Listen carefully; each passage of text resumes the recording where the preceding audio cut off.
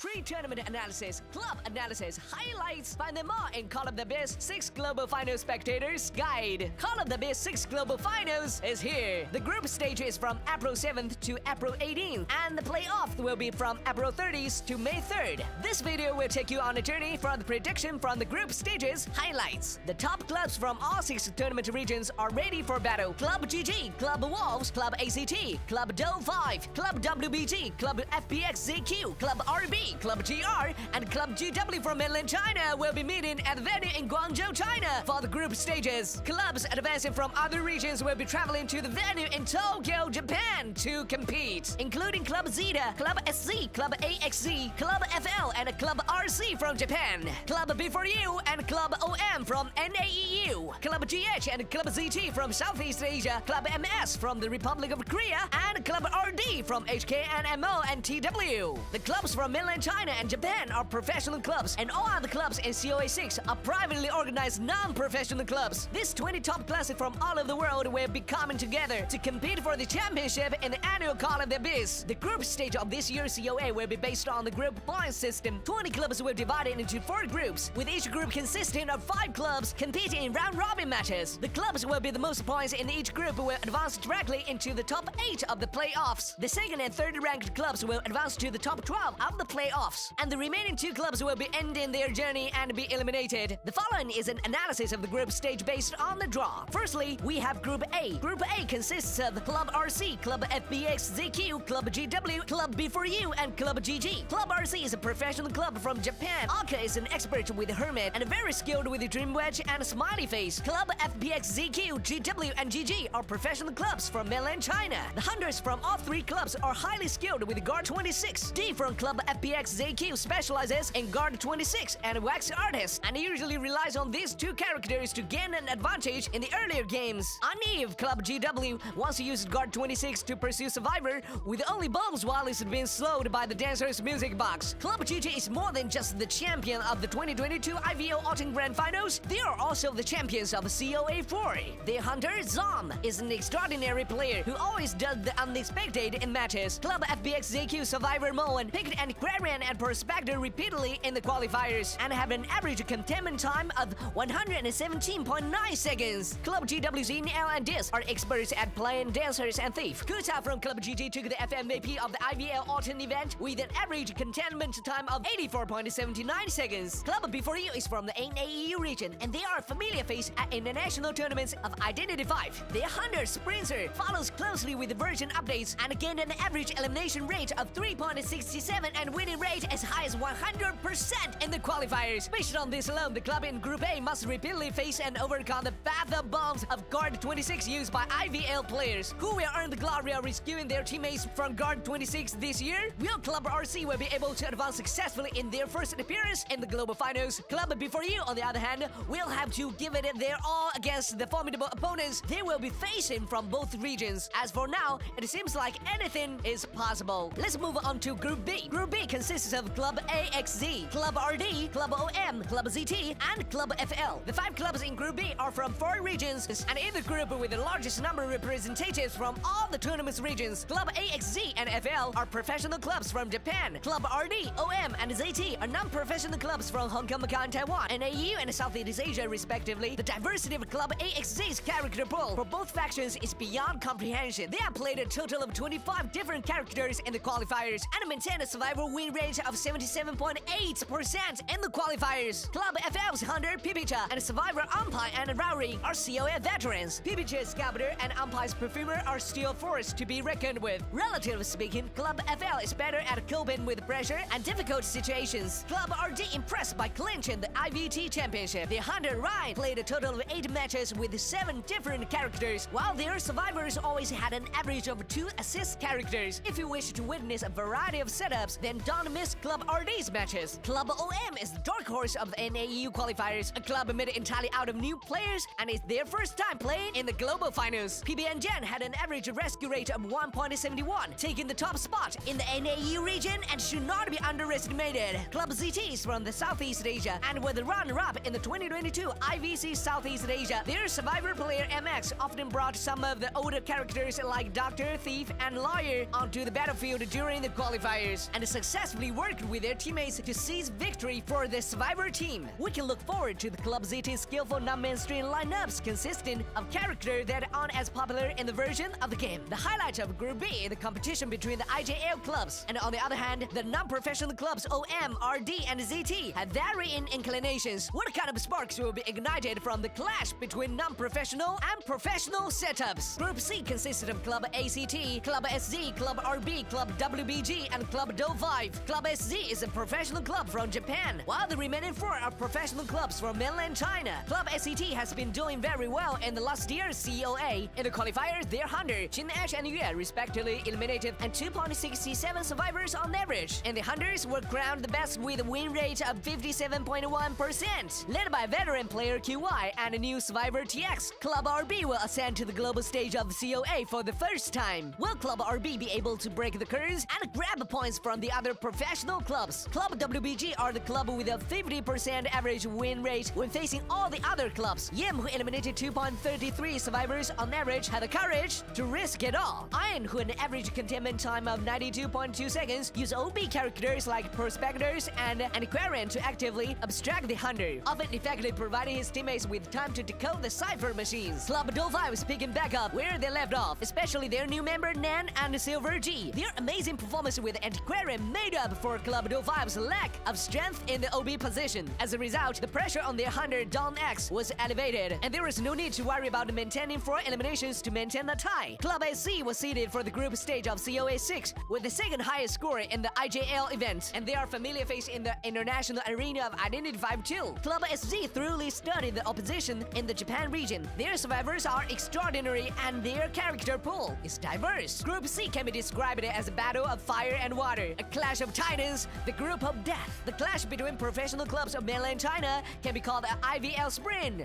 where all of them have their sights on the crown. As one of the top 3 in the Japan region, Club SZ has always had a strong desire to take the global championship, but in light of their luck in the group stages, only time will tell if Club SZ is able to overcome adversity and rise above the other top IVL clubs. In the clash of titans, it's the brave who come out on top. We can't wait to see what happens in Group C. Finally, we have Group D, which consists of Club MS, Club GH, Club Zeta, Club Wolves, and Club GR. Club MS is representing the Republic of Korea in the group stage for the second time. It's still the same club of veterans, both in terms of players and characters. Their survivors has no frequent roles, and their average containment time is over 80 seconds. Club GH is a veteran powerhouse. They have won 2 consecutive championships in IVC Southeast Asia and represented Southeast Asia in numerous international tournaments. Seichu from Club GH has added Hermit to his character pool, and besides wax artist and sculptor that they are known for, Gojay had added a guard 26 to his character pool too. After bringing in 3 members of the runner-up club of COA 5 in 2022, Alf, KZNK, and Mochi, Club Zeta's strength grew tremendously, and they took the championship in Japan's 2022 IJL Summer and Autumn. Their members, Alf and Dolisu, won the FMVP in the 2022 IJL Summer and Autumn respectively. On the other hand, KZNK won the Best Deduction Survivor Award and the Most Popular Contestant Award in the IJL Autumn. Club Zeta is definitely the strongest and most eye-catching club in Japan. Club Wolves are the defending champion from COA 5 and the first club to complete a Grand Slam after going pro in Identity 5. Their Hunter, Alex, has a very diverse character pool, abundant experience and attention to detail, which make them want to be watched. Their survivors, on the other hand, adopt a rare dual command lineup as former triple championship winner and Grand Slam club from before going pro. Club GR's legacy is still thriving, and they never cease to innovate. PPX Dream Witch still linger in our memories for most of us, and Super Richard's X-Boy is no more the personification of a tie. Club GR's survivor lineup revolves around AK selection. The first match on April 8th will be between Club Wolves and Club Zeta. Familiar foes meet again in the group stage, and it will be the match to watch for all players throughout the world. All 3 professional clubs in Group D are formidable COA veterans, so will Club MS and Club GH, the non-professional local champions, be able to catch their professional counterparts off guard and grab some points? The results of the group these 5 clubs form is a mystery. Mainland China is a formidable tournament region and has taken the COA champions 5 years in a row. Will they be able to maintain their dominance for another year? After 2 years of turning professional,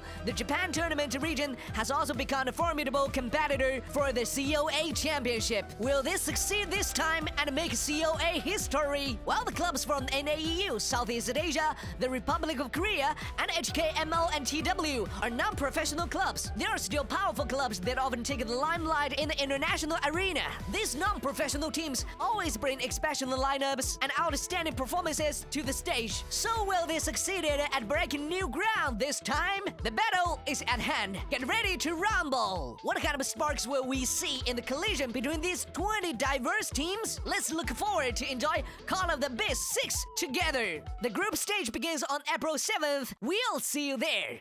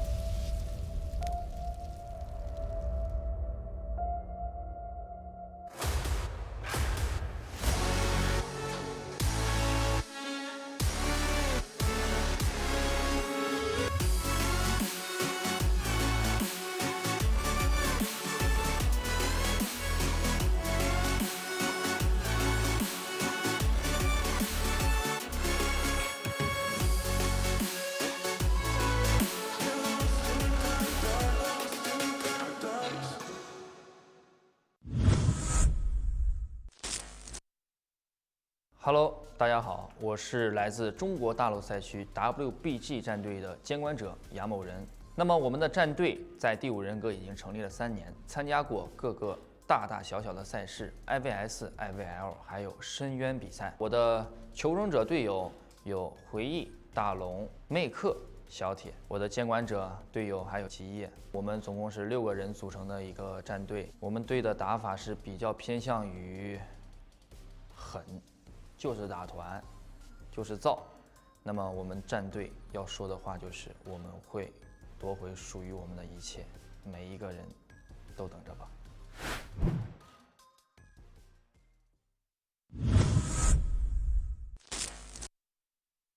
皆さんこんにちは。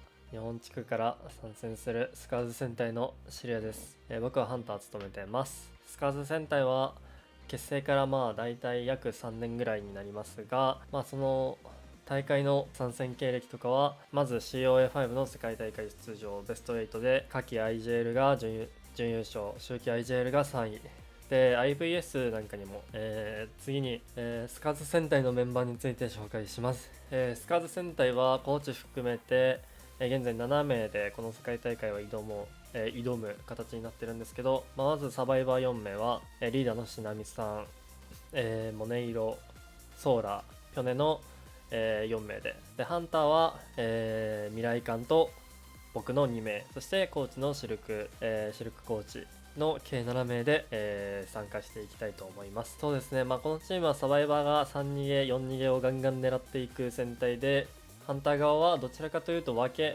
ないようにしようといった、プレースタイルで、頑張っています。COA6 で再び世界大会に立つことができたので、目の前の試合を大事にしつつ、そのまま優勝を目指して頑張りたいと思います。応援よろしくお願いします。Welcome to Identity 5 Championship Southeast Asia 2021. Right away, despite the terrain, but look at that. Oh, yeah. Oh, but oh my god. Here, but oh my god, trying to cut corners. Mercenary eats that regular hit. LC grabs things safe, and now just gonna go for the rescue. 7-2S being patient with the terror shot. Just in time, he was able to open up. He did. Wow. Just trying to kite his way around here, trying to push. Oh my, the Cypher is almost trying. Can Anchan survive this long? Excellent vault there. Oh, they popped the Cypher. Have to keep in mind that teleportation effect. GG's will be called. Excellent stuff, guys. Southeast Asia, congratulate GH because they are your champions, ladies and gentlemen.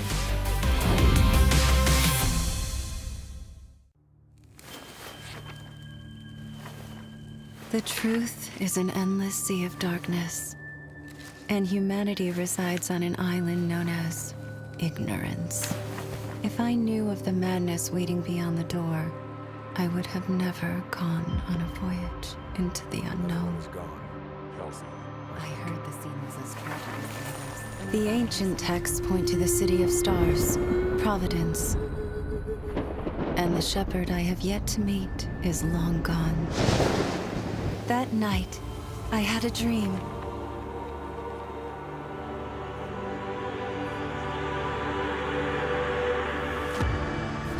A new opportunity broke the deadlock. They heard my calls, the organization behind Halsey. I know now that they are not mad. They are searching, pathfinding, and calling to him. From then on, this recurring dream grew clearer every night. They truly understand my existence, and I yearn to be with them. Returning at last. Under the endless darkness, the mountaintop ritual is our final call.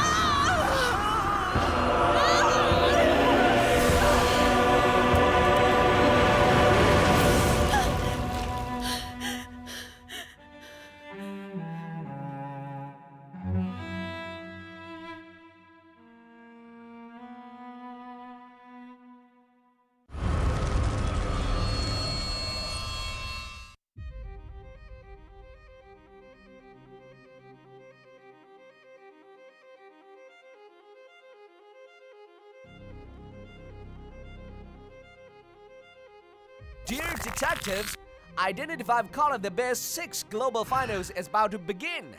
The Global Finals has been upgraded this time and the participating clubs have increased from 16 to 20. The top clubs from the 6 major regions will gather to compete for the highest honor of the Global Championship and a total prize pool of 4 million RMB, around 600,000 US dollars. The knockout stage will be held in both Chinese and Japanese offline venues. Meanwhile, the design of the trophy has been changed, adding meaningful COA 6-themed elements. For a better watching experience, let's get to know some information about Global Finals format. This year's Global Finals will be held for a month. The schedule is divided into 2 stages, Group Stage and Knockout Stage. The Group Stage will start on April 7th and end on April 18th in BO3 single elimination.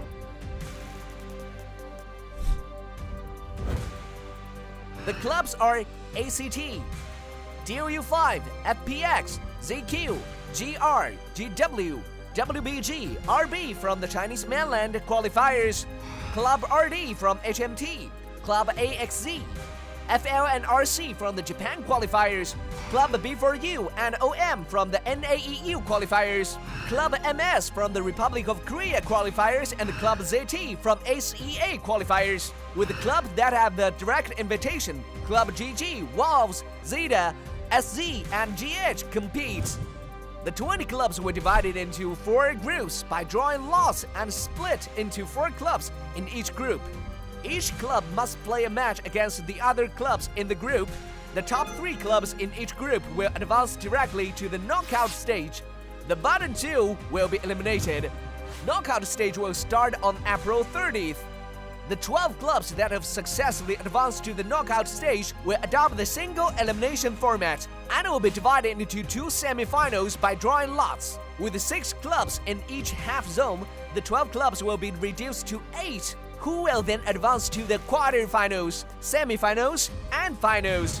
In the knockout stage, the best of 3 BO3 format will be used for 12 to 8 and quarterfinals, while the best of 5 BO5 will be used for the semi-finals and finals. The final 2 clubs will compete on May 3rd, and the winner will be the global champion of Identity 5 Call of Abyss 6. The time for gathering of stars and glory of both sun and moon shines ahead of us. Converging on the narrow path, we shall witness the emergence of the brave. We shall see who is brave enough to be champions.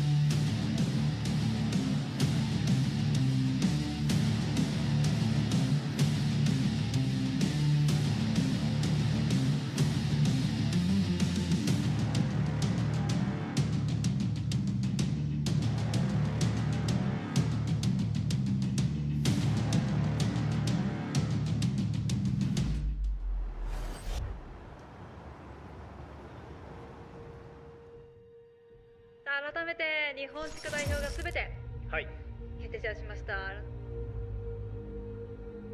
IJL では2連覇できたので、あとは COA を優勝してグランドスラムを達成させます。今回の COA では僕たちスカーズが新しい時代を築きます。I'm really excited. This is the moment of the year that I'm always looking forward to. For me, it's the COA season. Okay, oh wait, up just like a Learjet. It's about to be a real mess. I walk in like they my house. Team B4U's goal, we are striving for top 1. We truly believe we can get there. Don't put your feet on my couch. I'm just saying. 我哋一定會揸住晉級嘅機會。ในฐานะตัวแทนแชมเปี้ยน IVC โซน ACA เราก็จะพยายามให้เต็มที่สุดแล้วก็จะไปให้ได้ไกลที่สุดเท่าที่เราสามารถทำได้ครับ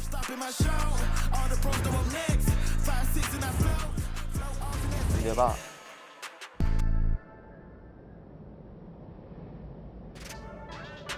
不管对手是谁，其实我们来到这里就只有一个目标。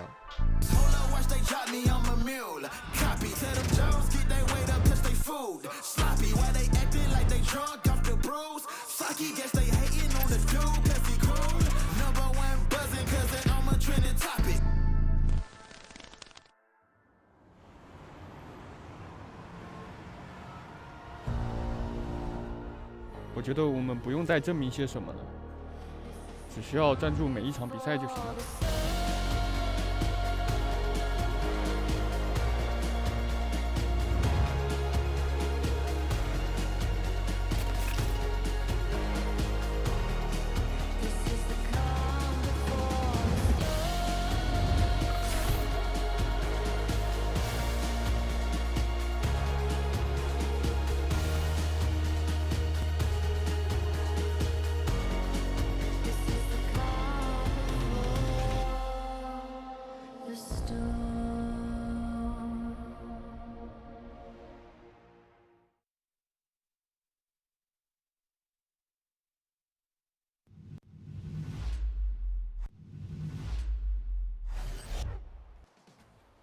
What is going on, everyone, and welcome to our next day of the Call of the 6 Global Tournament. My name is Eli O, joined here with Veronica for more exciting Identity 5 action. I just want to point out, we haven't really talked about this, but that intro video is actually really cool. I really enjoy the music in there.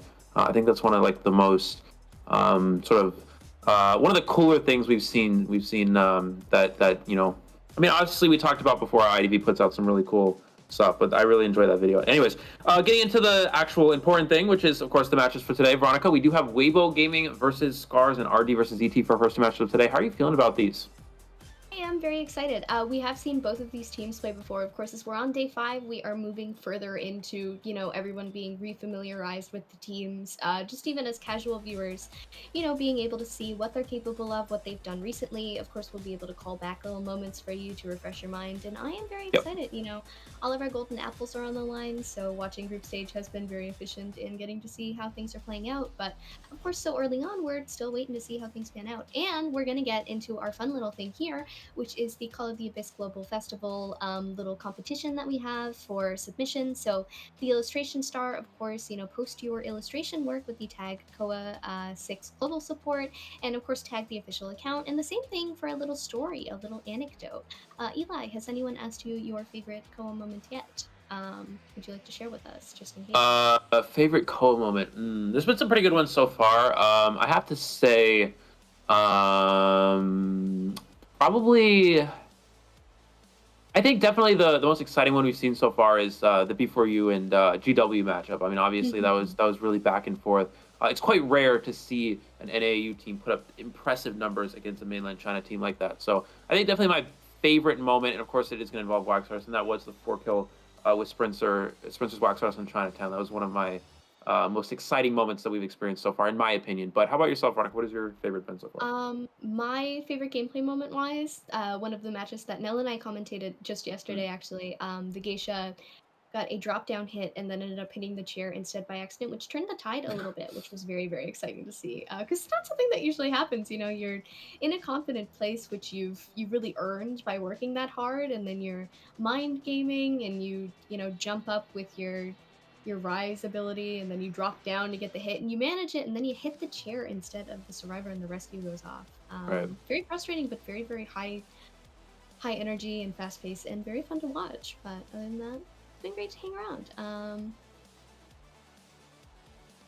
Yeah, definitely. Yeah, it's one of those geisha hitbox moments, I think, where it really feels like I talked about this early in the term. We play geisha. Every time I play geisha and I go to hit someone, it never registers. You have to literally be standing on top of them, or else the hit's not going to connect. Or if you're playing survivor against geisha and they swing and you get hit from a mile away, and it's like, that made absolutely no sense logically speaking. But anyways, looking into our prize pool, we do have the overall CNY Chinese yuan of 4 million. That's around, I believe, 600,000 in USD, if I'm not mistaken. And you see the overall spread for each placement. Looking into our rankings for the tournament thus far, we do have GG leading the pack in Group A with AXC, Group B, Dou, and Wolves, all kind of teams we predicted to go ahead. AXC, a little bit of a surprise there. We haven't really seen AXC be quite strong in the global setting, but they are 2-0, already taking down Omega and FL. Very impressive victories thus far. They are 4-0 in all of their rounds. They've 2-0'd both the teams they played against. So they're already off to a very impressive start. We do have Weibo Gaming versus Scars, as previously mentioned. ZT and RD, another close matchup between the Southeast Asia team and the Hong Kong, Macau, Taiwan region. And then, of course, B4U versus FPX.ZQ and GH versus Wolves.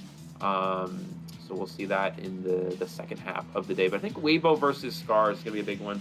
On paper, we're talking about this a little bit behind the scenes before the match. Weibo versus Scars, statistically speaking, both these teams are very even in terms of skill. However, Scars has struggled quite a bit on the global stage against some of these global teams. So I think definitely in terms of who has the advantage here, I would have to give it to Weibo Gaming. Yeah, absolutely. We're seeing, some beautiful survivor support on both sides, teams that work together quite a bit in terms of their communication and trying to get those escapes.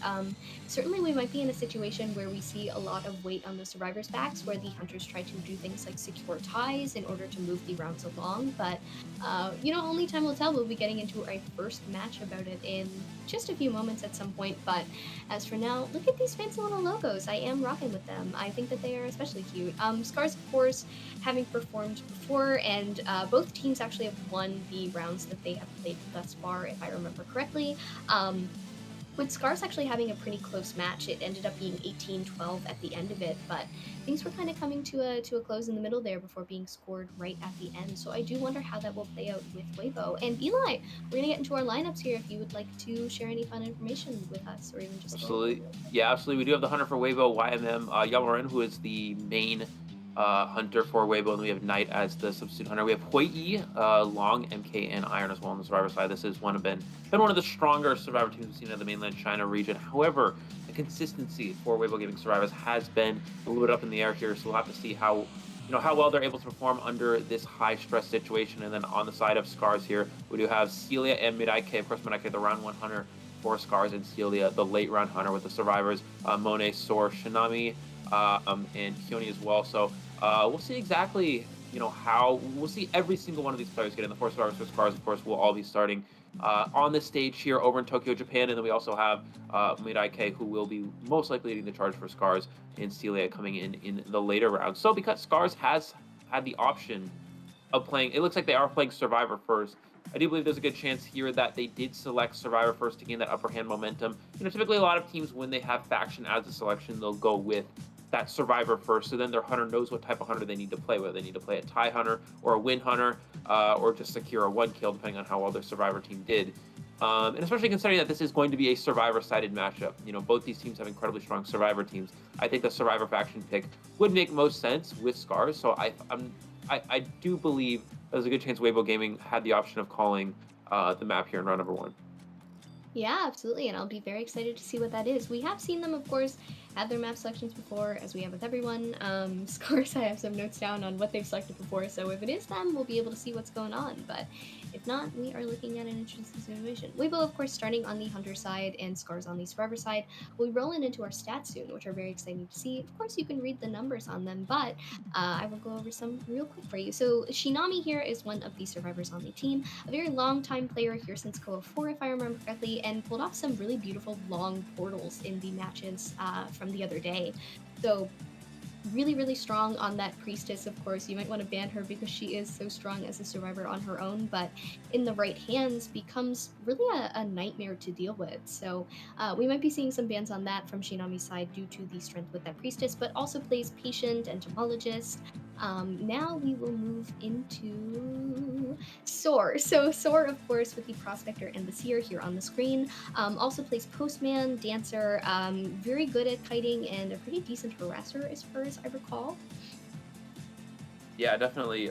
Sora's one of the stronger kiter players out of the Japanese region. You know, we've seen, I believe he did get MVP in one of the previous matches. So, yeah, we talk about how a lot of these Japanese teams, they usually have at least one player who's quite proficient, a very proficient kiting player, play a lot of kiting characters. That is Soar for Scars. So we'll see how that impacts this matchup, of course.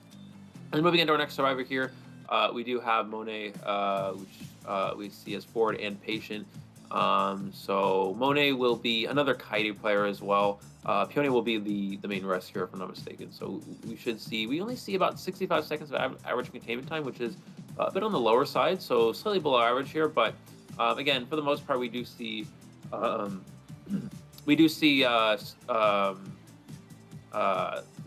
Soar taking the kite for the most part for Scars. I totally forgot the name there for a second. And yeah, looking into our last survivor, of course, we do have Peony as well, who is the main rescuer for Scars. Yeah.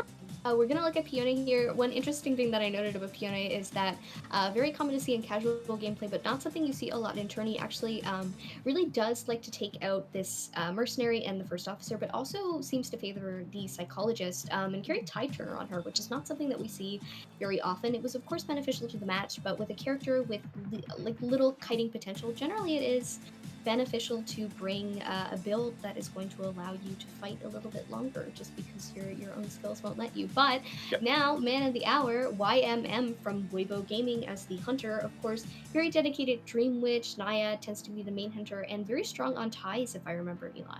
Yeah, absolutely. Yeah, Young Moran, unfortunately, has been a little bit inconsistent in this tournament thus far. We've seen him, being able to eliminate at least one survivor throughout the majority of this event, but has struggled to actually secure consistent ties, especially with that round one Dream Witch. So let's see exactly how that impacts the matchup. I do have to say, I have to have a quick shout out to I see my boy Cats007 in the chat. What's up, Cats? I gotta say what's up to him real quick. But anyways, back to the stage here. We are gonna see from the different crowds here. This is the Japanese crowd. A little bit less memes, of course. It might actually be I think that was the Japanese crowd. No, never mind, that was the Chinese crowd. My bad. And we do see the Weibo dancing mascot on the stage. I don't actually know what that is. Veronica, any ideas? It's the Weibo symbol, because if I remember correctly, it's just like the Weibo symbol on a like the head. So.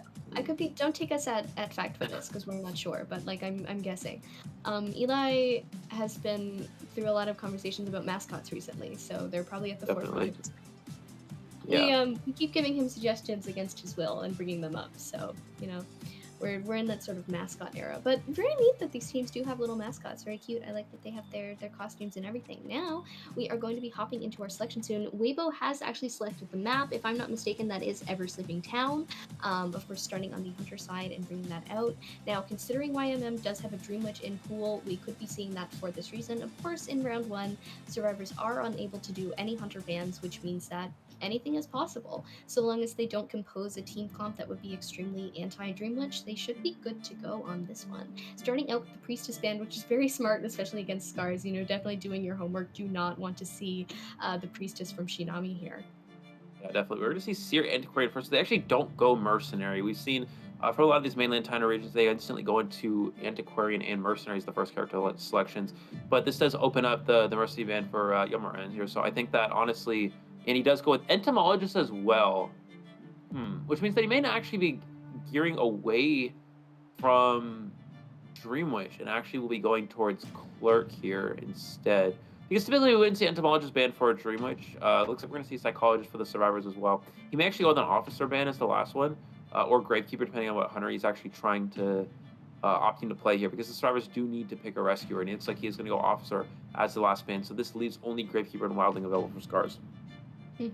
Gravekeeper, of course, being the optimal choice. Wildling has that board, but you have to be careful with your aim on trying to get any sort of stuns, and you got to be careful with your kiting. But the shovels are a little bit easier to utilize and have sort of double potential. So we could be seeing a Gravekeeper locked in here. We could be seeing something else, but generally they...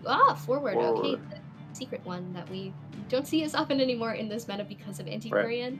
Definitely a more viable choice over forward if you're looking for someone to stun and balloon rescue and do all of that nonsense. So very interesting. Going to go instead for the forward.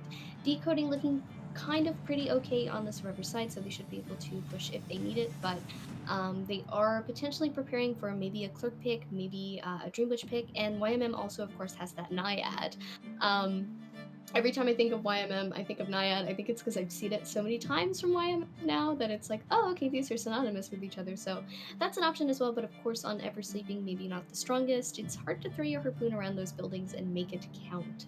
Right, this team comp is actually quite difficult for any hunter that Yamamura wants to play here. Because honestly, like, we're in a situation where even if you go Naiad, the problem is Seer and Antiquarian are quite... He's going to go Naiad. I was going to say Seer and Antiquarian... Seer is very easy to farm owls off Antiquarian. Sorry, not off Naiad. Seer is very easy to farm owls off of Naiad because while you're in swim form, it's very easy to just like look behind you and pick up owls in the process.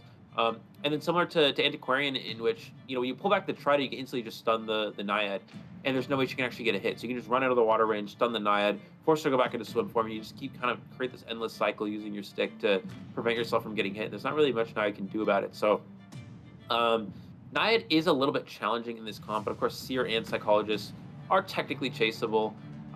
Whereas with the Dream Witch or Clerk here, this would be a very difficult comp to play against that. Forward, very strong against Clerk and Dream Witch. Forward creates a lot of pressure, in which Dream Witch has a hard time camping, because you're forced to have both followers camp the chair. If you only have one follower camp the chair and you use your other follower to pressure the Cypher Machine, Forward can just stun the follower on chair and get a free rescue.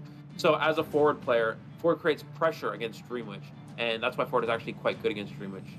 So we're going to see him actually go with the Knight instead. We actually see him spawn Graveyard. This is a very rare spawn for a lot of hunters to instantly go Graveyard because you're so isolated from the rest of the map, which means this gives a lot of time for Survivor rotation.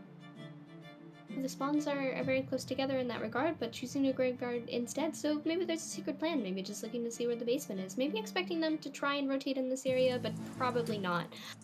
So of course there is that Seer, that Psychologist. They are very close to YMM, maybe just desperately wanting to know, because there are other options to chase either of them in different spawn points, so that line of thinking doesn't even work. But possibly going for one of them is first day, so you don't want to deal with an Antiquarian, you don't want to deal with a Forward. Of course it could be good to get the Forward out of the way to possibly extend the possible Tide Turner that the Forward could be carrying, but still a very tricky first chase. You can get those stuns from the football, but it also makes a really good distance, you know. You could pull a Harpoon back and suddenly the Forward's right out of your grasp. Oh, and we are going to see once more a 2-Tide build, so Monet, of course, carrying it, and Pione on the Psychologist, along with Sora and Shinami carrying Flywheel, which will be very useful, of course, against this Naiad. Currently carrying Blink, Detention, and Insolence, as described. It reminds of a bag of chips, so that's how you pick it out, and that is staying with me now. Yeah, I think that Forward is... So Forward is a pretty good chase for like a Dream Witch, because Forward has a hard time timing out Patroller Bites, because he actually throws pallets too fast. So with a Patroller Bite, you want to throw the pallet down or vault a window when the bite is activating, because it's every 5 seconds the bite activates. You can cancel the bite if you interact with something. Because Forward vaults so fast and throws pallets down so fast, it's very hard to time that. Looks like he actually is going to go for Psychologist first. This is a perfectly fine chase. Keep in mind, Psychologist can take 4 hits here, and it's actually going to get... No, misses the swing. That's a big miss here.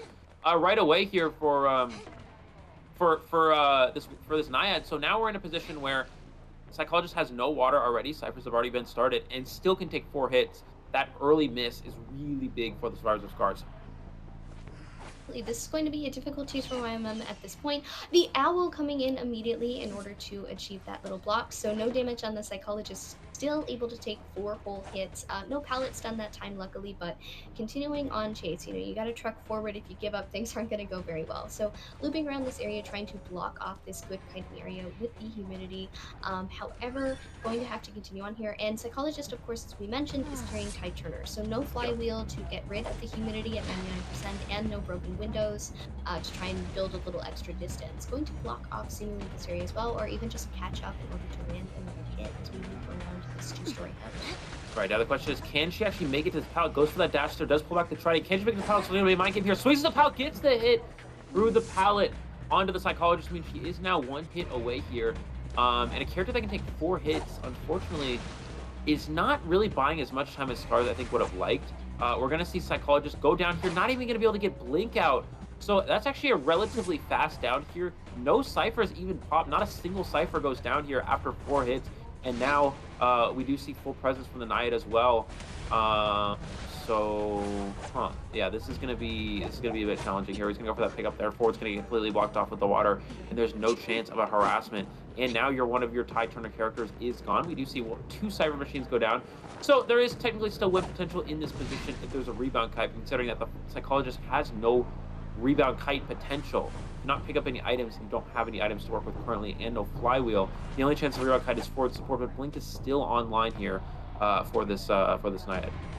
Yeah, absolutely. Having that blink to utilize, no trump of course, so that's all we have, but still very good to use in chase. Going to lend the hit on the forward, who will now take this rescue. We'll get our fingers crossed for no double down situation, but throwing the harpoon in that area just to be safe and block off even more land for the survivors to carry. Able to follow along with the psychologist pretty well. Hopefully going to, landing the last effort, so the psychologist will land on chair.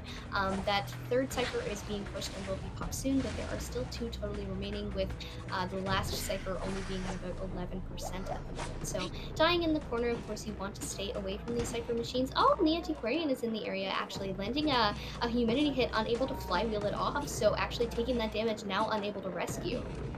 Yeah, that's a big miss from the Antiquarian. Now she can no longer rescue, so that's a huge moment. And he actually is able to struggle free. Antiquarian pushing the Naiad away from that nearby chair, so well, he did give a free hit in the process. He is going to force out Blink, so this is good. And we're going to see Antiquarian continue to try to support this. He's just going to water off this area as much as possible to push the Antiquarian away. She no longer has flywheel. She can go for the flip. No, doesn't get the flip over the barrier there, but still has the stun available. It's really just a mind game at this point. Goes for the swing. Misses that. Has another one available, but is not going to go for it. Is just going to go ahead and leave here. But keep in mind, Psychologist still has another chair. This is simply Antiquarian. This is how good this character is. I mean, we've seen Antiquarian really just be here, waste a little bit of time. That's all you have to do. For the last cypher machine, already 40% of the way done. We're going to see Antiquarian double rescue, most likely with the Seer here. If we're just going to push the last cipher, she is not going to go down here as well. There is full presence, and this water range is really wide. So Antiquarian needs to make sure she does not go down. She has to be able to harass her. Forward's going to flywheel. Oh, Seer's going to flywheel. Oh, double down! Double water down on both survivors. Seer tried to flywheel the water, but missed. Then gets terror shocked. And then the Antiquarian goes down to the humidity as well. All of a sudden, this just went from a win to a loss for Scars. Crazy change of the game here. YMM starting off pretty, steady and kind of like a tortoise in the hare situation. They're pushing a little bit too hard. They're feeling a little bit too confident. They're trying a bit too much in the wrong ways. So we do see, unfortunately, a double down and no rescue going off even. So we are going to see the Antiquarian and the Seer take the chair, and forward, of course, is the one on Prime. He's finally gotten it down, but going to actually pop the cipher, Eli, and choose to possibly open a chest here. Yeah, I mean, he's just trying to find, potentially have an extra item. Forward still has a lot of football. This is kind of interesting. Basically, the idea here is Forward can create 2 situations. He's not going to go for gate. He's just going to kind of hang behind graveyard. And what this does is you pressure either going for dungeon, or you pressure one of the rescues here. So not really sure what's going on, but we're gonna see Naiad still has Blink at about 20 seconds. That's gonna be online before the I believe before the Antiquarian goes down here. So he's just gonna continue after forward, goes for that dash there onto the forward, still has again about full football. He's gonna get that pop, he's gonna use that speed boost to transition away here. Blink is not yet ready. He's going to football just to make sure he does not get hit here. He needs to get this next pallet. He's going to swing at the pallet, does not get the hit there. And he's going to try to block out this area best as he can. Still have football available. Blink online in about 4 seconds. Ford needs to keep enough distance where he cannot get blinked here. He's going to use that football just to stay, I guess, out of the water. But Dungeon is not over at this this area. It's all the way at Fake Gate. So Ford's actually running away from the dungeon. And he does go down to the water dash. Dies with half a football there. And that's a 4 survivor elimination with Naiad on what looked like a Scars winning position. Yeah, absolutely amazing little snowball there with the failed double rescue. You know, you have two survivors and neither of them are able to pull it off. Unfortunately, both going completely down. What an insane situation and a total turn of the tides. The cipher pop was very interesting. I think very, very interesting. I mean, there's not much you can do in that situation, but it certainly was an option. I think. I do. What are your thoughts on the turning point? Definitely for sure that double rescue. Yeah, of course. I mean, in that situation, it looked like it was going to be, it was winning position for Scars. You know, it was drawn after the first down. The first down, there was enough time in which the Naiad can still play for a tie from that spot because Antiquarian creates that sort of pressure where it wastes time, forces you to drop the survivor. You can allow a struggle free. You can get a stun to help them to, you know, help them get free, and then he was forced to waste Blake. I mean, there's just a lot of ways where Antiquarian wastes extra time. And it creates a tie situation into a winning situation because there's extra time wasted. So it looked like it was going to be fine. Forward Cypher was about 60% of the way done. And then, you know, if Seer gets the rescue, Antiquarian's there to support, it would have been okay. But the problem is Seer missed the flywheel. And then he gets terror shocked. So that's just really bad. And then obviously Antiquarian already had a high amount of immunity, so she went down as well. And you can really see why Naiad is just one of those characters that hunters don't mind playing in round number one. He brought a tie build. I mean, Insolence Detention is not a win build. It is a tie build. There's no trump card, which means there's no map pressure endgame, and it still doesn't matter. You know, he's still able to stuff. He's able to stuff two rescues at one time. And camping hunters have just become so strong because they're more consistent than these other hunters like Dreamwitch. You know, hunters like Bonbon, hunters like Naiad, and you know, we see a great start for YMM here. Yeah, what a beautiful start on the side of Weibo. Now there's not a lot of pressure on their survivors, of course. However, on Scars' side, you need to even the playing field in order to get a tie in this first round. Otherwise, things are looking like a win for Weibo in this first little matchup that we've had, which means that the second round will be even more pressure on the side of Scars. So they'll either have to pull this one in order to make it a tie or pull the next set of rounds in order to even things out and get to a round 3. So what an amazing first start. You know, when we have matches like this that start off with these little 5-0s, that's a lot of points. It's a lot of points, especially when you are playing on the group stage like this. They are in fact only taking the top 3 from each group to the playoff stage. So you really have to give it your all at this point in time. This is where you make it in, and then you gotta fight even harder. So we'll see how it plays out. Of course, we're seeing the players come in here with their little smoke screen and effects and behind the lights, which is giving them the respect and power and confidence that they deserve to come out and sort of try and achieve what they need to achieve, but a lot easier on the survivor side this time around. There will be a lot of pressure, particularly on Mirake, who may be out first. Yeah, so Mirake is really not, he doesn't have a lot of win potential hunters. We really only see Naiad and Wax Artist from him, so obviously we saw 4-kill Naiad in the first round, but it's very difficult to actually win with Naiad. It's such a tie hunter. So I think that, yeah, I mean, honestly, for Scars, I mean, it's just honestly limit the damage here. I don't see Mirake really... I mean, obviously it's possible, but his win potential hunters, again, are just so limited compared to what YMM has, and also in a situation you're down 5-0 in the first round. It's just really tough here. So I think in reality, the goal for Mirake is at least just tie, make it 7-2, just limit the damage, and try to allow Scars to potentially come back, you know, especially against a strong survivor side like Weibo. We're going to see Iron as the first survivor here, listed as rescuer, but we actually see Iron play a lot more, you know, kiting characters as well as forward, when forward is an option. So we'll see if they, you know, if Weibo opts to go with that. Yeah. Also able to pick up characters like the Seer and the Prospector, I think Mercenary as well, but Mercenary is kind of expected from a good dedicated rescue. We'll be hopping into our next survivor here, of course, as they give us these cool pan brews. We're going to see MK come in, the Priestess and the Acrobat listed, alongside potentially playing a Barmaid as well. Apparently very, very strong on this Priestess. And Weibo, of course, having a lot of experience in the competitive field. They are a mainland China team after all, and there is a huge tourney scene in there.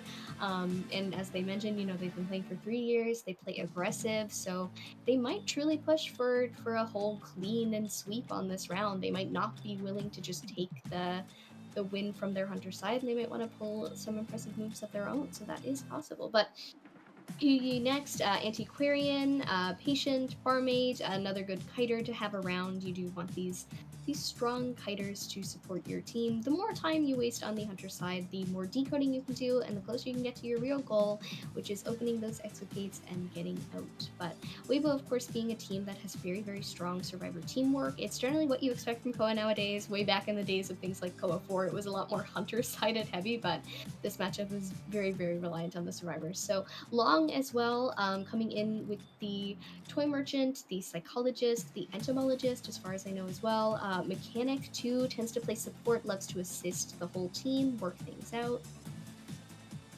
Yeah, for sure. And we also see Long have some other characters as well. He has played Batter in the past too, but we've seen Batter sort of fallen off the table a little bit as characters like Antiquarian are just more efficient. So I think that's most likely. We're probably not going to see that today, but yeah, looking into this matchup here for Mid-IK, you know, what exactly is he going to do to come back in this? Obviously, we talked about he only has a 2 hunter pool, and it's Naiad and Wax Artist. I mean, obviously, we've seen him play characters in the past, like Breaking Wheel or Sculptor, things like that, but those things have really fallen out of the meta. We haven't really seen him use any of those, and he's really just been Naiad and Wax Artist. That's it. So in a situation where you have Round 1 Eversleeping, both Hunters are okay for this type of map. Actually, both Hunters are quite good. But the problem is, you know, they're just going to play a comp that kind of plays around this. So I guess the idea here from an IK is just whatever Hunter is the best against the comp the survivors of Weibo go with, that's what you're going to have to opt for. I mean, that's really your only approach here. And again, it's just really limit the damage. It's so hard for a Hunter with this character pool to get a 4 survivor elimination and make it a 5-5 in this first round, especially because of how survivor-sided this meta is. I mean, you saw Scars had a winning position. It looked like it was going to be a win for Scars, but that one play that double stuffs the rescuer allows for a 4 kill, and that's just really how it plays out sometimes in this game. So yeah, I mean, but IK hopefully is able to create the same sort of situation, but it's definitely be quite difficult. Mm-hmm.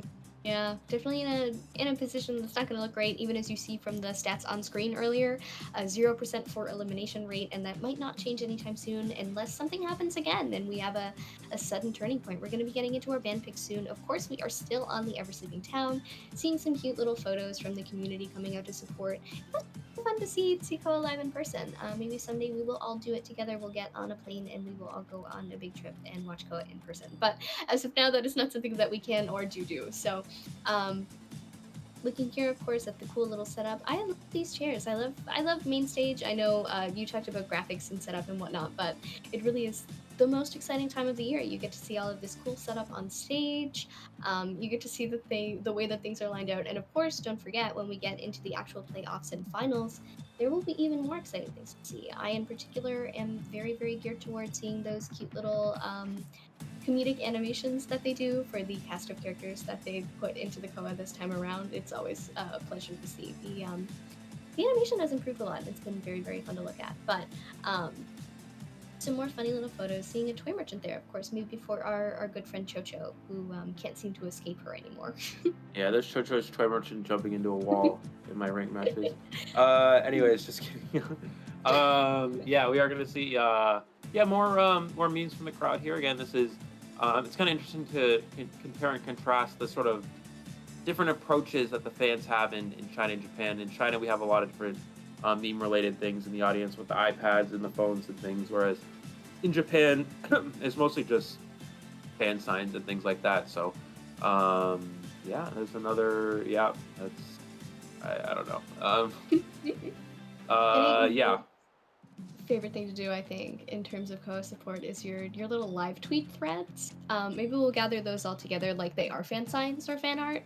We'll create a world where that is equivalent. I do like that every region has their own little way of showing their love and support.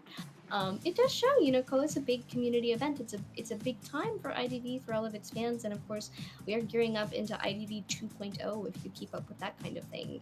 Coming actually next Wednesday when the maintenance resets, which we were talking about behind the scenes earlier because we're not quite sure when that was, but I have it memorized in my brain. But classical setup here. We're waiting. He's sitting in his chair. He's preparing for things, you know. Oh, mascot dancing. And here we are. No more rambling, onto the band picks. So, as you said, Eli, of course, there are only 2 hunters in the hunter pool for Mirake here, which means that it's likely that the survivors are going to try and play a team comp that counters either both of them or the one that they don't want to deal with the most. Our first band being Priestess, of course, on Eversleeping. Really good choice. You always want to get her out of the way, with the Seer and the Entomologist coming in. Ento means that they're mostly aiming for countering Wax Artist. Wax Artist, of course, does have more win potential than Naiad. Entomologist is fine against Naiad, but it's actually quite strong against Wax, because Wax, of course, swings very slow. So it takes him a long time to eliminate the bees. We see Officer Merc. So he's really going aggressive here. Officer Merc is sort of like he is going to be playing for a win. When you give rescue characters, survivor teams pick stable rescuers because it's more consistent for getting a few survivors out, because it's hard to chase a rescuer. As the game progresses on, you're forced to change targets a lot, which allows survivors to decode more. It's a lot easier to tie or win with a bunch of rescuers on your team.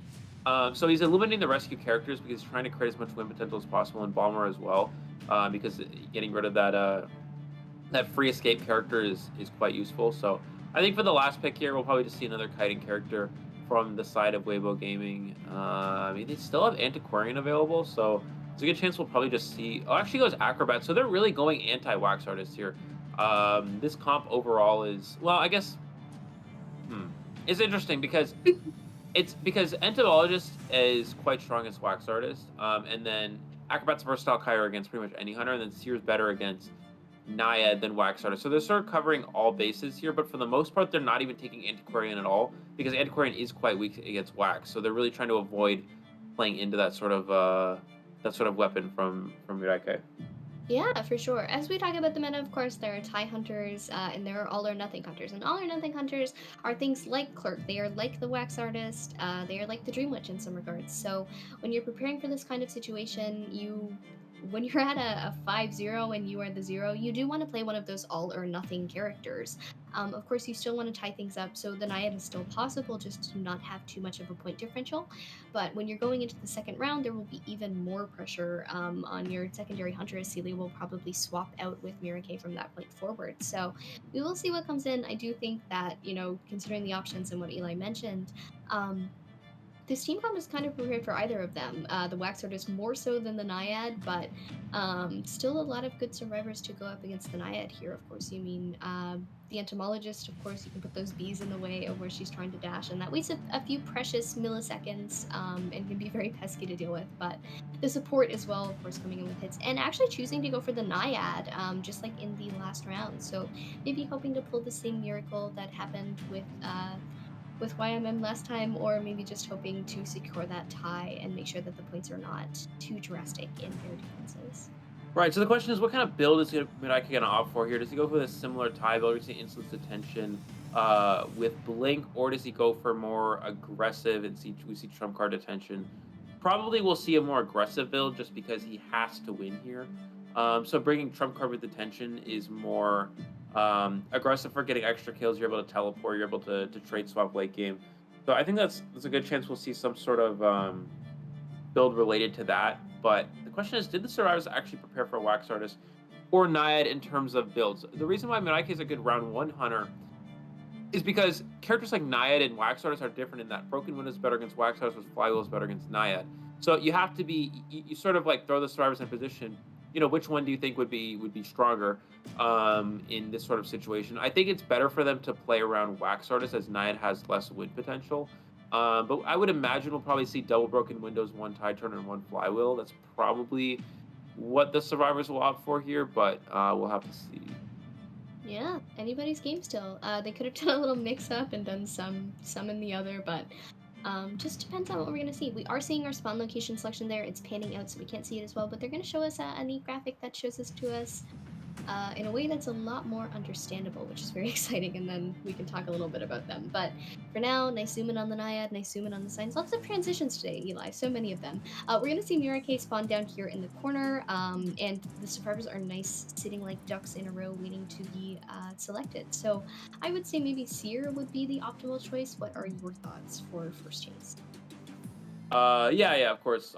You know, Seer obviously being the one character that doesn't have kiting potential, like doesn't have any kiting abilities besides Owl. So obviously going for Seer, you know, is a little bit annoying because it's very easy for Seer to farm Owls against something like a Naiad. However, Entomologist, Acrobat, of course, very consistent kiters and forward being the rescue. You don't really want to chase that.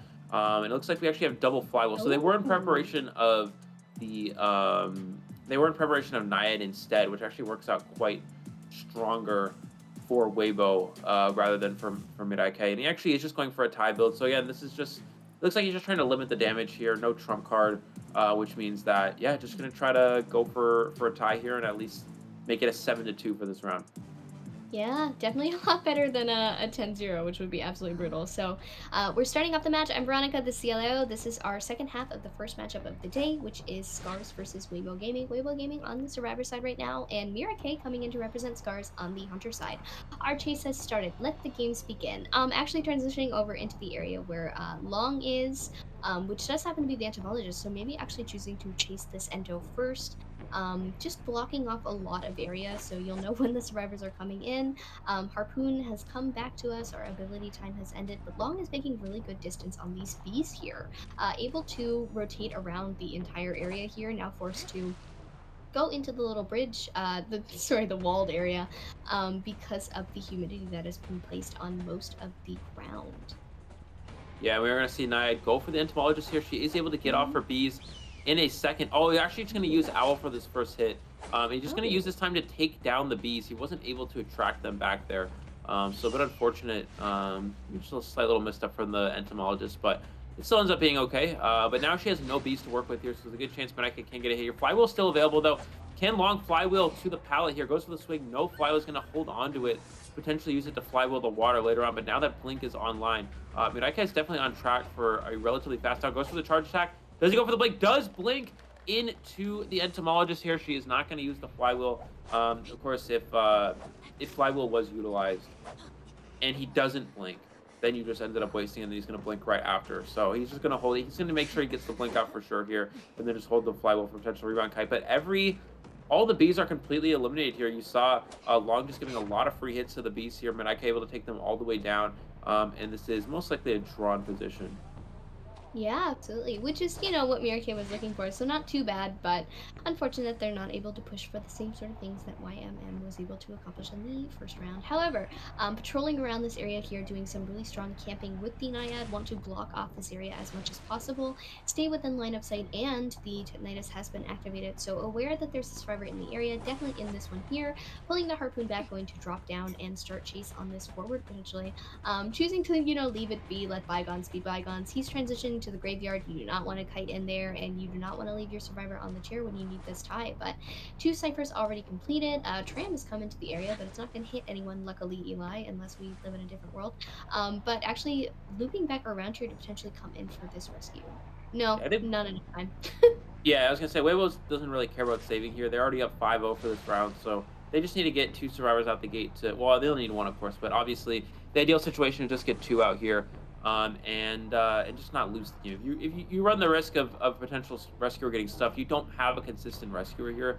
Ford is not a consistent rescue character in the current meta, so it looks like we're gonna see he's just gonna loop around this area. Next chase on to the Seer, which is actually his best chase target after this entomologist now. So he's gonna go for the dash. They're unable to get out of the way here. Can he potentially pull back the Trident with the Seer in range? Most likely gonna be no. Seer is able to get out of the range there, and he is able to get that first hit. Goes for the pallet stun right away. Yeah, it actually removes the attack recovery too. So already 57% humidity as well. Goes for the dasher, is able to dodge that, is able to get the vault off in time, but still building up that water. And now it's just a matter of time before the Seer goes down right here. Unable to get that hit with the water to get the down on this here, but still able to get things going. Now able to forward in the area to potentially harass, so not able to chair this Seer yet. Need to scare the forward as much as he scares you in order to frighten him into not coming in for that balloon rescue. So going to throw the Harpoon, put some humidity in the area. You want to get the forward out of here, doing a really long dash and actually just getting out of the way entirely. Continuing chase here and failing the blink actually lies, so not connecting that hit and the pallet throw as well. Yeah, that's a really big miss there. Now Ford can still go for a rescue. The big idea is that if you're able to blink Ford and enter him there, Ford cannot save. I mean, he can save with a potential stun rescue, or he can he can stay with the Prime Cypher Machine, but it's a lot more challenging of a rescue there. So that blink was really important that it did miss there. He's actually just going to leave Seer on the ground, trying to play aggressively as possible, you know, considering that you might as well in this situation. You've already gotten 1 kill. You just need 1 more to at least get the bare minimum for this round. So, you know, playing a little bit of extra aggression here is fine, considering your team is down 5-0 at this point. And he's just going to go for forward here, try to get as much football out of the forward. The goal right now is Cypher Machine will be primed pretty soon, so try to make forward waste a little bit of football if possible, and then he won't have it for an endgame kite. Yeah, you want to make sure that you're not dealing with those pesky dashes as we move forward, which seems to be a thing, rescuers and their dashes. But coming into this pallet here, another missed hit on the side of Mirake, so forward is able to continue fighting. Of course, MK trying to go back to this almost primed Cypher, which is at about 80%. Unfortunately, now that Mirake knows where it is, it will be blocked off. However, the Seer has started another one and is working on that tirelessly and steadily. So it seems like they might actually end up with 2 primed Cyphers soon if it calls for it, but I'm not quite sure, Eli. It's anyone's game still. At the very least, they do seem to be entering in that direction. Continuing chase on this forward, unaware, of course, of the other Cypher being primed at the moment, just trying to get a hit with the water to get that down in order to maybe force a Cypher pop that is less than ideal for Weibo. Yeah, they're going to go for the pop here now. They don't want to actually risk 2 things. You don't want to wait for the blink to come back, because then it's a very easy endgame kill for the Naiad, and then you also want them to chase forward. So as long as he stays on forward, they're just going to pop the Cypher and try to bait him into chasing forward. They want forward to take this kite here because he does have football. He does have endgame kite potential. We're going to see him football towards the center of the map here. There is the dungeon in the area. The gate is 90% of the way done. This pallet is thrown down, so he needs to get here in time. The stars will be out in the next 2 seconds. He needs to juke 1 hit. Goes to the swing. Does push him far enough away from the dungeon, and Iron is not going to make it out there. Just about 2 seconds too short there for Weibo, and that is very close. For Weibo getting a 3 survivor escape, but it looks like it's just going to be 2 here. And that is going to be a 7-2 for the first round. Perfectly fine result for Weibo Gaming as they do go up with a 5-point lead in this first round. Yeah. What a crazy highlight to have. Very impressive. Very proud of them. Great job. An amazing play there at the end in order to prevent the forward being in the dungeon. Very close. Maybe not amazing per se. My adjectives are getting all jumbled in my brain, but very, very interesting to watch at least. You know, so close to choosing to go forward to that pallet instead, knowing full well that the Naiad was coming too quick. And the gate was almost opened, Eli, but not quite there to the point where the forward could not take the dungeon. But a draw, of course, is exactly what they were hoping for. A 3-man escape would have been slightly better, but it's not as if they needed it. They are already, of course, with that 5-point lead. Yeah, for sure. So definitely a very good start for Weibo here. We kind of talked about how they have an advantage in this matchup, and you know, in terms of skill wise, both teams are a little bit more on the even side. However, you know, Weibo just has this advantage of being on a global stage. They've been here many times before us. For Scars, they have as well. It's just that Scars again has struggled on the global stage. Statistically, they haven't played very well against global teams. They play very well against Japanese teams. They've even beaten Zeta Division a few times, but they still struggle against, when it comes to playing against these mainland China teams on the global stage, it becomes quite a challenge for them. They were able to win against ACT, I believe, earlier in this event. However, Weibo Gaming, even stronger, you know, typically has performed even better than ACT in IBL. So this is even a more challenging matchup for them. Yeah, definitely very difficult. Scars, of course, putting their best foot forward, doing what they can. We're going over our little stats here. Of course, you can read them yourself, but if you can't, just in case, Long had a 51-second contain time, MK had a 39-second contain time, Huey had a 38-second contain time, and that forward, of course, Iron with the 164-second contain time. So did a lot of distraction, did a lot of beautiful plays there with the football, conserving it enough to be able to still use it later on in the kite, but using it enough to make sure to avoid plenty of hits. And wow, Eli, that missed blink that happened when the forward was in the area to apply pressure, that really was such a turning moment in the game. Yeah, I mean, I think the biggest thing was that, you know, he was able to get a down relatively quick in the early game, which was enough for a tie position, and the survivors opted just not to go for any rescue at all. Yeah, I mean, that blink on the forward, I guess, was pretty important. It was pretty important that he wasn't able to go for a rescue.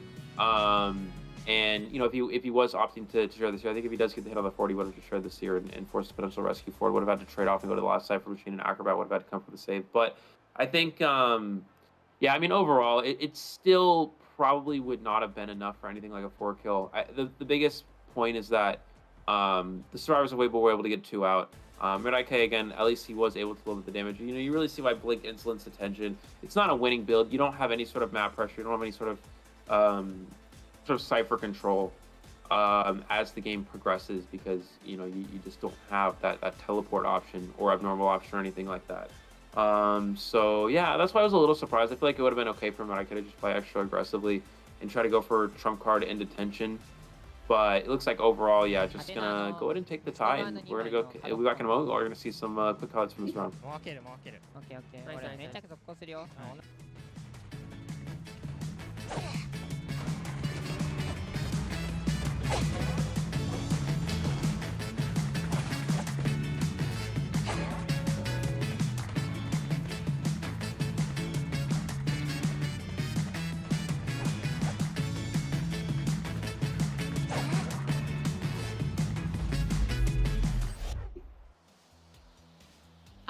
We are going to get into some little fan art here. Best Playmaker Shinami, Let Be Moved for Scars' potential. Scars win, hashtag ShinArt, hashtag Scars win, hashtag COA6 global support. As we saw earlier when we were just starting off, of course, you do want to give your support to your favorite players, to your favorite teams. If you do say you got a chance to come and be featured. I distinctly remember some really cool Mad Eyes art that was done a few years ago, actually. So if you are very interested in COA and you have an artistic bone in your body, or if you even just like to talk a lot like I do, you should tell us your COA stories, or you should share some fan art of your favorite teams online. Eli, is this not sick? How cool it is. Look at him, he's got a little charged up ball of power there. Yeah, pretty cool for sure. And yeah, of course, remember, you know, if you do have anything you want to post, at Day5 or hashtag Day5 global support, or COA6, sorry, rather, COA6 global support. Shimmer into fire, hard worker into winner. Weibo, let's go and win the game. So there you go. This is actually a little cosplay of the photographer Hangover skin, which is his one skin. So that's exciting to see. It looks really pretty, so I'm not shocked that it's featured. Very good photography, of course. Little photos and whatnot as well. You should totally share things with us. We love them. Loving the community aspect of COA this time around, I think, Eli. It's wonderful. But speaking of aspects of COA, we are hopping now into our second half of this round here. Well, second round of this matchup, actually. But we're hopping into our second round of this matchup. Of course, as we've just seen, Weibo Gaming did take the win in that first round. If I'm not mistaken, as you mentioned, it is a 7-2, if my math is correct, even though it's very simple math. But they got a 5-0 in the first round, with YMM pulling crazy moves with that Naiad and snowballing right at the end. And then we saw Scars, of course, take their tie in the next round against the Weibo Gaming survivors. So that means, of course, they've won the first round, which means this round needs to be a tie or a win for Scars in order to proceed into a round 3, if I'm not mistaken. Yeah, so Scars really, the goal is just try to force the third round. I think, well, not exactly. See, the thing is, if you do go with the tie for this round, we go into a third round, that does mean, it looks like we're going to see Scars does actually have map selection, Moonlit River Park too, so that definitely makes sense for the type of hunter pool that Celia has available. The idea with Moonlit is this does a few things. This is actually quite nice, where basically, for YMM, most likely we would see him attempting to play something like Clerk in the second round. He's not going to be able to do that because it's Moonlit. So I think what's going to happen is that Celia has a few things. You know, Celia's not going to be able to play Clerk, but he does have things like Dream Witch, Geisha, some decent hunters for this map. Bonbon's not bad here as well. So he does have some decent hunters for a map like Moonlit, whereas YMM is going to struggle a little bit. So the question here is, do they actually just ban Naiad? Does Scars ban Naiad and take Dream Witch on Moonlit? Because Dream Witch is not too strong on Moonlit. You could just ban Dream Witch and take Naiad, but Naiad's not too bad on Moonlit, so you have to take these things into consideration. I think the idea behind, if they're going Moonlit, I would guess that they're actually going to ban Naiad and take a round 2 Dream Witch here from YMM, and then just sort of put Celia on a pretty good map for something like Geisha. But YMM can also play Geisha as well, so you also have to consider this as well. Beautiful insight from Eli here as we watch the Weibo Gaming mascot do a little dance for us once more. But yeah, sometimes you need to respect ban what you just went up against and unfortunately lost against, even if it was just an unfortunate series of mistakes there. But better safe than sorry, of course. As we know, we're going through some nice little little hand symbol for us there. How wonderful. I love seeing the players all comfy and cozy in their cute little matching outfits and sitting and waiting for their games to start. So we'll be hopping into our band picks sooner than later, but very excited to see Moonlit, of course, as you mentioned. Very good selection to allow your hunter to really shine, especially when we're dealing with such a situation. And both these teams are pretty heavy in how well their survivors perform most of the time from what we've seen in the qualifiers and the matches that have been played so far. So I do wonder, Eli, what the strategy will be here in terms of who will specifically be picked. I think that Geisha coming out from Celia might be very interesting to watch. Yeah, for sure. I think I was now thinking about it, I think the idea for Scars now is they can actually just ban Naiad, and you can play characters that are going to be strong against Dreamwitch and Geisha. So if YMM wants to play Geisha, so you can go like Antiquarian, you can go Acrobat, things like that. We're going to see Serum Priestess here. I really think they're just going to go Naiad ban here after that first round would make the most sense. Yeah, so I think that makes the most sense now, and I think we're going to see Antiquarian and probably Merc. Okay, so Merc Anti, yeah. I think for YMM, you have to ban characters that are going to be good against Dreamwitch and Geisha, because the survivors can easily go things like, you can go stuff like Acrobat. Acrobat is very strong against Dreamwitch and Geisha. So I think Ian is going to get rid of it here. Barmaid as well, just in case he does want to play Dreamwitch. So I really like the Acrobat ban here. So now that throws Scar's strategy a little bit off what they would have liked. We're going to see Prospector, which is interesting. Prospector is decent against Dreamwitch and Geisha. Yeah. Looks like Psychologist as well here. So I guess they're just gonna try to counter Geisha and Dreamwitch to the best of their ability. Prospector is certainly a choice. You know, when you have multiple followers, you can't really stun them all at once. So he might have a little bit of issue, but not too much, hopefully. Patient locking in as our last selection here. Very good on lots of good places to place your hooks.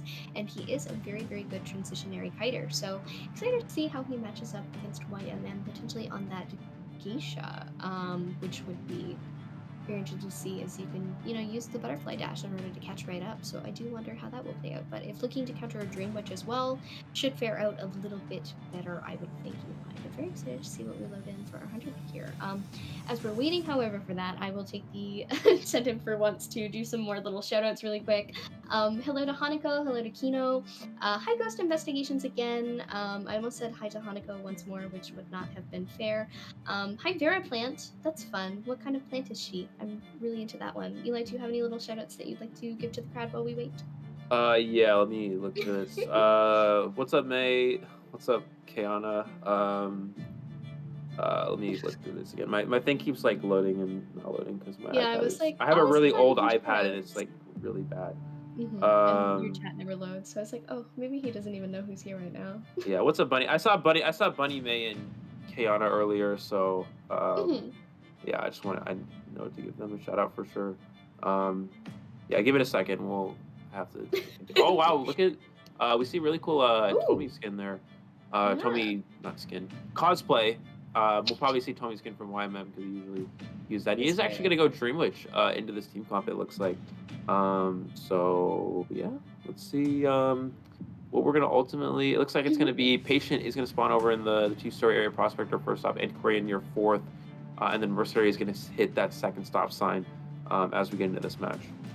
Yeah, very excited to see how that plays out. Of course, having to cut this Dreamwitch, as you mentioned, we might see Tomie on the field, everyone's favorite Juji Ito skin, unless you have a different one, at which point, wow, you are truly different from the rest of us, are you not? But we'll be hopping in just a second. We'll be looking at our spawn location selection from the top down. As Eli mentioned, of course, they've been placed respectively at the stops that they need to be at, with Mercenary on second stop and the Prospector on the first stop here, with Antiquarian being actually the only person who is on the entire opposite side of the bridge here, Eli. So we've got a sort of 4-to-1 situation here, and it's no longer the survivors versus the hunters. It is everyone else with the Antiquarian.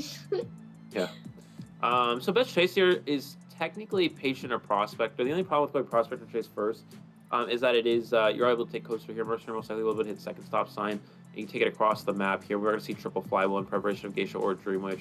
So this definitely makes the most sense, logically speaking, for Scars.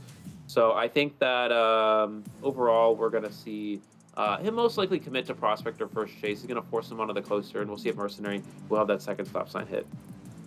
Also, shout out to Bear Naib as well. I gotta make sure to do that.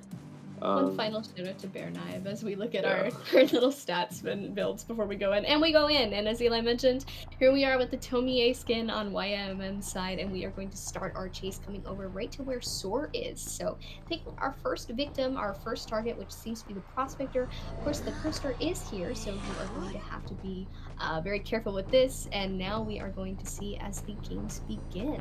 Kiting around this little area here with the coaster still there, possibly there to use, potentially going to get on, but you got to be careful. If the follower hits you while you're trying to get on, you could deal with a nasty parashot, which would be really awful to experience right at the beginning. Usually a repulse to get a quick stun against the coaster there, and we're going to see a continued little loop from Soar here. All three ciphers have already been started, and getting a leech hit to start off Eli, so that follower disappearing immediately, and now the main spawn follower has to come in and handle the chase. Yeah, this is actually really good. So he can actually wait until he has to take coaster now because he doesn't want to risk getting blinked. But he's going to take it across the map. YMM knows that the stop sign probably was hit. Yeah, and he's going to be able to take it all the way over to third stop. You see how fast that main body Dream Witch catches up. I mean, the main body literally beat him to third stop there. So this creates a lot of distance. Now the biggest question is he going to be able to potentially kite out this patroller? He has flywheel, he has a magnet. It's really going to come down to this timing here. Gets the timing under the pallet here, goes from the pallet vault. He's going to be able to do that. He can't flywheel the next fight, and he has this last pallet over in this last area here. Throws the pallet down immediately. Looks like he's going to go for a magnet, and it's going to get one more bite onto the Prospector, but it's not going to matter. He's going to be able to kite out this. He's going to be able to kite out this patroller here. Now the question is, can he survive this leech? We're going to see him get trapped in between the spawn follower and the leech. He needs to make sure he dies to the leech, not the spawn follower. And he looks like he will be going down in the corner of the map here to the leech. And he does get his leech back recovered, of course. Antiquarian will force the Dream Witch to release the Prospector before she's able to pick him up. Yeah, of course. Antiquarian in the area trying to, and managing to do it, landing a hit right on the Antiquarian to start. We are going to see a little chase around the coaster here, or not the coaster, the merry-go-round. I'm feeling quite silly, I guess, but we're going to see the Prospector get picked up, put in balloons, and sat down on the rocket chair for the first time. However, 3 ciphers have just been popped, and a 4th has been started with almost halfway their progress. So the patroller coming out to add some more pressure to the survivors on their side here. The Mercenary actually being patroller before he can come in for the rescue. Eli, what are your thoughts? You have had to react to this. Mercenary gets elbow pad cancel. He can't even make this rest. I mean, he can, but he's going to get double hit onto a rescuer on any position against Dream, which is really big because you can just leech the Mercenary. Now he needs to make sure he hits the Mercenary here. He's going to do so. Now YMM, he can just leech the Mercenary and get a double chair. The leech is going to follow the Mercenary to wherever he drops, and he can share both survivors here. And because Antiquarian gave a free hit, it's going to be very difficult for them to double rescue here and be able to finish that last cipher. The problem is Antiquarian had flywheel, which she gave that hit. She also had stick, and she didn't use any of them, so she really just gave a free hit, unfortunately, for no reason. And that's going to be a huge downside for Scars as this game progresses. Now, the upside here is that Soar can potentially rebound Kai. We do have one more magnet available, and Flywheel is almost back online. He's going to go ahead and just share the Antiquarian is in the area for the harass and gets the drop though onto the Mercenary. And Antiquarian, he switches the blink here. Flywheel's the swing there and hits the blink away, which means he cannot get the Antiquarian down. That's a huge game-changing play. If Antiquarian goes down, he can double share both Mercenary and Antiquarian, and all of a sudden it becomes a winning position. Now Antiquarian actually stays up here, and this becomes decent for Scars, but the problem is Mercenary is dying on the last Cypher machine. Yeah, that is quite unfortunate. Really good timing. The Antiquarian having such an impressive play there with the blink and the stick and the flywheel, and almost makes up for it. But we are going to see another leech be placed down on the field on Shinami's patient here, who is currently looping around, waiting to come in for this rescue. And the last cipher being patrolled by this other follower here. Going to land a hit on the patient, so the body block is safe and secure. But there are 2 leeches on the field at the moment, which means that there will be a little bit more map control and pressure, which is great and exactly what you need as a Dream Witch as we are approaching the final cipher, Eli. So we're seeing them communicate a little, they're trying to see what they can do to get these ciphers done, but there is a little guard at each of these ciphers, which means it's going to be hard to be able to get them completed. With only 1 remaining and good progress on both of them, pretty decent, still going to be really difficult to make this happen. Yeah, so basically the only downside is like Mercenary and Patient neither have a leech remover, and Prospector might go down to a blink. He's gonna fly well too early there. Goes for the swing, but he wasn't able to blink.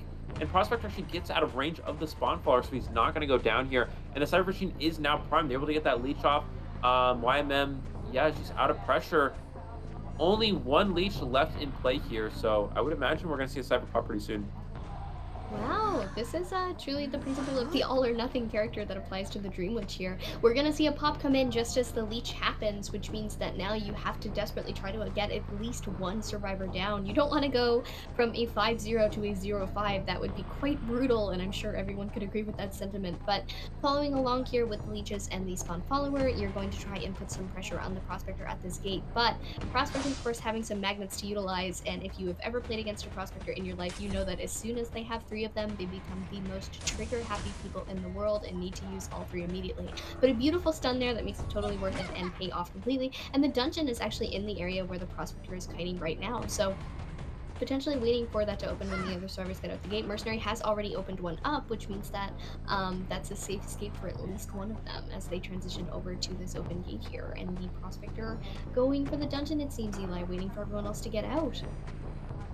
Yeah, it looks like this is going to be potential. If all 3 survivors can get out here, this could be a 4-survivor escape. We see the Prospector is sitting on the dungeon here. It's just a matter of time here. He's going to need to buy as much time as possible, stunning that follower, wasting as much time. 2 survivors out, goes for the swing, knocking him back from the dungeon there.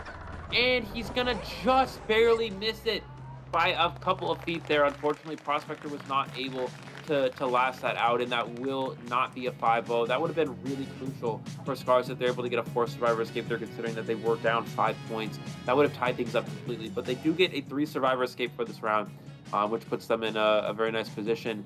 Moving forward into the second half of this round, Celia is only going to need to tie now, and it is on a good map for the type of hunter pool that he has. I mean, we talked about how Celia has opportunities to play many different hunters here, obviously Dream Witch being one of them.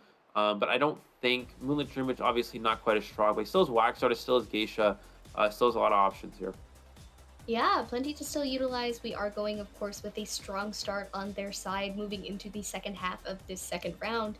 And what a beautiful comeback from Scars' side there. You know, starting off not so great in the first round, but certainly more confident with going up against the Dream Witch from YMM there, managing to get a 3-1 point advantage. Just almost at 5-0, so very close. Would have completely made things totally even in that regard by losing it the first time and gaining it the second time around. But what beautiful plays there. They were really giving it their all in this match. I mean, that blink and then the flywheel and the use of flute in order to prevent the hit and get the knockback. I mean, that's just, it's so much quick thinking at once, Eli. But what are your thoughts in terms of what sort of... No, I was going to say what was the turning point there, but it was pretty strong on their side from the beginning, with that Prospector having such a good long kite. Yeah, I mean, I think... you know, the setup for the survivors, basically the idea is that if you do chase, this is one of the reasons why Dream Witch can struggle a little bit. If you do chase Prospector first off, you chase any character first off, basically what they're going to do is they're going to kite there until they take a leech hit, and then they're going to take coaster across the map. And that's exactly what happened. It just wastes so much extra time. It almost looked like it was going to work back into the Dream Witch's favor. After Antiquarian gave a free hit, it was looking really nice for him there. For the hunter side, after Mercenary got double hit, it looked like it might even be a winning position. But then the Prospector, the big turning point is that Prospector never went down again for the most part. Throughout the majority of that match, it was very difficult for YMM to tunnel that Prospector. And he was forced to chair Mercenary, then missing the blink onto the Antiquarian. The Antiquarian was able to stun that. That was a really important play. Because that kind of negates a double chair, and you know, he was able to chair near the Lost Cypher Machine, but it doesn't matter. If you have to get a double chair down, that's sort of the big play, and YMM was never really able to do that. Yeah, so that was kind of one of the big game changers there, is that Prospector just always kind of stayed ahead of the follower. He was never close enough to actually down the Prospector, and you know, he wasn't able to down Antiquarian as well. All he did was able to get chair on Mercenary, and that's just not enough. Yeah, things are going right now. Of course, we will likely be seeing Celia in the next round in terms of Scars playing on the Hunter side now. Still on Moonlit, of course, and a map that seemingly was selected in order to gain some upper hand on Celia's side, but it worked out in their survivors' favors as well, too. Oh, are we seeing Mirake again, actually, instead? Very No, we're seeing Celia. Oh, Celia's okay. subbing in. Oh. Yeah. Oh my goodness. Yeah. So Celia is gonna. So basically, how the this is a typical strategy we see with Japan, of course, is you have the round 1 hunter, and then you know, and then they sub in one of their later their round 2 and 3 hunters. So Celia in this case, of course, being the hunter for Scars. So basically, how this will play out for Weibo, I think, is that, you know, Celia has right now, for this map at least, Celia has Bonbon, Dream Witch, Geisha, and Waxer. So those are the sort of the 4 hunters that Celia most likely will be bringing into this match here. So the question is, do the survivors ban any specific? I think most likely we'll see something like Geisha get banned, and then they'll just sort of play a pretty good comp for the rest of the hunters he has available, or we could just see them just ban Dream Witch straight up and then just sort of play like a counter comp to something like Geisha as well. So we'll have to see. It'll be very interesting, of course, with the lead that we've started with. Things are looking a lot better for them now, as mentioned from win conditions earlier. If they tie this round, or they happen to win this round points-wise, it means that we'll be going into our round 3, and based on the start that they've had, I would not be shocked if we did. So we're going to be seeing a lot of Weibo and Scars action today, it seems, and I am quite excited to see how it goes from here. We've had some very exciting plays so far, a lot of things that I think could land themselves in the highlight reel, which I'm usually not good at predicting, but today I'm seeing the highlights. I'm seeing them loud and clear in chat. I hope you are seeing them as well. Now, don't forget to send your love to the teams. You know, you see the colors that they're wearing, definitely respond with the hearts that they would represent there, you know, some red for Weibo, and whoever you're really gearing towards today. I mean, your apples are on the line, and so is your esports dignity. So I'm very excited to see how the second half plays out. We're seeing some more fancy little memes from chat. Someday I think that maybe we'll have all of these. If we could, we should, no, I was gonna say we should produce images in YouTube chat, and then I was like, that's actually the worst idea I've ever had. That would end so poorly so fast. Yeah. Yeah, I don't know that, but yeah, I mean, obviously, you know, hopefully one day we'll have this for other servers as well. I know we do have the offline for Southeast Asia, the IBC offline event. And I don't think we have a lot of, I can't remember in IBC if there was a lot of meme stuff. I don't think there was. I think there's just a lot of fan signs similar to Japan. I think that might be a China thing, and probably an NAU thing as well if that ever happens. But it looks like, yeah, we're going to have Celia, of course, on the Hunter side. We see they're going to ban Bloody Queen. So they're actually just, so I guess they're going to, the idea right now is we're just going to see anti-Dream Witch, anti-Geisha. Again, a lot of the same characters that are going against Dream Witch are going against Geisha, things like Acrobat and Antiquarian. So we'll see if that's the strategy. They're really just trying to win here. They're trying to play aggressive and tie up this round. They're getting rid of the most optimal tie hunter, and then of course Acrobat being a counter to Geisha and being a counter to Dream Witch. So we'll see that get picked here. But they're starting off strong with their counters here. They've done their research, they know what they're in for, and they want to, you know, pull this round. We are going to see some more bans come in. The Antiquarian and the Prospector, both very, very pesky harasser characters who have really come up in the meta. Of course, Antiquarian being meta upon her release due to her wonderful abilities and, you know, hitting the hunter back. That's what harassers are for, and they are really good for their teammates in that regard. The Psychologist coming in as our next pick, of course, definitely trying to deal with that Dream Witch in advance. You can tank those extra hits, and if you can get a Leech follower hit, it's going to make that even more brutal on the Dream Witch's side. So very excited to see what comes in as our last man here. Potentially going to take out something like a Barmaid, maybe, if that is going to be too much of an issue, especially on a large map like this. Barmaid, Toy Merchant actually being banned. Another good choice, I would say, considering her catapult spots on this map can be really very good, and building distance, of course, is always very crucial. Of course, yeah. Getting rid of Merchant is quite strong here. We see Mechanic as the last survivor, so Mechanic is interesting. Typically we'd see a character more similar to Embalmer, but it looks like Mechanic instead. I don't know. This is interesting because, again, like, Weibo needs to 3 escape, so Mechanic is more of a tie survivor. If they wanted to play that sort of strategy, I feel like Embalmer would have been a little bit better. I guess Embalmer is weaker to something like Geisha because Geisha can close distance on Embalmer a lot easier and get closer to that coffin. And then here as well, I think Geisha's actually fine against this team comp. Geisha can chase Mechanic, you can chase Psychologist, you can even chase Forward. Acrobat obviously being the best counter, but there's not a lot of direct Geisha counters besides Acrobat. So this is an interesting team comp from Weibo that they don't opt to go with more counters. Even Dream Witch would be okay here, most likely. So yeah, we'll see what Celia opts to go with. He just needs a tie for this round. I think even Wax Artist would be okay. I mean, honestly, any of Celia's hunters, even Bonbon would be fine. Any of Celia's hunters all work here. This isn't a direct counter comp to anything. This is sort of just a standard, straightforward team composition for the most part. Yeah, they're just kind of prepared for anything. They got their dedicated decoder with her bot to serve as a sort of fifth survivor. The acrobat, of course, a classical kiter. They got one of each, really, if you're looking at the game classifications and not the ones that we apply to them and how they fit in team comps in the meta. As I'm sure you've probably heard mentioned before, we'll call Postman pre-nerf, we'd call Postman a decoder, but that's because of the decoding ladder. That was his placement in terms of meta selection. But these ones, of course, being standard, you know, assist, kite, decode. Oh, going to have that geisha actually come out. Yep.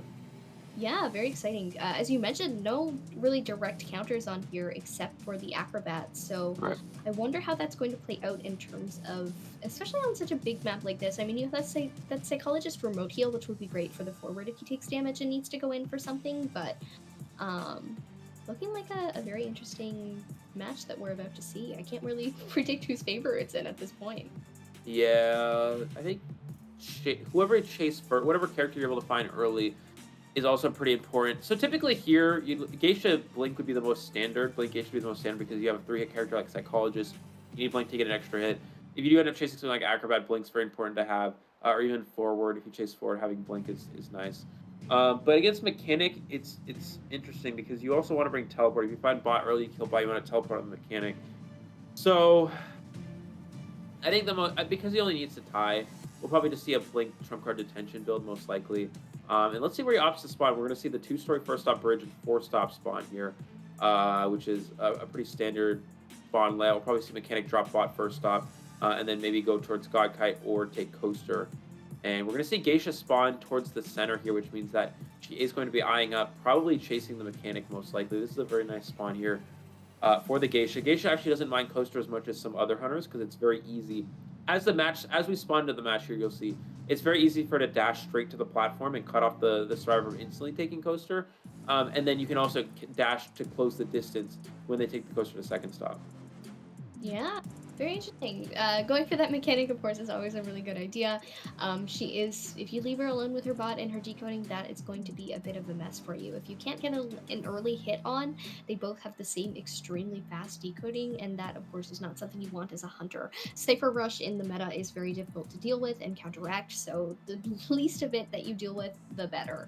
Of course, Psychologist also being right there, but really doubting that the Geisha is going to go chase for her first. And we're going to get into our little builds here. So forward, of course, carrying Tide Turner, and the rest of the team carrying Flywheel Eli. And as you mentioned, just as you predicted, totally spot on, Blink, Detention, and Trump Card on Celia's side. Yeah, so we do see Flywheel, so they were in preparation of Geisha here, rather than Geisha or Dream Witch. So obviously, you know, Celia's hunters are Bonbon, Wax Artist, which Broken Windows are both stronger there, or you have Geisha and Dream Witch, which Flywheel is stronger. So they were in preparation of both those hunters. And it looks like they did call this one right here. So Geisha should immediately go towards first stop. It's going to go right for that Mechanic. And let's see exactly what Mechanic is going to do. I think most likely you want to make sure you drop the bot, but you just don't have time because Geisha's already kind of on top of you here. Mechanic will probably kite around here, take a hit, and then take coast. So that's sort of the first stop strategy here. And it looks like she can actually just dash down this platform or just drop down. I'm not sure what Celia is actually waiting for. He could have just dashed down and gotten a free hit right away. Now we're going to see him finally use that dash. He's going to get the hit onto the Mechanic here, and she's going to immediately take Coaster. I don't even think Bot was ever dropped here, if I'm not mistaken. So it looks like she may be just saving it as a potential body block. We're going to see Coaster all the way across the map here as well. Keep in mind, Geisha is actually one of the few hunters that can close his distance. You can just dash across the bridge here. Oh, they hit all 4 stop signs. So Mechanics actually go all the way to 4 stop instead. But even so, Geisha still can actually catch up quite quickly. But it does waste a lot of time because how long the Coaster takes to get across the map. And Bot is now dropped. Actually seeing the bot dropped here at this stop, just kind of standing there waiting for his time to come out and shine and do some ciphers if she goes down. So beautiful job on all of those stops, this and blink. Eli missing the blink there. Really not a good start for Celia, but a wonderful start for Weibo Gaming survivors. Long taking this kite immediately and doing a really good job, and this is, you know, exactly why Mechanic is in the player pool. We're going to see a continuation onto this little loop here. Going to get the hit, going to get the hit. There is Flywheel, and it is used. Wow. So not going to come back and get this pallet drop and get the stun, but instead going to continue on with the loop and forward in the area to offer his friend the Mechanic some support. She's a little more frail than he is, and he can take another hit if necessary, but probably not worth it. So Yeah. Mac is going to go down, and now forward in the area, the second thing that we have to deal with. We've got more than one problem on the field today, folks, and this forward is one of them. Ooh. Yeah, beautiful job from the forward here. Not going to give any sort of free hit. The football is off cooldown. Goes for the stun now. Gets the instant stun onto the Geisha here. And Mechanic is going to be able to rebound. Got the dash available. Ghost isn't able to get it off here. He's trying to skill check. Does not get the skill check and does get the down. I think it would have been stronger if he pushed that picked up pallet instead. But tried to hold the skill check. It did not work out. He's going to dash back to the Mechanic forward. Does have football available. Goes for the stun and does get it. It is not instant. But he is going to go for a body block. Keep in mind if he I was going to say if he gets the body block off, forward can just get healed by the psychologist. But a lot of time wasted. He has another stun available. Again, not an instant one, which means Celia will be up to full presence after this hit here. Can he body block him to the pallet? Does get him to the pallet, which means now the forward can get healed up by the psychologist.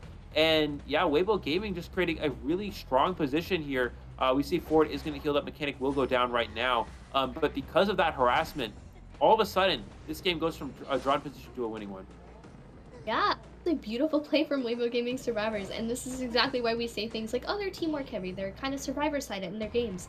This is why they're working so well together, and of course the coaster's still here. All of those stops are turned on. We could potentially see another look at that if necessary. Coming in here, chasing after the forward, a beautiful butterfly, but an even better dash in order to make it to the chair. Still having Tide Turner to utilize Eli, so upon getting to this chair, the Mechanic will have some good few seconds of protection, and the last cipher is being worked on as we speak. It is at about 50% right now, which means the Mechanic only needs to be protected until it is primed. Bot has been hit and downed already as far as I remember, so if necessary could use it for a body block, but not usually something you see in tourney, and we won't see that right at this moment either. Yeah, so I think we'll see. Because Mechanic still has another chair, I think Weibo most likely, if they want to force get this, they may go for an item swap play. Oh, forward got a perfume. That's so unfortunate. I was going to say, you can give the Mechanic an item for endgame kite. And typically you want to get an elbow pad. If you're able to get something like an elbow pad or an illusion, that's really useful. Illusion actually being very good against Geisha. Then that can be very good for potentially endgame kiting. But forward, yeah, did not get any useful item there. Unfortunately, only a perfume, which is not good under detention. So he's not even going to bother bringing it to the Mechanic. He might have dropped it somewhere, but it may not even really matter here. Looks like we're going to see coming in for the rescue here. He's going to get the rescue onto the survivor here. Acrobat's going to take the hit. He's going to go for a firebomb as well. They may just pop now that she is firebombed. I think that would make the most sense. No, they're actually just going to wait. So then I don't really understand the firebomb, but it looks like Mechanic's going to get both these pallets down. And yeah, just try to contain her as much as possible. Does get the dash out, but Celia's not going to hit. He's going to wait until his dash cooldown is up, and then he's going to go for the hit right here. The hit here, of course, you have that full presence Geisha, a little bit of a force to be reckoned with, but Weibo Gaming, even more of a force to be reckoned with. Coming forward here, the Blink 2 utilized, but ooh, a beautiful little juke there, using the flywheel as well in order to prevent that hit from coming on, but they've gotten, going to go down right now, so Mechanic will have to sit on the chair once more, but gate being opened, both gates are being pushed right now. I believe one is actually being opened by the Mechanic's doll, so she is going to sit on chair, but both gates will be opened, which means that they will get their 3 escape Eli in this situation. Oh, swapping a teleport actually. So, spoke too soon on that. The forward is still in the game. I think no, he has dungeon right now. Yeah.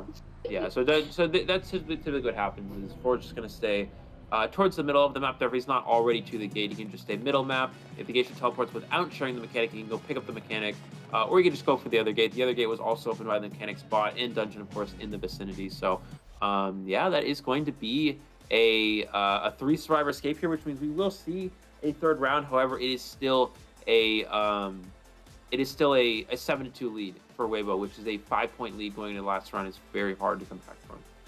Yeah, definitely not easy, not the easiest feat to do, but of course, show your love for the teams in chat. You know, whoever you're rooting for is still a possibility. We are on even footing, and we get into this third round with 1 win and 1 draw. So things are going to be a little bit of an uphill battle for Scars in this situation. They have managed to make a really good comeback as of right now, considering the draw that they managed to pull here and the excellent teamwork and hunting that they did. But quite unfortunate in the fact that the first round being such a difference in points, Eli, that it's really difficult to come back from that even in a third round. So pressure is going to be on. Definitely, and you really see why that prospect was able to get dungeon in the first half of this round for Scars. It would have been a huge difference maker. So a forced survivor escape would have been really crucial for them there. So yeah, just unfortunately for Scars falling a little bit short there. And we see the stats for this game here. The first kite, 176 seconds from a mechanic, and the forward support really just having a difference, and that's without flywheel. Forward having tide turn that entire time, not giving any free hits. Unfortunately, Geisha wasn't even basically with Geisha. What you want to do, and CLA just wasn't able to do this very well, unfortunately, is you want to put a butterfly on the down survivor, then walk after the forward to force him away, and then look behind you. So once the forward's like really far away, you just dash back and pick up the survivor. And the forwards you already pushed really far away. So and he did try to do that once, but it wasn't far enough away, and he wasn't able to do that with the other times he went for the pickups. And eventually Forward was able to get that body block. And then with a character like Psychologist on the team, she can just remote heal the Forward from across the map, and Forward can still go for a rescue. So that's why Harasser plus Psychologist is such a strong combination. Yeah, Psychologist, of course, as she released in the meta, that remote heal was such a crazy ability, especially with the stress on top of that. The amount of talent that she has in her bones from her little psychiatrist job. So maybe we should all strive to be a little bit more like her. But beautiful plays that they pulled off in this round, and I'm very excited to go into our round 3. We will be seeing some highlights, which again are really exciting as well. So here are our points. Of course, we've got I believe that is a 10 lead on Weibo's side. No, it's 11. I can't do math.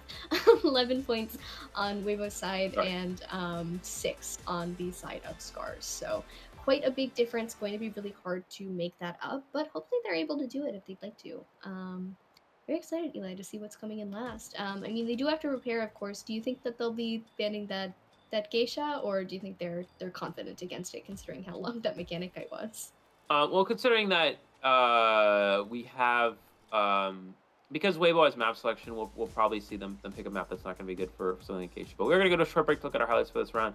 We will be back in a moment. ジオツイ出てるよ。ジオツイ入ってるわ。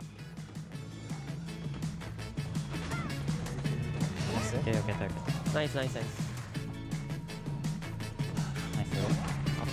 終点もソーラー立つよ。シャツ開ける。俺終点開けてる。俺終点。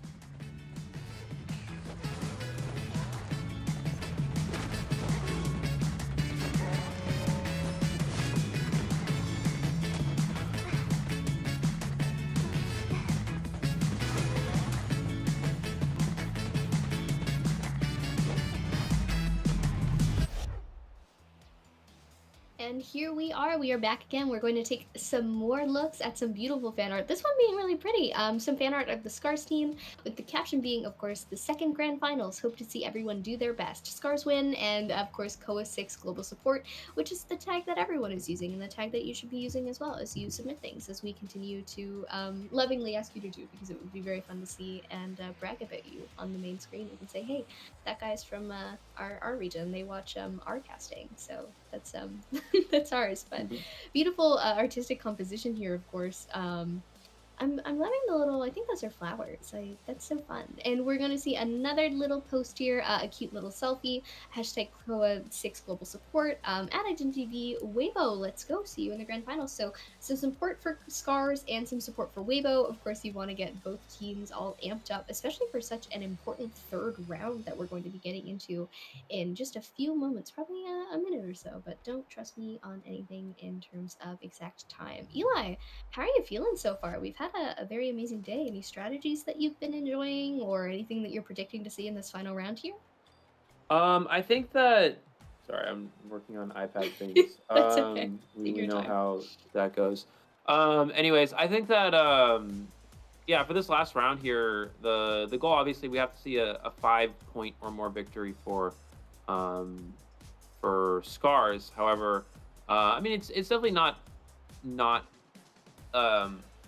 impossible. You know, we've seen Celia have some very impressive Clerk gameplays. We'll probably see that most likely get banned. I think the general idea right now for Weibo is that it makes the most sense for them to pick a map like Red Church or Arms Factory, something that's not so good for Geisha or Wax Artist. They're going to ban Celia's probably Dreamwitch and Clerk, and then you're just going to take a TIE Hunter like Bon Bon, because again, it's totally fine for the Weibo survivors to just take a tie here. I mean, they only need to tie this round. I mean, they just can't lose by 5 points or more, which is very unlikely to happen anyway. So as long as Weibo, with map selection, with a 5-point lead, I think definitely has a huge advantage right now. Yeah, very exciting to see what they pull off. They have been doing some really amazing work so far, especially, you know, YMM coming out of the gate with such a strong play, staggering just a little bit in the second round there, but it's even, it's fair. Both teams had their fun. Oh, I thought we were transitioning. Transition. Okay, Oh, we there are. we go. I lied. We lied. We are transitioning, Oh, and we will be Lakeside. transitioning also to Lakeside, as Eli has just told us. Eli, what are your thoughts on Lakeside? How does it make you feel? I'm actually quite confused by this. Lakeside is because the thing with Lakeside is that it's a pretty good map for Wax and for it's a pretty good map for Wax. Sorry, it's a pretty good map for Wax and for what's that other hunter that Celia plays? Geisha. So I think that Survivors of Weibo opting to play against Celia on this map seems a little bit interesting. I mean, I get the idea it's not very good for Clerk, but I feel like it made more sense for them to just pick Red Church or Arms Factory, and then you just ban Clerk and Dreamwitch. And then Celia cannot play Wax Artist or Geisha on either of those maps because they're not strong on Church or Arms Factory, and then he's forced into something like Bon Bon, which is a TIE Hunter. And he needs to potentially go for a win here if Scars wants to come back with this, because they are down 5 points. So I feel like maybe with them picking this map, they're probably going to ban something like Geisha, maybe ban something like Wax Artist. I'm not really sure. I think Geisha definitely has to be one of the bans, though, because it is such a Geisha-sided map. Yeah, you definitely want to get her out of the way here on Lakeside. It's a lot of open area as far as I recall. I say as if I don't play the game regularly, but lots of open area on Lakeside, which can make it very difficult in order to kite around unless you are playing the right survivor or you have the right items. Geisha, of course, can catch up with one quick click of her butterfly and no looking back at her to stop it. So that's going to cause a little bit of issues. Just as I was about to bring up, we're probably not going to see Toy Merchant, and I was right. We will not be seeing Toy Merchant as she has been banned alongside the Priestess and the Seer. And Hunter bans, we are seeing Dreamwitch and Clerk come in as the bans here, Eli, which is very curious. Yeah, so again, again, I'm really surprised. I mean, I understand Clerk and Dreamwitch being banned because it's like, you know, they're win potential hunters and they don't want to give that many points to potentially give that many points to Scars, but then why are you picking Lakeside for that sort of situation? And I guess maybe the idea is that it's good for YMM to play potential Naiad or Geisha on as well. Maybe that's probably like the only strategy I can really think of. But yeah, it's still good for Celia because Celia still has Geisha. He still has Wax Artist here. I guess they're gonna try to play an anti-Geisha team comp. We see Mechanic being a TIE Survivor again. Survivor's just basically what has to happen for Weibo is if they get 1 point from each of these this first and this second half, whether it's one survivor out and then one survivor eliminated on the Hunter side, then they will win. They just cannot have any 5-0s in any of these rounds. So we're going to see Mechanic here, as Mechanic's a very good TIE survivor. Looks like Barmaid and Psychologist, which is kind of a surprise. I'm not really sure what he's actually been trying to play. Those Barmaid and Psychologist are both counters to Dreamwitch and Clerk, but both of them are already banned. So curious decision making from Celia. Looks like we're going to see Acrobat as well here, which is another Geisha counter. So really pushing Celia away from Geisha. And then of course Ford is the last character here. So we'll probably see Mercenary as the final selection from Weibo. Mercenary, of course, coming in is a very strong rescue. Always good to have him around with his delayed damage, his elbow pads for distance, especially against a Geisha. They kind of countered a little bit as she can catch up with the butterfly dash, but still really good to have on your side. So we are going to see the Mercenary just as Eli predicted, and potentially see a Geisha once more. Yeah, the band's quite peculiar. I mean, Barmaid and Psychologist with their heals can be a little bit of a hassle and very frustrating to kite, but I'm not quite sure what the game is here. As you mentioned, they are counters to hunters that have already been banned, so maybe it's just a question of not wanting to deal with the long distance heals and the time that the survivors can save with those two characters, or prevent potentially elongated kites because of support from those two. So who knows what we'll see. But Celia, of course, could potentially bring out that that Geisha could go for a Bloody Queen, but probably definitely not ideal in this situation, considering what is at stake. Yeah, I don't think so. I mean, the only way he does that, because you can see him thinking about it too. Like, he didn't ban Acrobat, so he kind of gave them a way to play around Geisha. So this comp counters Geisha. So the only hunter Celia really has right now with win potential are Wax Artist and Geisha. And this comp counters Geisha, and Wax Artist against Mechanic is very hard to 4-kill. So it's kind of like, I feel like his ban pick was a little bit wasted with the Psychologist and Barmaid ban. I understand Psychologist, but Barmaid doesn't make sense, and he's gonna go Bloody Queen just because. I mean, because this it's really his only strategy now, because you can't play Geisha against Antiquarian Acrobat. You cannot play Wax Artist here. I mean, you can play Wax Artist, but it's gonna be the similar result with a Mechanic against a Wax Artist on a big map. It's very difficult for Wax Artist to get anything more than a tie. And then going Bloody Queen's good against this team comp, but it's so hard to with Bloody Queen. So the idea for Celia is he's just going to play for a tie and hope that survivors can force it. Because the ban pick did not go the way he wanted it, he's forced to just try to secure a tie at best and hope Scar survivors can pull something out. Yeah, Bloody Queen is very interesting. I love being proved wrong immediately after I say things. I'm like, no way, Bloody Queen wouldn't be a good idea here, but turns out Geisha was a worse idea, so we will be seeing Bloody Queen. Usually delegated as a tie hunter, which means that, they are looking for 5-0s in these rounds, so that won't really be ideal, but we are going to get into our spawn selections here. If I'm not mistaken, we've got the Mechanic here on the big boat, Mercenary in the middle, and Acrobat towards the little boat, and Antiquarian is hanging out in that shack, and we will see soon where the Bloody Queen decides to place herself. Very intrigued. Mechanic, of course, probably being the ideal first chase, but yeah, going to position in this area, you now have kind of your pick of the crop. You're surrounded by all of the different survivors, so depending on which one you see first, you might go, but the Mechanic, of course, always being a very good viable first chase. Yeah, the only thing is Big Bo's difficult chase area. So, and the thing is here is, like, you can chase any of these survivors realistically. We'll probably see a good, we'll probably see a decent amount of flywheel with this survivor team comp. Obviously, flywheel's not restoring against Wax Artist, but going into Bloody Queen and Geisha, flywheel is a lot more effective. So we'll see again who he opts to chase first. I think, yeah, maybe he'll just go straight for Big Boat Mech. I'm not really sure. Let's see. If I'm playing Bloody Queen here, I'd probably go straight for Mechanic. I mean, you might as well try to eliminate that decoding character. I guess if you go for the upside is if you go for Antiquarian, who actually has broken windows and not flywheel. If you go for Antiquarian first, because he has excitement, he can actually chase Antiquarian first. So never mind. He may actually just go for Anti then. I was gonna say with Antiquarian, if you eliminate the harasser first, that's also good. And then Mechanic also decodes slower when survivors are injured. So going for a survivor besides Mechanic isn't necessarily bad, and especially because he does have excitement, he can actually chase Antiquarian first if he wants. Yeah, that excitement going to come in clutch, I would say. We're starting right off. We are here in the third round of this little matchup here of Weibo and Scarf. I'm Veronica, Eli O, as you know, and we are going to continue on the chase here. Just as predicted, first chase will actually be this Antiquarian, which is not usually what we see, but with a Bloody Queen and excitement, it seems like the impossible is possible now. Hiding behind this pallet here, trying not to get spotted out immediately, but the mirror, it's coming up immediately, and a really quick first hit on this Antiquarian. Excitement still on cooldown, of course. You gotta wait for that to come up for the first time, but it seems like by the time that Celia catches up with Huey here, we could potentially be seeing the excitement come out. But looping around this area, making a big wide circle while searching, mirror off cooldown in just a few seconds alongside excitement, so we could be seeing a really quick first down, Eli.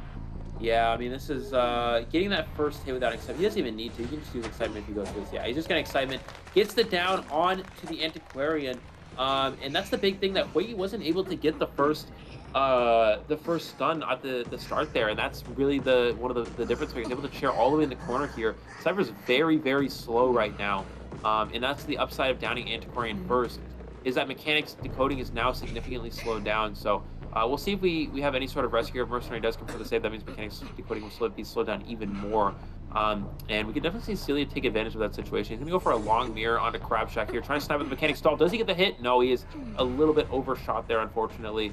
And he is going to go for the rescue onto the Antiquarian here. Mirror is on cooldown. So the big thing right now that Weibo survivors can still win from this position if Antiquarian can kite the next mirror. Antiquarian does have mirror kite potential. Mercenary's gotten out of range of the Antiquarian, so the stun will be the full amount. We'll see. He's gonna go for a stun here. He's gonna use 2. I feel like you only really need to use 1 here. Celia's gonna stay. Oh, he's gonna get all 3 swings out. So unfortunately, Huei, a bit of a misstep there, having to use all 3 swings. He has nothing to work with now, and he's gonna go down. He needed to save that stick for the mirror image, and he will go down for the 2nd time now. Yeah, we're gonna see Huei sit on the chair for the 2nd time. Only 1 Cypher has been popped, and of course with 2 survivors injured, the mechanics decoding is significantly slowed. Luckily, the bot wasn't hit by the mirror last time, so it's still able to decode at full capacity, but, you know, its juice runs out. He doesn't last around forever, so needs to be conserved and used carefully. We actually see a transition into the area with the bot, who's moving away from this Cypher here. Not quite sure what the goal with the bot is here, but now in the area, potentially just to drive up the Titanitis and make it seem like they're coming in for a rescue, or maybe coming in for a rescue with the bot, which probably won't work out. So I'm very curious. Oh, okay, just kiting with the bot now. Very exciting. The bot's going to kite for a little bit with Celia, who is now going to say, okay, I don't need to kite you. You're not even a real survivor, and is going to transition over to the next target, who could seemingly be Iron, as seeing that shaking Cypher and preparing to come over into this area here. Mirror, of course, off cooldown, and so is Excitement, but now you don't really have as many things to worry about with the Excitement, as Antiquarian has been eliminated for saying. A beautiful mirror and the hit on Iron, so Mercenary will be going down. Yeah, Mercenary not able to elbow pad that. Mercenaries usually never give free hits like that, because you can just, as soon as you elbow pad, as soon as you mirror, you just elbow pad away. But Mercenary getting the hit there, that's a huge play for Celia. And if there's any chance of him getting more than just a draw here, it is right now. We do see a lot of Cypher progress. The last 2 Cyphers already 80% and 60% of the way done. That is the power of the mechanic Cypher Rush. If Celia wants any chance to win, he cannot really afford to camp this mechanic. He's going to need to change targets. Most likely just teleport away here, or mirror onto another survivor. The bot, I don't think, has enough energy to pop one of those Cyphers, so he's going to need to find whichever Cypher is that last one. Looks like we're going to see mechanic is going to come in for that rescue, and Mercenary, yeah, probably will be rescued before half. Mirror onto the Acrobat, trying to push him away here, and does know that mechanic is in the area. Yeah, absolutely. Getting the swap with the mirror there in order to get a more accurate... Oh, actually swapping positions to put more pressure on this Acrobat here, who was, of course, decoding one of the last Cyphers. 2 remaining, you just need to get one up to Prime and finish that one in the middle. But middle Cypher is quite a bloodbath. There's not a lot to kite around there, and it's very easy to get to and get away from. So MK is going to take kite for a little bit, and we are going to see... okay, we're going to see them head back over into this area. The mirror has come up, and Iron has actually run directly into Celia, who has now been able to use the elbow pad and get away. So really, really safeguarding this Cypher here in the middle, Eli. There is another one that's almost done. They're at about the same percentage, but we've got 2 remaining, so they should probably start another one soon, especially considering how closely Celia is watching over this famed middle Cypher. Yeah, he does disrupt the heal, but they are... he's unable to get a hit in the process. Goes for the mirror onto the Mercenary. Another miss there. Mercenary's going to use that last elbow pad just to kite out that mirror image. We see the Acrobat trying to pop the middle Cypher machine. It's not yet done.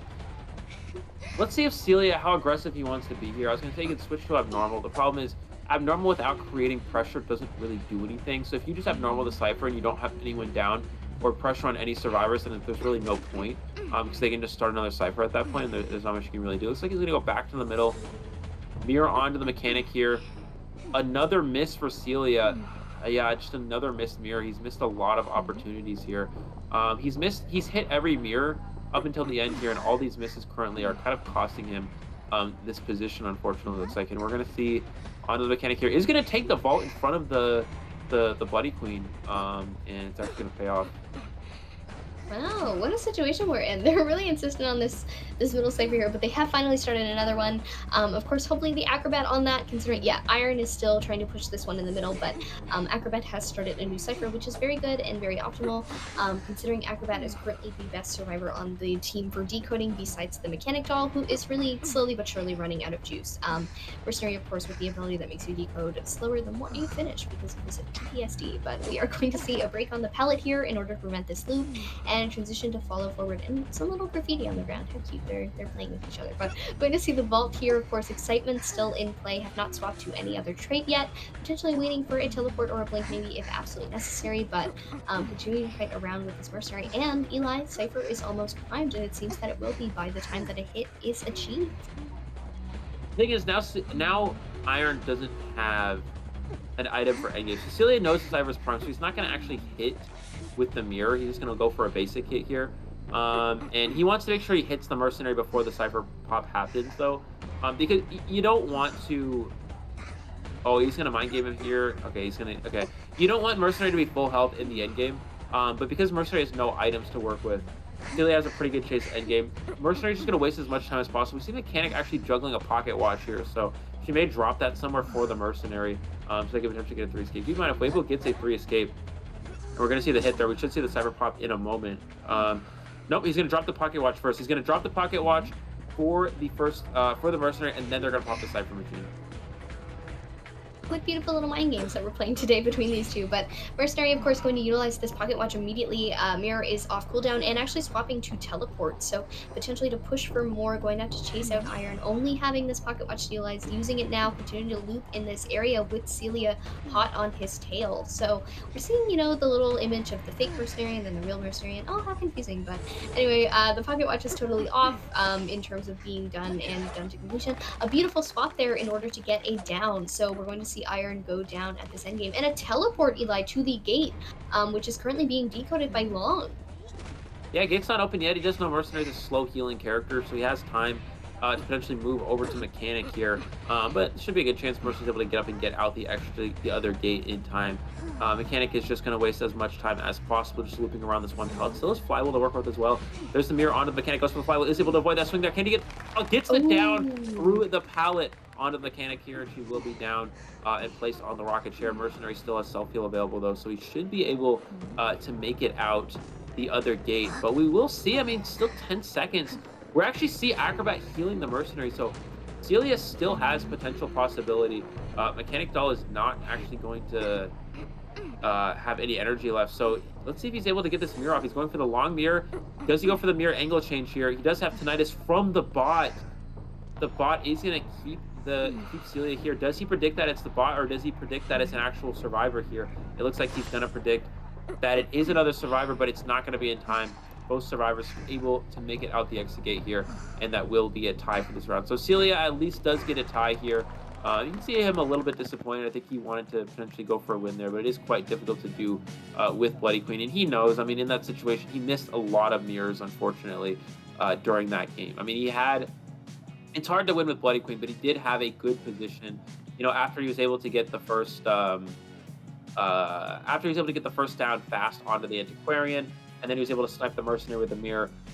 It looked like things were going to go well for him, but, you know, just because he missed so many mirrors at the end there, it worked out quite nicely for the Weibo survivors, and that will be a tie for this round, which means that Weibo survivors, Scar survivors do need a 4 escape here to force an extra round.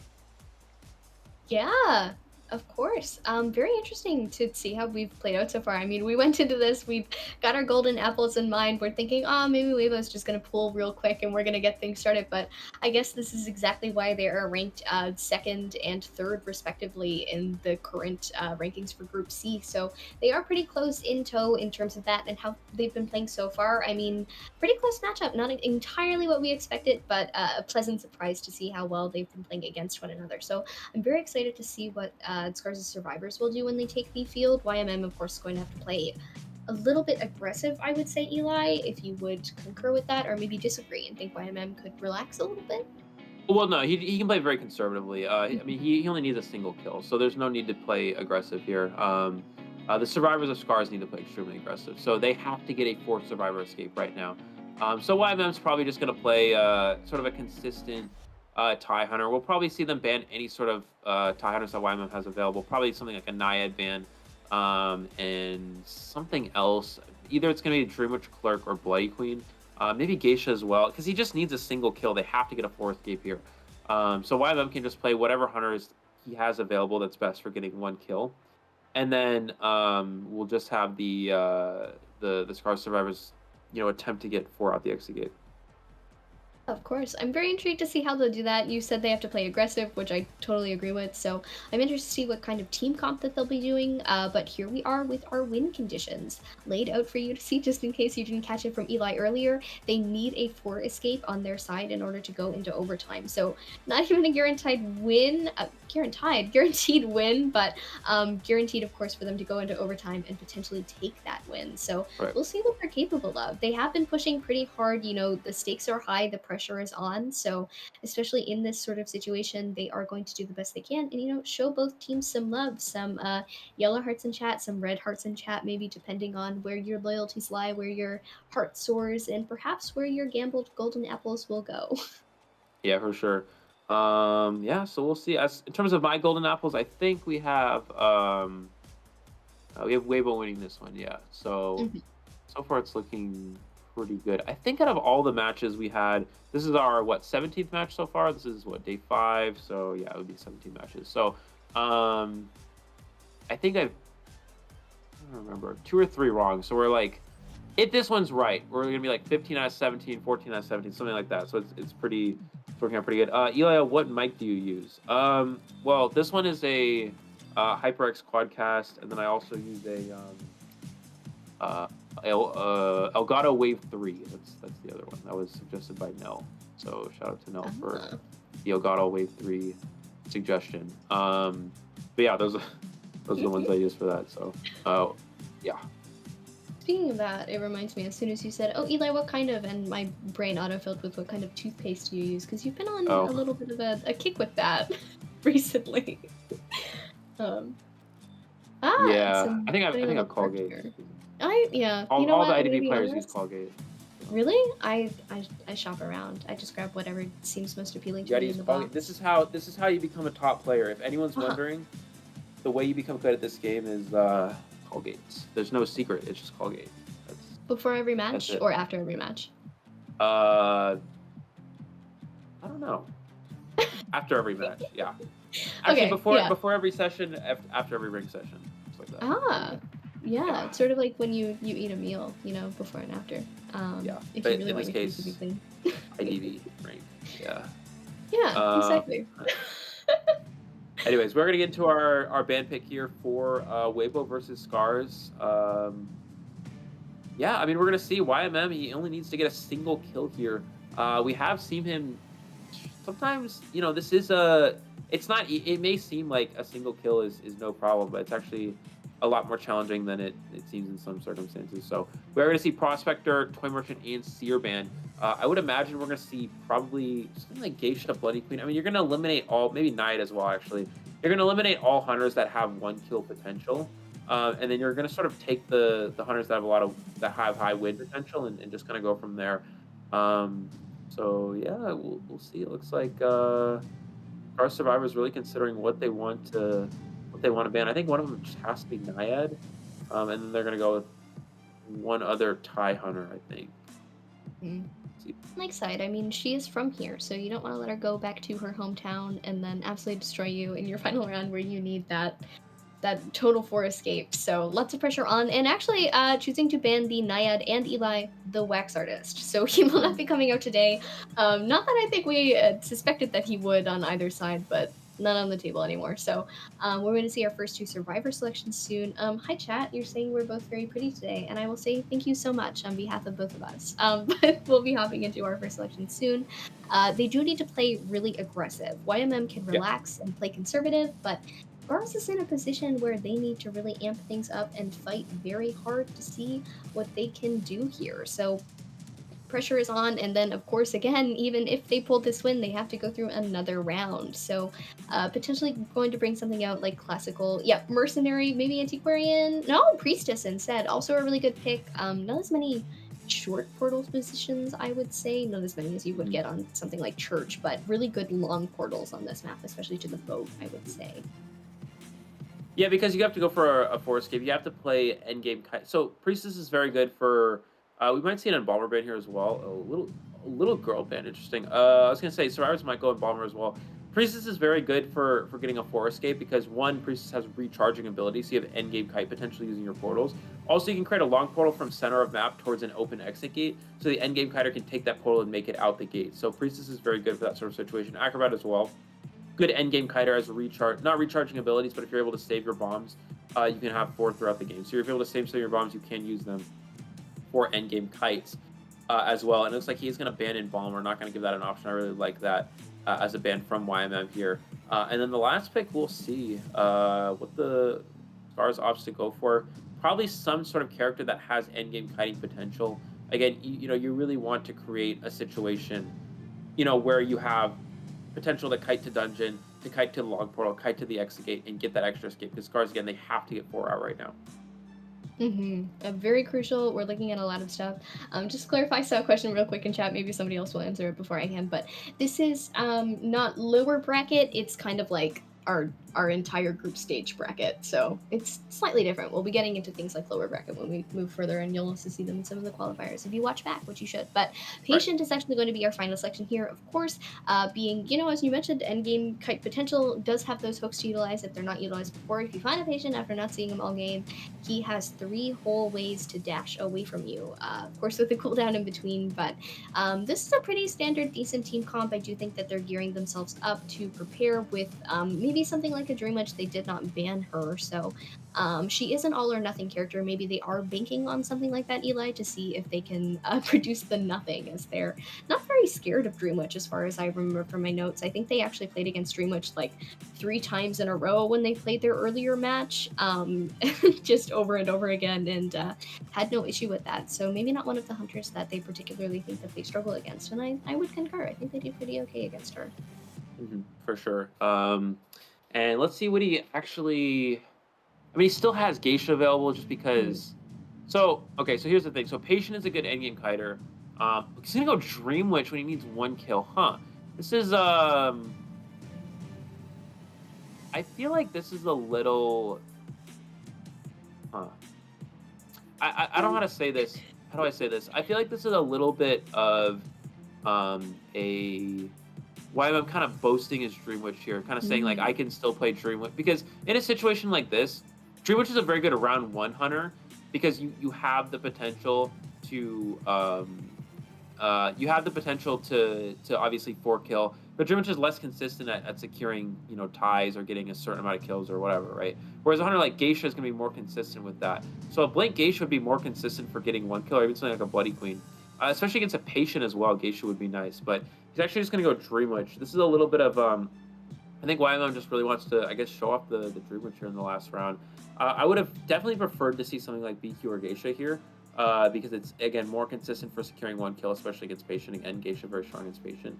Yeah, he's going to go Dream Witch instead here. Yeah, we're going to see the Dream Witch taking the field. They were gearing up for this, it seems, just based on the survivor selections that they've had. Just getting some things out of there that would be able to maybe deal with her a little bit better. Priestess, of course, you did get that beautiful buff a few seasons ago that the main body is now able to go through her portals, but the long portals, of course, and things like that are still pesky for any hunter, but especially ones with mobility like Dream Witch, where you not only have to bring yourself around, you have to carry a bunch of your little daughters with you, so that's not really ideal and it takes a while. But we're gonna look at our spawn locations here. Of course, the Knights lineup from little boat to big boat, pretty standard, I'd say, with 1 person in shack as well. Definitely not something that we would expect to see. Well, definitely something that we would expect to see in any other matchup on Lakeside here. So thoughts on first chase for this one, Eli? Yeah, I mean, obviously, Acrobat being close is nice, but considering that Acrobat is a pretty effective kiter against a Dream Witch, I think he'll probably go for Patient first, try to make Patient use up all his items. I guess the only thing is here is that we're going to see 2 tide turners. An extra tide turn is good for getting an extra escape as well, because you are able to, potentially save under detention. Give Acrobat go for first save and save Mercenary for a detention rescue.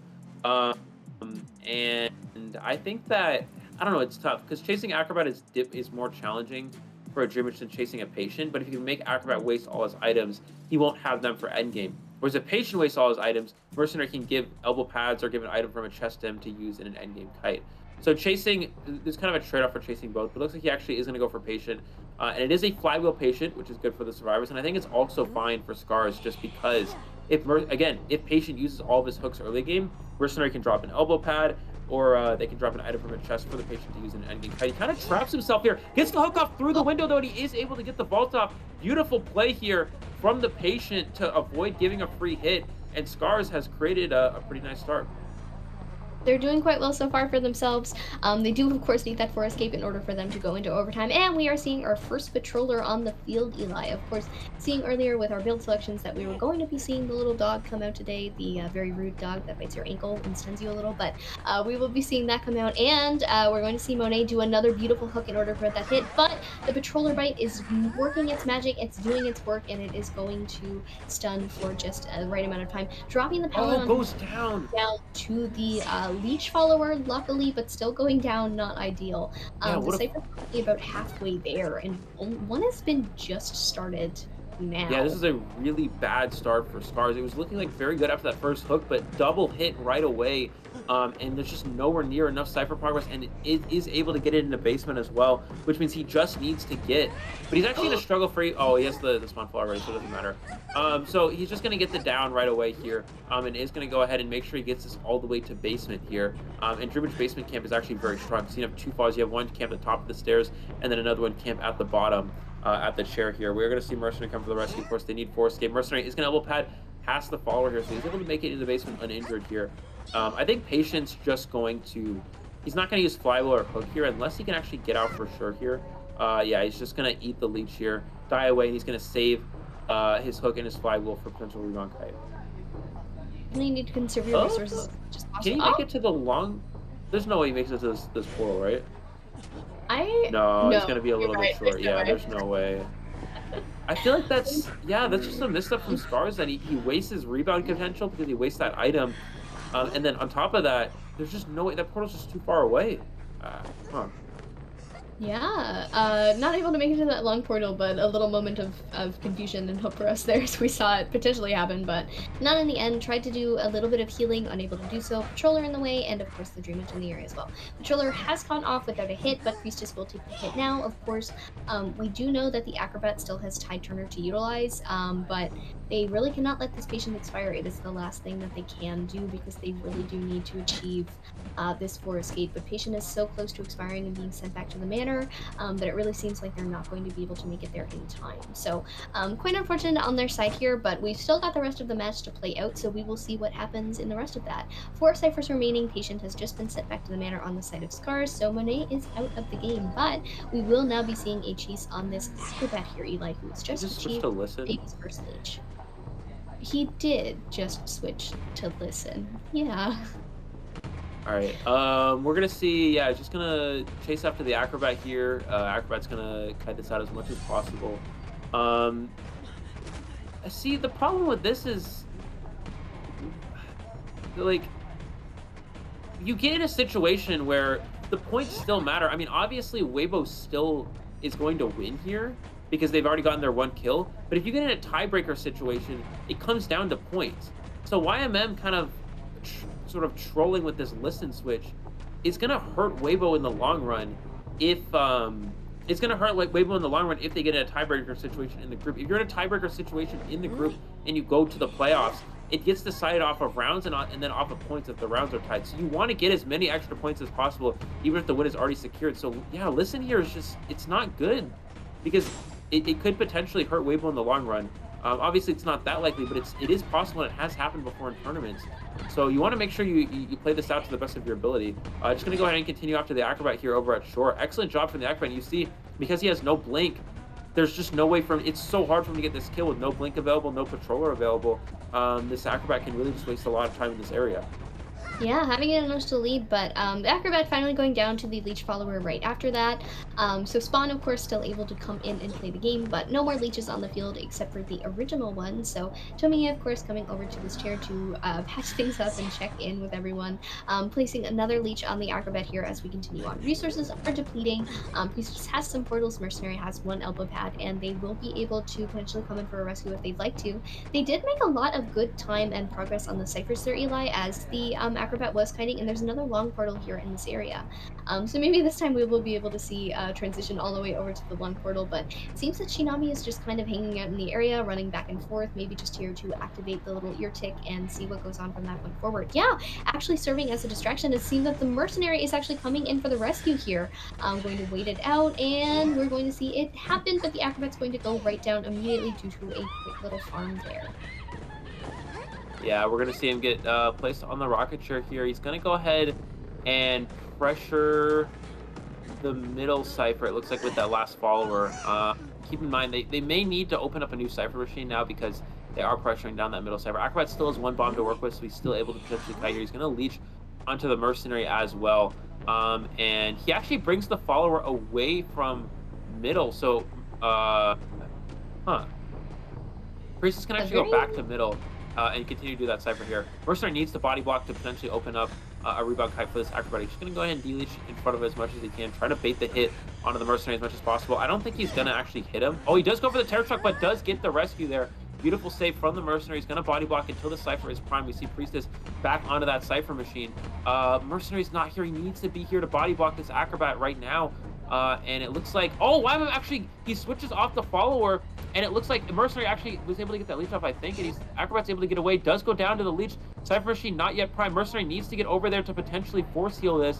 And it looks like, no, he's not going to be able to do so, but I think Priestess will be able to prime this cipher machine in time, and they will be able to push for the endgame here because he has no option to trade swap. He has no teleport, he has no blink. There's still definitely a good chance survivors can get at least one out here. And again, YMM, he wants to get as many points as possible. 4K will be a lot stronger if you do get a tiebreaker situation. Yeah, absolutely. Still managing to bring it back from our unexpected, of course, due to the trade swap, but Mercenary having a leech on him, so there are two here, could create a sandwich situation. Pion is going to be put on the endgame kite here with no items to utilize, unfortunately. Having carried Titan earlier, no flywheel or broken windows or anything of the sort, but I mean, flywheels or broken windows on Mercenary tend to be things you see in Elk and not in tournaments. So going to land that hit, of course, it's a detention hit, which means that Mercenary will be going down to it eventually, bringing in another follower to potentially just land the hit and take the kill. Going to do so, yep, just coming forward with the spawn in just a moment, and the surrender has happened. The Priestess has gotten out, which means that this is a one escape from Scars, with Weibo Gaming pulling the win for this entire matchup, Eli. So congratulations to them. Happy victory, folks. Yeah, we are going to see that does get the 3 elimination there. And so Weibo will be advancing to... We actually have to check the record, I forgot. But they will be getting a victory here over Scars. Yeah, just a very impressive gameplay from the side of Weibo here. I mean, it looks like in the first round that Scar was going to be in a pretty good position. You know, they had a winning position from the Survivor side. Things were looking very strong for them. But then, unfortunately, that one play with the Nide where he was able to get doubled down onto the 2 rescuers, that was sort of the game-changing play there. You know, think about it, how it plays out, right? If you're able to get the rescue off there, and in the first round, and the Scar survivor was able to win that round by a 3 survivor escape, and then Midnight Kid gets a tie, then Scars is actually winning. You go into the second round, it's still a tie. You go into the third round, then it's Scars is actually winning in terms of points then. But yeah, it ultimately worked out where Weibo was able to get a 4 survivor elimination, and then a 2 out there, and they're able to hold on to the lead. Yeah, but still amazing plays from Scars and Weibo, of course, today, as we always say. Both teams worked really hard to get here, and they are working really hard to maintain their place here. So, unfortunately, that's another loss for... No, it's not. I'm thinking wrong. It's a loss for Scars, the first one in this tournament so far. So going to drop down a little bit in Group C potentially. So all your predictions are fine and safe. So we're seeing here, of course, we've gotten a 1-3 score. Most of the servers were eliminated, but that Priest did manage to make it out in the end on the Lakeside Village. So beautiful play, of course, from YMM with that Dream Witch there, still managing to push through and take as many survivors out the gate as possible at the end, even though only needing a 1K, but totally right, Eli, the points do matter, and it is good to play right up until the end, regardless of whether or not you know you've won. Yeah, for sure. I do not drink orange juice after brushing my teeth. No. Oh, you're getting so many questions right now. There's like a slew of them. My favorite personally was, are you a whale or are you free to play? Because you're the last guy that would whale ever, because you we were behind the scenes earlier, and Tiffany was like, "Should I get the little girl skin?" And I was like, "Yeah, you should." And Eli was like, "No, never do that. Don't do that."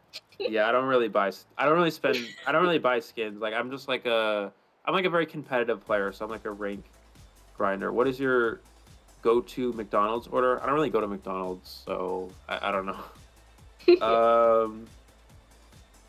Yeah. Anyways, so yeah. Anyways, we are gonna see. We'll look through those later, I think. So yeah, three survivor elimination here at the end here to secure things, even after switching to listen. So very impressive Hunter gameplay. Although I do have to say, I really think that it's important that you get as many points as possible, because you really don't want to be stuck in a tiebreaker situation where you end up not making the playoffs because of something like that. But anyways, is Patroller Dream Witch with Trump card or listen meta? Not listen. That's definitely not. Yeah.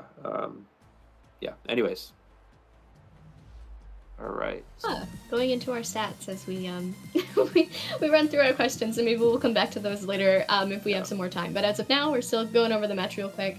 We'll have an interview later and whatnot, of course, with the winning team and some cute little stuff. And then later, after all of this, of course, you can see the stats on the screen, so I'm just talking over them for a moment. We'll be seeing ZT02 versus RD. So very excited to see how that one pans out. Of course, very exciting matches in today. And after Eli and I leave you, even more exciting matches. B4U and Wolves are playing today, which I know tend to go very crazy in our English caster chats. Everyone really loves to see those two. So curious as to see how this will play out as well. But Nello and Poshvice will be with you for those, letting you know now. But Eli and I will be with you for the next little matchup here. So as of right now, of course, here are the stats. As I just mentioned, they're on the screen there. And here are our final point differences. So a 16-9. Scars was really catching up in that second round there, Eli, but not really able to fully make it right into things. So really good attempt, gallant attempt. They're very good at what they do, and hopefully we'll see some more beautiful plays from them in the Group C matchups later on, as I think they still have 2 more to go through, 2 or 3, one or the other. Yep. We have a lot of group stage. There are so many teams. Yeah, for sure. I like apple juice or orange juice more. Orange juice is better because, well, I like orange juice. I like the taste of orange juice better, and also it has more vitamins than apple juice, and probably less sugar. So yeah. Anyways, yeah. So yogurt or apple slices. Yogurt, a lot of protein. Good. Oh, yeah, you're still on the protein grind, huh? How's that going? It's pretty good. Yeah, I mean, I got my my non-fat probiotic high protein yogurts in the fridge. So after the gym workouts, you know, always gotta make sure to stock up on those. So Eli, what skin is your favorite? I don't really care about skins. So, I guess the one Koa clown skin, I always forget the name of it. Oh, Netherwalker. This is my bread and butter, so I can help him with these things. That's all I know. Yeah, I do not sleep with socks on. No. I mean, I guess like if it's like really, really cold, but I live in Thailand and it's really hot, so it's never cold, so I don't have to worry about that. But yeah. Yeah, I'm gonna stop for us and I can make him snap eventually. Yeah, it's fine. You're having I'm fun. used to it. Yeah. You sometimes I feel like the chat, they're like Eli, and you're kind of it's kind of like entering a room with a bunch of toddlers and not knowing what to do, but you want to entertain all of them, and you do it diligently. So yeah. It's like when I'm playing we just saw though, but continue on. Yeah, when we're playing a hunter stream and a bunch of people ask a bunch of questions, and I'm trying to like win the game, but also read the chat at the same time. And I'm like, oh, what do I do? Like, you know, kind of like that. Yeah. Very hard to multitask. There are so many things for you to think about on these things. I think someone earlier said, Elio, what's your thoughts on the economy? And it's that was my favorite question. So like, he can't say these things. I don't know. Yeah. Thoughts on rising gas prices? I just take the subway. I don't really care. Like, it's fine. Yeah. Well, anyways. Yeah, so anyways, talking about how, let's look into Golden Apple predictions a little bit while we wait. So, Weibo, so who'd you have winning between in this matchup here, Veronica? In terms of the Weibo and Scars or the next matchup? Oh, Eli, I'm no different from any of the other casters. Do you think I didn't just watch your video and steal okay, never mind. your predictions? The entirety of Okay. any of you did that. What did you expect me to do? We got this one right then. We're good. Chocho was different from us though, but Yeah, that's Chocho okay. did I her still own love thing, her. and she got more wrongs. So, yeah, just like the toy merchant catapults. Anyways, we do have the MVP for this match, which is of course YMM. We had a very impressive gameplay for elimination in the first round. Did get a unfortunately allow a 3 escape in the second round, but was able to get a 3 elimination in the third round to make up for it, and will be the MVP for this matchup. Beautiful play, of course, well deserved, especially with that Naiad in the first round. Absolutely wonderful job. The best deduction, well earned, and certainly the best player to come out of this matchup here. Doing a lot, even playing that Dream Witch right up until the end. And now I think we might be planning into our interview soon. Real quick before we start, thank you, chat. I love you too. You're saying so many things. I can't answer them all at once because we're moving into our interview portion, which is not for me. Beautiful outfit she has on though. Very great. Yeah, they're introducing themselves. Hello everyone, I am this person and I am the other person. 连战连胜了，已经是2连胜了。首先说一下，今天在面对对面战队之前，有做一个预设吗？感觉今天信心如何？ Did they make any predictions for today's match prior to the match itself? Oh, Long was extremely confident. 还是挺轻松的，那个标准动作又做出来了。主要是我觉得吧，我还 Why 是 man 没 feels? 发挥出来，因为有些角色很想拿。 He didn't manage to show his full potential. There's some characters that he really wanted to pick, but he didn't pick. 非常自信，确实一上来这个比分也非常自信，拿到了一个4抓。先问一下，其实因为对面的 Oh, in the first match he got a 4 elimination. 非常擅长打梦之女巫，所以就是想问一下老杨，今天在面对他们求生者的时候，之前做了一些什么应对吗？ Against Scar survivors, were there any like did he do any preparations for it? 确实，今天一上来就是咱们就是玩一个反套路嘛。 Yeah, in V1 he brought the Naiad. 所以一上来第一局的这个鱼女发挥的非常不错。其实，在中期的时候跟那个古董上是一直有一波博弈的，对面一直想防止。Yeah, in the first match then there's this harassing part with the Antiquarian. OB 是鱼女的基本功，然后把该做的做到。 他能操作是他本事，然后他 OB 不到，那就是我的基本功。Oh, okay. So YMM is very confident. Like he said that he just did whatever he could as a Naiad, and everything else, rely on see what the survivors of the opponent's team can do, and if they do it, then that's on them. 水气爆了，一个人是被震慑了。你自己先来评价一下吧，因为当时那个全场那个欢呼声直接燃起来了。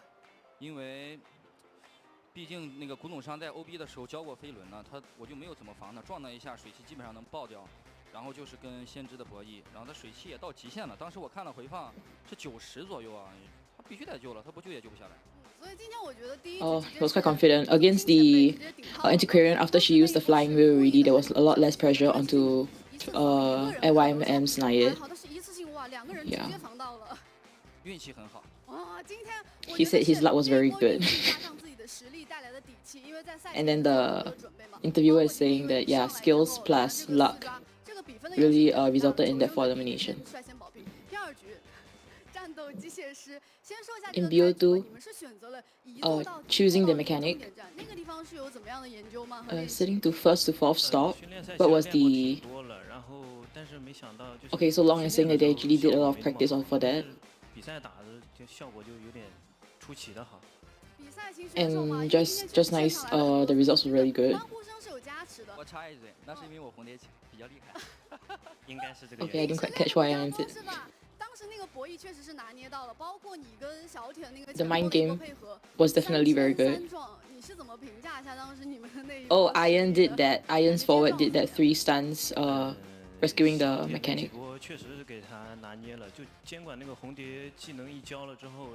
Yeah, after Geisha used the skill, forward was just there to do the OB, because Hunter already used Blink, so there was nothing Hunter could do over there. There's no excitement.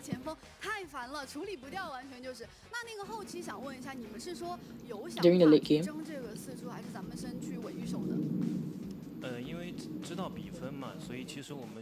they know the points. 稳住那个3跑，然后就脑子里想怎么3跑就行了，4跑其实。They were just thinking how to 3 run and just focus on the 3 run, and yeah, turns out they also did get the 3 run. 最后还是拿出了一手女巫，终结掉了比赛。其实我感觉老杨的话，在面对每一次线下的时候，这个身上都像有叠 buff 一样，所以说每一次线下会带来什么氛围上不一样的感觉吗？就是很少有机会跟线下的观众见面，就不能太社恐。He said there is very little chances to actually meet fans from in the offline stages. 开心一点，兴奋一点。And I guess he feels more happy, more excited to be on this offline stage. And that there is definitely an effect being online and offline. And then YM says he's going to do a hard with Long.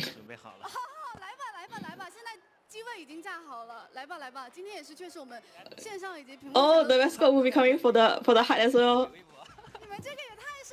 Oh. Alright, so a heart shape by WBG, Long as well as YMM, and the mascot right at the center. 我发现杨某人还有 WBG 这个表情包是直接是自产的，全部都是搬运的，都不需要 P 图的。那最后呢，也是在我们的 C 组出现，有没有什么信心呢？问一下。They're in team group C right now. So, what are their confidence level right now? They are aiming for the spot number one spot in group C. 比赛有点起伏吧，差点被4跑了。我是罪人呀，看的还行吧，主要打了3把，本来想着尽快结束，也是没做到，没有做好，不好意思大家。He actually wanted to 2-0 them, but wanted to quickly end the match, but yeah, unfortunately, did play until BO3.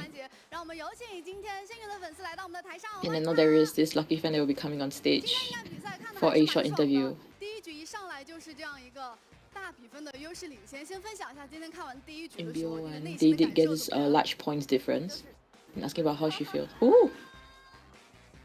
就是我的感受就是在刚开始的时候， I 我 feel 是 that. 很相信他的，我相信他肯定是保平往上，然后在那个手里。I trust that YMM is gonna tie and above, but surprisingly he got a 4 elimination. 但是在现场亲眼见证了这个胜利， I know that they will win, but 非常非常激动的。 But coming to the offline stage and watching them get this 4 elimination was something it feels surreal. Yeah, it feels very real. I mean, you come to the offline stage and watch it online is very different. 非常好看。那最后呢，有没有什么话想要送给我们 WBG 的选手呢 ？Any words for WBG members? WBG 的求生和监管阵营都非常非常的强，所以他们只要接下来正常发挥的话，就可以，我觉得就相信他们可以走到深渊的那个总决赛。然后呢，我也 as long as they perform normally, like what they're supposed to, their own abilities, they should be able to reach all the way until the finals. And enjoy the stage itself and. 已经在最后一天等好了，那就是期待你们之后的发挥。那也是有请我们的大烟仔送上我们的周边来。Alright, so right now the Gardener Tashi will be given to the fan as a token of appreciation, and then a photo will be taken. 好的，那也是再次感谢3位，那也是感谢，再次恭喜 And then WBG 获得了 thanking all the WBG members as well as the fans. 下面一场比赛，让我们稍事休息，马上回来。Alright, and.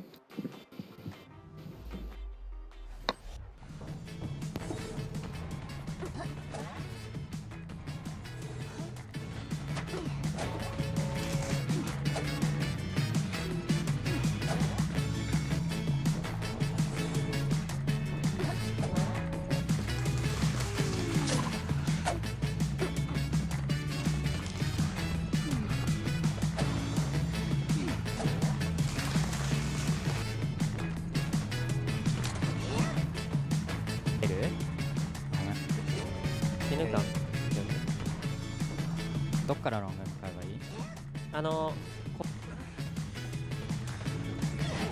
ナイス。いいか。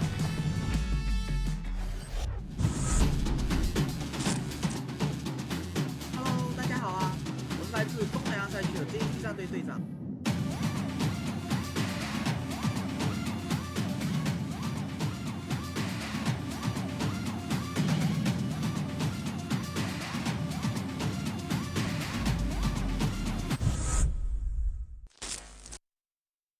Hello， 大家好啊，我是来自东南亚赛区的 JT 战队队长萌新，也就是 MX。JT 战队嘛，虽然是去年刚创建不久，然后也没参加过以往的深渊，但是队伍一些成员是参加过深渊的老面孔，就比如说我。然后呢，我们也是去年参加了东南亚赛区的2022年 IVC， 虽然我们很可惜止步于亚军，但是我相信我们会打得比之前更好。然后目前现在 JD 战队有6名队员，人类方面有西子、跑不了、星杰、番薯，还有我。我们人类的打法可能就偏比较快乐一点啊，我意思是拼一点，对。然后屠夫的话，我们就秒拍一个人，虽然说就秒拍一个人，但是他的打法就比较偏怎么说嘛，排位里秒人那种说法，对，顾名思义。然后这次的目标嘛，我们想说就可能快乐第一，比赛第2吧。然后最后我们想对支持我们人说，真的要说吗？有点害羞，好吧。今から君が僕のダーリンだ。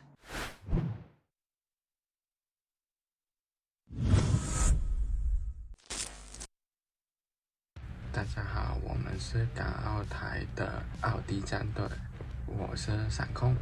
我们队伍大概成立4年，前身是台港澳深渊2 NL 战队，后面改名重组。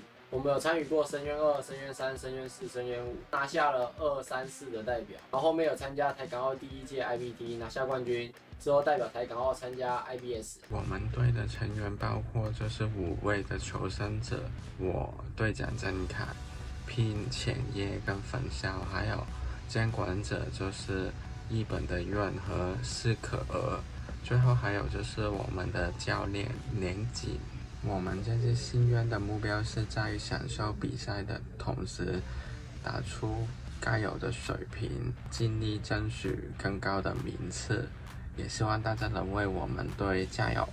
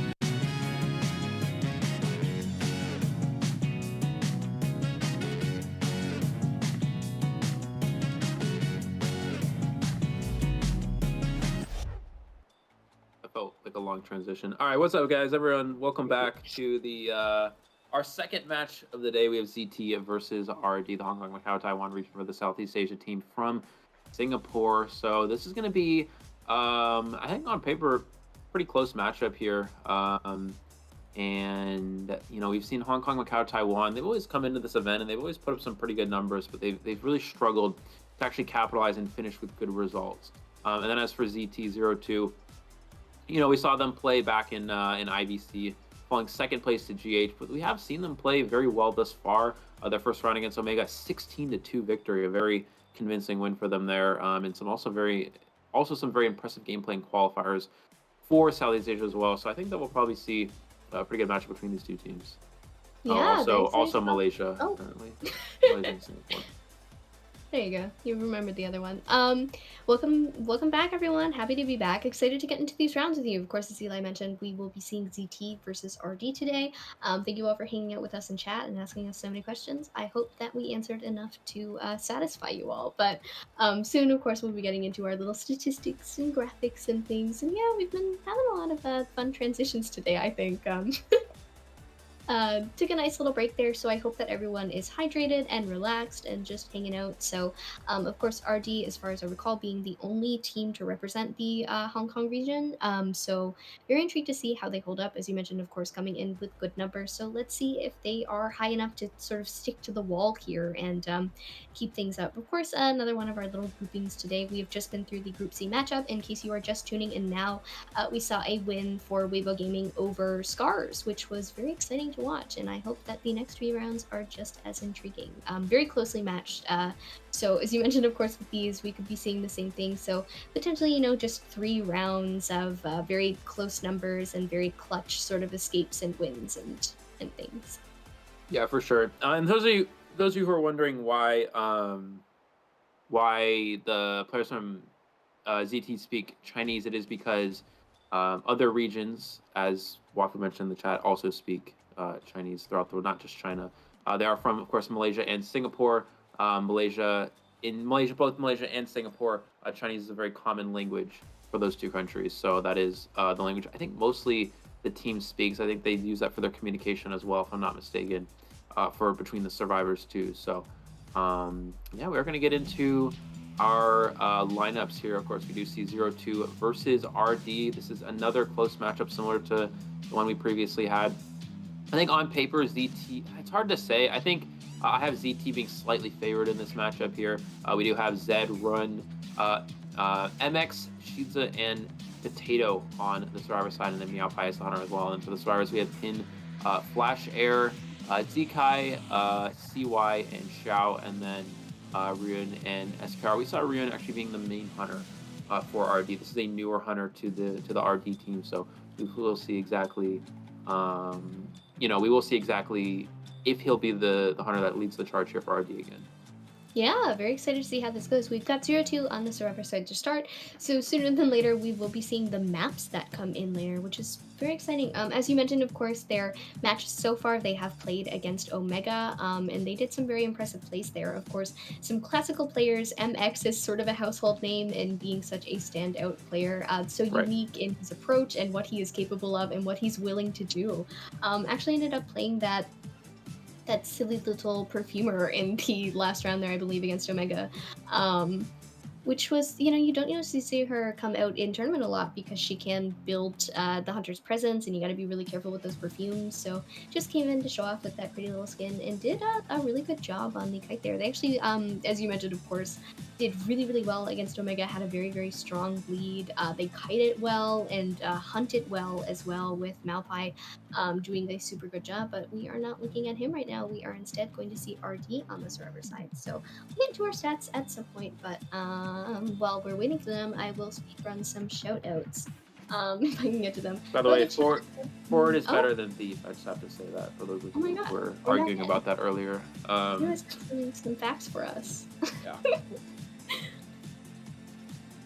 Sorry, go ahead. It's okay.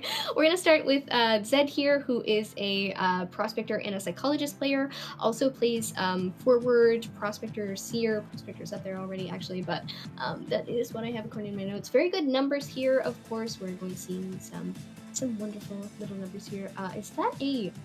Wow, okay. Average containment time is 125 seconds, which is very good. I'm assuming there will be a lot of containment, and not only that, but a lot of support. You get a lot of high contain times when you tend to hang around and figure out what you're doing with the rest of the team. So ZZ, this of course Antiquarian and Prospector, also plays Mercenary, Cowboy, Dancer, a lot of different picks here. So really, really wide survivor pool, I would say, but mostly support characters based off of the little list that has just been given out.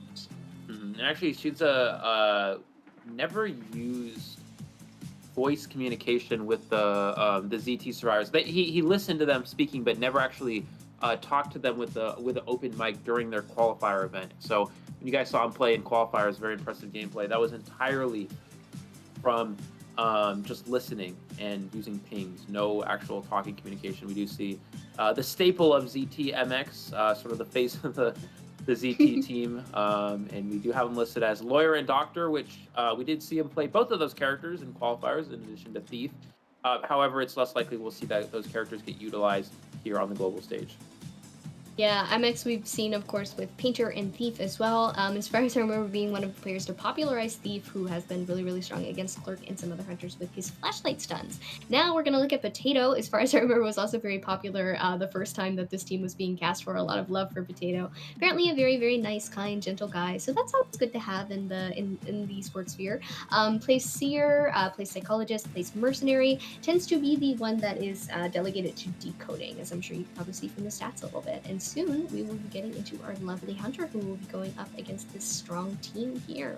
ZT, of course, being super fun to watch. They are from the Southeast Asia region, and they do tend to have a slightly different meta. Of course, all regions have their own metas, but theirs is, to me, has always been one of the most fun ones to watch when they do their qualifiers.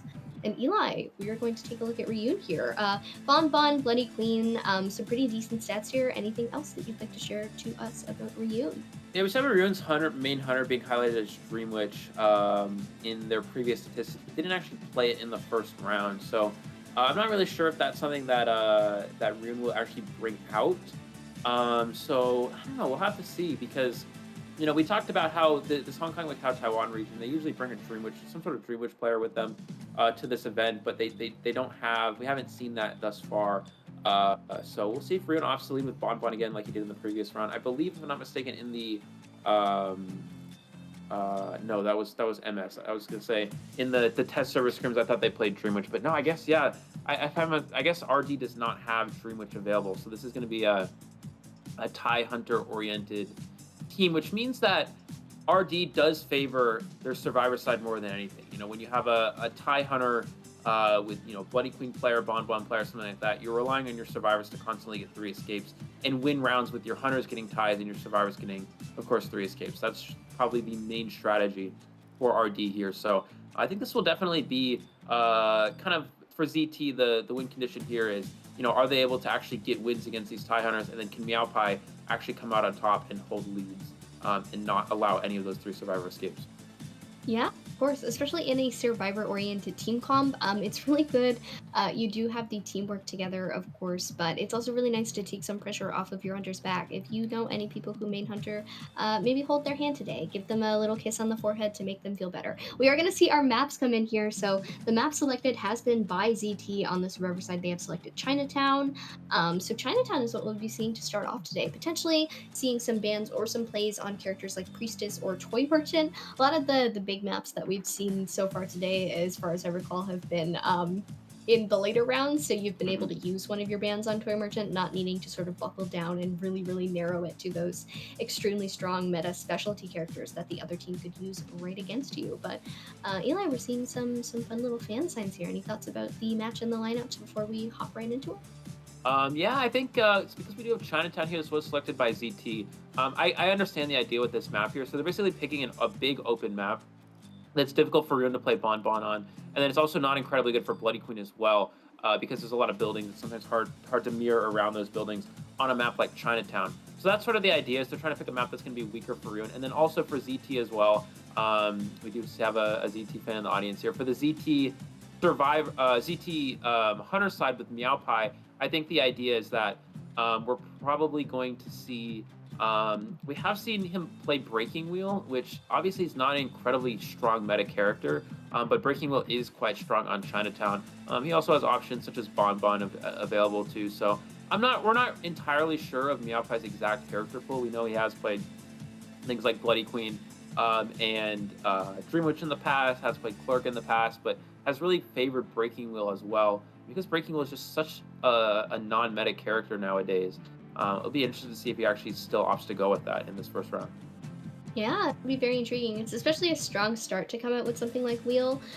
Could end up getting a respect ban later, but you don't want to risk that sometimes. It is Chinatown, however, so with no bans on the table and a really good map for the 3-stack of little guys, we could be seeing the Wheel come out, which would be very exciting. But for now, of course, we are dealing with RD, who plays a lot of TIE Hunters, it seems, so it will be on the Survivors. So if you are dealing with a Survivor-heavy lineup that rely mostly on their ability, it would be a lot better to go for something that would allow them to not get the escape that they want when you would already be in the lead with your own Survivor team if you are going up against a TIE Hunter. So excited to see maybe if we see Wheel again. It's been quite a while. It's been a million years, and by that I mean we saw Wheel the other day. We see Wheel again, but beautiful little lineup here. We are waiting for them to get ready. I hope they're all comfortable in their seats, and we're seeing some more fan signs. So some love for Meow Pie there, some love for ZT in general, lots of love for Zero Two, of course, being a Southeast Asia team who receive a lot of love in support in what they do. So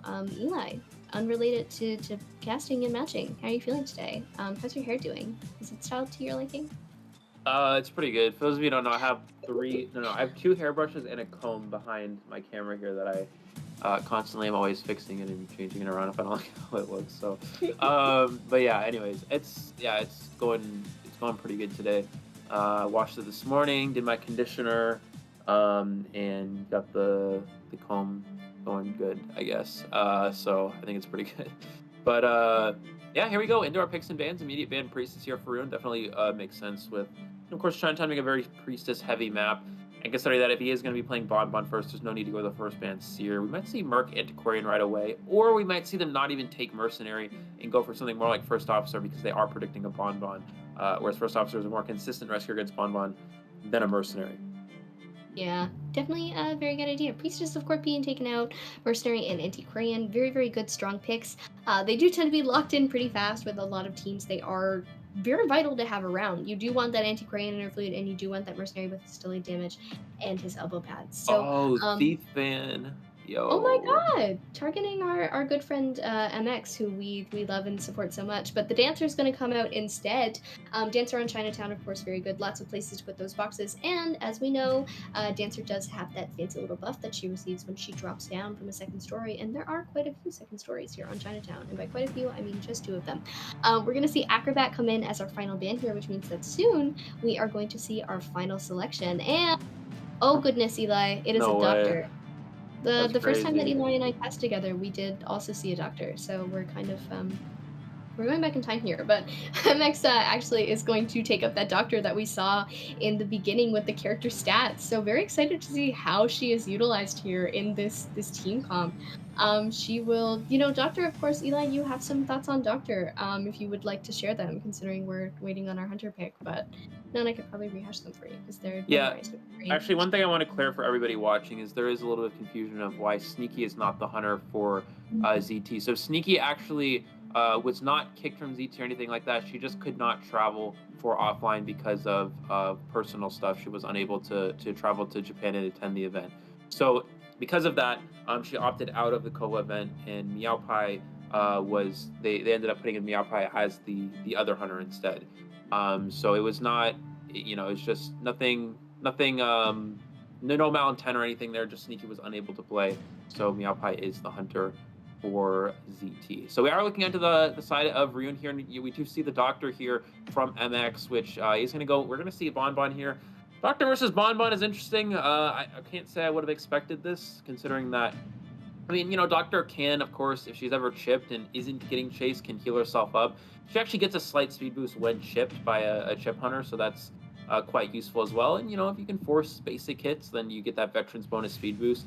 So, still a bit interesting to see the Doctor here, but it's the MX signature character, so I think that might be the reason why we're seeing that. I actually don't mind.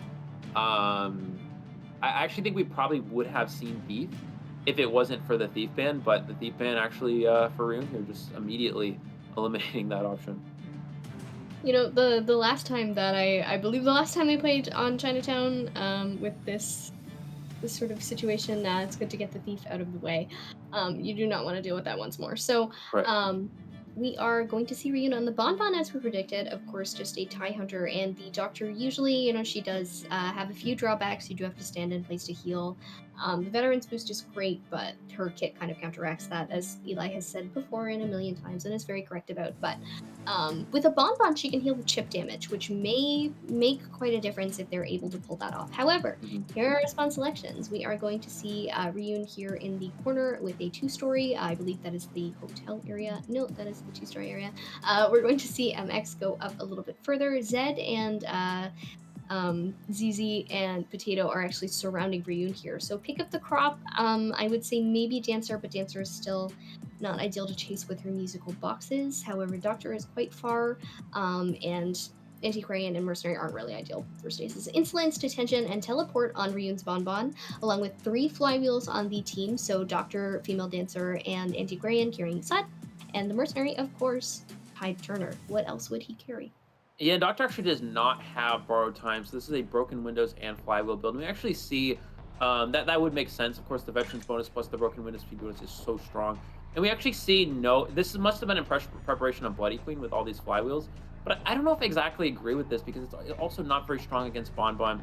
We see an early Dancer box setup here, and we're going to see the Bonbon take it down. This is the time the survivors need to decode. You need to decode and push ciphers while the Bonbon is in the process of taking down these boxes.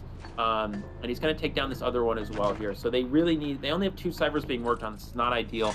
You need to set up get as much cipher decoding progress as possible. He's going to be able to take down all 3 boxes right away, which means that Dancer is not going to have any items as this game progresses. So I believe that might have been a little bit of Dancer kind of just setting up boxes too quickly here. He's going to teleport onto the Doctor as well here, it looks like. So we'll see what MX is going to do here. He's going to go for this window. Can he take the vault? He actually takes the vault here in front of the Bonbon. That broken window speed boost here, able to avoid all the bombs. He's going to go straight for the 2-story. But he doesn't have any support to work with. This is sort of the problem here. Is he going to flywheel? Does not flywheel. He's just going to take the veterans bonus speed boost and transition away here. I would have thought he might have tried to flywheel the bomb and flywheel to that pallet, but instead, yeah, just going to go ahead, get the speed boost, transition even farther away, and he's going to go straight to the Antiquarian support. Antiquarian coming in to support against this Bonbon here, this big old mean bear, going to get the first hit, miss the second, and only get a knockback with that one. A beautiful time bomb in order to get the first hit of chip damage on the Antiquarian, and seemingly changing target to her entirely. Doing really well too as these bombs, not really good dodges from Zed here, kind of just walking right into them, which is really not ideal. Doctor, however, has been able to heal up actually right in this area, having run just in, and a down on the Antiquarian, so Zed now has gone down right in front of MX, who has to kite out in this area. Just utilize the flywheel in order to avoid that bomb hit. Now back to full health, but no tight turn or anything, and dying on a cipher that is almost completed, Eli, which is really not an ideal situation for ZT here. Yeah, we see Doctor getting a little cocky there. She is going to go ahead and take that ship. Does feed presence in the process. You want to avoid that. Doctor, of course, can heal up. Will the survivors actually attempt to rescue here? It looks like they will see a double rescue with Mercenary and the chip onto the Mercenary here. We're going to see Mercenary come in with the takes the hit there, gets the rescue onto the Antiquarian. Beautiful save. Doctor's going to try to body block the Bonbon here and actually just finish the Cypher Machine in the process. Beautiful rescue from the Mercenary there. We're going to see, can Antiquarian get the stun, gets the pushback onto the Bonbon there, still has one more stun to work with, needs to get this next one timed right, and does not get it onto the Bonbon, was unable to get the stun against the wall there. Antiquarian will go down for the second time. They do actually have enough Cypher progress technically to win, but with no tie turner available, I don't know if they'll actually attempt a rescue. I think it's safer probably just to sell this this chair here and just play for a tie. Yeah, especially considering she doesn't have any flute left, so a lot of items have been already consumed and used. MX, of course, in the area, maybe coming in for the rescue just to push for it, but very curious to see how this plays out. Yeah, it seems that, MX, bold as ever, is just going to come right in for this rescue. On full health, using that broken Windows speed boost in order to make it to the chair. Will this rescue go off safely? Yes, it will, but will you be able to body block for the Antiquarian? Who knows? Seemingly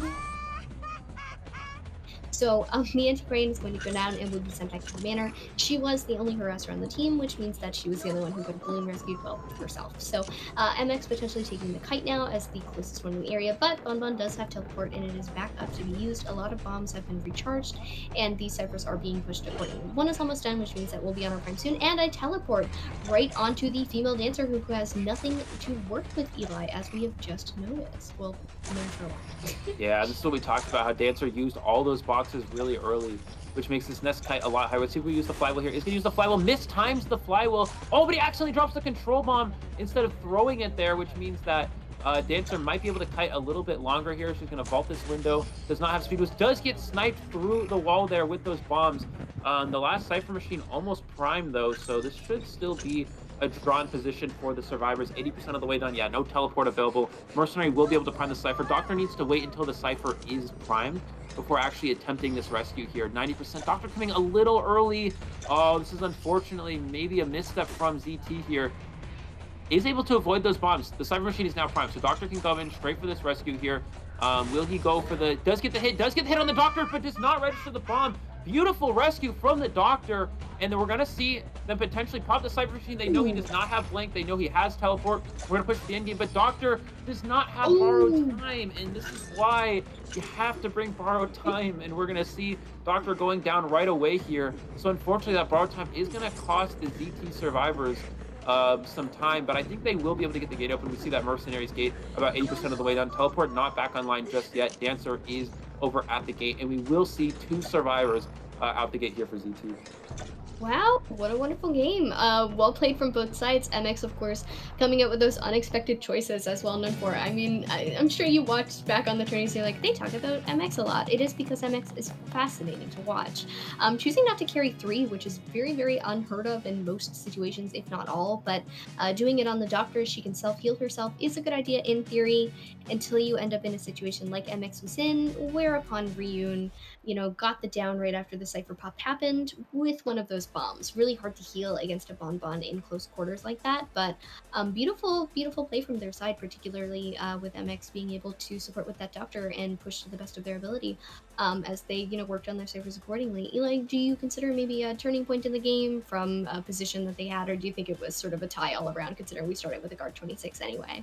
I think the problem is the Antiquarian just had a really rough game. I mean, just a lot of missed sticks, a lot of missed hits into the walls there. I mean, I get the idea of Doctor kiting towards the Antiquarian so the Antiquarian can support the Doctor's kite. But the problem is the Antiquarian just missed a lot and took a lot of bombs, missed the flywheel. There's a lot of missed flywheels from the survivors as well there. So it could be just the nerves of ZT again. They're not really used to being on the big stage like this. So some mistakes there are really not ideal from them. But yeah, I mean, still overall, it's still not bad. We saw... You know, Ryun was able to get a tie with Bonbon. That's the goal with Bonbon, is you want to tie games. And he was able to get the job done there. So, yeah, now the pressure is on to Meowpie here. This is sort of the strategy that RD wants. You know, they want to see a 2-2 from the Hunter side, and then their survivors are going to play for a win here. Typically, this is not one of the best Bonbon maps in general. Obviously, it's still easy for Bonbon to tie, but it's very big and very open, which can be a bit of a struggle for Bonbon, and because of the 2-star areas as well. So I think that overall, this is what RD survivors want. You know, they were able to get a tie here, and now they can come out and potentially get a 3 escape and take the first round. Yeah, we will be seeing them play just soon, and here are your stats, everybody. If you love reading, I'm sure you do. I hope you do, at least. We've got some pretty impressive containment times here. As you mentioned, of course, Antiquarian did have a really rough game, despite having that stick to utilize and the Bonbon being a teleport user, so no excitement or anything, just was only really able to get 1 disarm and proper slap back to the wall, but other than that, it was a lot of just really quick, almost missed knockbacks that then resulted, of course, in not being able to properly dodge those bombs. So that support, I think, is very crucial, Eli. When you have an Antiquarian, you expect them to be able to sort of pick you up when you're down and help you out in your kite, or sort of support themselves. So that maybe wasn't the most ideal situation. However, still got a draw in the end. So all's well that well. Now all we need is another one, or just 1 more survivor than the other team is capable of getting, whether that be in terms of elimination or escape, and we will see exactly how that plays out. I think the rescues were key as well, because rescuing against Bonbon is very difficult. Bonbon is the best camping hunter in the game. So Bonbon relies... The way Bonbons win in like rank matches, when you play Bonbon in rank, the only way you really win with Bonbon is when a survivor comes to the rescue and you're able to stuff the rescue. That's how you get wins as Bonbon. But the rescues there were perfect from the survivors. You saw, the mercenary got the first rescue without even a double down, just a perfectly clean rescue. Doctor came and got a perfectly clean rescue onto the antiquarian, no stuffed rescue, no double down, nothing like that. So just overall great rescues from the survivors. You see ZT is a very aggressive survivor team. They will always try to push for wins, and sometimes that backfires when they push too hard for wins, and it causes them to sometimes lose because of that. Especially against a hunter like Bonbon, that can be quite risky. But and you saw them try in that game. They really wanted to push for a win there, and they were still just able to get a draw. But yeah, I mean, that's exactly, again, what RD wants here. So now we do have the RD survivor side taking the stage against Meow Pie, the hunter for ZT. Yeah, of course. We will be going over our stats in just a second here. As of now, everybody's settling down. You know, they're taking their seats. We're probably going to see some more fun community shares from the little sea of iPads and phones. I can't imagine taking an iPad out to a place. I feel like they're just bulky, but maybe I have like small hands. I mean, you could probably imagine a little better. Yeah. But yours is betraying you and every time you try to look at the chat. So maybe it doesn't deserve to leave your house. Food for thought. Sleep on that one, I guess. But for now, all of the teams are getting ready. Of course, we're starting off with a drawing position, which, you know, very different from our last little matchup that we had, of course, having that clean 5-0 to start us off when we were watching Weibo Gaming versus Scars. So this is a lot more even. It's anybody's game still, just a 2-2 draw. We are going to get right in. So this is RD Pin to start off. Antiquarian and Psychologist displayed on the screen. Pretty decent stats, you know, fun things to look over. 92.38 containment time, which is quite high, I would say. Usually you expect around 75 to 80 seconds nowadays, so almost at 100, relatively impressive. Yeah, definitely. And we've seen Pin, I think it's Pin and CY, the two survivors on RD that have just been quite impressive. And then as for RD as well, they have been trained. I'm not thinking of the name off the top of my head, but they were trained by a player from the mainland China IBL. Chojo, if you know, let me know in the chat. CY as well, a very impressive kiter from RD. They have two very strong kiting players, that being Pin and CY. So it's not just one of those teams where you have, you know, one main kiter that really is going to take over and kite for the majority of the game. RD actually has two, so that's definitely quite impressive for them.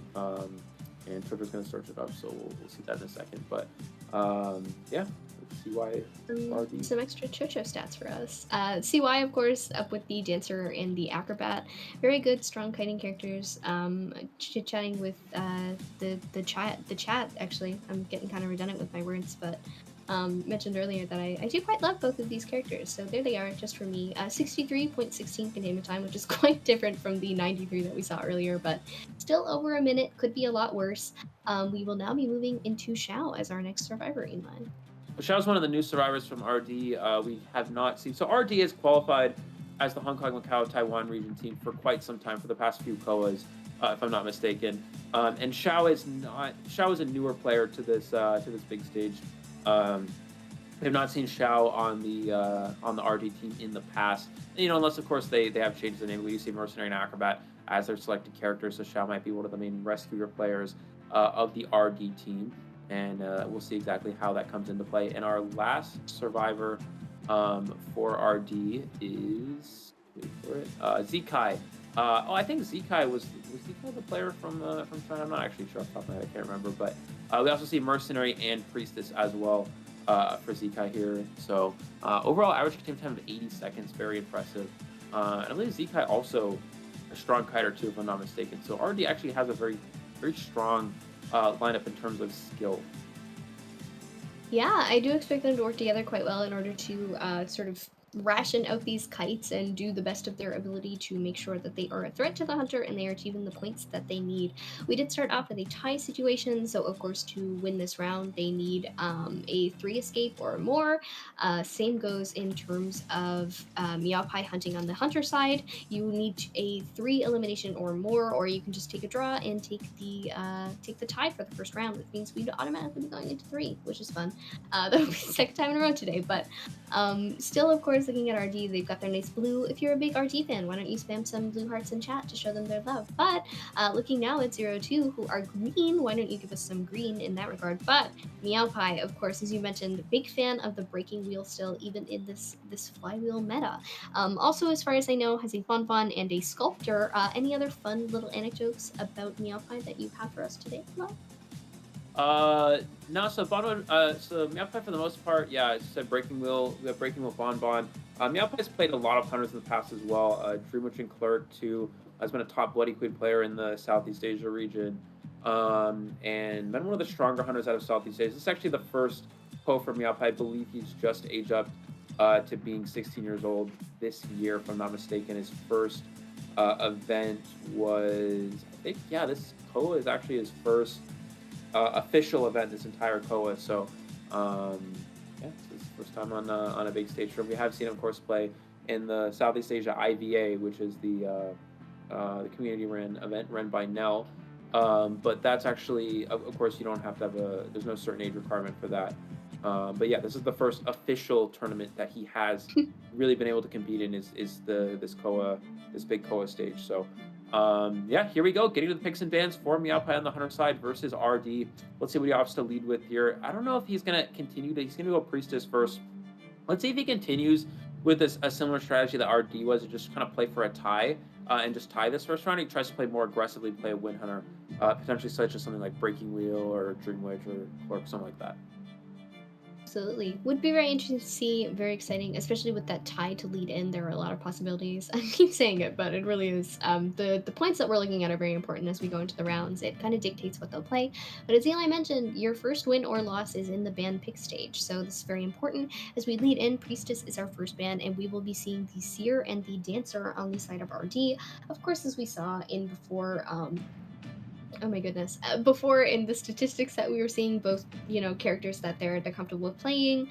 The Dancer, always really fun to come out. We did see a Dancer just last match who maybe used her boxes a little bit too quickly, so perhaps we'll see a little bit more of conservative play with the Dancer boxes from RD if they are sort of learning from the little missteps. But our next bans are going to be Harasser Central. Don't want to see that Antiquarian, and do not want to see that Prospector Eli. Yeah, so maybe this is going to be Clerk then, if we see Antiquarian and Prospector being eliminated here. Of course, there is still Dancer and Seer, which is strong against Clerk too. So, you also have to take that into consideration. We're going to see Mercenary for the survivors here. And for the last ban, if he is going to play Clerk, maybe something like Barmaid or Psychologist. Actually going to be Acrobat. Because, if you do go something like Barmaid or Psychologist, you can also counter that back with Breaking Wheel. That's the upside of having Wheel and Clerk available.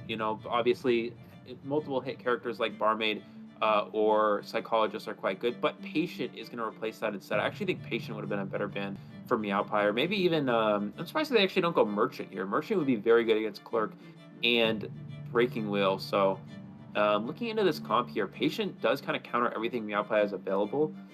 So I would have actually liked to see probably a Merchant or Patient ban instead of Acro here. But yeah, they're gonna get a pretty good comp overall, I think.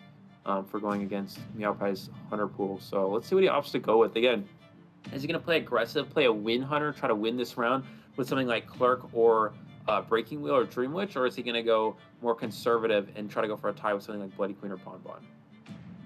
Yeah, I do wonder. There are plenty of options on the table. The world is your oyster, become the pearl within it. So far, it seems that everyone is winning ban picks.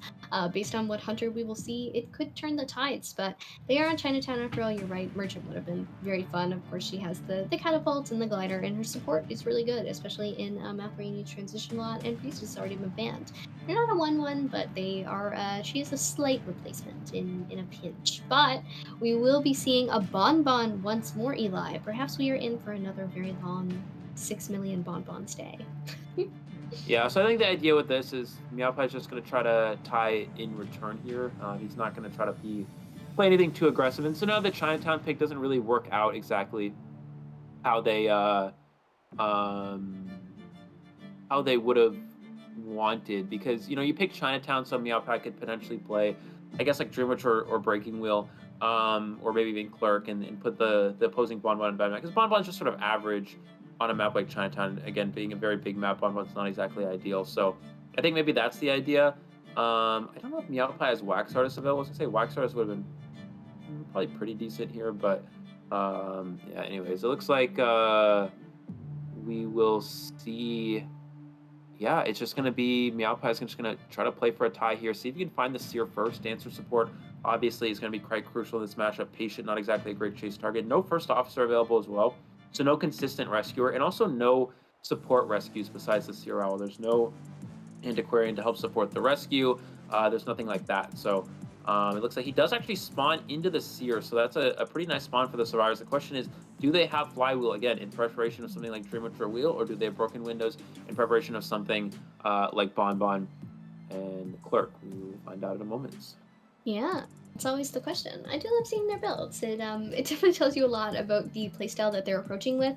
Hunters, of course, who take things like Insolence and Detention are just playing safe for their draws. Hunters who take things like Jump Guard and start off crazy are, okay, yeah, we're seeing Teleport, Detention, and Insolence once more, just very classical. You don't really want to shake up the formula. Tide Turner on the Mercenary and Flywheel on the rest of the team. So, Flywheel, of course, being very good in this current meta. Against a Bonbon, I think pretty alright, yeah.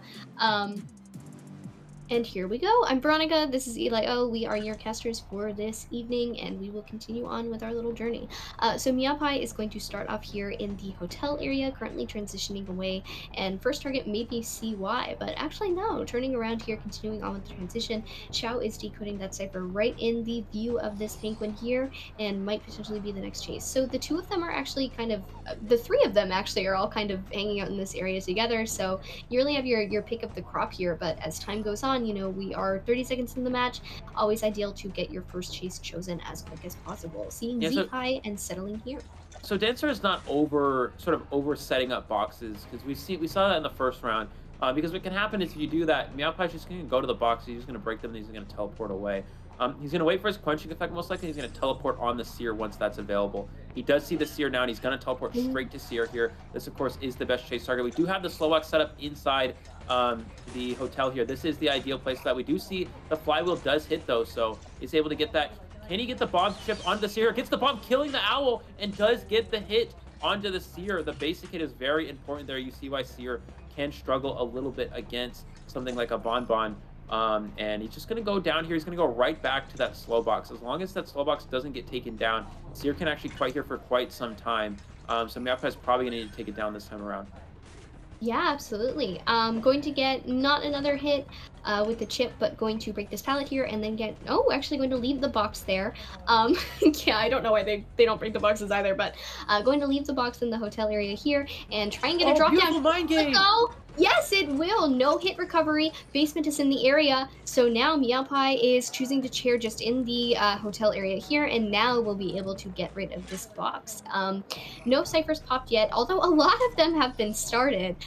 We are going to see 5 ciphers remaining still. One almost completed, another one at about 70%, and another lagging right behind. So, wow. Yeah, beautiful mind game. Yeah, beautiful mind game from Meowpie there. He drops the 5-second, trapping the Seer away from the stairs there, and then drops down. Seer, I guess he didn't see where the Bonbon came from. He got the drop down hit right on top of him there, and he's able to chair. He does not take basement, but I guess he's going to assume that they're not going to rescue anyway, just trying to get the chair as quickly as possible. And already, yeah, this is looking like at least a drawn position from Meowpie based off of what we have now. Dancer no longer with any items as well. So if he is able to teleport on Dancer after this chair, we're just going to see Mercenary Feed Tinnitus, then that actually puts him in a really strong position here. We do see Dancer is leaving the Cypher machine early. All survivors leaving the Cyphers early. So now Meowpie can really just walk around, look for a survivor until he sees the Cypher moving, and then teleport there. Yeah, what a fascinating start. Seer already eliminated, of course, as we just saw, and you mentioned Patient and Dancer having completed their respective ciphers. Xiao coming into the area of the hotel in order to work on the next one. Now, finding out a Dancer box. Is she in the area with it as well? Going to break it just in case, but seemingly we're not sure. We're looking around. So Teleport is back online. CY is now in the area and has been spotted out. Going to continue on this chase here, Eli, right here onto the Dancer, who now has no boxes to work with. Is going to transition up into this 2-story. You know, you can't be hit at differing levels by the bombs, and she will get a little speed boost when she drops down. So definitely a very good cutting red from the Dancer. Yeah, we do see Dancer does not have any more boxes though to work with, so this is going to be he is kind of missing a lot of bomb. Oh, does get that one, but it is a flywheel to avoid that hit there.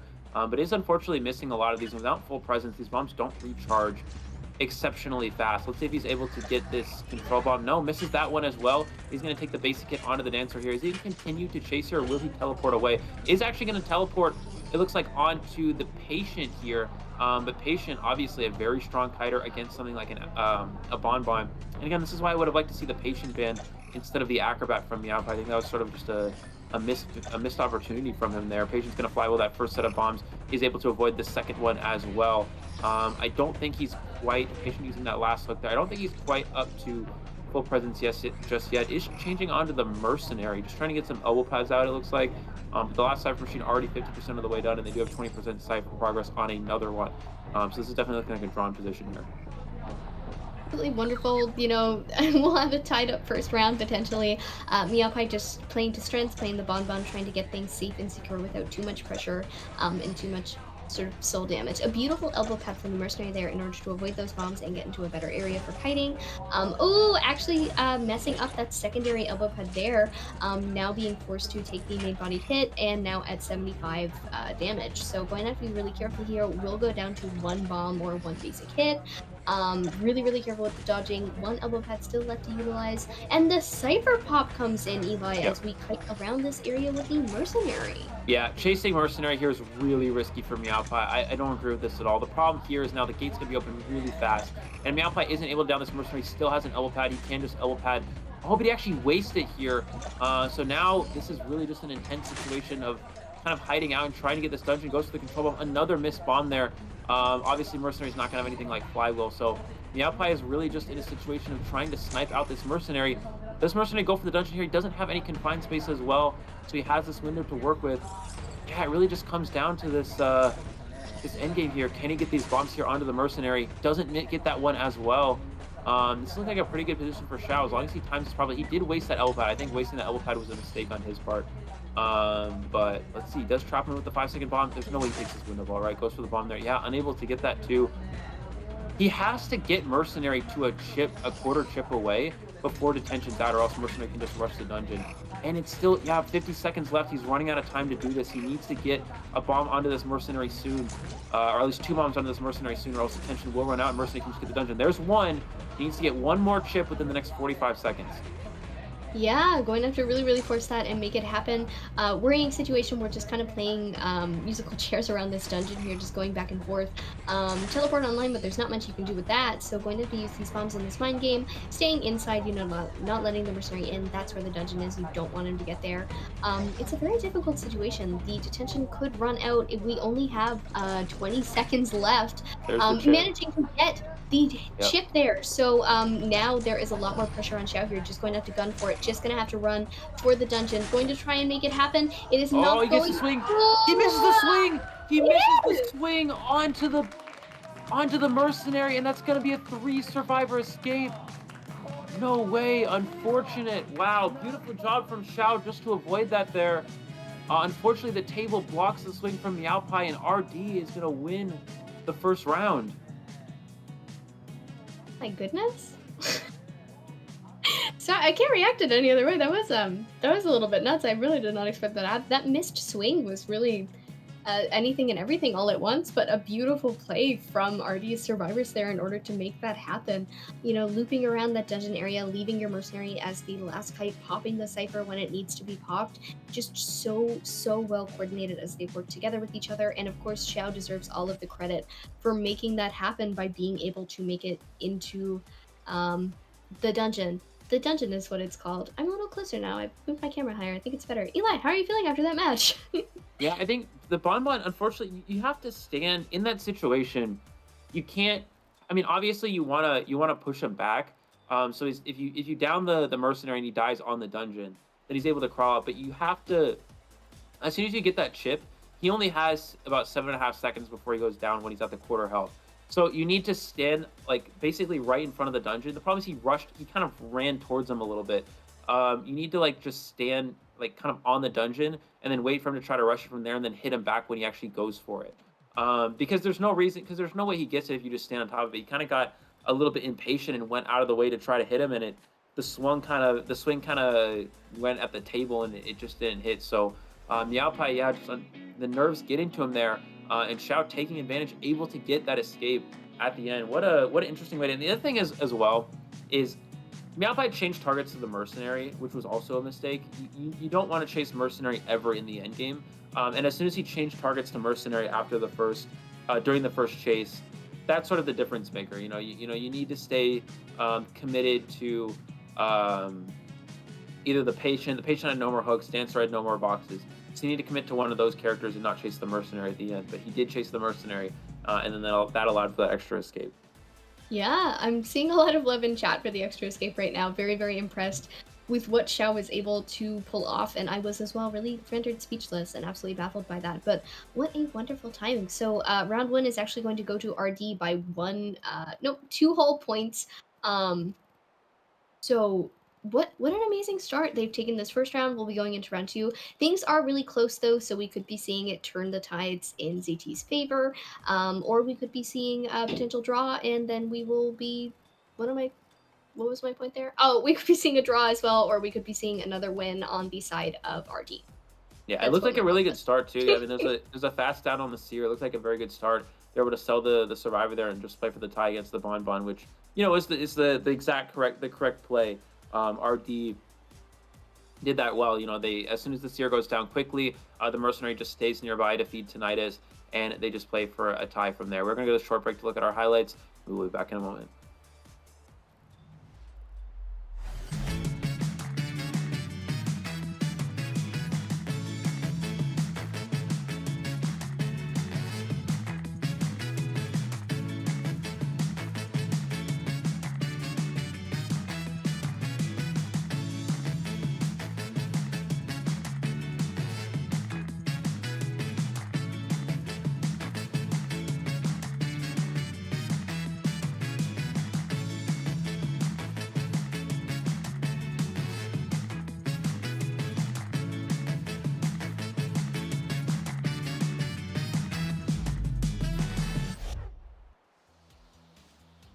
Welcome back, everybody. We are going to read out some more little fun stories here. Being a close friend and a fan of Team ZT, watching their journey since they lost last year in last year's CIVC, and their comeback in the recent C qualifiers is extremely overwhelming. Fingers crossed to my dearest ones in Japan, ZT Miaopai, and that is from Yi Waka. So what a wonderful little message. It's very nice to be able to support your friends' teams directly. Me personally, if my friends were on a team, I know they would lose, and that's said with love, so I would not support them. Eli, of course, is a different story because he has a whole team, which I'm sure that he loves and supports so much. Yeah, definitely. Nice to see the support for Southeast Asia region here for ZT. So hopefully, we'll see if they're able to work their way out of this hole here. They are down. RD is ahead here, 5-3 after the first down. We do have RD fighting, or RD Jayo, I assume is probably what they wrote, but from Sheila Dreamer. So RD of course in the lead here after the first round, and I believe that was on the map selection of ZT as well. So RD definitely having an advantageous position for this first round. So so now that things are kind of into RD's favor, they really just need to kind of hold the lead from here. That's sort of their goal. We saw a pretty impressive Bon match in the first round from the RD Hunter. And now that we're kind of in a situation where RD does have the lead, I think the main strategy for them should be just kind of hold the lead. We saw Ruin play a lot of TIE Hunters, Bloody Queen Bon, so there's definitely a good Hunter pool for staying consistent and holding on to the lead that they currently have. Always the best situation, and we are back on the face cam with you guys. Hi, how are you doing? I hope you all are well. It's nice to see all 923 of you currently watching. Thank you all for all of your questions. Thank you all for all of your compliments and love, and of course, send some of your love to the teams as well. Well deserved, of course. They've been fighting very hard. They're very close at the moment, as Eli said, but RD just needs to hold that win. They have the lead as of now. If they can maintain it, they'll continue to secure it right up into the end. So I do wonder how things will play out. Of course, we can be seeing our map selection soon and who will be playing on what side first, of course. I'm very intrigued to see how that plays out, especially after that strong lead. I mean, the communication with getting the dungeon was a beautiful series of mistakes that really did play out in RD's favor at the end. Yeah, definitely. So now it's I'm just trying to think about how, it could have gone differently. I mean, it's basically just, that's what happens when you chase Mercenary in the end game. If you chase Merc, obviously, I think that Mercenary Shao ended up wasting an elbow pad unnecessarily. I think when he holds that elbow pad, it's easier for him to get dungeon because the elbow pad past the Bonbon and get the dungeon that way. But the problem was he kind of he wasted it when the Bonbon wasn't too close to him. So I think that was a little bit of a misstep. But then we saw the bomb snipes onto the Mercenary. He was able to get enough chips before detention ran out, but he just missed the swing. You see the tables actually making a difference, inside that area, inside the tables building or the restaurant building. The table actually won RD the game. So in this case, it's not the tram, it's the random table in the middle of the restaurant. So that worked out quite nicely for them, just being able to block the hit. And that's sort of a factor in IDV that a lot of people overlook, is sometimes there's just those objects that block hits, whether that's a rock or a table or something just in the way. But it worked out here perfectly in RD's favor. He was able to when you go around like a circular area, like a tree or a table or something like that, sometimes those swings will not register. And that worked out perfectly for RD. They took full advantage of that. So they will go up 5-3 in this round. So now RD is on the survivor side again, which means that ZT actually opted to play Hunter first. So they're really putting Meowpie out there for a second round in a row, seeing if he can gain the momentum back here and turn things back into ZT's favor. Yeah, absolutely. I'm very excited to see how this plays out. Meowpie coming in now sort of really well aware of what he's going to be dealing with when he is fighting against these survivors here. Has just happened to unfortunately take that loss in the last round, so hopefully able to bring it all together, and then ZT survivors can as well fight very hard. So map-wise, I believe we're going to be on the Lakeside Village, and Church has been banned, if I'm seeing that correctly. Very interesting. So Lakeside here is curious, considering that Rune probably has, as we mentioned, Blade Queen and Bonbon. I guess the idea with Lakeside is that they're assuming that ZT might ban Bonbon, and then he's going to get Lakeside Village BQ, which is a good map for BQ. The only thing I'm thinking about, though, is you can counter-comp BQ quite hard. It's easier to counter-comp BQ than it is Bonbon. So you can play things like Patient, you can play characters like Perfumer. We saw Perfumer in the first round from ZT. So I think that characters like, you can go for character like Perfumer, you can go Flywheel, Perfumer, Patient. There's a lot of ways to deal with the Bloody Queen. So I think they can still ban Bonbon and Lakeside and take the BQ and just play a BQ counter comp, depending on, of course, what other hunters Rune has. But looking into Meowpie here, I'm wondering what they're actually going to ban, because Lakeside's kind of interesting. Like for Meowpie's hunter pool, it's not very good for Clerk. It's not very good for Breaking Wheel, because there's a lot of windows on Big Boat, the Mini Boat area, and Shack. And it's not exceptionally good for Bonbon because it's a very big map.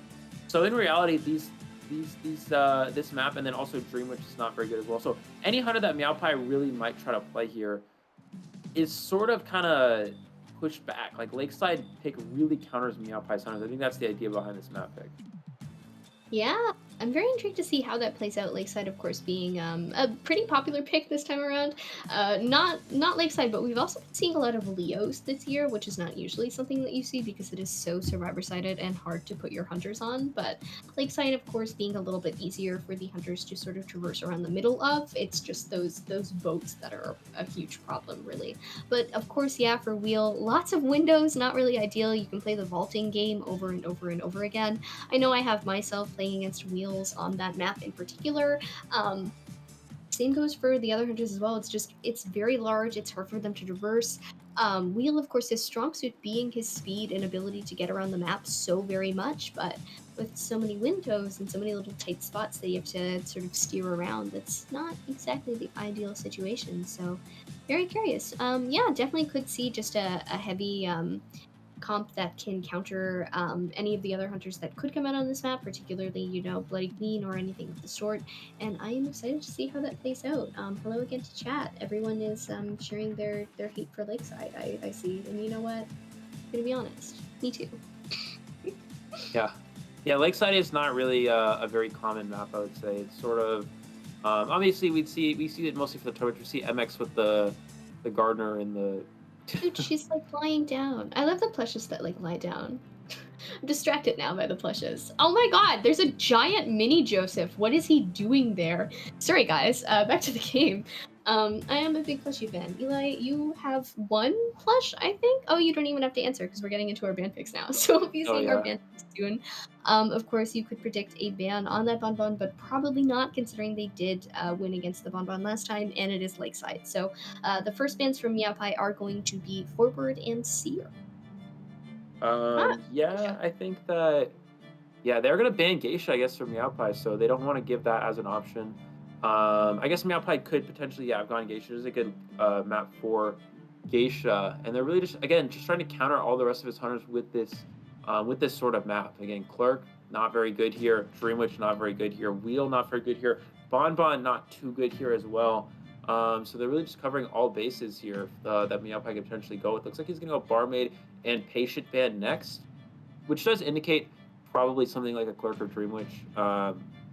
Toy Merchant as well. See, the problem is he didn't get rid of Toy Merchant now. So now that you have Merchant available, they can really just play anti-Clerk, and Meowpie's kind of stuck with not having a great comp. And also, Merchant counters Wheel as well. So I would have liked to see him actually ban Merchant and give up Barmaid, and still maybe open a position where he might be able to play Wheel here. Because Wheel's, it's not good for Lakeside, but it's still playable. So I would have liked to see Merchant instead of Barmaid here. Just got a Patient Merchant. Looks like Psychologist is the last character. So this comp really counters Clerk, and it's also very good against Dreamwitch. Breaking Wheel is not bad here, but it's not great against the Toy Merchant. And then Wax Artist is pretty decent here, but I don't know if Meowpie actually has that as an option. Bonbon might actually just be his best pick overall, even though it is Lakeside Village. Yeah, absolutely. Sometimes you just gotta bring the penguin out to play again, which is seemingly what happens sometimes when Bonbon is played. He's just played over and over again.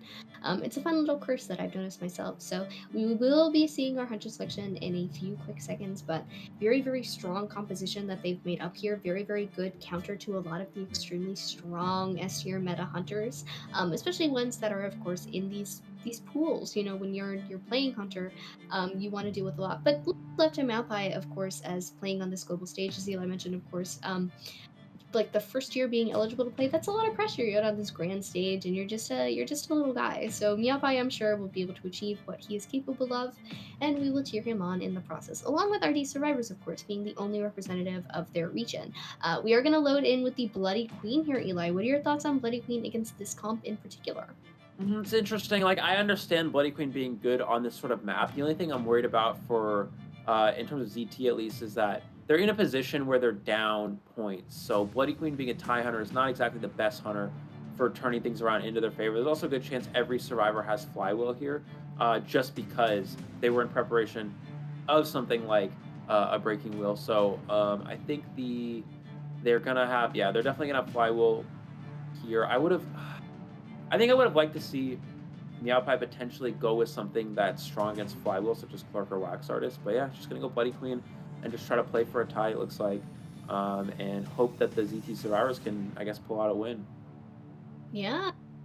You know, hopefully they're able to do that if they'd like to be able to come back from their original loss in the first round. Points-wise, they're really close, but in terms of match numbers, it's one loss, so not really great. Here's our lineup. Of course, this is the exact same one that we saw the last time we were on Lakeside, actually, like to a T. Hunter spawning at Little Boat, the survivors lined up all the way to Big Boat, and one hanging out in the shack area here. All very strong kiting locations, of course, the middle being a little bit weaker than the rest, but other than that, it's a good place to be. You want to kite around that Big Boat. Toy Merchant there, of course, because she has the catapults to deploy in that area to help survivors support as they kite around the Little Boat area. And as you totally expected, a bunch of Flywheel in preparation for something potentially like a wheel. And instead, we've seen a Bloody Queen who is carrying Excitement, Trump Card, and Detention. So I'm very interested to see how this match plays out. Yeah, so it does have the nice thing about Antiquarian Psychologist, we talked about this before, is that Antiquarian can, of course, harass him if she does give a free hit, then can just get healed by the Psychologist. But also, you want to bring Excitement for the Antiquarian, then you also want to bring Blink for the Psychologist. Does he not see? Oh, he does not see the Antiquarian hiding behind the barrel there. Meowpie just not kind of checking all the areas there, it looks like. And he's just not going to see where the Antiquarian's hiding out here. So definitely going to waste some time hiding. Does he look around in this area? Does he see her hiding? Does not see the Antiquarian hiding behind this object here, and the only person he sees is actually the mercenary, it looks like, which is not an ideal find at all. So excellent rotation, excellent hiding from RD here. Meowpie having a very hard time finding a first target. He is going to change over to Midibo here, and he does now see, I believe, the Psychologist here. No, doesn't even see Psychologist. So yeah, RD doing an excellent job hiding out here, going for a very long mirror onto the Antiquarian. Does miss that first swing. It's really important that you get this first mirror hit. Does fly with that swing, though. Can he get this hit onto the Antiquarian? And it looks like he's going to be a little short. He's forced to switch places here. She does have her stick to work with, but he does have that excitement. He's getting excitement early and misses the swing. And Meowpie, a big, unfortunate mistake here, is going to miss that first hit there. You need to wait until... And gets the pallet stun as well. You have to wait until the Antiquarian goes for the stick before you go for that excitement, and he's going to be able to get that first hit, but so much wasted time here from RD. Beautiful job from Pin not to use that Antiquarian stick too early, and just like that, this is looking like a very good position here for RD. Yeah, RD with those beautiful rotations, and Meowpie with a few unfortunate mistakes there. Missing the excitement, missing the pallet hit, and then getting pallet stunned on top of it all with no excitement to pull it off. Gonna see a nice little jump here over this. Excitement, of course, to use no blink. Mirror is off of cooldown, but these mirror hits from Meowpie have not been too strong so far. Actually going to hit the wall, as you mentioned. Being able to get hunters to hit the objects around you can be really crucial to a very good kite. Going to swap the... Oh, a beautiful, beautiful stun in order to prevent this hit from happening, so prolonging the kite even more. We've got 3 ciphers about popped now. One is just about to be done, and one has been started as well at about 26 or so %. So a beautiful job at kiting so far from Pin, continuing to loop in this area. Another mirror is up, missing the stick, unfortunately, and finally going down, but that was a 3 cipher kite and then some. Yeah, a lot of cyber progress here for RD, and this is another thing is, you know, if he wanted to play for a tie like he's doing with this Bloody Queen, I feel like Bonbon would have been a little bit better. I mean, honestly, I understand Bloody Queen being better on this map, but against this team comp, Bonbon is stronger, and you see why Bloody Queen just struggles against characters like Antiquarian if you don't have that excitement available. Excitement now is back online. He needs to try to pressure down some of these ciphers. He's going to mirror onto the Psychologist. Does get the flywheel out here, but a nice job to avoid that hit. We're going to see Mercenary come in for this rescue here. Just try to waste as much time as possible. There's the first hit onto the Mercenary and the rescue taking place here. Immediately hitting the Antiquarian there, so obviously no chance to rebound, but they have enough cipher progress here where it doesn't really matter that the Antiquarian does get hit here, as they are already onto the last cipher. Yeah, they're just going to have to work on getting this last cipher primed, as Eli mentioned, and we are going to see another mirror come into play here, going over to that cipher in the process. So, the Antiquarian is, of course, incapacitated on the ground at the moment, just needs to be placed on here, desperately trying to get these mirror hits, and actually swapping positions. So, going to change kite over to CY, and another pallet stun from the Psychologist here. It has been a really, really rough game from Meowpie so far. The Antiquarian still on the ground, still has self-heal to utilize, potentially getting healed by one of her teammates in the process, and oh, she will. So, Pin is back up on the floor, still has some stick to utilize. A long mirror has been placed, and now are we going to see an attempt to hit or just a swap? So a little swing there missing, and actually going to go back over to CY. Of course, knowing that the prime cipher is in this area, Eli, but not too much that you can do at this point with 4 survivors up and mostly healthy. Yeah, and it looks like it's just a really tough position now for ZT. Looks like RD has created a winning position. We're going to see the Antiquarian get healed up back to full here. Is going to go into the Psychologist, missing that swing there. Needs to make sure you get at least 1 hit out of this. And can he get the hit onto the Psychologist here? Is able to do so, so he does get that injury. It's very important there. But yeah, they're just going to go ahead and open up a new cipher at this point. This is definitely looking like a 3 survivor escape as of right now. Just going to continue after the Psychologist here, just trying to create as much pressure as possible. They're going to go ahead and start that big boat cipher. And let's see, he's going to have another mirror back. He's able to use that right here. Missing that swing onto the Psychologist. He needs to make sure he gets at least 1 hit. Does get the flywheel off, and is going to be able to kite out this mirror as well, it looks like, forcing Meowpie to change targets again. But now ZK can just pressure this new cipher, this other cipher machine.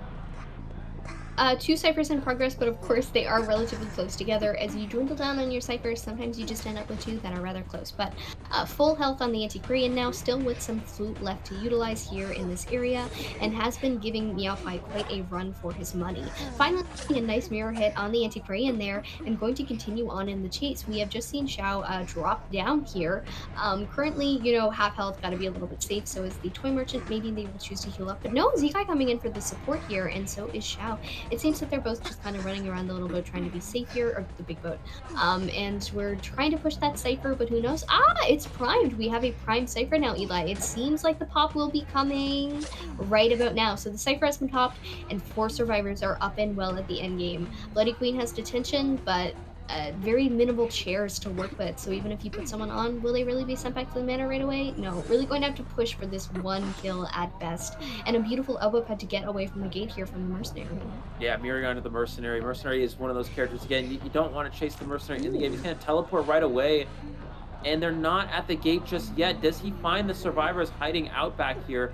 He's going to check all around this area, and he does find the Psychologist hiding out here, but they can, of course, push the other exit gate. This should be enough for all 3 survivors to get out the gate here. Chair onto the Psychologist. He's going to try to mirror back, but yeah, this is just, unfortunately, this is such a large map. It's so hard for Bloody Queen to make it back there in time.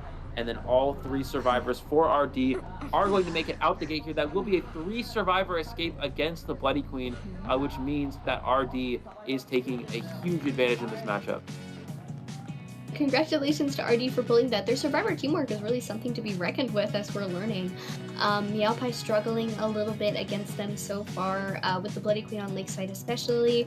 Hopefully going to take some time just to relax and prepare for the next few rounds, but soon we will be seeing instead ZT's survivors go up against RD's Hunter once more. So maybe they'll be able to perform a little bit better in this round, Eli, in order to even things out. Who knows? But what a wonderful match.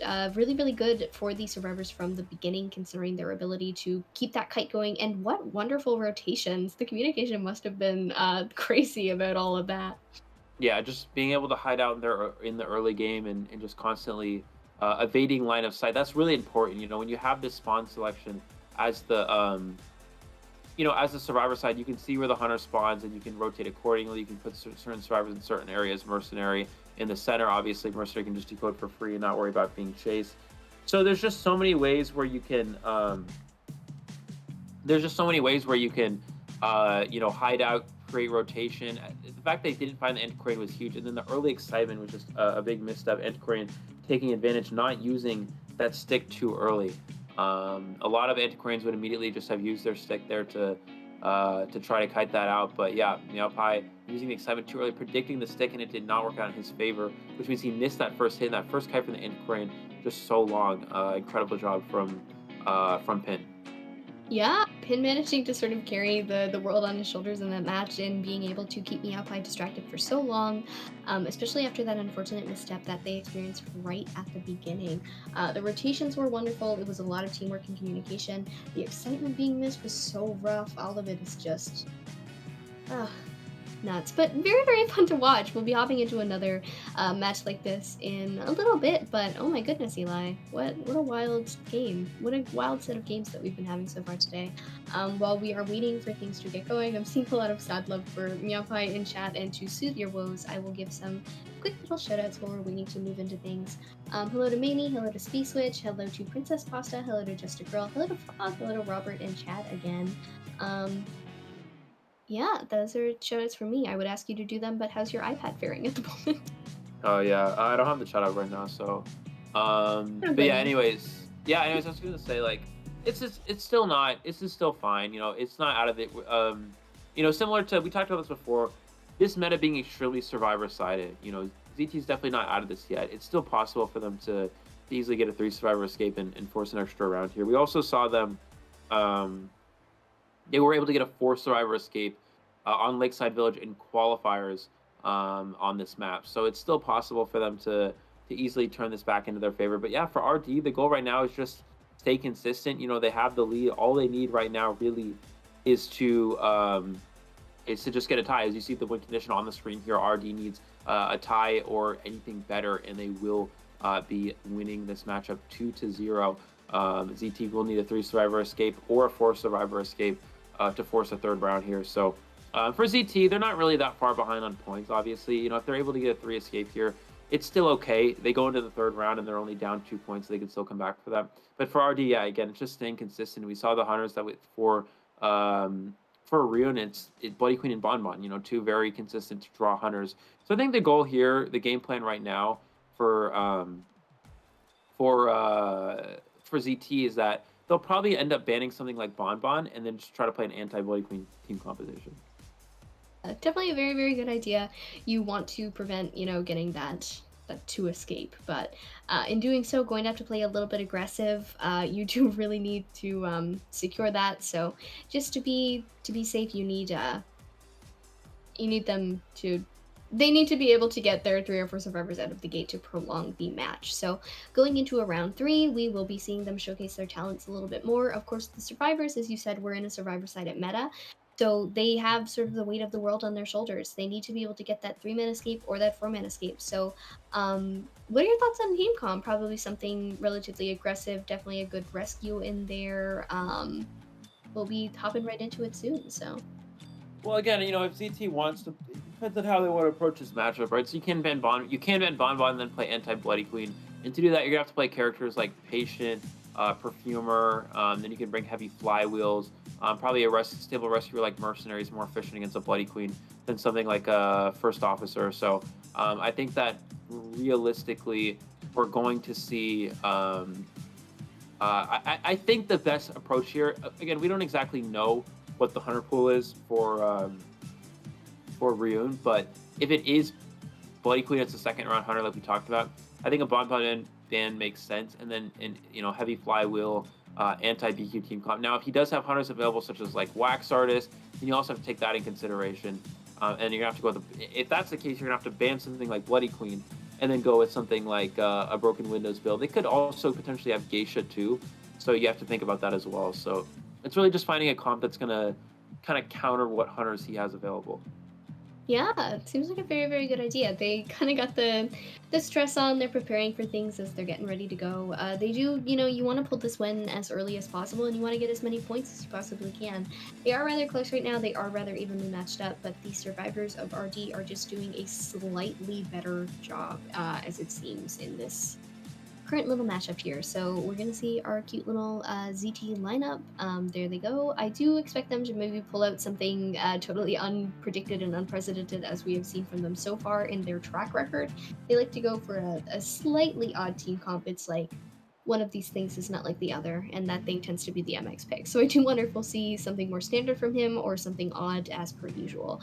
Our first ban's coming in is Eli. Actually, immediate ban on the Thief first thing. Do not want to deal with MX on the Thief, so going to take him out immediately. Seer as well, of course, don't want to deal with that, and Bloody Queen being the ban that we see come into play. Yeah, I think maybe it must be.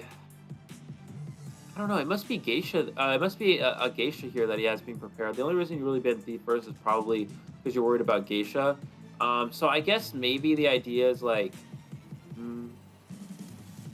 don't know, it's hard to say. Like, because if you are worried about Geisha, I feel like it's better just to give Bloody Queen and just play it. Because what they're going to do, they're going to try to beat Bonbon, which I don't think is really smart. I think the best way to go about this, because now the traits for Bloody Queen and for Geisha are the same.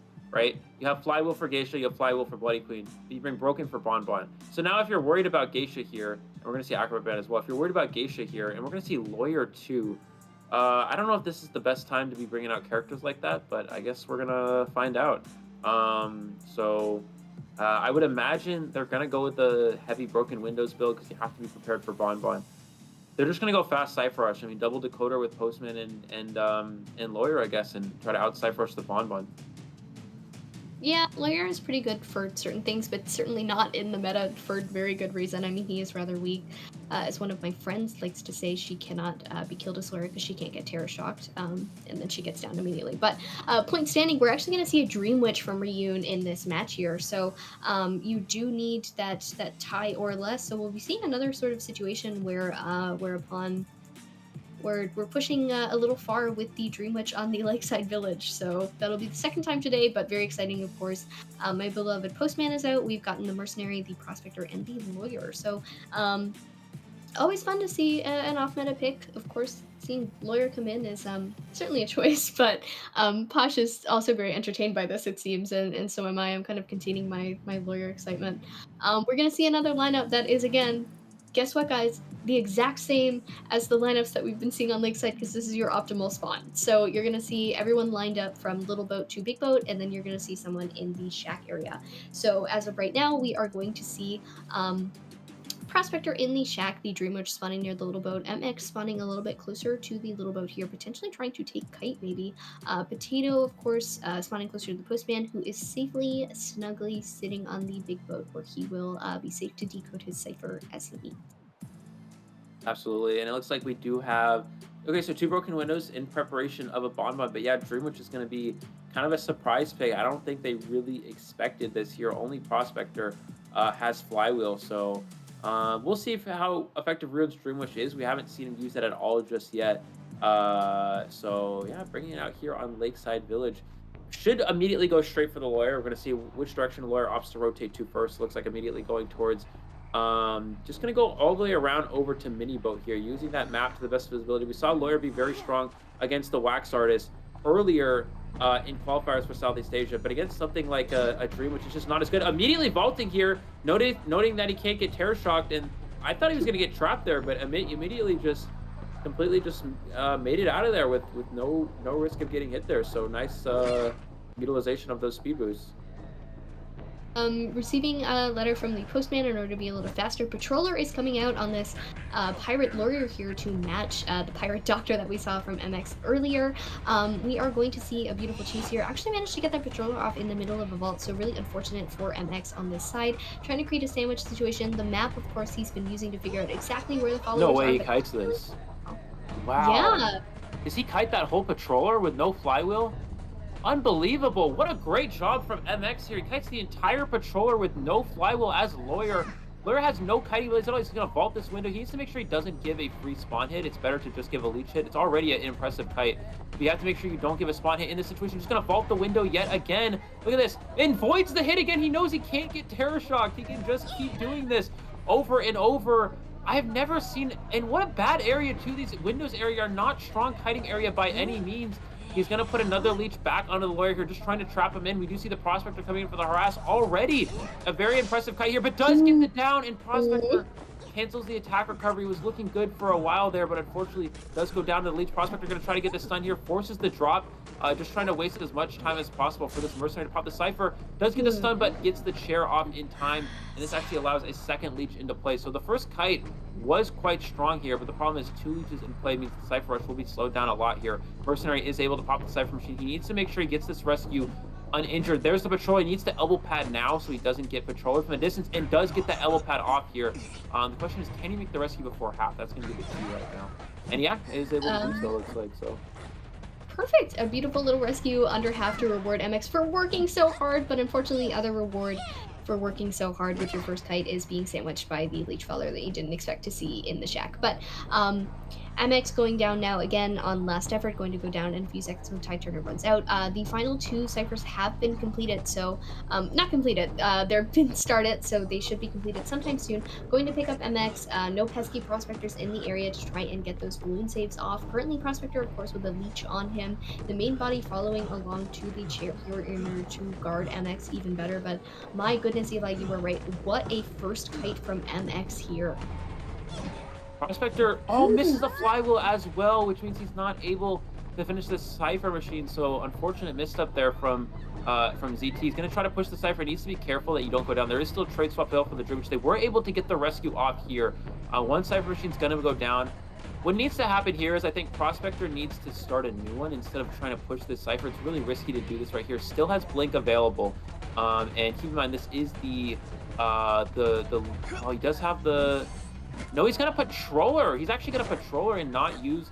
No, he's going to cancel, so he loses his trait, which means he doesn't have Blink. Doesn't get the hit on the Mercenary as well, and they're still pushing that Crab Shack Cypher Machine. The Dream Witch is actually just letting them push it. The Cypher Machine is almost primed here. Wow, what a crazy series of events. I don't think I've ever seen a Dream Witch game play out this way. They're going to de-leech now. Cypher Machine is now primed. They can get this first leech off. He's going to put a second one into play here. Ruin needs to try to... I mean, I don't even know what he can do now. The Cypher Machine's already ready. So he needs to try to use both these leeches in the endgame to potentially get a tie out of the situation. Really situation that we're in here, but they know what they needed. They needed to be able to pull this round, and that seems to be what they're trying to do. They need that 3 escape or 4 escape, and they are trying to get it. It's been a beautiful kite, a beautiful set of teamwork from everyone on the team here, and Ryun struggling a little bit with this Dream Witch, trying to make things count. The Cypher is trying to create the optimal situation for this Cypher pop here, trying to wait maybe for... Ooh, going to get a hit on the Mercenary, so that's always good for endgame. Waiting on the Cypher pop actually here, potentially for the Mercenary to just fully go down, Eli. Very, very interesting. Oh, I think they were actually waiting for the Prospector to get his leech off, for someone to get their leech off. So now there's only one leech in play. He's going to go after the Lawyer here. Keep in mind the dungeon is at the shore area, still has the Patroller to work with. And while he did kite that Patroller before earlier in the game, it's going to be a lot more challenging now because he doesn't have any sort of flywheel or anything like that. He is going to take the vault here. Does he cancel the bite? He does not get that cancel. Switches to blink and does get the blink down here. Mercenary is going to be opening up that exit gate. Can the Dream Witch get to that gate in time? Oh, Mercenary doing... Oh, this is really just going to be a foot race at this point. Keep in mind, this follower has no blink.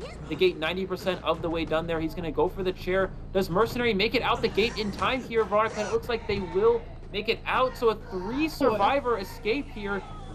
And the Lawyer surprised me again. I don't understand how this makes any sense. What is going on? You were very baffled by that one. You were like, he can't cut out the whole Patroller. How is he doing that? But he did. No way. Anything I've from never seen MX. that before. That's insane. Not only the Patroller kite, which is honestly impressive in itself, even when you have skills, because just like you can learn the timing and do what you can, but still not optimal to kite out a Patroller bite. It's a little bit of a task. You have to be very good at what you do to make that work.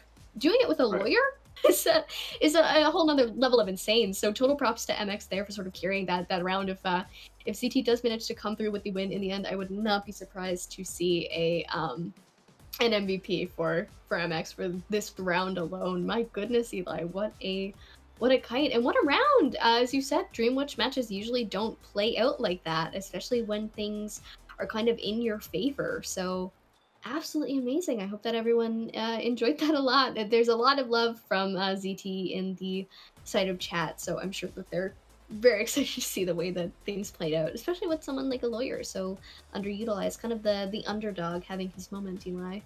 Yeah. I mean, I guess not being able to be terror shocked means you can take those risky vaults. It's just, you saw that one area when he was at the mini boat area and he had no pallets and he was getting trapped between the spawn and the leech.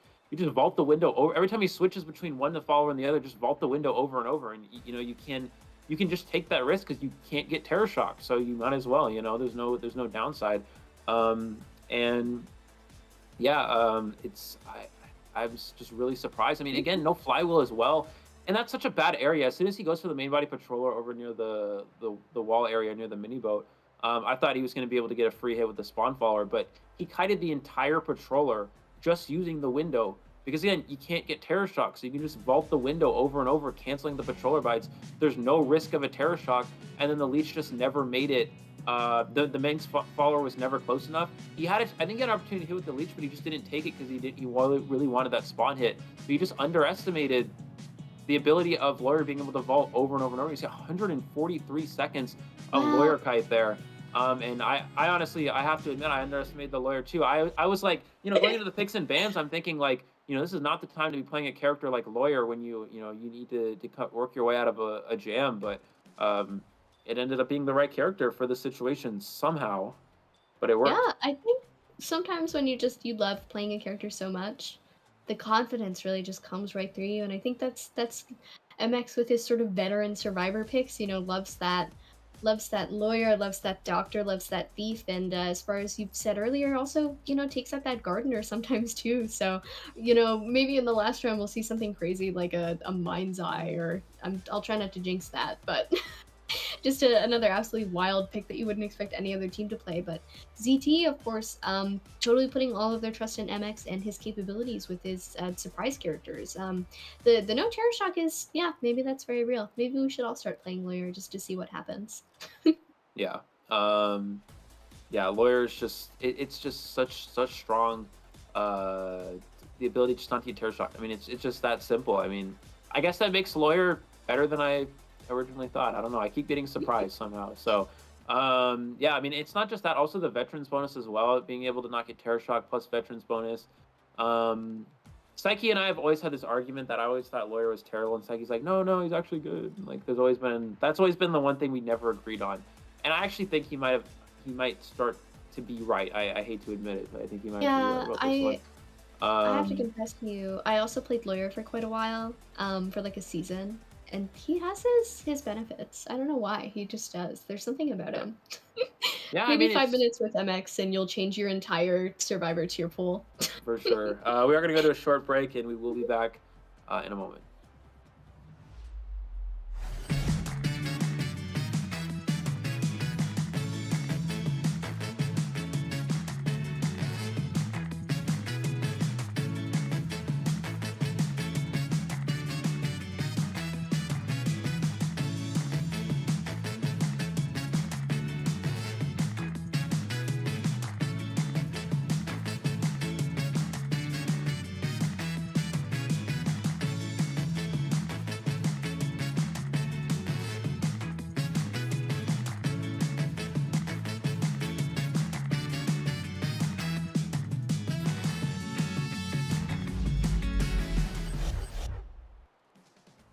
Back to us. So yeah, I mean, going back to what we were talking about, yeah, I mean, it's just yeah, the ability not to get, you can just vault all those windows, you can take all those risks. Normally, you know, with a lot of characters, you can't take the risk of vaulting in front of the hunter because, you know, you run the risk of getting terror shocked. And I think it's almost like the Dream Witch didn't expect him to vault all those windows, because it's like no one's ever gonna vault there, right? Because you're gonna get terror. But then it's like, it's a Lawyer, you can just do whatever you want, you know. So it's like, I guess in theory, if you think about these abilities, it's like, you know, you have the ability not to get terror shock, so you can just take any random vault. Normally, it's like you have the mindset of, as a survivor, you have the mindset of, okay, it's like a good player is never gonna get terror shocked anyway, so no one cares if, you know, you have that ability or not. But you can actually take risks that hunters don't expect, and they actually sometimes do work out. And in this case, it does work out. And then, you know, on top of that, being able to see through the wall, that's also very useful, especially against something like a Dream Witch, because Dream Witch is, you know, you can get jump scared, you don't know where the followers are. Sometimes you can get free hits. Lawyer can always see where that Dream Witch is going to be. And then on top of that, you know, you also have the veterans bonus, which is quite good. This is the second time we've seen Lawyer on Lakeside Village 3 Cypher Kite against an S tier hunter. We saw it against Wax Artist for MX in qualifiers, and we saw it against the Dream Witch here. And that's two victories with Lawyer here for MX on Lakeside. So it continues to impress me every time. MX will bring Lawyer up into the meta like Thief in due time. You're right, there are certainly very useful things about his kit. I wonder if we'll see him again, or I wonder if we'll see him get banned, much like the Thief was. I really doubt that, but it would be a little bit funny, we must admit. So hopping back into all of our things, oh, I see Posh is talking about Layers in chat at the moment. But we're currently hopping into our third round, possibly third and final. So we are going to be seeing RD on the Hunter side once more, and starting right out from their strong play last time. Sacred, wow. Yeah, Sacred from ZT as they play Survivor once more. So they're coming off the power high of winning that last round so well, and they're going to ride the coattails of that and maybe pull another win for themselves. I mean, what a crazy comeback. So this is a similar strategy we've seen to that Omega tries to do, where they pick a side, they pick a map that's going to be very good for the survivors, and they try to boost that survivor faction. I think in this case it actually works better for ZT than it does for a team like Omega, because Omega is very reliant on the Hunter faction performing very well, whereas ZT has a very strong survivor side here as well, and we've seen the ZT survivors really be the side that gets them the wins. You know, we saw Viapai with a very strong performance in the first matchup against Omega, but here this is where boosting your survivor side is actually better in ZT's favor, because their survivor faction has been the one that's really been strong for them.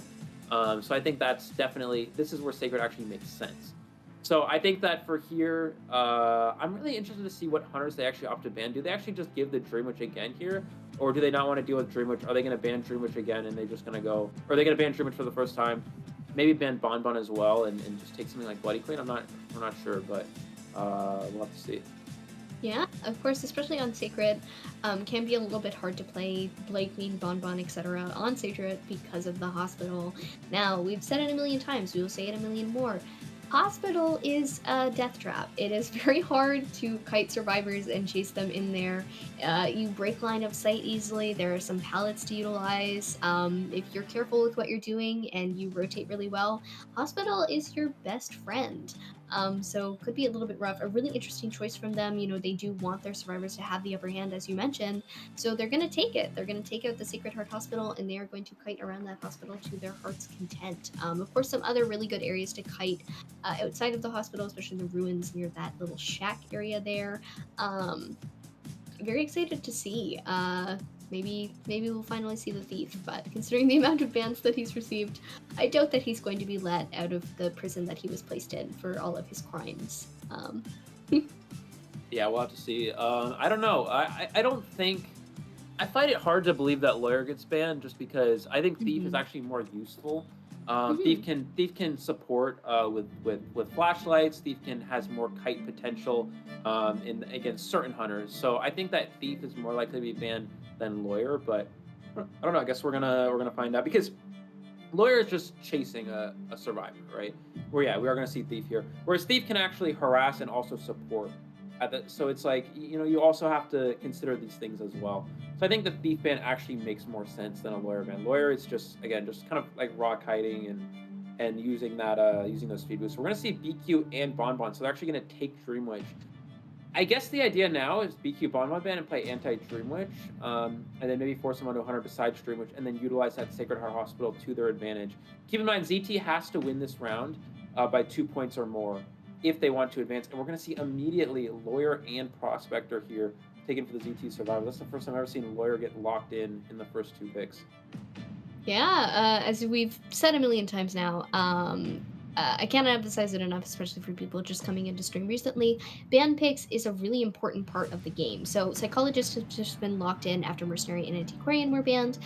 So when you lock in your first 2 survivors, generally you're looking for survivors that would get banned later on.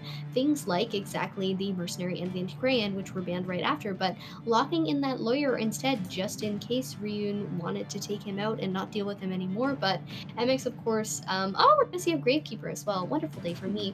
But final team comp, of course, Eli being Prospector, Lawyer, Psychologist, and Gravekeeper. Do you suppose this is to counter anything in particular, or are they just playing to their strengths? So Grave and Psych are here for Dream Witch. Psychologist is a very good counter, obviously, for Dream Witch. The ability to take 3 hits, you can heal survivors across the map, which is quite useful. I would have probably liked to see Barmaid instead, but it looks like they're going to go with the... Barmaid's a little bit more aggressive. Psychologist is more conservative. In a situation where you have to win, I think Barmaid would be a little bit better, but looks like we're going to see Psychologist instead here. And then Gravekeeper is also a stable rescuer against a Dream Witch, because you can, of course, shovel and avoid the Patroller. So that's very good for dealing with Dream Witch. I don't know if Rune's going to play Dream Witch again after that last round, especially because this comp, now they know it's coming, and they're going to have Flywheel. They have a comp that's even more prepared for Dream Witch now. I think it's unlikely, yeah, and we're going to see Clerk instead here. So now the question is... it's actually kind of interesting. Lawyer is actually strong against Clerk, because Lawyer, in a way, because Lawyer can actually just kind of vault. Again, Lawyer can just vault anything and not be worried about Terror Shocks. And then the distance Lawyer makes after getting hit is very, very good. Because again, the key to playing against Clerk is creating distance, right? So when you take a hit as a Lawyer and you get that veteran speed bonus, you create a ton of distance. So against Clerk, Lawyer is actually quite a strong character. Psychologist as well. The question again comes down to, did they prepare with Broken Windows, or did they prepare for Clerk with Broken Windows, or did they prepare with Flywheel for that Dream Witch? Yeah, that'll be the question, and we'll be seeing that soon. As of now, we will be seeing our spawn locations. They have put Gravekeeper in the hospital on Potato. They have put ZZ out with the Psychologist, Zed as well on the Prospector, and MX, I believe, in the shack area there with Ryun sort of hanging out in the ruins alongside that.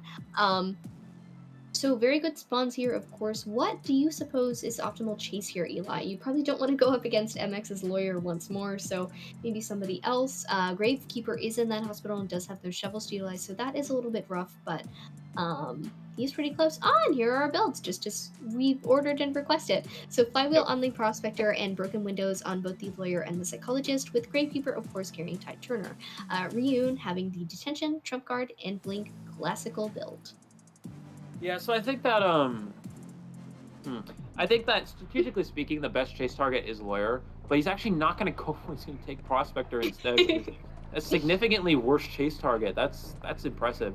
A Gravekeeper instantly shovels. Oh, he's down there in the dirt. He wants to be in the ground of the hospital today. But you're right, that is a very weird decision. Ryun is going to continue on chase here. Probably preemptively using that shovel just in case of first chase, but that's not the case here.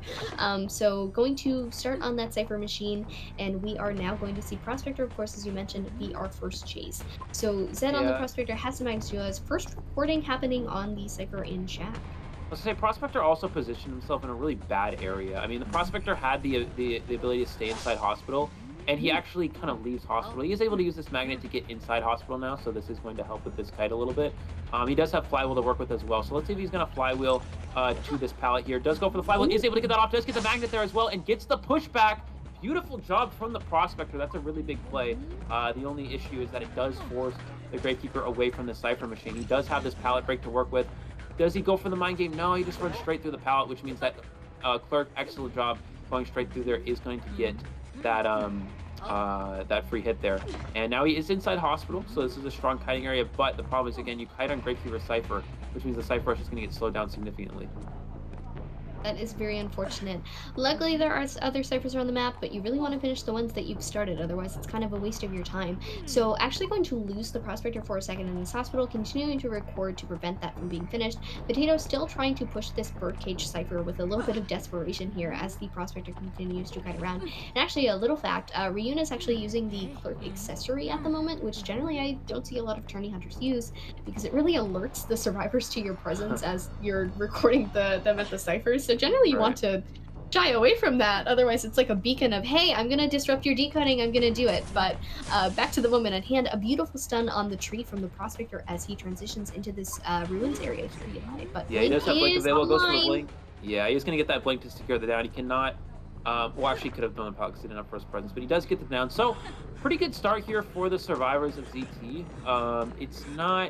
It's about, I would say, a pretty normal start for going against the Clerk. We are going to see Psychologists get shared on the Psychologist Cypher. Now the question is, does that mean Gravekeeper will come for the save? It looks like so. I think what's going to happen right now is that Psychologist is going to take over the Gravekeeper Cypher, and then Gravekeeper is going to rescue and then pop the Psychologist Cypher. The issue for ZT is that they don't have any sort of rebound potential with supporting. The only way is Prospector just block kiting. We're going to see Gravekeeper take this hit, is going to get that rescue off. Obviously, you want to use that. He's going to get that magnet boost from the Cypher, and he has to leave the Cypher machine. That's kind of the goal. Does get the block, does get the Flywheel. Beautiful Flywheel from the Prospector there, and Clerk body blocks herself, which means Prospector can actually kite a little bit in this area. Gravekeeper is going to shovel block as well. Wow, what a play from the Prospector there. Rune really needs to get this Prospector down quickly as possible. The last Cypher machines are already working their way down here, and Prospector still has another chair, so he really needs to kill this Prospector quickly, or he's going to be in a tough position. Yeah, of course, we're going to see MX on the layer conserving that map in order to maintain the decoding boost that you get from it. Wow. And a stun! Oh my goodness, a pallet stun to top it all off. Actually from MX coming in just for a little extra torture on Ryun here.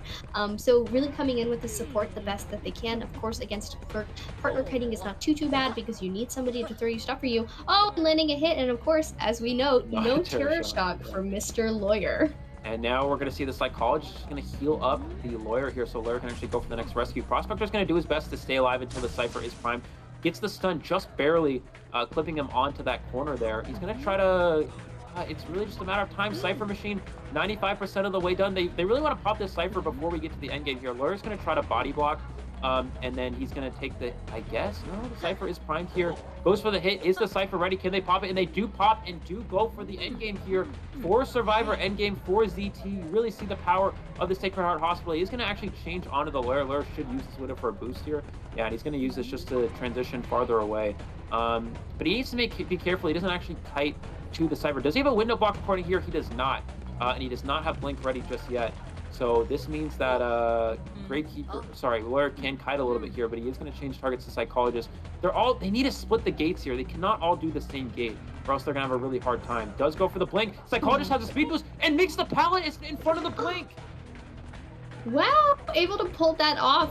Really good teamwork from their side. Now all transitioning to the other gate. As you said, they need to split up. They are trying to move over, but of course, Clerk is following along with them, so it's hard to sort of, and changing target once more to the Prospector, of course, the only survivor who has sat on a chair, getting a risky stun here. It's going to be really long, but that was kind of close to your body, Mr. Prospector, but he's going to go over and vault this window, and Ryun is going to change targets to the survivors at the gate, who are currently the Lawyer and the Gravekeeper. So Gravekeeper, with only a little bit of shovel left to be utilized, has to be really careful, and not careful enough, Eli. We're going to see the Gravekeeper go down, unfortunately, on the gate.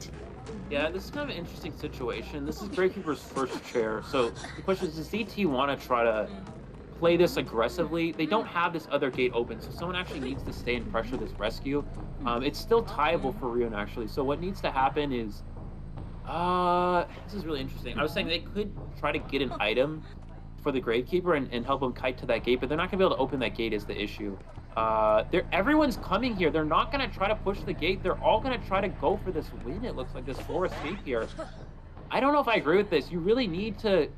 They still have 10 seconds of detention. They need to wait here. They cannot rush this just yet. Just wait out detention. Oh, man, this is so intense. Poor Eli's gonna have an aneurysm, but in the meantime, we will see that the Prospector has actually been healed up earlier. The Psychologist trying to push the gate. They're just using a system where they all go at the gate, and you cannot take us all down at once. Detention is out, so this has been a very long, very impressive match. Now choosing to kite on the Gravekeeper once more. He throws the pallet down, managed to get this little loop, trying to record the Psychologist in the area, but again, the accessory, you're really aware of when the Clerk is coming. Landing a body block hit on the Lawyer, which is wonderful, but ZZ now trying to decode this gate here. Getting recorded for just a second, but that is enough to not be able to continue on with the gate. Eli, this is such a match. They really are splitting up now, but it seems that they might actually circle back to this gate. Actually healing up at the moment, so they are really pushing for this 4-man in the end. All they need is this gate. He used the vision on the wrong gate, which means they can actually get this one open. So now they're all just going to heal up, and they're going to try to, I guess, body block the Psychologist out the gate here. Blink is back in 7 seconds. They need to... the problem is, if Psychologist, we're going to see Prospector try to support the Psychologist. If the Psychologist dies over in this area, and he gets the stun. He gets the stun! What a stun onto the Clerk here. They don't have the other gate open is the problem. Psychologist is dead to a chip here, so they have to body block the chip. We're going to see the chip does miss there. Prospector goes for the stun yet again, trying to help the Psychologist out here. Does have this pallet boost to work with here. Prospector's here to body block. They're all going for the body block. They're going for this 4 escape.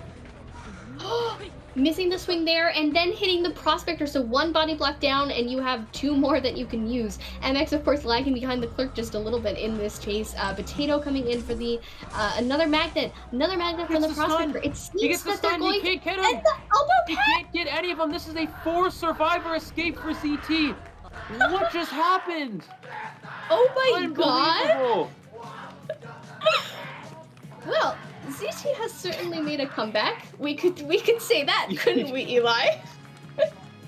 What a game! I've never seen this in the history of my IDV career. Lawyer and a 4 survivor escape pushing the gate. What just happened? I'm speechless. A beautiful comeback from 0-2 from Southeast Asia here in this matchup. Initially not doing too hot against RD due to that first round because of their survivors' power, but ZT really said, all right, I see you're getting your 3 escapes and I raise you this. What about a 4 escape with a Lawyer in the team against a Clerk while we all body block a Psychologist after detention runs out? That's nuts. this is the kind of thing I expect to see in main stage, and there it is.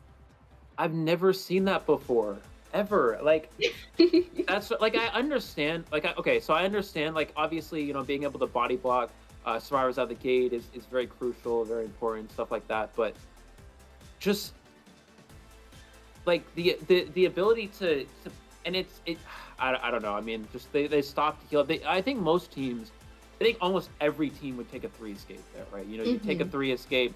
You know, you'd put yourself in a position where you know, all you have to do, if you're able to get a 3 escape, you put yourself in a position where your hunter just needs to get a tie, right? And then you go to an extra round.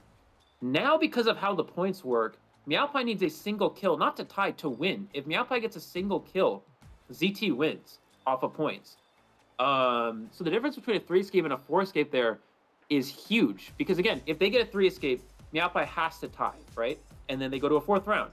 But a 4 escape, Meowpie gets a single kill, ZT wins. So that's insane. I mean, 3 survivors body block. They stopped to heal up. They pushed against the Clerk. Clerk's like the one hunter that it's so hard to push the gate next to the hunter against because they can just record it and block the gate off. Look at the overall containment time. Goodness. 325 seconds? I've never seen that. That might be the highest containment time in a single COA match ever in the history of COA. I don't think I've ever seen over 300 seconds before. And then everyone else with 140 plus. Oh Wow. my goodness. Yeah, absolutely insane matchup. All of this containment time from the Prospector, who really did hold his own against Ryun's Clerk with absolutely no fear, took the pressure head on and was able to utilize those magnets for both support and a solo kite, and especially against a Clerk. My goodness, Eli, the next round, I wonder if it will be just as crazy as this one was. That was But insane. I can't. I don't even understand how that makes sense. I don't know. And again, I mean, it looked. There's so many situations where it looked like it was still at least a 1-kill position for the Clerk. You know, when you had the when you went to the Shack gate and you had this, he was chasing the survivors at Shack. It looked like he was gonna go down the lawyer, but he wasn't able to do so. And then he blinks the psychologist with the broken windows speed boost. That's the difference between having broken windows and having flywheel. It's broken windows in that situation, and you see why it's so much better against Clerk than flywheel is, because, you know, you're able to get the broken windows speed boost. You transition to the pallet. He's able to make the pallet, gets the speed boost, transitions away. You see the win condition for ZT, just a single kill. That's it. I mean, ZT's been down this entire match, and now they're in a position where they have a very simple win condition. You know, it's crazy. So it's just. And then on top of that, you know, once the psychologist, there was one play where the psychologist goes for a pallet, vaults the pallet, gets the speed boost, and the Clerk picked it up. That's another important instance of having broken windows. And then again, he hits blink back. It looks like he was going to blink the psychologist down the psychologist's chair really far away there. And then they're able to, Prospector gets an insanely long stun. That was a huge stun there. And then you see why Prospector is such a good supporter against something like a Clerk. And then 3 people body blocking, goes for the swing, doesn't get the hit onto the psychologist. He had to hit the psychologist, and the survivor's also able to dodge all of the the swing chips from the Clerk.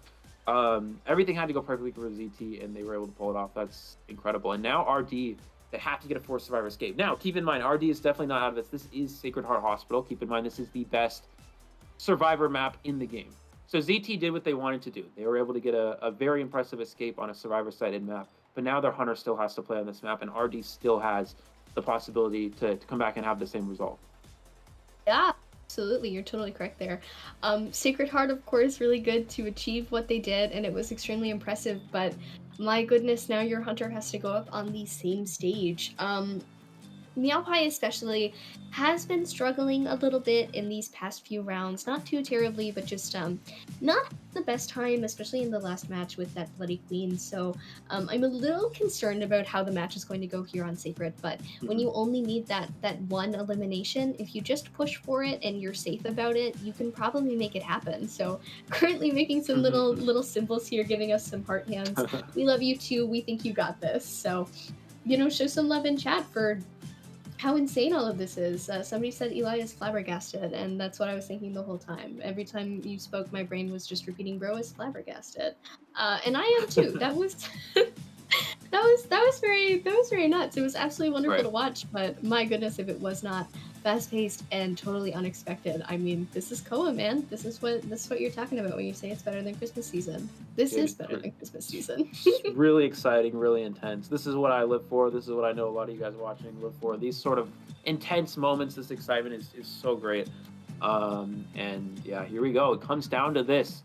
Meowpie versus the RD survivors. They have to get a 4 survivor escape. He needs a 1 kill. So, okay, we got to think about how RD approaches this strategically and how ZT Meowpie is going to approach this. So basically, what hunter does RD really want to take here? They're in a situation where they have to 4 escape, right? So you're most likely going to... Okay, let's see what he has. We got to see this. Okay, A brief pause for MX going wild. Meowpie Awesome banner. support from There we go. Meowpie. Go get him. That's so sweet. So thinking about this, so RD really needs to get a 4 escape. So they're going to ban hunters that have 1 kill potential. So most likely we'll see Bonbon and Bloody Queen get banned because those are the best 1 kill potential hunters here because they're very good tie hunters. They're very good at least securing a kill.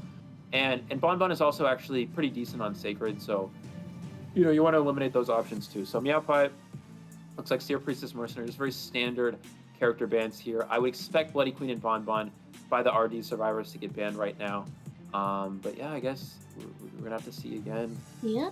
And then what does Meowpie play after that? He's probably not gonna. He needs 1 kill, so he's not gonna play Wheel.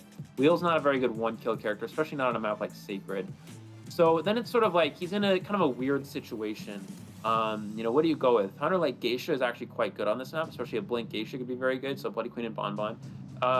Blink Geisha would be very good on a map like this for securing a kill. I don't know if he has something like Soul Weaver that could also be pretty decent. He could also go something like Sculptor, but he could also go something like Clerk. Anything like that would be good at securing 1 kill. It's kind of his best option here. We may see him ban Embalmer as well if Embalmer's not taken because, you know, you don't want to give that extra escape option. It looks like we're going to see Antiquarian and Entomologist really just creating those, taking those survivors that are so strong on this map. Entomologist is very good at supporting survivors to get into hospital. Antiquarian, of course, being a very good support character in general. I think Embalmer ban is good here. You don't want to give... Embalmer is very good in Sacred, and it's also a situation where you need a 4 escape, so Embalmer can be good in that sort of instance. So I think that's also a pretty good ban. Yeah, absolutely. Embalmer on Sacred, you don't want that coffin in the hospital. You don't want those bees in the hospital, but unfortunately, the entomologist has already taken the stage. So we are going to see a prospector and a dancer be banned here. It's possible if in your wishes are fulfilled, we might see an embalmer picked sometime soon, or he will be the last ban. Either way, it would be nice to see his face on the screen. So I do wonder what they'll pull up with for their next survivor. Of course, Priestess has been banned, so not an option. There is a two-story here with the hospital, so... Oh, there he is! Mr. Embalmer, he's taken the stage, dashing in gray, of course, Eli, here to support with that little coffin and achieve that extra escape if possible. So first officer will be our last ban here. Don't want that rescuer on the field, so Gravekeeper is an option, Wildling is an option. Bat, my friend the Batter. Sorry, I got really excited there. We're going to see Batter come out, as you mentioned, of course. We haven't seen Batter a lot since the meta changed and Antiquarian has come into it, but instead of being replaced by the Antiquarian, it seems like they're now both holding hands and singing La La La, and they're going to go hit the hunter together. What are your thoughts on this team comp, though? Because that is sure an interesting choice. Yeah, so Batter is counter to Geisha. So basically, this comp's very anti-Geisha. So it's very hard for him to actually play... It's very hard for him to play Geisha against this. So I think that realistically is best option. It's also hard to play Clerk against this, so... Yeah, what does he really have left? I guess maybe you could play Dream Witch. Maybe you could play Sculptor. If it's a non-Dream Witch hunter, I would expect probably Excitement, obviously. You get Excitement through Entomologist speeds, but more importantly, dealing with the Batter and the Antiquarian is going to be very relevant in this matchup. I guess you have these harassing characters, because again, it's do or die. You have to keep that first kite alive as long as possible. Harass those survivors out the hunter to get the survivors out the gate. So that's really their best option here. And let's see what he's going to end up with here. I mean, I'm probably really thinking about it, taking as much time as possible. I'm actually really curious. I don't actually know what he could go with. I think Dream Witch would be a very good pick if he has that available. If not, I'm not really sure. It looks like he's going to go Sculptor. Okay, so I would imagine probably just Excitement Sculptor build here. Yeah, it would be a really good option, especially with the batter and the anti-grain here. Of course, if you're very smart with your statues, you can kind of use them to block any of those stuns. I've seen it done once or twice with coordinator guns, which is very impressive, but we are going to see a sculptor come out of this build. It is the one hunter that I have in my notes that I have not seen from Yapai yet today, so that'll be very exciting. The statues will be great, of course, sacred, you know, you can block off. It is sort of a hallway area. It's very hard to chase in sacred, but with the sculptor, it becomes just a smidgen easier, because when you get caught in a narrow alleyway, that's when the sculptor can really get those statue smushes right on your little survivor puppet body. So very exciting, Eli. Wow, we'll be loading into our spawn selection soon. Hospital prediction, go. Who will be in there? We'll probably be Embalmer, most likely. It makes the most sense here. I also think that, I was thinking about it, and actually Georgia mentioned as well, I think Anne would have actually been really good here if you went Anne, just because Anne is not very good on Sacred, but against a comp like this with heavy harassers, Anne's very strong against harassers. And it's also, Anne is known to be the best one kill character. So in a situation where you just need one kill, even if it's not a great map for Anne, you just need one kill and you counter the Antiquarian and batter harassment with the Anne. So I think that, and for those of you wondering, yes, you can counter batter even chasing, because you can actually, if you curve your jump, you can curve around the ball if you curve jump properly. So yeah, so I think that, yeah, but it's just gonna be Sculptor. He's going Blink, Insolence Detention, no excitement at all here.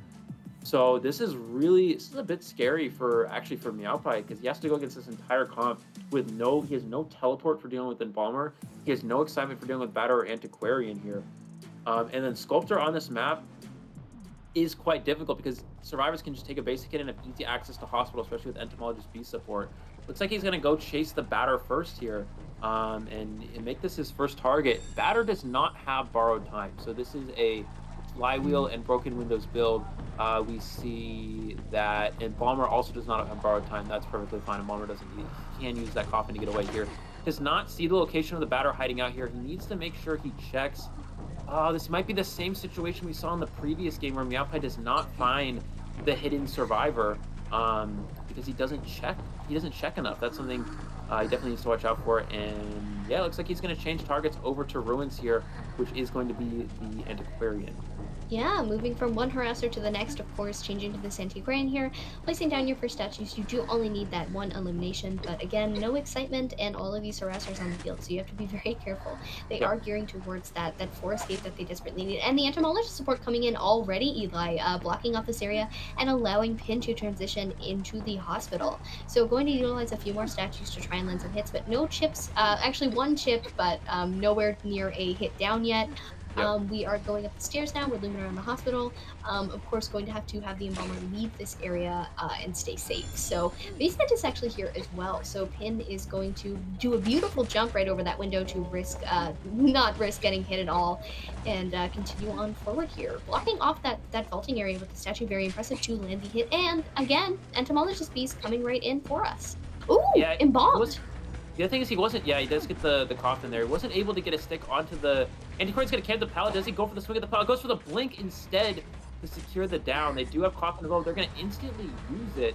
And they're going to try to use the Entomologist to sort of push him away here, which actually does sort of do the trick. But the thing is, he does see where the coffin is activated and where the Antiquarian is going to be. Now that the coffin is gone, this is a little bit unfortunate for the survivors, because Embalmer's not going to have another one back. Currently. So let's see. Does he see where the Antiquarian is hiding out here? She's going the opposite direction of each other. I think Meowpie might have actually lost sight of the Antiquarian here. Not ideal. You don't want to lose the survivors that you're chasing. You kind of need those.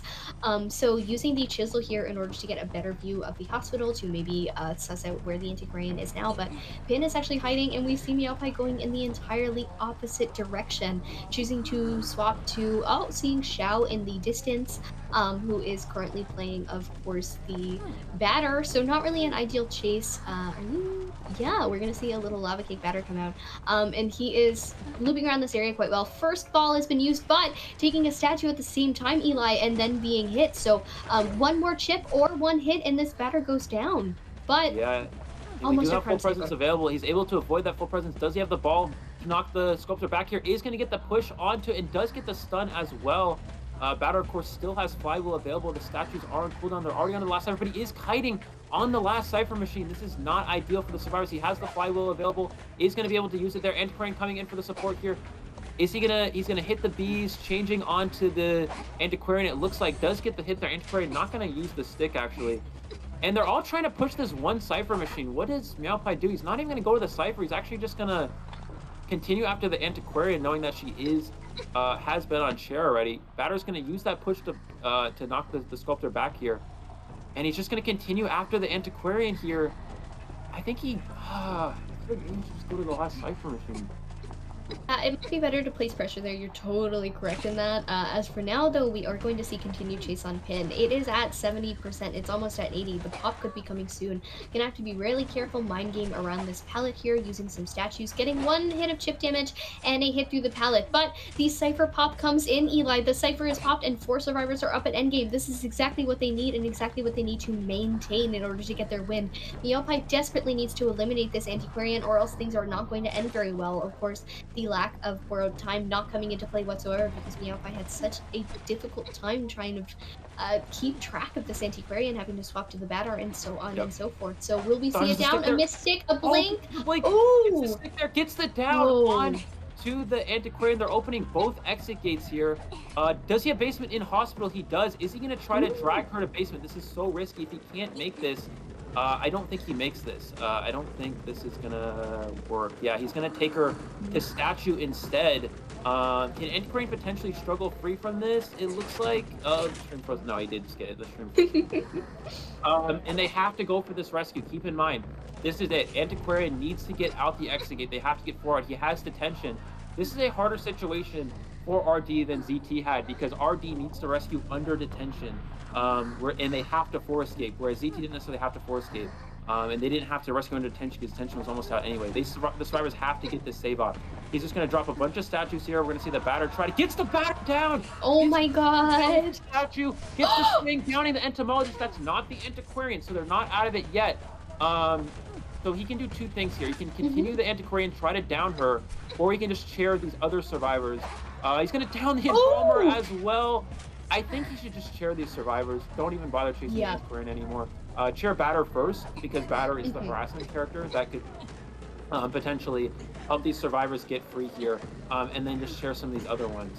So he's going to chair Batter here. Entomologist gets up, and they can sort of stop to heal up here, and they can still attempt another rescue because this is Batter's first chair. So RD survivors aren't out of this just yet. It's still going. Does get one chip there. Everyone's going to get up, but all the self heals have been expended, or at least 2 of them have. So if any of these survivors go down, he can of course leave them on the ground here. Does not have wanted order, so they're all just going to attempt the rescue while injured. This is what a game this is. This is so interesting. We're going to see. Tries to use the spike onto the Entomologist. Can he down the Entomologist with these statues? She needs to avoid these, and does stay alive, it looks like. Yeah, fortunately, we are seeing some more wildness come in the spirit of the last one on Sacred here. Down on the Entomologist once more, Eli. A missed hit on the Embalmer, but the Batter is out of his chair. He has tied. He is on last effort as we currently speak. The Antiquarian also has tied. Now it is time for the Entomologist to sit on the chair instead. What is their game plan from here? Will they kill the Embalmer? Will they wait to heal up? Really waiting back and forth to do this. Actually healing the Embalmer right at the moment. Preparing for everything. The dungeon is right here. The Embalmer actually goes down to his statue. And there's no self-heal here, and no one can rescue. Batter's down as well. Yeah, he knows there's no self-heal available. This should be it here. All he has to do, if he... I think he should know if Embalmer doesn't have self-heal, right? He's going to use the chisel onto the gate here, trying to down the Antiquarian, not able to do so. But yeah, he's gonna pick up the Embalmer. I think he's worried that Embalmer maybe was picked up by somebody else. So he's just gonna go ahead and share Embalmer instead. We're gonna see Xiao try to come in here. If he can down Antiquarian, goes for the Blake and downs the Batter, and that's it. Batter does not. Batter is dead on chair. All he has to do is chair this Batter. He just has to chair the Batter, and that's it. But he's gonna try to down, I guess, the Antiquarian as well here. Misses the swing there, and okay, well, Antiquarian also dead on chair, so Antiquarian will go down as well. That's gonna be it. That's gonna be, I think 4 survivors eliminated just based off of the situation, but I mean, again, they had to go for a 4 escape there, which means that ZT, 1 survivor gone, that's all Meowpai needed, and ZT works out of a jam and comes back in this one. What an impressive turnaround. RT making it so close at the end there. They're still going to try this one out here. Does go down to that statue. That will be a 4 elimination. Excellent try from RD. They almost made that comeback. The hiding was impressive. I mean, the fact that they're able to get constant rotation. You see the ZT survivors running out onto the stage. They're very happy with an incredible comeback and moving on to 2-0. Yeah, and in good sportsmanship to see after what an incredible match. Look at these guys. So all shaking hands. Very nice to see. Yeah, they clearly worked they both worked so very hard. Everyone hanging out on the stage here, exchanging their handshakes. A beautiful show of good sportsmanship, which is really lovely to see. We're going to see all of their players come out to revel in their victory, including Run, who has not been playing for this current match. What a wonderful, well-deserved victory! Oh my goodness! You go from needing a 4 escape to getting a 4 elimination in your desperation to try and save that 1 survivor who is about to be sent back to the manor.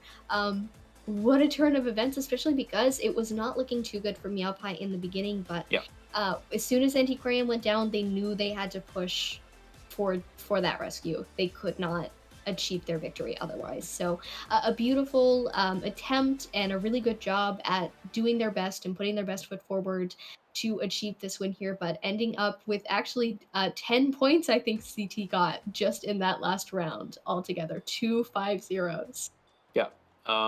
Yeah, it's incredible to see. I think that RD made it very interesting at the end. Obviously, again, I think it was the batter that was hiding out over at the shack area. He was able to force him to change targets to Antiquarian, and you really see why Hospital is so strong for survivors. The bees coming in, getting the Antiquarian into Hospital, it makes the kite be so much longer. And then on top of that, you know, able to cough in right away into Hospital. Antiquarian was able to hide away from the sculptor. She didn't see where she was. Because what happens here is that I understand. So I understand why he continued to chase after the Antiquarian instead of going to the last cipher. It's mainly because if you want to secure, just tunnel down 1 kill, secure 1 kill, stuff like that. That's basically the general idea there. But the thing is, you know, you also kind of just allow them to prime it and then Antiquarian can kite endgame. That's what I was thinking. But either way, basically the idea is Antiquarian losing the hunter there is really important, because if Antiquarian's dead on Chair in the endgame, he just blinks with attention, Chair's Antiquarian, and it's over. But because Antiquarian has an extra Chair, the RD survivors did a great job of making sure Antiquarian had an extra Chair to work with. That way, the Antiquarian can potentially get rescued. They have to rescue, of course, under detention, but it still opens up a potential rescue option for them to push for the win at the end. But yeah, unfortunately for RD, they weren't able to pull it off, and ZT holds on from behind, moving ahead, and then RD almost able to clutch it up there, but ZT holds on for the victory there. And what a crazy game. That might have been one of the more exciting matches I've seen in this tournament thus far. Yeah, I think these last 2 rounds I would put on as my personal favorite if I was ranking them. Of course, there are more to come, but after all the stuff that happened, Eli, I really doubt that I could top it with anything else. I think your flabbergastic reactions really added to it. But we will be looking at our stats now as we go into these. As I've said earlier, I'm sure you love reading, but if you don't, I'll do it for you. So 199 seconds in game time from Pin's Antiquarian, which is absolutely insane. Really good job at trying to keep Meowpai Sculptor occupied. 79.9 for Zekai's Embalmer. CY, of course, with a little less than that, and we are moving now into our pointage. So I hope you enjoyed reading. I didn't quite get through it all myself, but 9 points on the side of RD and 17 on the side of ZT, which again, as I mentioned earlier, 10 of those came from the last round. 10 of them, Eli. A whole 10 points just from that last round. Yeah, absolutely. And it was looking really good for RD. They were able to start out with a win on we do see MX is going to be the MVP for this round. That's definitely an older picture of him, I think. But yeah, we do see MX is going to be the MVP for this round. Overall, you see average containment time 146 seconds throughout the 3 rounds there. And the lawyer character being the game changer. I mean, who would have thought? Going into this event, if someone asked me if I thought lawyer was going to be a game-changing character, I would have said we probably wouldn't even see a lawyer. But, you know, that's exactly what happened. The opposite happened today, and ZT is victorious with a lawyer character being the clutch character here. Absolutely. Oh my god, totally well deserved. And even then afterwards with the the lawyer in the first round, the lawyer in the second round, the doctor, even at the beginning there were some missteps, but really almost propelled her onto the main stage a little bit better too. I think things slightly different maybe if she was carrying 3, but we'll never know. Maybe in a different world. But absolutely wonderful job. Congratulations to MX for this win here of best deduction and MVP for the lineup. ZT having this beautiful comeback, and now of course, as we keep mentioning points, they now have a really good point advantage to propel them to the top. And hopefully, Eli, we will see ZT come into the playoffs and the grand finals even, if they are lucky enough to continue on a streak like this. Oh, interview time. MVP MX 選手 Z 選手の登場です。どうぞ拍手でお迎えください。はい、勝利おめでとうございます。今日で02としては2勝ということで Z 選手今のお気持ちは？首先恭喜你们胜利，然后这一场也是你们第2个胜利。那首先问一下你的心情是如何呢？ Asking about how ZT is feeling. とても Zed saying he's happy. はい、ありがとうございます。そしてですね、MX 選手 MVP ですが、前回の試合ではチームメイトのミャオパイ選手に代わり、次は自分が MVP を取ると言っていました。本当になった今のお気持ちを聞かせください。就是说，在上一次比赛的采访中，你有说想要夺掉 in the previous interview, MX did mention that he wanted to get MVP, and this time around he managed to get the MVP. So how does he feel? MX is feeling. MX is feeling happy, but not happy at the same time. 嬉しいですけど、Oh, I didn't hear the last part. そこまで Sorry. 嬉しくないというか、もともとこの本日、この切り札というものを本日使うつもりはなかったんですが、使ってしまったということで、そこまで嬉しくないというポイントですね。なるほど。はい、そしてですね、でも我々はとんでもない試合を見せられたんですけれども、3戦目のラスト全員で心理学者を守って4逃げ。ここまでですね、2戦目3戦目と弁護士が活躍するとはもうみんなが驚いてると思うんですが、弁護士と共に勝利した MX 選手、お気持ちはお聞かせください。就是说，这2场都拿了律师，那么 In these 2 matches, he brought lawyer. 现在心情是如何呢？ And how's the team? How was the team reacting to the team? Sorry, the lawyer. 但是我也觉得阿弟是个可敬的对手，能把我底牌逼出来。但是我也想对别的对手，不要太紧张，我们还有更多底牌等着。Yeah, it's just telling opponents don't be nervous. I think they still have a lot of tricks up their sleeve. I think. その別のチームに対して使いたかったんですが、でも逆にRD チームが must be because of the teeth ban. Then they probably thought that they really covered Mengxing's character pool, but yeah, there was still the lawyer, which still managed to stand out in BO2 and 3. はい、もう本当にいつでも強気な02です。さあ、Z 選手、キーガンに対してですね、ファーストチェイスもセカンドもそしてラストには粘着もしていて、単行者素晴らしかったです。3戦目振り返っていかがでしたか？長い試合でしたが。说今天打得勘探非常的优秀。那 today you played the prospector and you played really well. How are you feeling right now?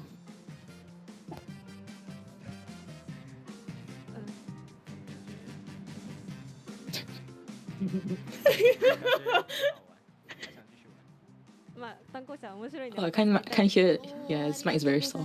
本当に素晴らしいチェイスでした。ありがとうございます。そしてですね、 The face says 1,000 words. 1戦目の試合なんですけれども、1戦目相手のハンター得意キャラボンボンだったんですけれども、そんな中で仲直りなしのイシーのピンクにはびっくりしたんですけれども、これは自信の表れでしょうか？第一场打对方的 The first 帮 match. 帮的时候，面对。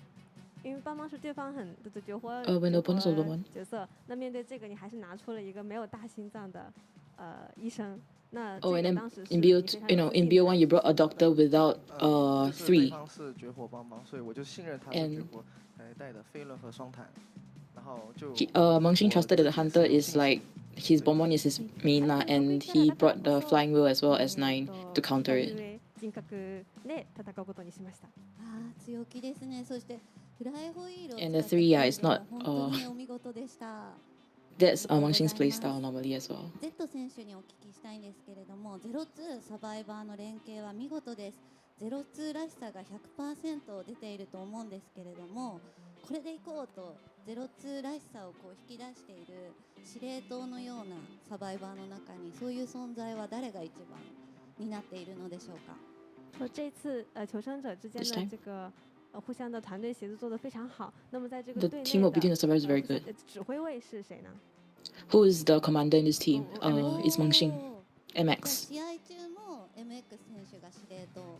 所以就是在指挥的在比赛中，你是负责给各个选手是那个。Yeah, he's in charge of commanding. 我也是做 BP 的，就全都是。And he's also the one in charge of ban picks. 是我队友打出来的。バンピックも MX 選手が担当しているんですが、やはり戦うのがメンバーなのでみんなのおかげです。はい、ありがとうございます。Yeah, so he's the shot caller.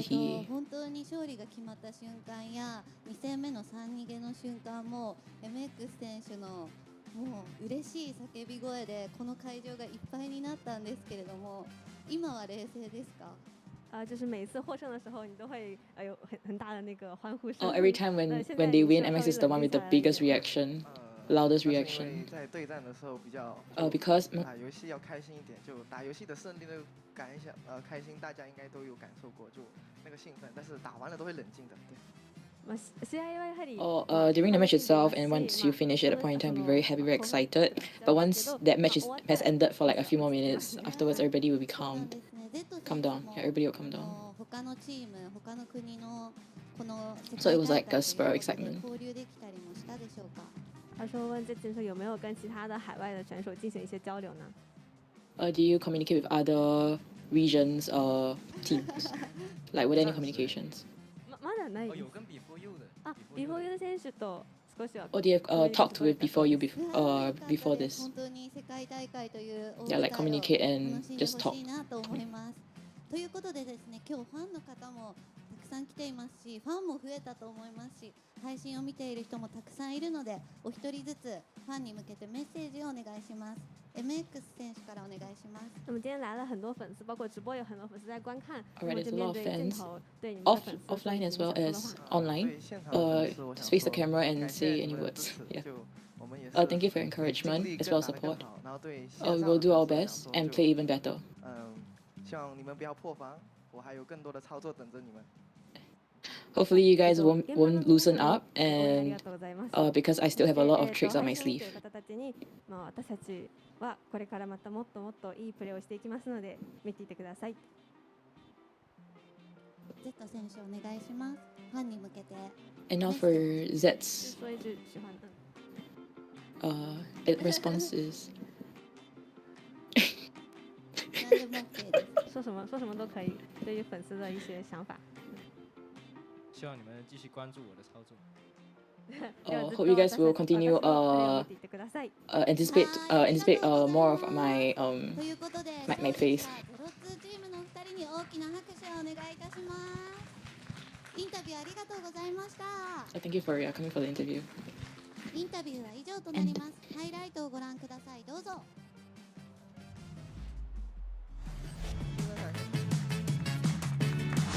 计时多少？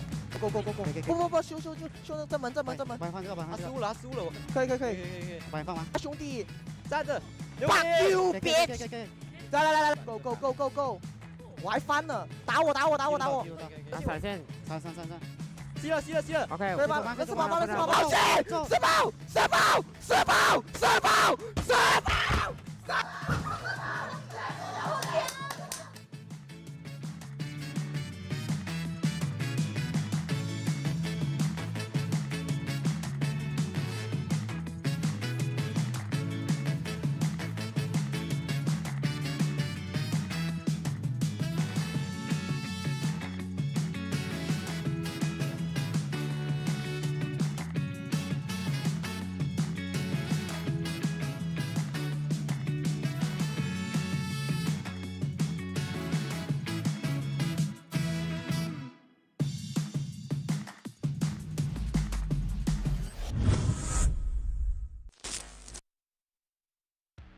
Hello everyone, we are Club B4U from NAU, and I'm Sprinter, the main hunter for B4U. Our club has been formed for 3 years. We've played in 5 tournaments, COA 4, 5, and 3 IVTs, and we will be playing our 6th tournament, COA 6. B4U has a total of 7 members, with our survivor team consisting of Schmitty, Problems, Myleg, and Roland. Hunter side including me and Pitstoppers, and our coach Aaron. Our 4 survivors have grown immensely, going in with a dominant approach, while the hunters have an underlying, hard but strong desire to win. We will see you for the 3rd time in COA as we strive to win. You can only say so much to express determination. It has to be expressed on stage. Bye bye.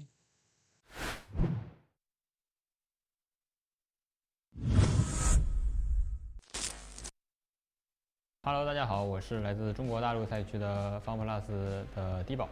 我们 FunPlus 的话，建立3年了，好吧，参加过 IV 由自建立以来的大大小小各种赛事。然后我们的队员的话有，首先介绍求生者，好吧，从求生者开始介绍，有我们的猫猫，还有逃离、神坠和3岁，还有陆晨轩。然后我们的人队的打法是非常的稳健，好吧，稳中带猛，猛中又带稳，非常的强的一个人队，好吧。我愿称为联赛顶级人队。我们的监管者是阿兔，当然还包括我。我们的打法的话，可能比较稳一点。在这次深渊，我们已经做好了充足的准备，我们准备向冠军进发，然后再接再厉吧。希望能够拿到一个好的成绩。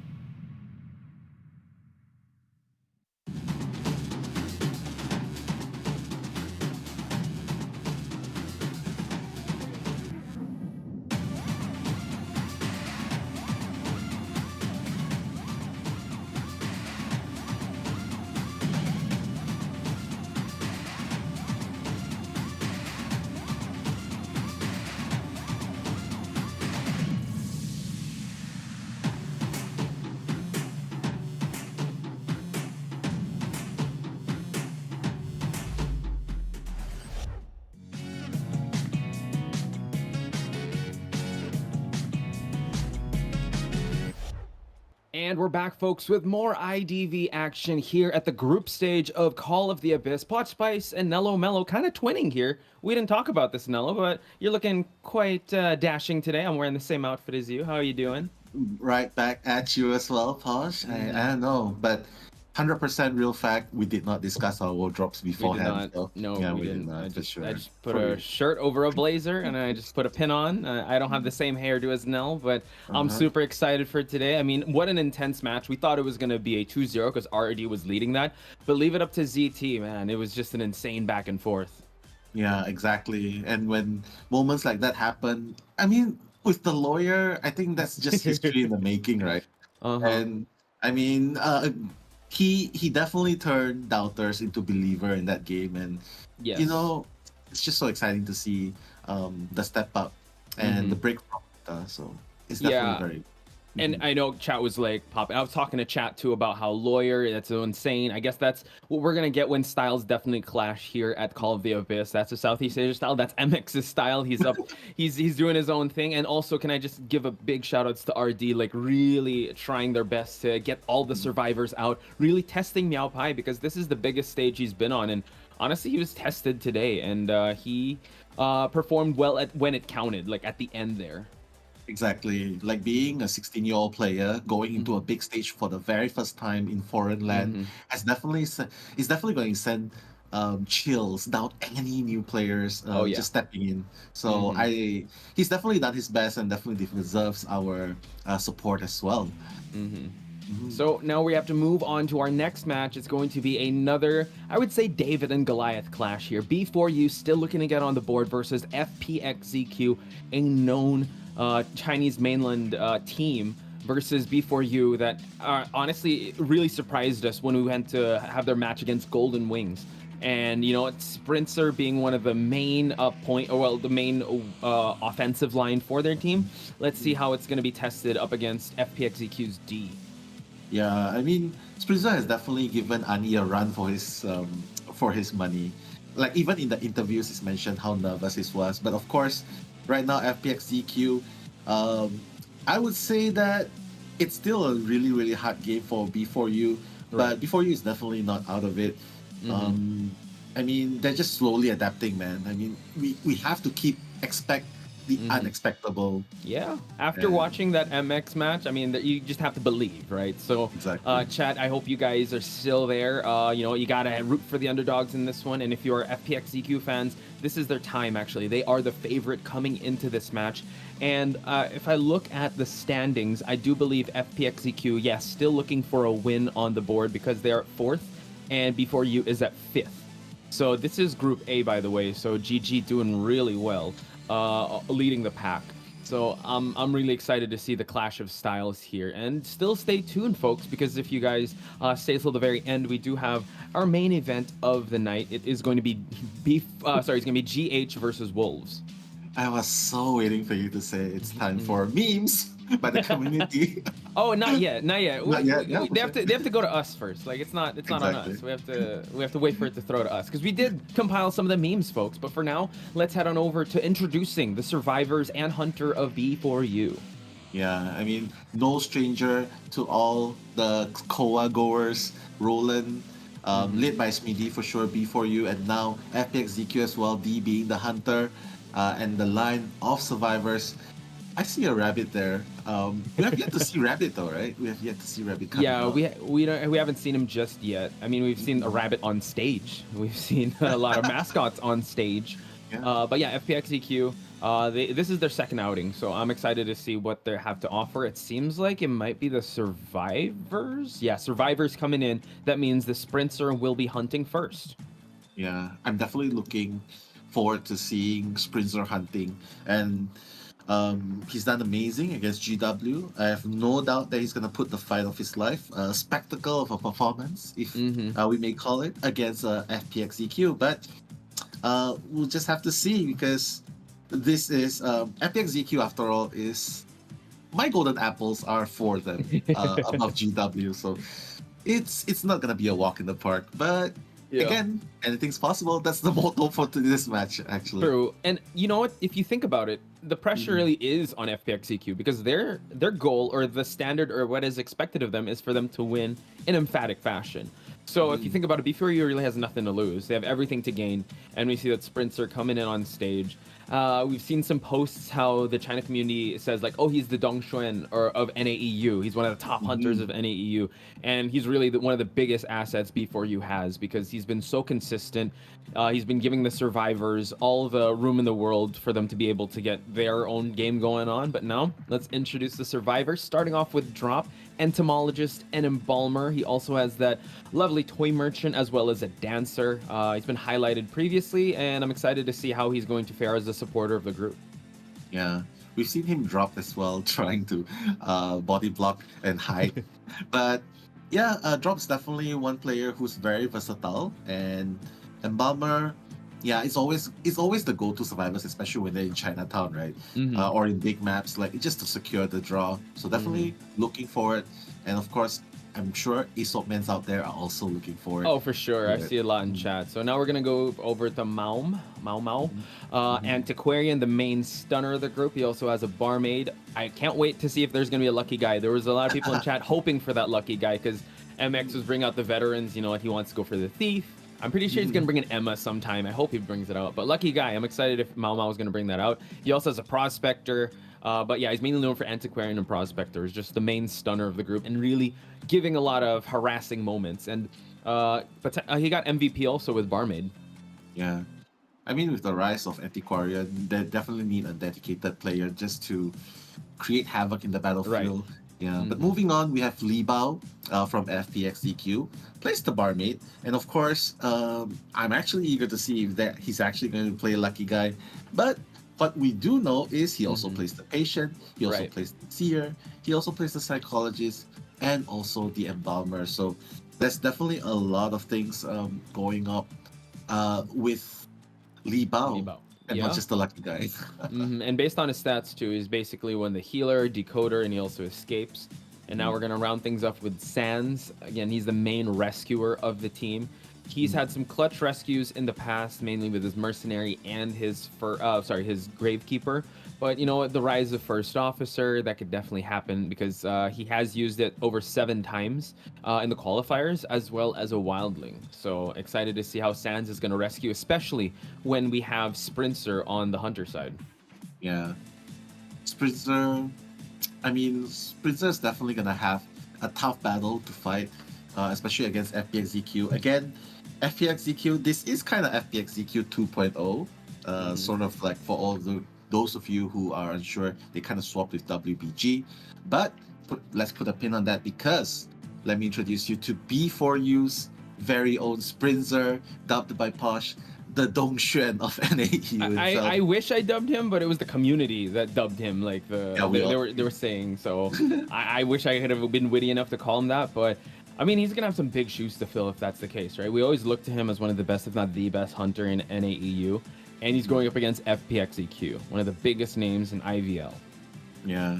I mean, just look at him, just being really confident, focused, and we can tell all of that from his interview moments ago during the break. So definitely looking forward to seeing how Sprinter will be showcasing his Dream Witch, definitely a go-to hunter that we all see from him.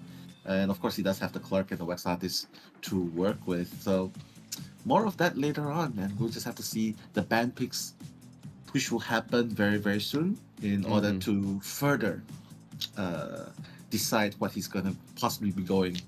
Speaking of which, yeah, here we go. So Moonlit, what was banned? Arms Factory was banned, and then B4U has picked Chinatown. So this is interesting because I guess they just want to have the map on an even keel here and kind of overpower and give Sprinter that power because they usually go for like Red Church, right? But again, the meta has changed. We rarely see Red Church. I don't think we've seen Red Church at all. Like, well, at least when we've been paired up, but we haven't seen Red Church. But we are heading to Chinatown.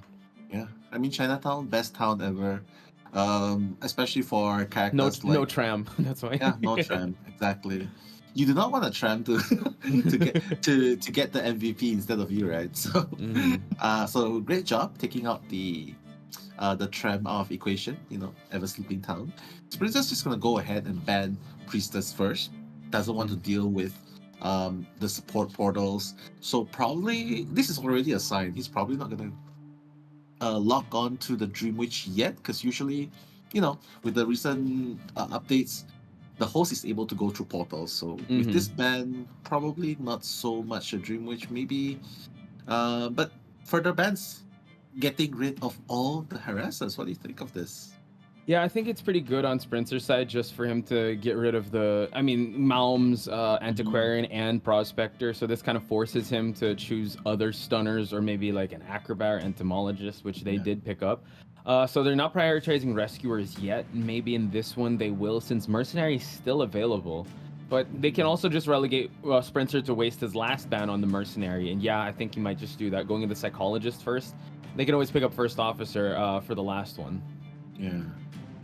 I mean, I know that I've talked about him probably not going with the Dream Witch first round, but banning the Merc is probably like a misleading ban, like trying to throw FPX.ZQ off, like, yo, I might not be going Dream Witch, I might be going Clark or Soul Weaver first game, but I feel like it's just too strong of a character that he passed up on. So now that he's done it, he has to deal with Psychologists, and as you all know, Psychologists, pretty good run against Dream Witch.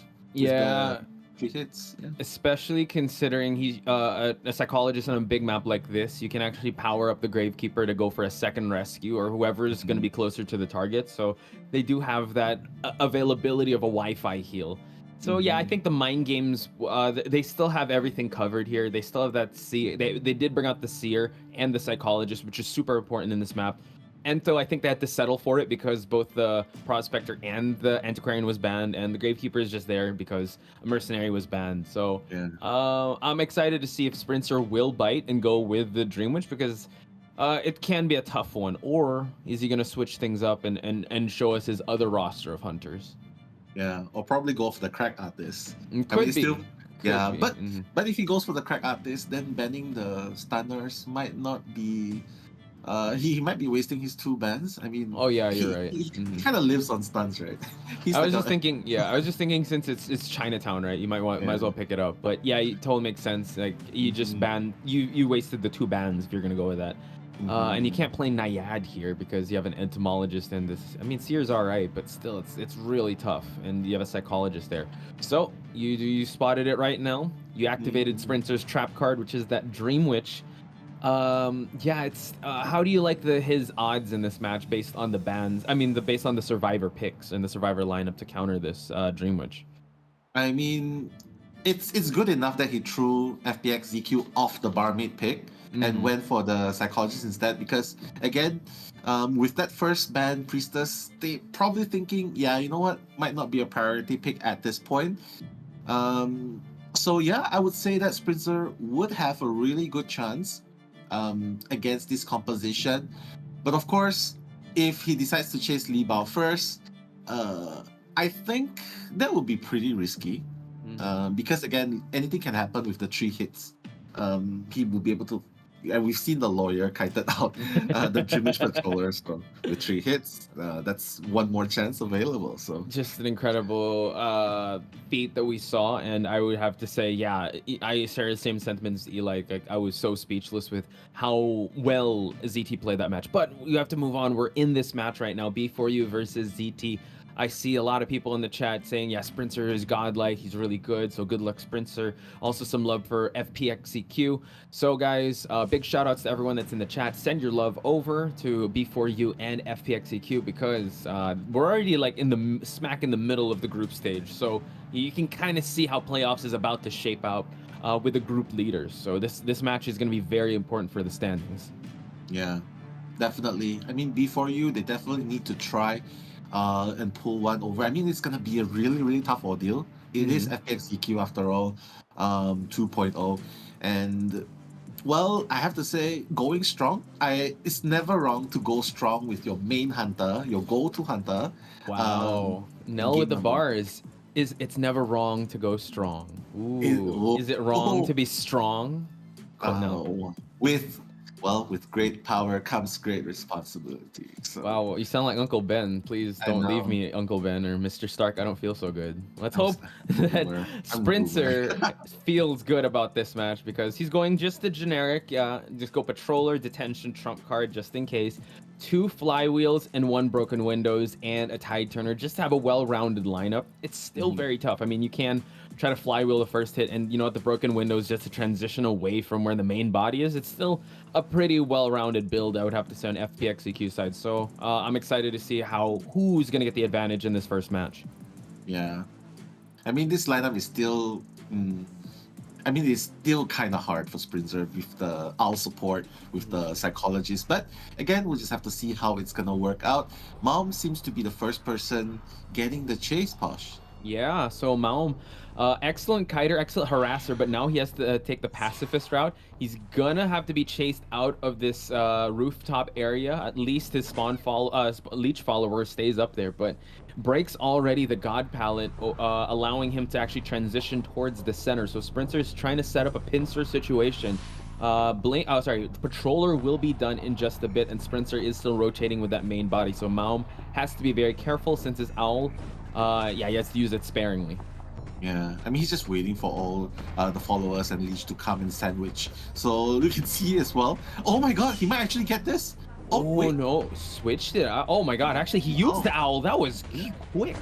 So now one tap owl, and now the patroller just for good measure. But the thing is, this is tough. Main body, spawn follower patroller. He's gonna have to try and leech him out, but the entomologist is here with the support and pushback, able to block him from Maum to move on to the next pallet. Yeah, I mean, the supports are just amazing so far, and that very, very risky vault. Well, it is kind of risky, but hey, they gauge it from experience. They definitely made it happen, and now the chase continues. Yeah, I'm experiencing a little technical stuff, but yeah, I mean, it's just an amazing kite to start things off. So we're just gonna have to wait and see, folks. I'm so excited to actually try to predict how that's gonna go out, because the way that's been playing out, I mean, FPX.ZQ is just... I know they had a roster shakeup, because that was the Weibo team, and they still are so good. Like, you saw how well they played that. We had to take a second to figure out what happened there with that owl situation, and just incredible performance so far. Yeah, we definitely love all those one-tap actions. One-tap perfume, one-tap owl, one-tap catapult into the tree, courtesy of Chocho. But of course, she has justified that it's only for Eli. So yeah, without further ado, we will be heading back to the game. Oh, apparently Seer has been shared, Posh. Shared already, and last effort we came back into a spicy one now. So Seer gets the short rebound kite. Gravekeeper has already spent his Tide Turner, so we will just have to see how this one will play out, folks. Now we're back into the action. Seer is about to get chaired once again, and Cypher Progress, one's about to pop, so they're technically at their last two Cyphers, unless the one close by is the 92% one, then that's going to be a tough one. Yeah, I mean, they're still pretty good, in pretty good standing. FPX.ZQ, yeah, the Gravekeeper has a leech, but at least he's not injured, so Psychologist is still at full health. Definitely, yeah, it's definitely very advantageous. Wow. And just look at how Gravekeeper counters the Patroller. But it doesn't matter, because he kind of has to get out earlier, because if he gets out too late, he's gonna miss that point. Oh, and the hit. Look at that. No, he just went straight for the save, and now Seer, oh my goodness, hanging around the pallet area. The switch happened while the Patroller was biting. Can't force heal here while the two Cyphers are already primed. Actually, they're just gonna go for the pop here. It's at 99%, so I'm not sure how they're gonna play this one out. Again, though, an excellent start, I would have to say, for Sprinter. Yeah, I mean, just being very, very careful, very attentive. Like you can see, he was very patient with the Patroller. Didn't even bother taking the hit. Like if it was anyone else, they would probably just like, just go ahead and hit. But prioritizing the Seer over everything else, it kind of paid off, because he got the 1k already. But Cypher has been done, but the Patroller has been deployed, Posh. Yeah, just the counterplay here. So the Gravekeeper is the only one with a Cypher, so he's gonna have to chase main body here with the Entomologist. So Entomologist has to be very careful, but the Patroller bite right after the vault. So now Sprinter has his second target on a chair, and now this game has gone by pretty fast. We're not even at the 5-minute mark, and they're already pushing for the exit gate. It's gonna be a tied game. Yeah, it's a very standard game. a very standard Dream Witch, 1 hit, 1 rescue, patroller bites to 4 rescue. But FPX.ZQ played it safe.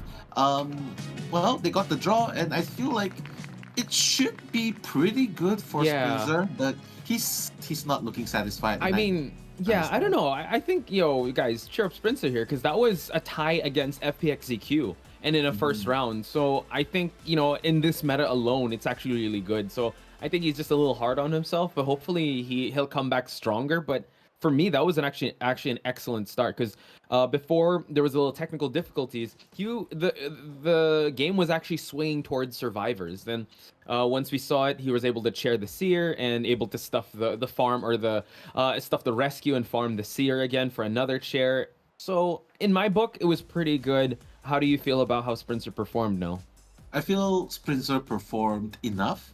But I understand his frustration. He definitely felt like he had the obligation to get more kills, because he's thinking about his survivors. He's thinking about the long run. What happens if the draw is not enough for B4U survivors to pull one over D? So that's probably what's in his mind. But again, like what you and I both think, it's definitely more than enough. Getting a draw in Chinatown, best of 1 against FPX.ZQ. Yeah, I guess if you put it in like the big picture perspective, this does, put some pressure on the survivors. However, it's a tied game, so I think it's time for B4U survivors to show Sprinzer, we'll try to take this one, or at least tie it up. Even though like the pattern is that Sprinzer is the one to usually get the victories for them.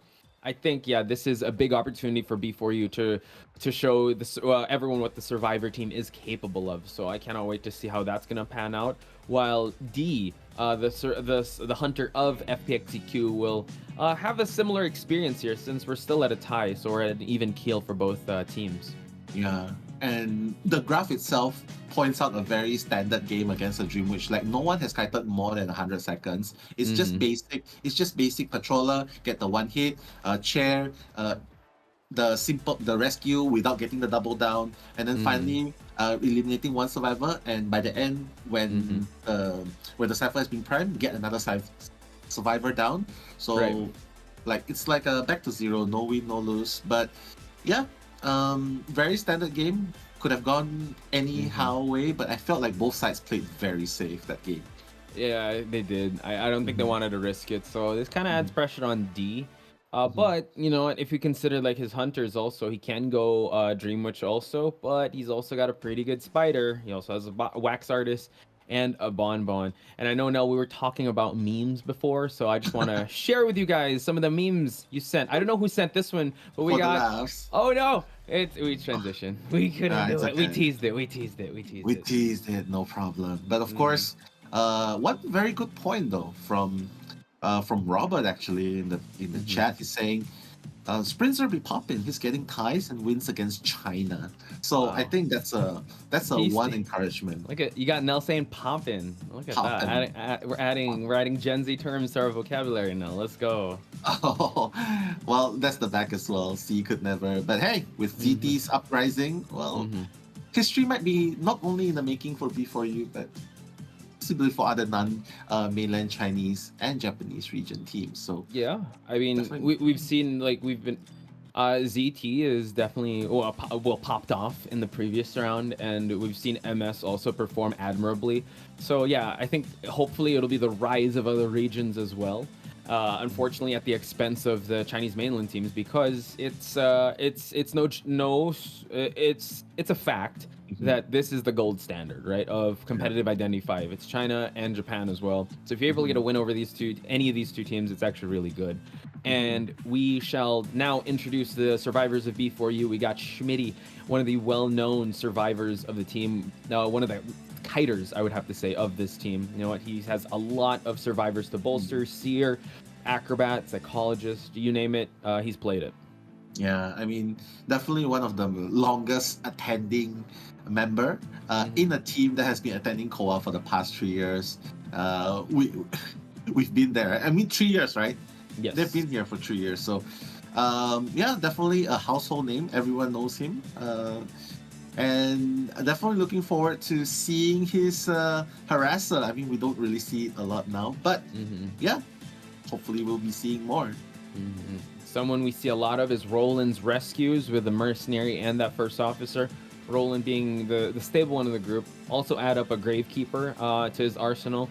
But yeah, he also is if he does get chased at the start, he can kind of falter a little bit. So let's hope he's able to be relegated as that rescuer, because we've seen in the past matches, if the rescuer gets chased first, it's a big down, and it's also less of a tide turner, so it's hard to kind of rebound from that if the hunter chooses to go a little off meta and just chase the rescuer first. Yeah, exactly. And coming up next is MyLake.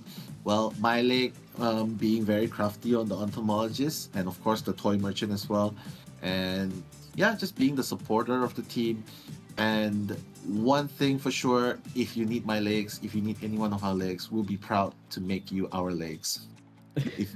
Yeah, some dad jokes here and there, but yeah, my leg. Yeah, moving on. We have problems. Posh, why don't you bring us through it? Yep, he's got too many problems on IG. Do follow him up. I think I was able to drop by their live in IG. They're always happy whenever they're in these type of positions. Problems has been one of the best kiters in NAEU. He has yet to have a highlight moment here in the Call of the Abyss 6, so cannot wait to see how he's gonna bring out either the dancer, his entomologist. He was really known for that perfumer. I see a lot of people popping off for his perfumer, but in this meta, I'm not sure if he's going to bring that out just yet. So hopefully we'll see one of these dancer or entomologist picks. Yeah. I mean, problems. We talked about Spritzer being the Dongshen of NAEU, but when we look at problems, he's actually like the 487 of NAEU. Really, really amazing Kaita, Posh. Yeah, so, but we shall move on over to FPX.ZQ's D. He has also attended multiple COAs, and he's one of I would say, the defensive line of FPX.ZQ. He's pretty known for his not really necessarily his breaking wheel, actually. Mostly known for actually his wax artist, his bonbon. He's brought out a BQ once in a while, his Anne, and his Spider. So I don't know if he's gonna bring out Breaking Wheel in this map. Who knows? Who knows indeed. But I mean, based on his last game, right? He's brought out the Bloody Queen so many times.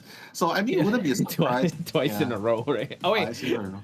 How many times? Or was it three? We were counting mirrors. We were counting the mirrors. Yeah, we were counting the mirrors. Yeah, we were counting the mirrors that time. Yeah. I don't know if he's gonna bring it out now though, because that's more of a tie-in. He needs more than a tie-in. It's Chinatown, so his Spider could definitely shine.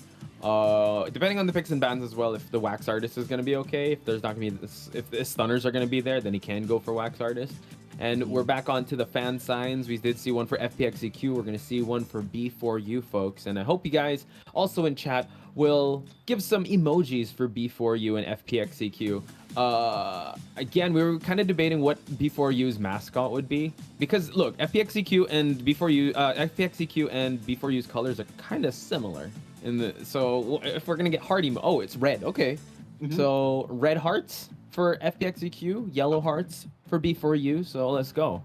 Let's go. You have it here, folks. Red hearts for the Chinese team, and NAEU team will be getting the yellow hearts. Beautiful fan signs so far going on. It just makes me unable to wait for the memes that we're about to show you. But again, do remember that while we are waiting for the teams to get ready, we do have we want to show some memes as well from the community themselves, because you guys are also just being so supportive in the chat against the events, towards the event as well.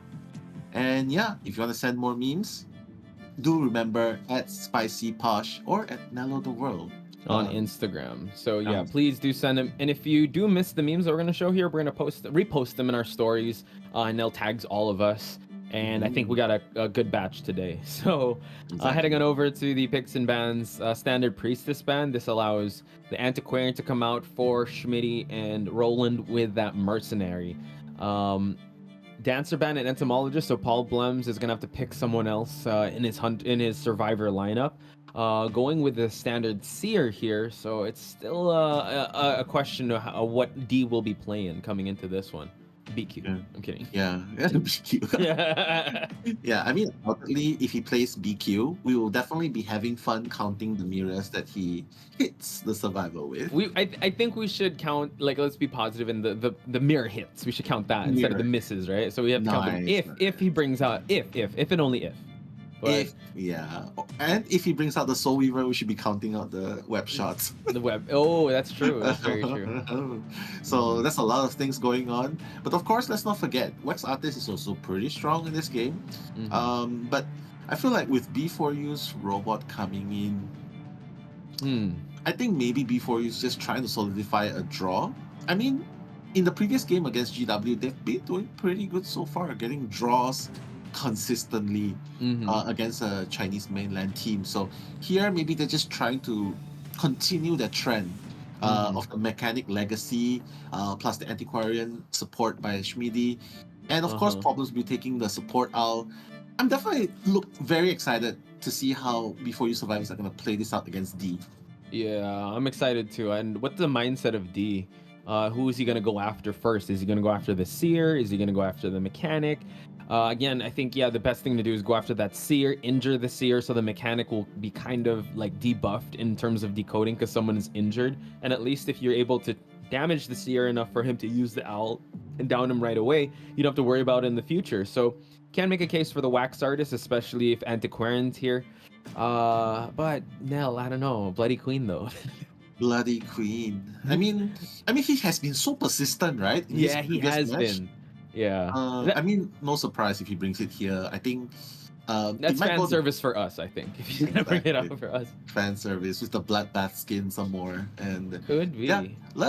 It's 50-50 now. He can definitely go for the Bloody Queen if he wants to. But again, there's elevations in this map where it's gonna be pretty hard. Which is why that's probably why we're not gonna see BQ in best of one and the cracked artist instead, Posh. Okay, so it's hard to make right, we were talking about how many mirror hits we can get. How can we turn this into a little prediction for us with the Wax Artist here? Because I mean, he's just so consistent. Like wax bombs or the hot wax trick. It's hard. So I think we're just gonna see how D is gonna perform this, and I'm sure Eli is excited. He has hearts for eyes now. It's like his favorite hunter here, Wax Artist, is coming on screen. And what about what's up? What about if we try and predict how long, like how many minutes before he reaches his hot wax, his full presence? Okay. You wanna go first? Under 1 minute or under 2 minutes or under 3 minutes? Let's just make it general like that. Sure.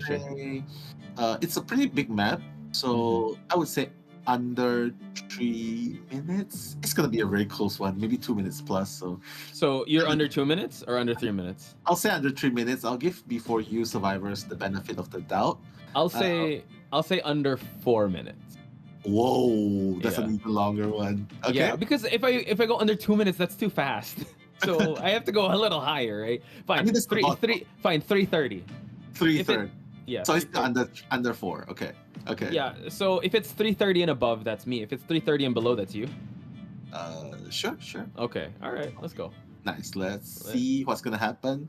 Oh, and he doesn't have. Oh God. Yeah. This might actually be 3:30 and below it, because like they have, in terms of mobility, right? There's no toy merchant to help them kite around. And look, D are spawning straight towards Problem, so he's gonna have to hightail it out of there and make sure he's in a good kiting spot, because I'm pretty sure he's got a target on his back.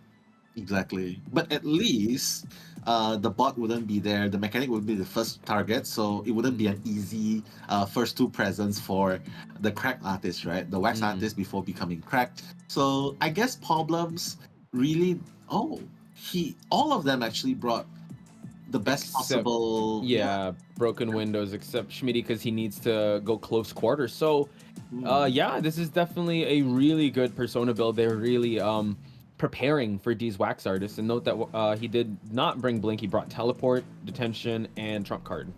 Yeah, I mean, pretty good. I mean, 6'9", he definitely wants to go for the fast presence building, so he's probably had our pen and it's like, yo, over 3 minutes? I can challenge do that. Oh, my bad. It's not Trump Guy. It's Insolence. My bad. Okay, yeah. So he is building that. So let's see. Hopefully he's able to. Wow, he actually finds Paul Blems. He's trying to go for an aim down sight here, but no. Paul Blems dropping the pallet, allowing him to kite up to the second story of this building, and now his owl is back online for him to use. D is one person who doesn't run away from problems. He's actually chasing problems at the moment, trying to closing the gap. But I just have to say, Problems is still doing such a great job keeping out of line of sight. That's really important because so far, no wax at all. Yeah. So now he's gonna change elevations here just to really avoid the wax here. He's gonna drop the pallet on the wrong side, and now Paul Blems eats a hit. Luckily enough, he gets a little bit of that boost. So now, the presence is built. We're still under 1 minute now. Don't worry. We still don't have the hot wax yet. Yeah. Well, the bomb is up, so he's probably gonna try and block off this entrance. But again, it's only what? Someone that's the mech. Oh, the mech. Oh, he's not gonna hit it. So yeah, well, he's not. that's two. It's fine. Problem still has an out to work with, but he has to time it really, really well. Oh. Allowing him to transition here, but D's just gonna wait this one out. He's gonna change elevations here, but once the owl runs out, he'll be ready for a basic swing here. Goes for the wax, and then just make sure his Paul Blems is down.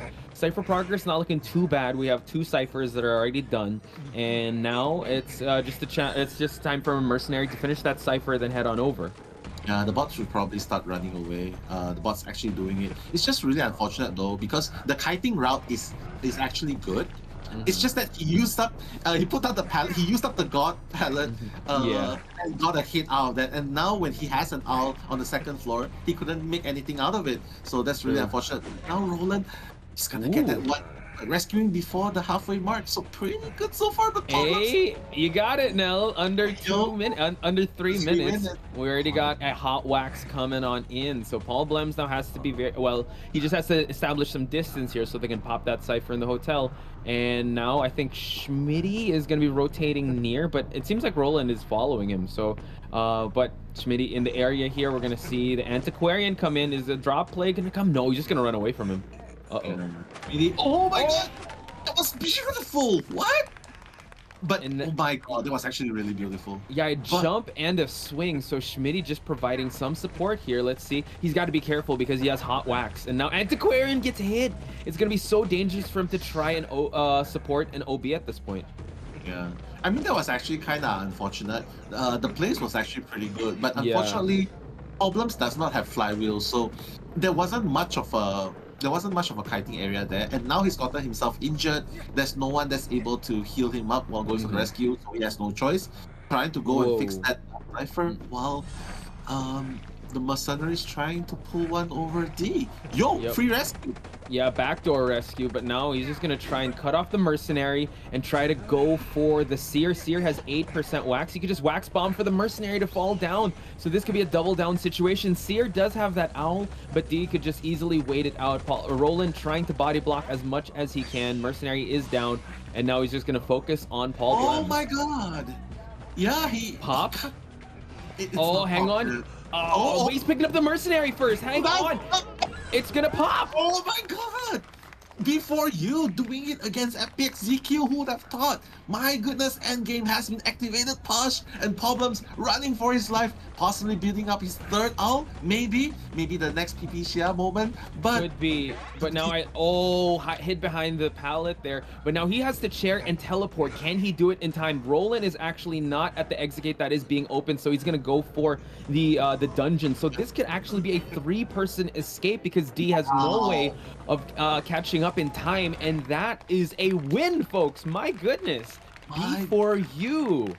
Veronica should be here because she's she made a bet. Yeah, she's gonna have to cosplay the next time. So Veronica, if you're listening, I know she's asleep, but wow, guys, before you able to get a win over FPX.ZQ. I think the glimpse of seeing there, look at the handshake for Paul Blems and Schmitty. They gotta feel happy about that because they were able to win a round.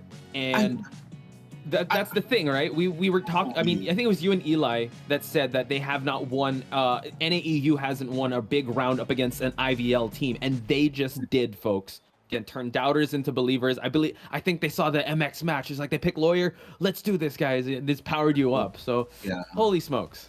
Yeah, I think that match sort of gave hope to all other regions that they can also do something spectacular. And wow, who would have thought B4U in the advantage against FPX.ZQ, Posh? My goodness, I'm still so speechless about it. Yeah, it's incredible. Again, we were talking about how our apples, what's that? We were kind of putting it on FPX.ZQ, but at this point, I'm not even mad if our apples are gone here because B4U, folks. Again, the David and Goliath story of B4U versus FPX.ZQ, and they struck first blood here, gaining round number 1. So if FPX.ZQ wants to win this, they have to take it to round number 3. And if B4U, you know, like they just keep playing this conservatively, coming into round number 2, just go for another like conservative win, a 3-1 and a tie, and they're in the board. They're in the race now.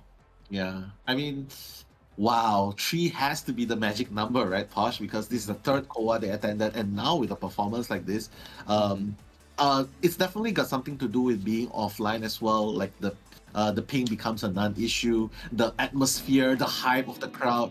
Definitely playing into factor here because, ladies and gentlemen, B4U in the history of COA, for the very first time, getting a win against a Chinese mainland team in round number 1. Yeah, and considering that FPX.ZQ's D's Wax Artist is his most used hunter, and I mean, they just played this really well, right? The timings were perfect. Roland with the body blocks towards the end. Schmitty had an amazing moment where he flipped and he was able to get that strike. Bought a little bit of time, which was great. And just the body blocks were just on point. We didn't even see my leg because they were really working on that Cypher progress. And for them to be able to pull it off in that spectacular fashion, let's see how this momentum can keep going for B4U. Exactly. I think there was a moment when, you remember, I was like, oh, okay, the bot was actually bombed Wax, bombed by the Wax, but he didn't hit it. So that was actually kind of a crucial moment because he was like, yo, I'm not going to mind the bot. But again, if you have a mechanic and the bot going up, you have to expect that Cypher Rush. So I feel like not hitting that bot, taking a moment to hit that bot, might have played into B4U's hand ultimately. And wow, let's just say the phrase now is D has just got Cypher Rushed by B4U. Yeah, that's the reality we're living in, D. He's got to play some defense in the next time coming around because he's got to bounce back from that. So FPX.ZQ is still not out of it yet, ladies and gentlemen. I see a lot of people also saying FPX.ZQ, fight back and all that. So that's really good. So we're going to head on over to the highlights, but afterwards we're going to see round number 2.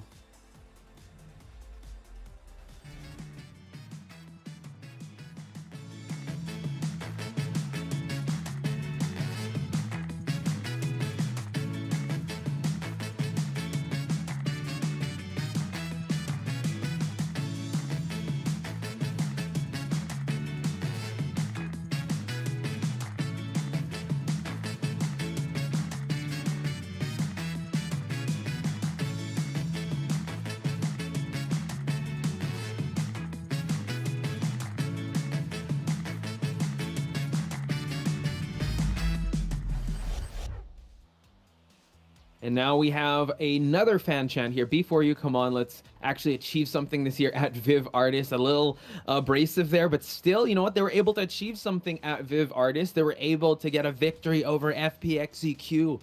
Again, that's just it's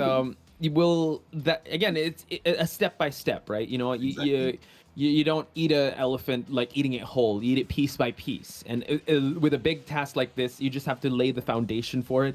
And if B4U starts strong, hopefully they can end strong, like we were talking about off at the back or backstage while we were doing through the transition here.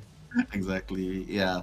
As the saying goes, you know, you start the race strong, you end the race strong. They're already starting it pretty strong.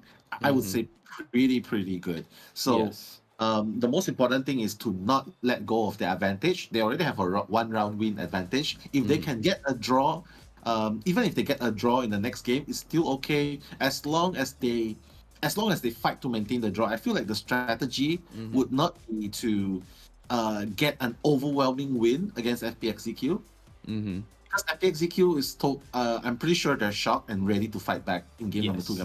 I think it would be wise to turtle up and get the draw for the remaining best of 2, best of 3, and hopefully that 1-round win will make a difference. Yeah, I think that's a safe conservative strategy that they can go for, and hopefully they'll be able to do that. Well, FPX.ZQ, they've seen adversity before, but I think this is just a taste of what they will get if they look past competition. And I think with B4U, you know, we did say how many times they've been attending COA, like third time's the charm here in COA 6, and hopefully they're able to take a victory and place in the group standings, because this is definitely a feat that's has been achieved by them that is by no stretch of the imagination an easy feat, because FPX.ZQ is one of the known IVL teams out there. And I think now, while we're waiting, I'm able to show some of the memes that you were able to give me. Oh, Eli, what's up with the wax? The wax opium. I mean, I think he's on that. Yeah, it's true. And then also Norton, big shout outs to you for sending us this. Always drink your water, folks. And we're going to head straight back into the match. Again, very wholesome memes. Very wholesome memes for you guys. So thank you so much for sending them our way. Again, we're trying to replicate the offline to online. So please keep sending us your memes. And please keep encouraging everyone in chat to engage and really support your favorite teams. And send us also some memes or some fan chants also on about your favorite teams also. And we'll be able to show it. Yeah, go ahead. And because there's so many messages going on in chat, so if you have a fan art or a message you would like to show, definitely do send it again to Instagram. Yeah, or if you want to post it, we'll look for it with the hashtag COA6 and hashtag COA6 Global Support, because there's a lot going on, and they do want to feature it also. Yeah. Okay, so it looks like D is going to be replaced by Rabbit. Wow, they bring out the Rabbit first time. This is interesting. I think at this point, yeah, maybe they need to be able to sub D out for a sec, because that was a big one that they were able to get. And the FPX.ZQ tram. My goodness. I mean, D has definitely kind of has to be dealing with the blow right now, right? Unable to get that draw, the minimum requirement for draw. So I actually like this, like seeing a new hunter coming in. To sort of replicate the success of the team. Like, you don't want to play tilted, right? I just love it. Like, the previous team, YAV has actually came in to play instead of Yan. So that was also, like, it showed tremendous standing. Like, we just love to see new players coming out. Showing everyone, what is this? the puppet, my goodness, Chad. Are we going to be outdone by the memes? I do send us more memes, but this is so hilarious. Yeah, the chicken dance. Yeah, and Chocho did bring out a good point here. Unexpected hunter. This is something that's wow. Look at an ad. Know, right? Oh my god, these guys are so creative. Yeah, I like their strategy here, because this is something that is gonna catch them off guard, because they clearly studied these wax artists for them to be able to come up with those rotations. Exactly. So right now, let's just see if B4U survivors are able to replicate their success in round number 1 in this round number 2 against the hunter of FPX.ZQ, Rabbit. Yeah, so Rabbit, again, not much stats on him, but I'm super excited. If you guys know anything about him, let us know in the chat, and let us know as well if you guys have been drinking your water, because Norton Compass Caliper is saying, hi guys, water break. Y'all got to drink and stay hydrated, because we're in for an intense one here now. Exactly. Definitely don't forget your drinks. I mean, it's Ramadan now, so I can't really be drinking, but it's fine. I mean, we can't really be eating, but it's fine. I'm still drinking a little water, just so that I don't run dry. No nayare. Please don't pass out and don't come on, don't worry. But yeah, just look at B4U. They're just so focused now, trying to think about how they can pull through in this new round against the substitute hunter of FPX.ZQ, Rabbit. Like, I'm pretty sure they're kind of taken aback, because it's the first time Rabbit's up in this stage, and I don't think B4U has ever faced. Or I mean, this is the first time we're oh wow, look at that. The chicken is commentating. The chicken is indeed. If Chocho can read this, please let us know what that said. Anyway, it passed already. No, like, don't eat me. I think it's don't eat me. Okay. What are you thinking, bro? I'm so cute. Why are you eating me? Why? I'm dancing here. I'm working here. I got a family to feed. That's what it means. So here's a riddle. How Okay. does the chicken keep fit? Keep feet? No. How do you get lean chicken? Lean chicken. How do you get lean chicken? How? Yeah. By dancing. You get fit. You get Oh my God, fit. Get Oh, jokes. That's that's a good one. I mean, we'll give it to him, Chad. We'll give it to him. That was a good one. Boomer moment That's hashtag. No, because I had to think about it, so I apologize. I should have. No, I it's should fine. have. It's like, oh yeah, because of dance. Anyway, we are gonna put aside chickens and put a rabbit in play here because FPX.ZQ's rabbit will be doing the hunting in Arms Factory, a seer and antiquarian band to start off with, Nil. And it seems like they just want to ban out straight up Clerk. We don't know if he's good with Clerk, but they won't take the risk. Yeah. The standard, I mean, Antiquarian has definitely been proven time and time again to be such an amazing support, right? You see Schmidi making that one big difference in that game, prolonging the containment time of the Seer in the first half. So, learning from mistake, Rabbit's just gonna take out just take out the Antiquarian and then take out all the supports. Dreamwitch in Arms Factory seems to be very viable at this moment. But I like the fact that Paul Blems was able to pick up his Dancer. I mean, his Seer Kite was really good, paired up with the Mercenary of Roland. And now we have an Acrobat in the mix too that can possibly counter play the Dreamwitch and prolong the Kite. So Mechanic Ban is also good because he got Cypher Rush the last game. So now how is B4U going to answer back here? Are they going to try to double down on the Dreamwitch thing here? Are they going to go Barmaid? Are they going to make a little more adjustments with adding more OB and support because Prospector's not picked up yet? There's still a lot to be considered here for for B4U. So let's see how this one is going to shake out. Yeah, I mean, B4U probably thought about picking up Mechanic for sure, but it's just very unfortunate. What? To use a Doctor... MX, are you on screen? I mean, yeah, definitely MX-inspired Doctor in play here. But, I mean, yeah, it kind of counters Dreamwitch with the heal, but again, probably not as effective as Barmaid and Psychologist. You know, like Barmaid instant heal while kiting. With a Doctor, you can't exactly do that. And you have to when you get hit, you have yeah. the veteran buff to run far away. And that's kind of gonna buy you a little bit time to heal behind pallets or behind windows. But again, not a very reliable character to have, especially if you are being sandwiched by the Dreamwitch. Yeah, this is interesting. They're really leaning hard, and hopefully they did their homework. But the thing is, Rabbit can opt to go with something else, right? You can try going Bon. You could try going. I know Wax Artist isn't the best here, but it's still like in meta. But we're gonna see what Rabbit with a name like Rabbit. What hunter do you think he has? The new hunter. Evil Reptilian. Evil Rabbit. Evil Rabbit. Yeah. Instead of us stomping, he kind of he kind of pops. Yeah. Then he drops Easter eggs. Easter eggs.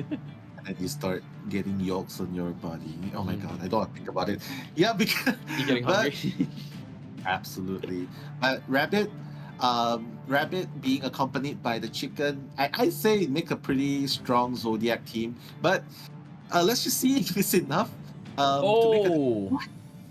He converted the Rabbit to Hermit. So I think, yeah, this is a misspelling. This is a typo. It's not Rabbit, it's Hermit. So Hermit coming into Arms Factory, it's very small. We have seen Hermit plays, but unfortunately, Nell, I think if I remember correctly, none of them had success. So this is so important for FPX.ZQ to get. And also, I think it's great that the survivors of B4U are going again because they can carry that momentum into this round because our records show that Hermit isn't performing well in COA. Yeah. So could it be Rabbit to break that streak, or will Rabbit be part of our statistic? Yeah. But you know what? Now that he's actually using Hermit, Doctor would make an amazing character against Hermit. Not kiting for sure, but you know, just to heal, like it definitely absorbing the damage, heal. He can definitely be the sandbag for the team, like taking the charge hits every single time. But again, it's a pretty small map.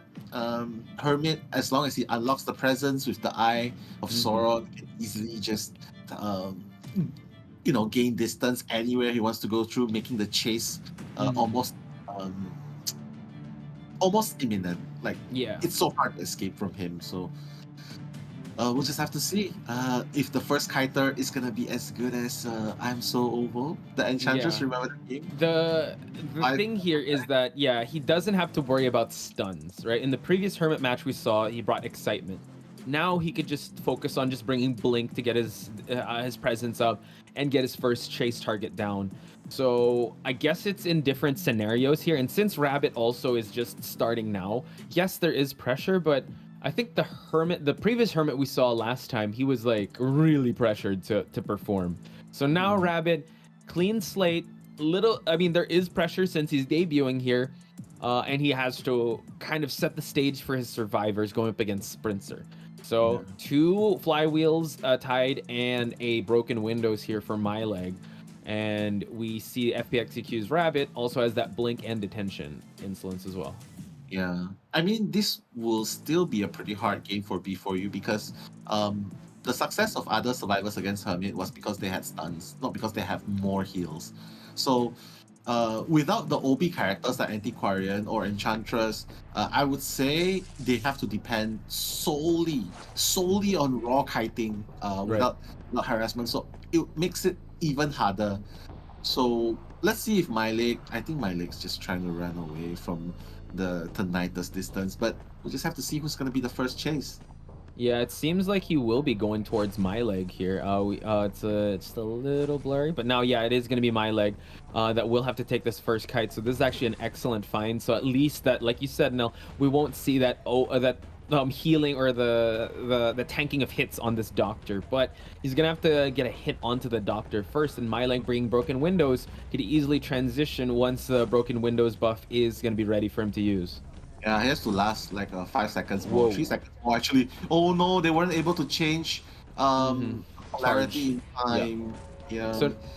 So this is a beautiful thing that he's doing. He's disconnecting the charges, but so that they won't be able to tank the hits that he'll be going to MyLeg. I have Sauron trying to go for the dunk, but in this time that it's not connected, the ciphers can move accordingly. So Rabbit has to make haste here to try and down this Doctor in time. But MyLeg doing an amazing job still staying in this area, not interrupting Cypher Rush as much. And now the blink gets popped. Doctor falls down. I feel like if they all change charge to a blue charge there, he would be able to kite even further because then Hermit wouldn't have a blink anymore. But the thing is, he disconnected the charges first so that they couldn't change. Yeah, so that's what Hermits do. So that's why it was super important for Rabbit to down then and there because Cypher Progress moved on a little well. So yeah, that's all good. It's a really I saw Japan players do that too. So now this is actually the first time we're seeing just it in this high level as well. So now Doctor is in the rocket chair. Yeah, but disconnecting the charges does have its own demerits though, because right now they'll be able to decode even faster. Like it wouldn't be hampered by other ciphers. MyLeg, wow! And the broken window's gonna bring him even further away. Roland, however, is running at the same direction. I wonder what he's trying to do. Probably just hiding out. Now able to get the stun here, but the pallet was able to create that separation. MyLeg still doing a great job. He's gonna have to hit in that corner. I actually didn't see the charge there, but at least the Doctor was able to get it. I have Sauron dunk a little too far here, allowing MyLeg to do a full 180. Yeah, Rabbit leaping a little bit too far there. MyLeg trying to steal a little bit of heal time there, but everyone's charge. They can't change it anymore, right? Yeah, they cannot. I think it's still on cooldown. So now, yeah, MyLeg might try his best to heal up, but a basic hit will drop him down. He's doing a great job breaking that line of sight, but now he's gonna get absorbed by that red polarity, and now MyLeg has fallen again. 3 ciphers were still here because of the connections that Rabbit has established. Yeah, I mean that's the problem, right? You see, there's no OBer trying to harass against a Hermit. And it's especially important because there's a Doctor in the game. A Doctor cannot really... he's just pretty much running raw. Like, there's nothing that helps the kiting except for the traits that he brought, like broken windows. Roland has to come again. He's probably gonna try and waste as much time as possible. One more charge, and then an Eye of Sauron. Oh, wow, look. true. There it is. Roland, is he going to make it in time and force the Terror Shock situation? Oh, the Doctor gets the blue and unfortunately was able to farm a hit off the Doctor. I mean, that was an excellent showing of control there. But this is, like you mentioned, Nell, if there's no harassers, yeah, the Hermit could just freely just do that. Yeah, exactly. And disconnecting the charges was so vital as well throughout this entire game because they cannot change even if they want to. So it's not like so it's not like they didn't want to. It's the Hermit says, you know what, none for you. Just get you off. And but things are still looking very drawable. Yeah, still looking very tiable for the D4U team though. One Cypher does remain. Everyone is injured though, and now that the Doctor isn't there, they don't have a main healer or main survivor to tank those hits. So I think when it comes to picking off the survivors, Rabbit had a good pick off first of the Doctor there. And now Schmitty moving away from some objectives here just to make sure that he's going to be safe. I think at this point they gotta account for the late game here. Yes, one Cypher is at 81%, but I think they might want to try to heal up. Schmitty, oh my god, right in the middle, and now Schmitty sharing some damage with the mercenary. Yeah, I mean Schmitty has to make this work. He has to be the one to kite until the very end. The Cypher is already at 96%. If he can kite one more time, things will be pretty good. Oh, nice! They're actually, and he's gonna pop. Oh, this is huge. They could still try and tie the situation up. And now this leaves a big opening for Sprinter to take home. Paulblem's actually running right towards a kiteable area here. Eye of Sauron's going to close out the distance right beside Paulblem's. That was a close call for him, but he has no dancers boxes set up here, so we won't have some pirouettes. He's probably trying to go towards one. Oh! Yeah, and that seals it. FPX.ZQ, Rabbit, he's just going for the draw at this point. And can I just say, Posh, before you? Like, yeah, they didn't replicate the success of getting a 3-person out, but it's still very impressive getting a draw against a top-tier Chinese mainland team, I would say.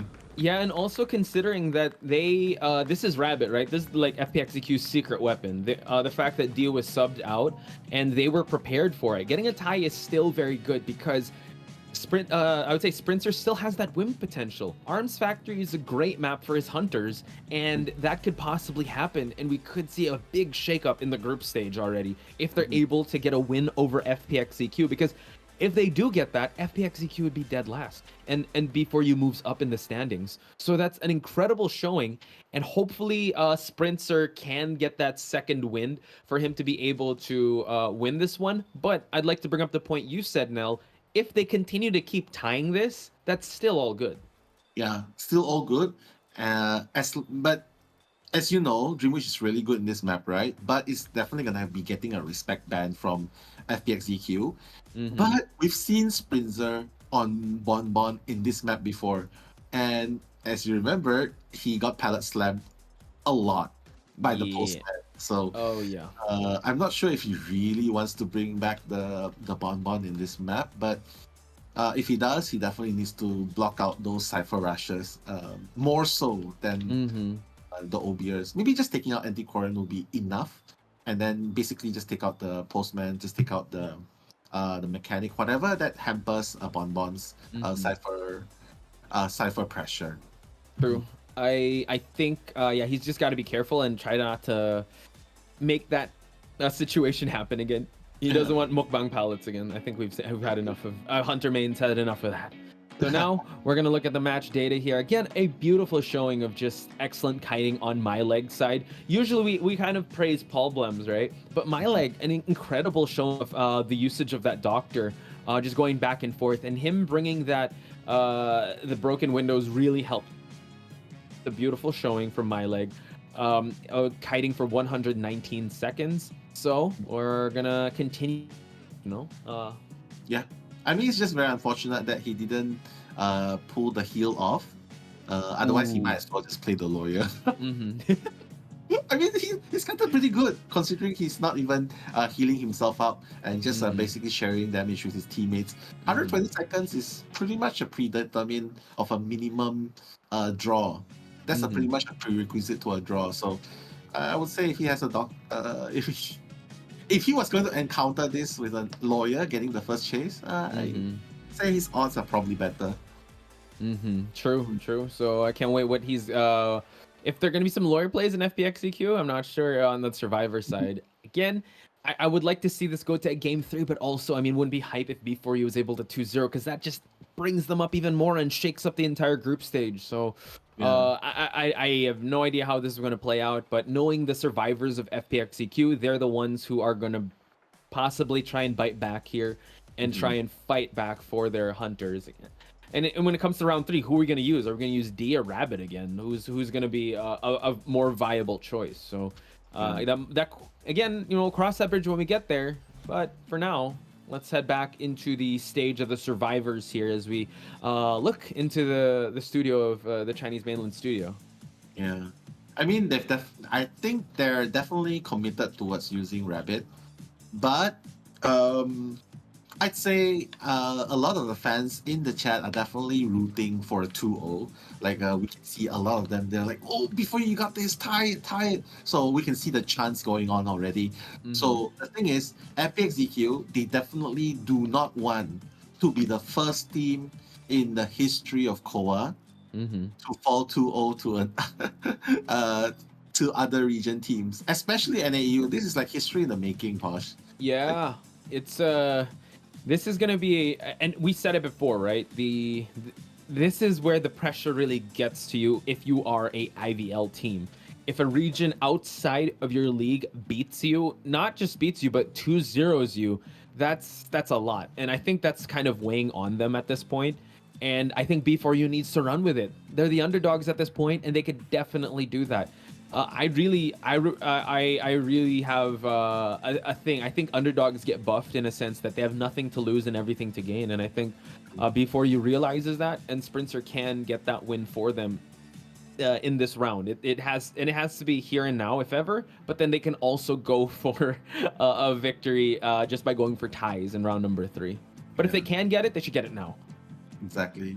But you know what? Even their performances now, so far, let's stick until the end to find out what the results are. But just judging by their performances so far, I feel like that would have easily rendered them a qualification, an entry to at least play in the IVLs, because they're already fighting par to par. They're fighting on par with the Chinese mainland teams. Mind you, this group is actually really hard. They went against 2 Chinese mainland teams. This is the second one, GW. They almost got it all the way up to BO3, and now against FPX.ZQ, getting the first win ever in round 1. So I feel like they're reaching there. They're getting there. Yeah. So the thing is, again, I don't know if we celebrate a little too early up against their match in GW. Yes, they see the finish line, and they need to be able to cross it, right? They're so close to it. And FPX.ZQ is really known for like prolonging these games.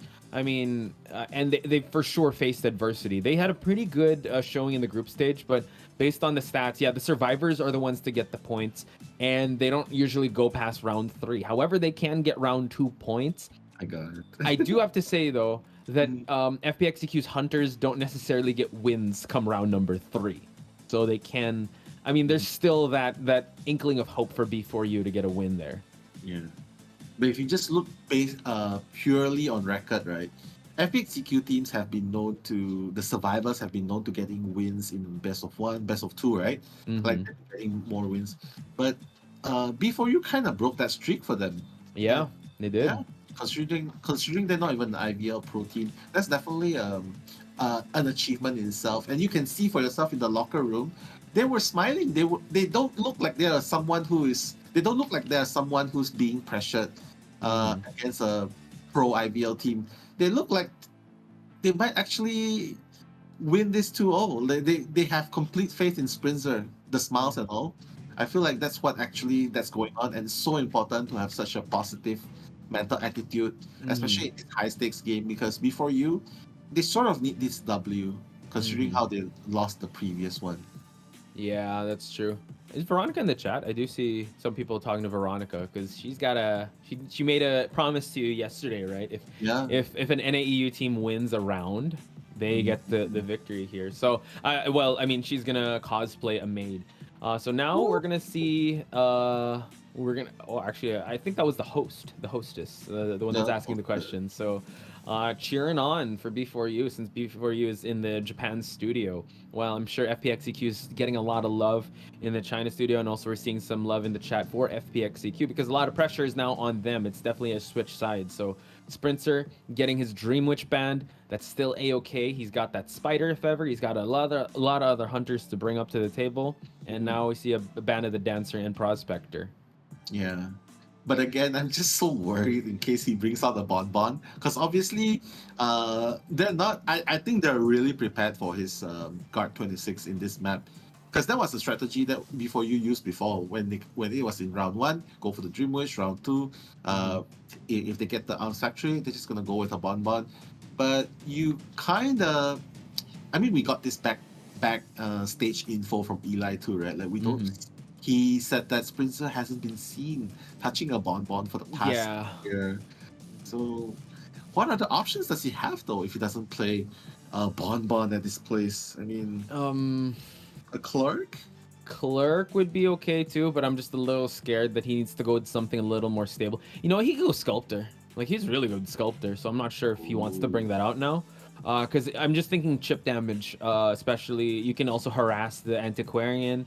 What else could he bring out? He also has a Spider if ever. Yeah, but I share your same concerns. I don't know if he should bring out a Bonbon, especially if like, because there is pressure on him, right? He has a chance to 2-0 this, and he could, you know, this is 8 Mile moment, his one shot for him to be able to get that 2-0 and shoot them up in the leaderboards, or shoot them up in terms of points.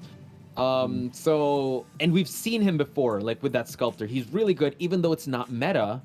I think he can make it work in this map.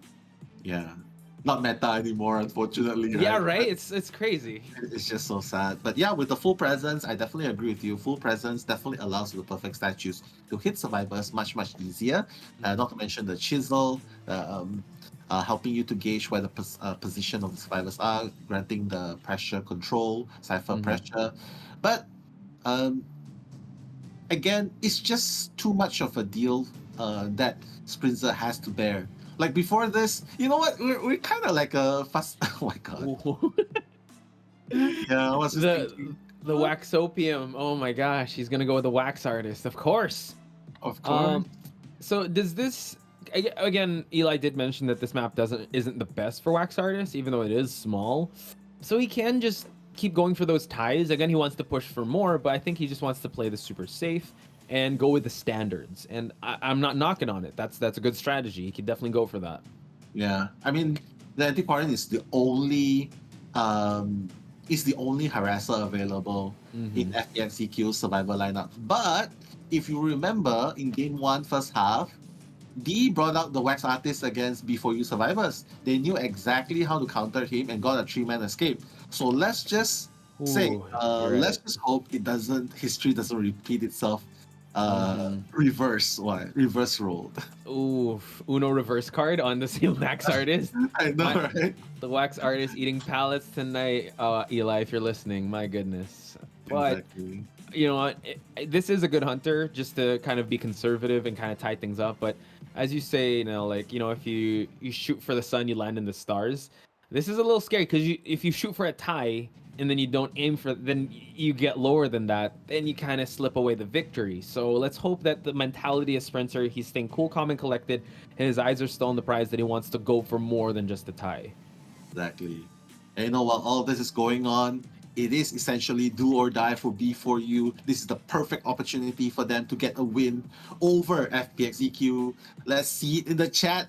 Hashtag B4U Sprinter or hashtag Sprinter wins in the chat if you're all for Sprinter, or hashtag FPX.ZQ wins in the chat. Yes, I want to see some red hearts for FPX.ZQ and some yellow hearts for B4U, because yes, FPX.ZQ is the franchise player. They're the known team. But B4U here, the underdogs, the Goliath, the David to the Goliath is definitely answering back here. And we see the spawn points here, a T-spawn here on the Survivor side. Sprinter's definitely going to want to go for that Seer first, but Mercenary and Antiquarian are there for that support.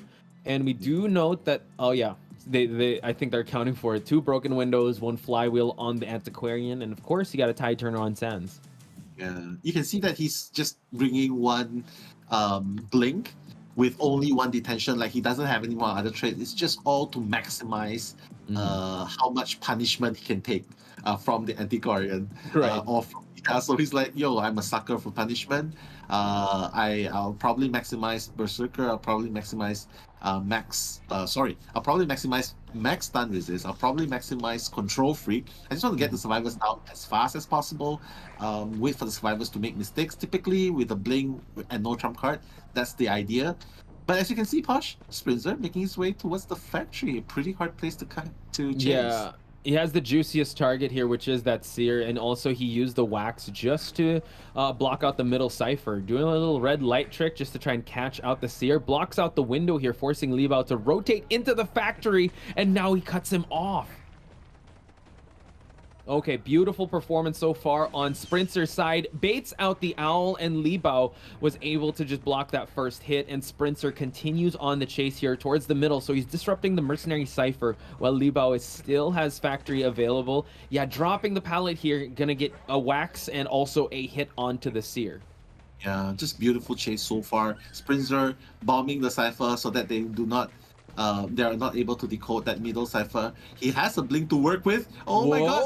Whoa! Beautiful camera placement just to see where the Seer was at, and now Sprinzer has his first down relatively early in the game, but FPX.ZQ survivors, they're really answering back here with the Cypher progress, even though the route was kind of disrupted. I mean, 2 Cyphers are about to be finished. So one's at Deep Sandbags area, and yeah, it is the Mercenary. So is he going to force him to an early save here? Because he can try and rotate and try to wax him to say go for an early rescue. Yeah, this is so good from Sprinzer. Getting that 53%, I think he will probably want to get more wax onto the Mercenary, then he would have been able to freeze and hit again for a double down. But hey, not getting greedy. I like it. Just going very safe and stable. Get the Seer down instantly. You can see that Libao's already moving towards the corner, pretty much gearing this game towards a tie. Wow. Yeah, he tried wax bombing the Antiquarian. I'm not sure if he was able to get it though. Antiquarian is here for the support and the stuns. Can he get to the chair in time? But no, gets hit. Antiquarian's gonna hit a lot of wax, and now the Antiquarian is hurt. Seer is dodging and juking around here, but Libao is gonna eat some wax and will fall down. Malm is actually receiving some heals onto the Psychologist, so now Antiquarian can come in for more harassment. Yeah, but that bought enough time. Having the Psychologist in that moment was definitely very, very beneficial, just to do the Wi-Fi heals. But he's gonna be the next target now, Antiquarian. Yeah, he doesn't want to overextend here, just wants to secure a down onto the Seer. But no, like you said, he did bring a blink, so teleport isn't going to be a factor in the end game. Cypher progress isn't looking too good. 2 Cyphers remain, and they haven't worked on their last Cypher just yet. Seer is about to expire, and Sprinzer pretty strong mid game, and he's at full presence. So now the survivors are scrambling though. So now a tie is inevitable, but can he push for more? Yeah. Fortunately for FPX.ZQ, right, the saving grace is their last 2 Cyphers, the 4 Cyphers that they the last 2 Cyphers that they have progressed at, it's actually one from the other. Like Malm's on the one side, the other one's all the way on the other end. So at least they eliminated the possibility of Sprinzer trying to block the Cypher. So that's already a progress in itself. Sprinzer has to get this pretty fast down though. Yeah, if he still is scrambling for this this down, yeah, Cypher progress is moving on well. The thing is, Drop doesn't have much to work with. He is the Psychologist, and he's already used up that heal, so he can't tank any more hits.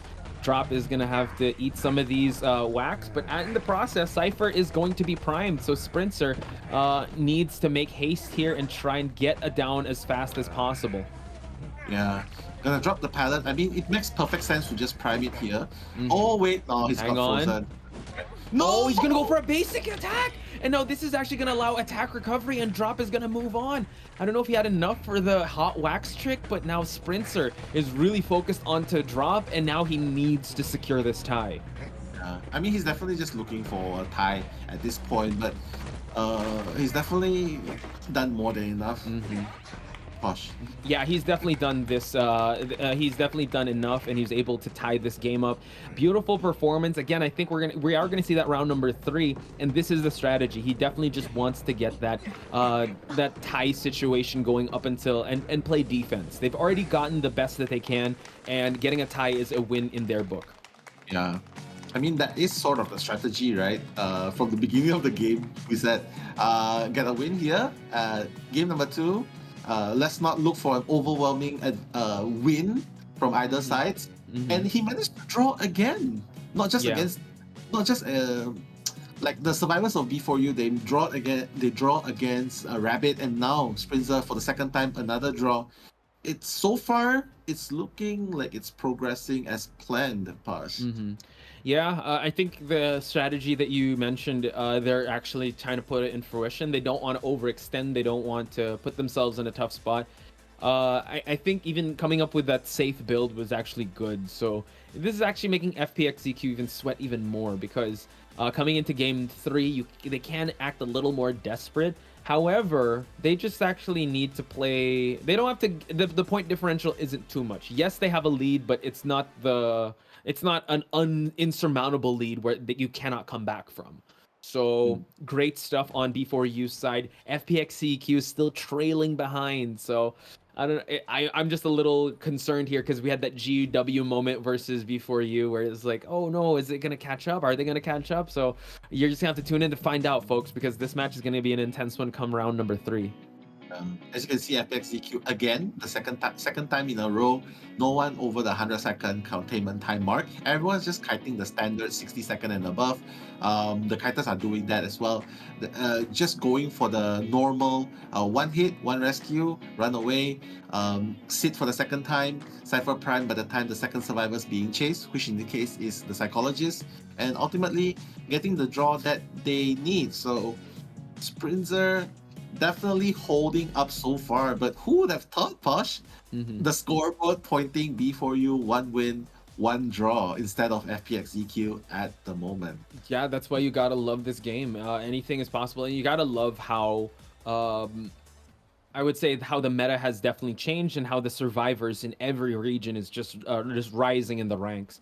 And coming into round number 2, holy smokes, like we see B4U tie things up with FPX.ZQ, and they win round number 1. Round number 3, pretty sure FPX.ZQ just needs to, they seem like the ones that they're the underdogs now, because B4U is just playing very confident and very conservative. So if you're turtling up like that, that can be very frustrating. Going up against that, because it's like you're trying to find openings but you can't. So I think if you're an FPX.ZQ fan, you got to be able to give them that support for them to be able to go headstrong to take on what B4U has in front of them. But B4U, I'd say play the iron wall strategy. The iron wall of B4U, just defend till at the very end to defend that 2-point lead. Exactly. Defend, and ultimately winning with a 1 win, 2 draws kind of a result. And you know what? It's just amazing seeing all the teams catching up, especially the non-region teams. And somehow it kind of just gives you a moment to think about it, right, Posh? Like, what exactly sets the other regions apart from Chinese mainland teams and Japan teams? I mean, are they more experienced? Do they have smoother hands? Are they more dexterous? Because ultimately, you know, like, is it because they have like a 0.1 millisecond response time? Because ultimately, it's just amazing what the unimaginable is happening now at this point, Posh. So we'll continue that conversation in just a bit, folks, because we will throw it over to the highlights. So we'll be right back.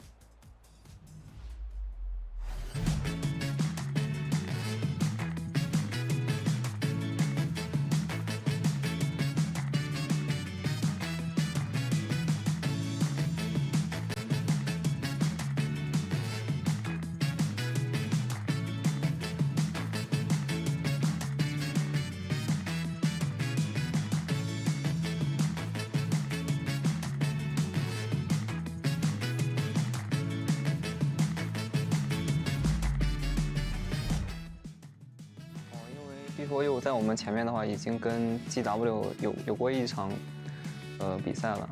我们对他们也是有所了解，会在这上面就是做一些针对性的训练吧。争取第1出线吧。然后如果第1不了的话，就前3嘛。ZQ, they're a tough opponent, but all the Chinese teams in our bracket have Bonbon, so if we practice for one team, it'll help us against the other two. ZQ definitely are fierce opponents. I see their survivors, they're pretty good, and that's what I will be dealing with, but yeah, I'm prepared.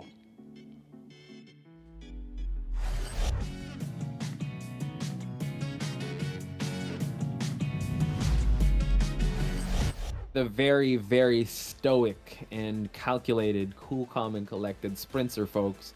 I mean, he's a man of little words and more of actions, and his actions definitely scream more than his words. And I'm excited to see how he's going to translate that type of stoic calmness into this next match, because yeah, before you, they see the summit ahead, they see the finish line. Can they cross it though? Can they reach the peak for them to be able to win this point? Because this will be a huge accomplishment for an NAEU region, let alone I think even like when it comes to the other regions as well. Yeah, exactly. Like, I can see like a virus spreading at this very moment, but it's not the kind of negative virus we're talking about. We're talking about this this change, this stigma going through, where Chinese mainland, Japan regions always dominate this kind of events, but now there's a crack. We're seeing that crack happening. It's spreading like virus, and everyone's getting inspired by it. We see ZD, we see B4U, and we see all these other region teams stepping up. So it's just very, very inspiring to see.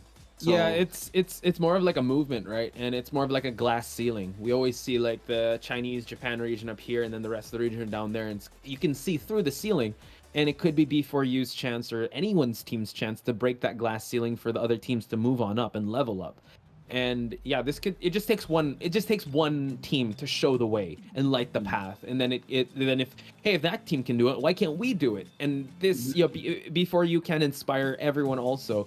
And who knows, like, yeah, we've also seen some brilliance come up from ZT, RD, MS. There's just so much to name. And I think that's what's so beautiful about COA, because it shuffles everyone up and it takes no prisoners. Yes, there will be some mismatch opportunities, but in this given opportunity, yes, we did say it was a mismatch, but B4U has proven a lot of people wrong, and D is back on screen, folks. Rabbit is back to be benched and put on ice, so you gotta wonder. I don't know how this is gonna be, Nell, because I want to get your thoughts, because for me, it kind of screams a little bit like, oh, it's a little inconsistent, we should sub the Hunter back. I don't know. It doesn't seem that confident in FPX.ZQ side. Yeah, but again, Rabbit's the one getting the draw for B4U from B4U. Otherwise, it would have been over in 2-0, right? If it ended up at the same 3-man escape against D. So I feel like D is probably just startled in the beginning. They just wanted to give him some breathing time and let Rabbit handle the second round. But now that Rabbit has handled it with a draw, fine, D is gonna come back. But I'm not really sure if D swapping back might be the best result, because I feel like Rabbit would have been able to handle it a little bit better, right. And the survivors of FPX.ZQ should be the one getting points from Sprinter. So speaking of inspiring, we're talking about glass ceilings. Nerp, she says, COA inspire me to finish my assignment. So yes, thank you for having us on while doing your assignments. I hope our hand is reaching your hand, guys. Be inspired by the performances today and really focus on finishing your assignments. But thank you also, and thank you to everyone that's still tuning in here. I saw Kino is still enjoying it while still at work. We see Morgie is here, Corey as well, Patchy IDV, Hyde, Boo Radley. So again, thank you so much for tuning in. We are heading towards the ever sleeping town. Yeah, technically B4U, they trust their rapport with the tram, which is why they always go to ever sleeping town. Seriously, like I don't think I've ever seen B4U survivors get hit with a tram. Oh god, you caster's curse, guys. If you clip this, my god, they get please, hit. no, okay, I'm so sorry, but I feel like I mean, of course, you're right. I haven't seen them. The tram gods are in favor of B4U so far. So let's hope they've done their offering to the tram gods, and like it's not gonna go south And same for FPX.ZQ. I don't know. They've been memeing about FPX.ZQ having a tram as the extra one, so they're kind of tempting fate here. I don't know, Nell. I'm a little scared. Yeah, we'll see if the tram favors B4U's fortune or FPX.ZQ's as FPX.ZQ's adopted survivor hunter at this point. Yeah, but one thing's for sure, this map, it's a do or die map. I mean, it's very balanced. Yes. I feel like D can go for anything here. I would be very surprised if he goes for a bloody queen here again. Yeah. Considering they really need a win here, right? Yeah, they do need a win, and BQ, unfortunately for him, guys, has not been that hunter to get that W for him. He's been very passive with that bloody queen, ties at most. And in this meta, it seems like, yeah, B4U has edged him out because they're forcing him to go, yeah, BQ or Wax Artist, banning out the Paul. They don't want to deal with, I mean, he can try to go for the breaking wheel. But look at that. Look, it's 3 trams in a row, guys. I'm getting anxiety looking at this. Oh my God. I'm stunned for 30 seconds. Oh no. Oh no. Yeah. They're summoning 3 trams. Like he said, 1 tram's not enough. We need another 2 more 3. behind. Going That's in. too much. That's overkill, man. Oh my God. Exactly. Okay, you know what? Since the tram is in play here, how about we predict if there's gonna be a tram victim today? Today? Tonight. This match. This match itself. Oh, this match. And the next one. Total trams hit. Total tram hits. I'm gonna go with skies are looking clear, so I'm gonna go with none. None. Okay. None. Oh God. I'll How make about it you? interesting and go for 1. 5. There were 3 trams, so it's like Okay, choo choo. Yeah, exactly. But yeah, they've taken pretty much very solid characters. The mercenary is definitely very, very useful to have with the pads. So definitely looking forward to that. So late game. Again, Psychologist is a very good supporter with the Wi-Fi heals and tanking 3 hits. Not very good for late games though. So mechanics being banned, they've taken the Toy Merchant. I was gonna say maybe they can consider Embalmer, but no one plays Embalmer according to Eli. So Acrobat's gonna be Schmidt's choice. Yeah, Schmidt's very reliable, right? And I think teams realize that because he knows that he's a really good kiter. But then you gotta admit also Paul Blems is good. And in the previous game, My Leg showed he can also kite as well. So Roland, I like that he's on that Mercenary because it's really hard to chase Mercenary at the start. So now you have to pick your poison here. Are you going to chase the guy that kind of 3 Cypher rushed your Hermit? Are you going to go with Paul Blems, who's also a really good kiter with that Toy Merchant setup? There we go, the train! Oh my God, shoutouts to our colleagues over at Japan, one of the commentators there and the host. Yeah, they're for the train. So I don't know. Choo choo. I think regardless of the results, they're... Oh, wait! The caster actually voted for B4U. Yeah, they were like B4U win. Yeah, so they're I guess they're the B4U tram, who knows? He's praying to the tram. I know. They're waiting for it to happen. Hello, hello. Yeah, saying hi. I see you. We're waiting for the tram. Make sure it comes on time. I really hope like the winners of like COA, they can have like a tram sticker or something. Like there's gonna be in the tram. So D is gonna go with a Wax Artist. So like you said, yeah, either forcing the Wax Artist or the Dream Witch or the Bloody Queen. But yeah, Oh, there's no mechanic this time, so there's none. However, just pulling distance with that Toy Merchant, Mercenary, and Acrobat. Yeah, you might want to chase Psychologist, but it's 3. Yeah, it's still very doable, but I mean, he's gonna have to push for more than just a tie, right? No. Yeah, he has to push for more than a tie, but honestly, Posh, I feel like this is looking like a very strong draw situation, kind of situation again, unless if the Tram God decides to intervene and knocks out either one of these players. But otherwise, I kind of think it's looking like a draw. No one here is easy to chase, except the Psychologist. But again, you've seen my legs kite. His legs are pretty fast, I have to say. But that was against the Hermit. I would say his ankles are pretty strong. Like he was breaking ankles left and right, going full 180, side to side, and all that. Yes, he's got the legs to run, folks. So we're gonna see another T spawn here. Paul Blems in the near the Graveyard 2 story. We've got Schmitty having access to the corner house. Roland towards that exit gate, and My Leg right in the middle. So D is gonna have well, he can run straight forward to go for the psychologist. It's really up to him. But in your opinion, Nell, who do you think would be the better chase target? A psychologist, 100%. Just go for the psychologist. D will probably anticipate my leg running towards. There's two choices. He can run towards problems, where problems will actually be setting the catapult, jumping into the graveyard, so that creates distance. Or he can go and mind game, like, okay, I know you think I'm gonna run this route, but hey, I'm actually going towards the corner double story. So anything can happen here, honestly. Okay, so interesting that they all brought flywheel. So again, yeah, broken windows again is one trait one persona build that you want to do so you can just stay away. Because flywheel, yeah, you can, but it hasn't been as consistent as bring flywheel against Naiad. So we're gonna see how this one is gonna fare out and see if that route, the way Nell kind of described the routes are gonna be taken. Because my leg shifting away, Schmitty actually running towards the graveyard area. No one's touching ciphers just yet. I think they just want to make sure that they're safe for the early kite. Yeah. I mean, he as you can see, D's expecting someone to run towards the graveyard, which is why he's taking this route. And the psychologist anticipated it. That's why he's running towards the corner double story, right? So Roland's the one taking the middle kite. The middle cipher, and Schmitty's the one taking the first kite. Ooh, slow bomb just to slow him down. But again, you have the wax just to close out that distance. And Acrobat's already at 80%. So Schmitty's going to have to hide behind some pallets here. But now he's at 100% freeze. Why? He should have just put down the pallet there. Just anticipate getting hit by the 20% wax and just put down the pallet. It will waste the wax artist time trying to break pallets, and then he would have been able to use the bomb, avoiding that one damage. He has a flywheel after that.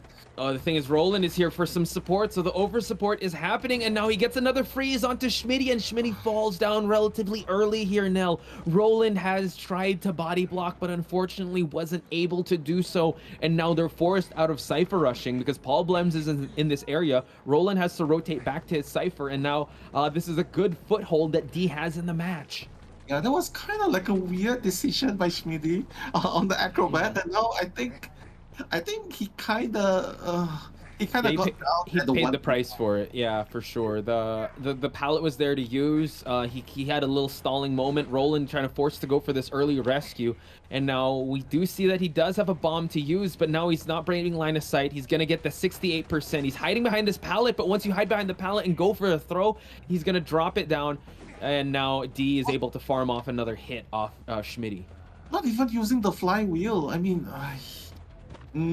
I don't know. I think like trying to stun the wax artist at that moment is kind of like a big gamble to take. I mean, if you put down the pallet, you might as well start running towards the corner middle house. Sorry, the corner 2 house, and then wait for your flywheel to dodge. Yeah, wax artists actually like mukbang pallets. They want to get slammed. They want you to throw down pallets because that's going to buy them time to freeze. And D making a big case for it. Now, Roland Cypher is going to get interrupted with a wax bomb. And yeah, he's going to get 25% wax on him. Let's hope he's able to dodge accordingly. And this is going to be, I think they might sacrifice Schmitty at this point because the only one who could go for that save is the mercenary, but he's already spotted out. Yeah, mind you though, he didn't even use any traits to catch up. Like, so they don't really know if it's a blink or if it's a teleport. So they have to be very mindful, which is why probably they're just sacrificing the Acrobat, using up all the bombs already. Mylek's gonna take the second kite. So this is my God. Wow! Luckily, the catapult was there, Nell. My goodness, D. Now, like you said, off the catapult jump, that would have been horrendous. Let's hope it doesn't do that in the next patch. But yeah, that was or Terror Shock at least. My goodness, that would be so bad. But my leg, no.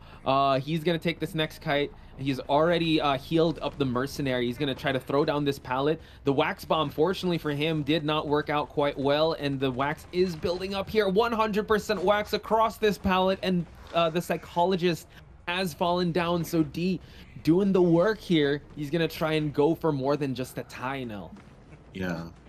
I mean, it's still very drawable at this point. 2 ciphers are not too far off, but again, it's shared kind of near. So he's just gonna drop that bomb, and you can see the exact situation happening. They cannot even rush it. So Uh-oh. Yeah, Roland's being spotted out here. He's actually trying to rush this Cypher, but unfortunately for him, it gets waxed out. And we do see that Paul Blems is here to try and go for the rescue. The wax getting her out of the glider, and we're going to see a safe psychologist, but goes for an early flywheel, and D hits through the window. My God. But fortunately, the saving grace is Toy Merchant is still at full health, but she kind of has to, Problems kind of have to run back towards the Cypher, but this is where the trouble is. It's no longer a draw situation. The last Cyphers being stopped, definitely a 3K and above at this point. Oh my God, is he able to bomb it? Okay, that was actually close. He did not bomb that. That was so important that it did not hit. So at this point, he knows that there's an earmark here. He's going to try to keep camping it out. They have to be able to harass this chair, as well as try to open up a new Cypher. And I think that's what the Toy Merchant is doing. He's at 2-story already, working on a new one, while this rebound kite has to last now. Yeah, it's going to be really hard because of the full wax, right? So Roland's going to be stunned. It's going to be stunned. Oh, but good job trying to hide behind teammates. So Roland doing an amazing job body blocking at this point. So even if he gets freeze, it's fine because Roland can just hide between, right? In between, right? So yes, he's doing pretty good now. I'm surprised he's not using the wax trick just yet. Whoa. He wants the wax off. There we go. Able to block once again. Oh my goodness. The psychologist falls down though, and the Cypher's not close. That was actually a great strategy, like you pointed out. And now the chair close to the Toy Merchant. He's going to know where the last Cypher is being worked at. That will open up the Mercenary to try and go for the Cypher over there at the exit, the fake gate area. Yeah, B4U has to play out of their mind. The survivors have to play out of their mind in order to get that draw. Because right now, it doesn't look like a draw at all. A 3K feels kind of imminent. D definitely making the most of it. You can see like dodging it at 4%, not gonna work. That hot wax gonna hit. Oh, fortunately dodging it, but the blink. Ooh, what a counterplay and missing the first one. D had the blink ready to use, and now we have basement here. I don't know if he's gonna go for a slugging strategy, or yeah, I think he might just do that. Yeah, he has to go for a. Oh, wait, what? He's gonna go for a chair. So this actually opens up Roland. Again, it's the first chair, right? And he knows where the Mercenary's possibly at, but it's still very risky, I would say. But you know, he wants to play that way. Yeah, because he doesn't have blink. He doesn't have teleport, right? So wait, he doesn't, right? He does not. Yeah, so he probably doesn't want to risk the last Cypher being popped and then allowing for the one-man, allowing for the self-heal to happen. So sharing is definitely very good. But spots out Roland, the Mercenary. I know he's at full health here, but he's got 2 pads to work with, so D is going to know where the Mercenary is at. Once he downs this Mercenary, it's going to be GG, and luckily for D, he's actually chasing the Mercenary away from the dungeon. Oh my God! Oh, yeah, he didn't go for the tram. Oh, never mind. It's fine. It's fine. He's running towards the dungeon position. Uh-oh. Now he's caught up in the palleted area here. Gets the first hit onto the Mercenary at 61%. Can he make it to the dungeon in time, folks? He has no more elbow pads to use, and he's already injured at 1%. No, it's going to be a hit here. And we will see him try and go for a push for a dungeon exit, but a basic attack will actually fall him. And now D has got himself a 5-point game. Yeah, I mean, if he actually took the tram, that would have been, he would have been able to buy more time and gain more distance, right? Going to it. But now the 4K kind of solidifies it. It's just really, really unfortunate because we talk about this, right, Posh? Starting strong, ending strong. But yeah, because of that, honestly, I feel like chasing my legs first. You know, we talk about not wanting the psychologist to get the first chase because you know psychologists cannot really counter wax artists. But now I'm having second thoughts. Maybe it's best to just chase my legs first because she can tank 3 hits. She could have, yeah. I think we gotta recall the first chase there because Schmitty on the acrobat, you'd think like on paper, right? But there was a moment there where he was able to get a hit. The wax first, then the hit. So it was quite unfortunate he didn't have the best first kite. And D just kept piling on the offense. And honestly, he kind of ran away with it towards the end there because he eliminated Schmitty early. The placement of the chair was so good because it interrupted Mercenary and Dancer. Sorry, was it Dancer? Was it? It was Toy Merchant. Yeah, Cypher. So it was just unfortunate that the rotations weren't as effective to face against this wax artist. But for you, what were the keys to victory for this wax artist? I think he was just capitalizing on the small mistakes that happened throughout the early games, the middle games. By the time he was full presence, you pretty much just lose if you go up against the Wax Artist at full presence and the Cypher's not even enough. So ultimately, I would say turning point, the early games where Acrobat missed those pivotal moments, of just just the decisions of he's about to get waxed, he should just put down the pallet. By the time Wax Artist breaks the pallet, he would then be able to bomb the way, and even after getting rescued, not using the flywheel, allowing for the cooldown of the next bomb to happen. He kind of missed all those little moments that would have made a huge impact to prolong his kite. But I just have to say, D has made the right choice to chase Acrobat first. He did, and the Wax Artist pick for sure. I mean, we've been kind of talking about his Bloody Queen, right? But his Wax Artist was actually really good. It's very stable too. Even though like they had those body block moments, he was still cool under pressure. He knew he had the advantage in this match, and yeah, I really think at the start he wasn't just feeling himself, right? And not getting that victory, also that break really meant a lot for him to just kind of recuperate. Rabbit still getting a tie was still very good. But now it begs the question, chat, and I'll also ask you guys this. It's Sprinter up next. Sprinter is coming up next, and it's going to be a little tough because he's going to have to get at least... Actually, it's a 4K or nothing, because if he gets a win, a 3-1, point difference is still going to matter here, and... Oh wait, if he gets a 3-1, this is gonna be in. No, it's still 5. Yeah, it's still 5. Then he gets 1 point. They didn't win that. They didn't win by a big margin advantage in the first game, and now that B4U has allowed for that big leap, Sprinter, 4K, unfortunately. 4K or nothing. Oof. Again, he's just so close to the summit. Is right there. I really think we might have been celebrating a little too soon. But then again, Sprinter could turn doubters into believers. If he can power up, why not do it now? He has a Wax Artist as well. Who's to say he can't pull the same thing off, right? Exactly. Look at all the fans smiling. All the energies overflowing. Sprinter definitely can still do this. But again, it is a 4K we're asking out of Sprinter. I mean, if there are times for thoughts, he'd probably be thinking, getting a 3K in best of 2 might have just sealed the deal. But now, in best of 3, in another situation where I'm kind of sweating, getting a 4K, I feel like it's going to definitely take a toll. On his mental state. For sure. And I'm pretty sure, I think people share the same sentiments over in chat, wherein, they're cheering for Sprinter, but also FPX.ZQ catching this huge break, because they were caught sweating.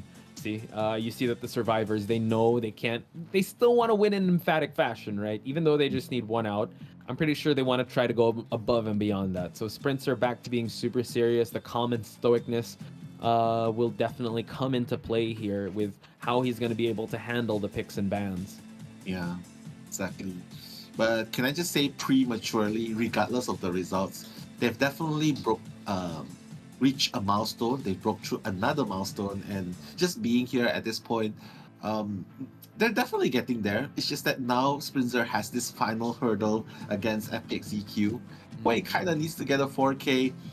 And honestly, Wax Artist, I'm not really sure about it, but I would love to see a choice of yours, which you've mentioned earlier. You mentioned he's really good at Sculptor. Right. So Sculptor is kind of like a go big or go home kind of situation.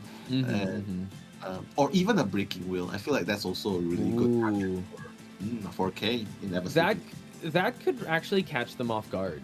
And look, they even have webcomics. This is crazy. They're crazy memes. They have panels, guys. So again, we're gonna show the memes in just a bit, probably after this match, and also we'll have more time before the interview. So that'll be the portion for us to show the memes that you guys have worked so hard for. I think Chocho even sent one in. Jeez, Chocho. Ooh, nice. Chocho. Aren't you being overworked? Favorite translator? But yeah, send more memes if you got some.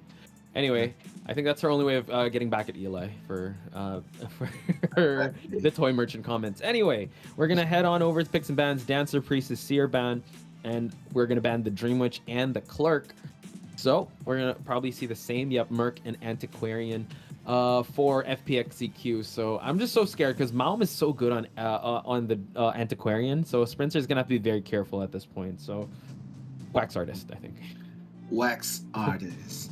Either the ice cream man or the fish lady. I mean, Nayad's also you pretty think? good. Yeah, that's true. You've seen the 4K happening on Nayad before, right? So maybe it might happen this time again. Catch off guard. True, we can possibly see that, especially in a map like this. We've seen 4K Naiads perform very well here. Now this allows the mechanic and the prospector ban on Sprinter's side. I think, just having an Antiquarian here, yes, at least he's able to ban the prospector, so not much stuns are going to come out. But we've seen so much. I think if we're able to compile a few days of highlights here for Koa, dude, most of them are Antiquarian plays. They're insane. Like, she is the meta at this point for survivors. Exactly.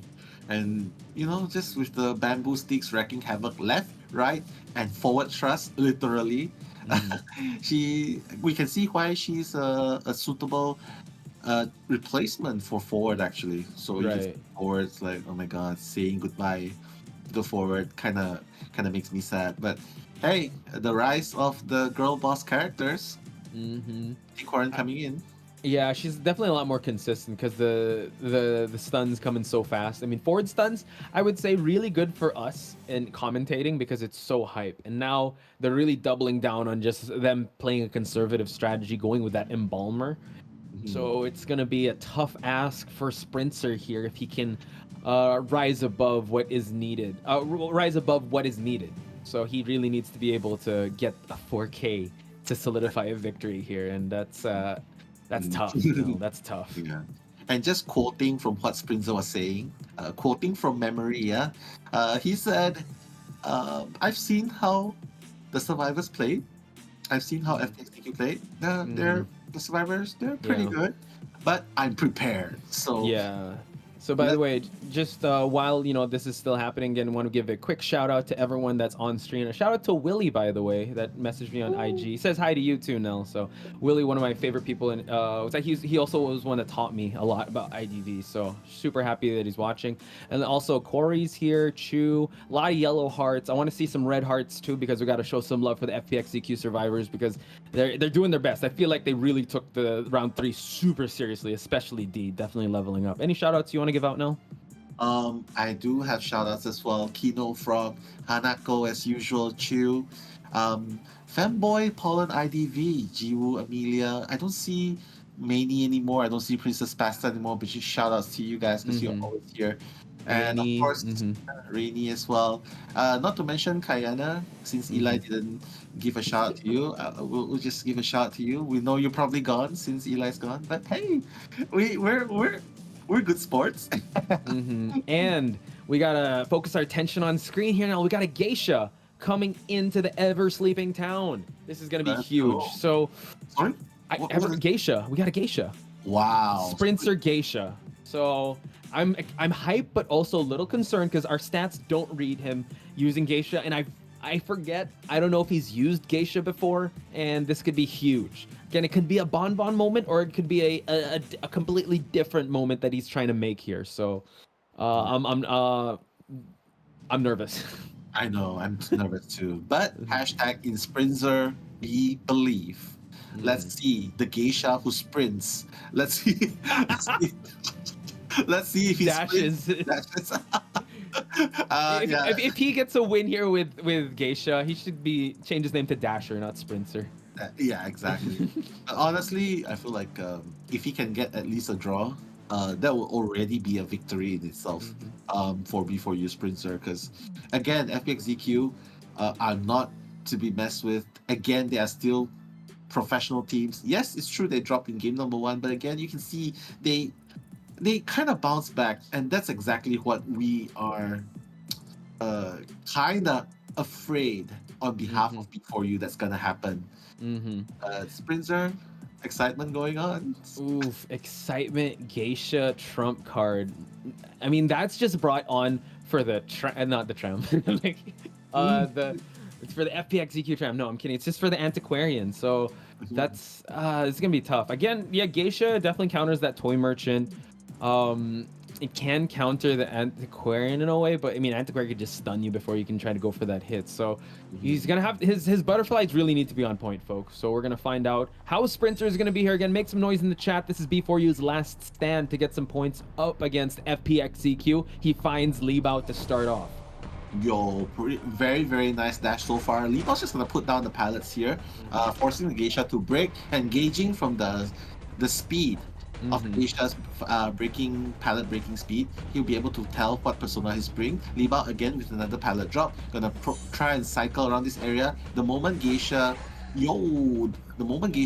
breaks the pallet, it's probably gonna rotate away, but Libao already circling around this area, Posh. Wow, and look at that, he's just negating the butterfly that was thrown here. I love the discipline on Libao, but now able to do a 180 pallet drop here, but now he's gonna eat that hit and transition away. Good kite so far on Libao's side, and Sprinter also not just dashing accordingly, and a catapult just to bring him to the second floor. Oh, he broke it.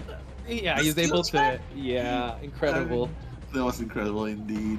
I mean, he kind of missed that hit onto the Embalmer at that point. If he didn't drop the pallet, he would have looped again and again. But Libao, again, like what you've mentioned, that beautiful skill check cancelling off Sprinter from going to the second floor, definitely amazing. But whoa, I thought that was gonna hit. I know, and now he's gonna move on to a weaker part of this area, but man, look at the ciphers. They're moving left and right. Let's be careful about this tram here. And look, he's just moonwalking. He's constantly skill checking. He's able to get a dash here, and Libao, oh, unfortunate, falls to the hit, and Sprinter now has to worry about the, oh, nice, he's hiding under the tram. FPX.ZQ tram leaving without Libao. But let's not forget, Libao still has a coffin available. Yes. The mercenaries just... Oh, wait. I wasn't able to catch. The mercenaries actually rotating in the lower left side of the screen, but yeah, Libao is being reborn here into the palleted 11 area. So Sprinter, he's gonna try to throw a butterfly.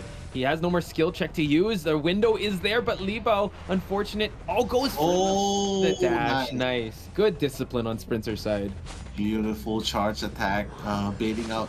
Actually, he wasn't even baiting out the flywheel because he already flywheeled before the charge attack. But still, pretty good down. But Posh, 3 ciphers down during the entire duration of that chase.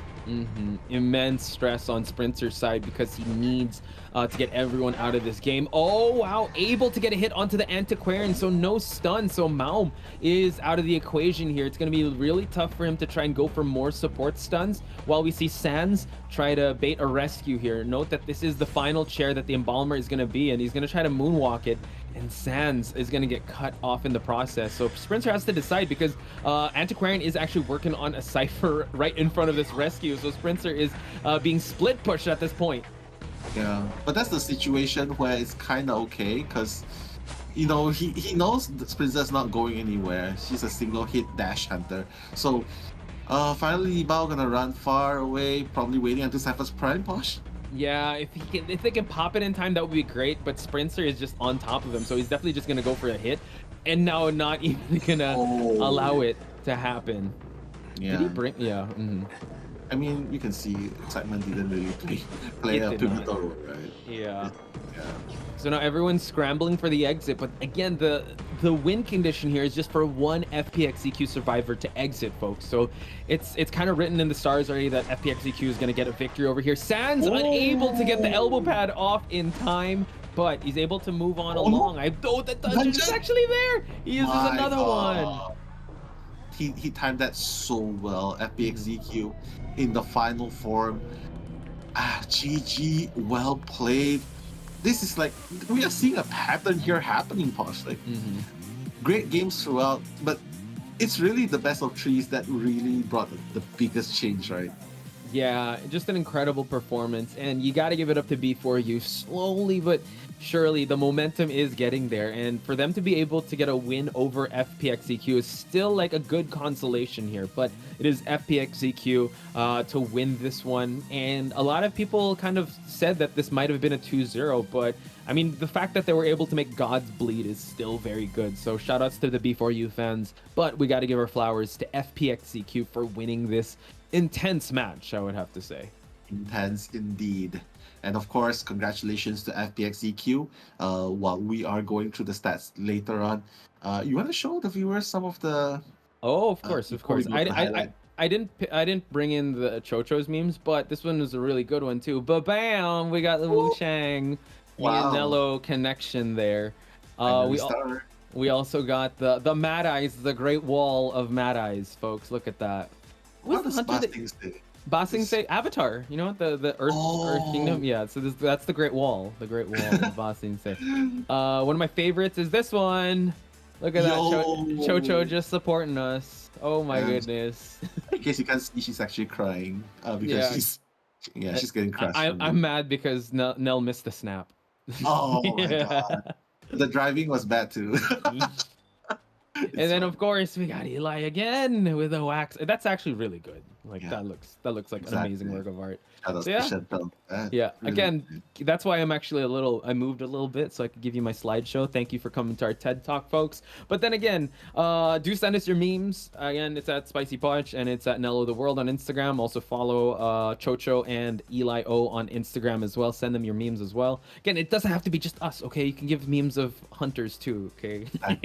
or there's one rule: you can't put Nell in a bishop or like I still don't understand that meme. I didn't put it there, Nell. I didn't put it there. I don't know. Chantel thinks I'm preaching. I don't know, man. Or she thinks that I'm losing hair.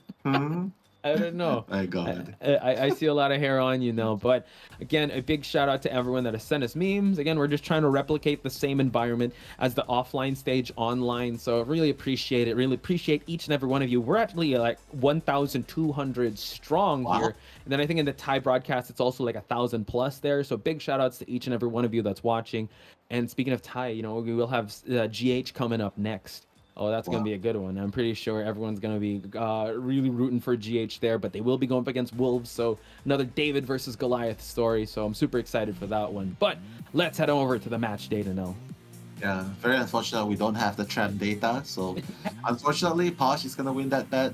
No not yet. There's still... Not yet. Who knows? Not yet. GH versus Wolves. Who knows? So far in FPX.ZQ versus B4U. You can see that Li Bao being the embalmer, the first chase, the embalmer, kited 100 seconds, and you may think that it's not even 2 minutes, 120 seconds, but the coffin made such a huge difference. Sprinzer obviously not bringing teleport definitely has a role to play in how he has to keep up, but ultimately excitement wasn't being expended.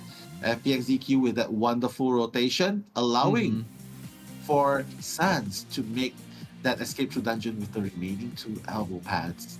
Beautiful. Again, it was Sprinter bringing out the dasher here on the Geisha, trying to catch people off guard, trying to counter the toy merchant. It was a tough ask, and Li Bao had an amazing kite, like you pointed out. It just so happens that the score line was just a little too much for them. Sprinter still being one of the best in NAU, I'd have to say. And look at that, 10-15, really making FPX.ZQ sweat. What more could you ask for? Congratulations to FPX.ZQ winning it over B4U. And B4U, they have nothing to be ashamed of. They did perform their hearts out.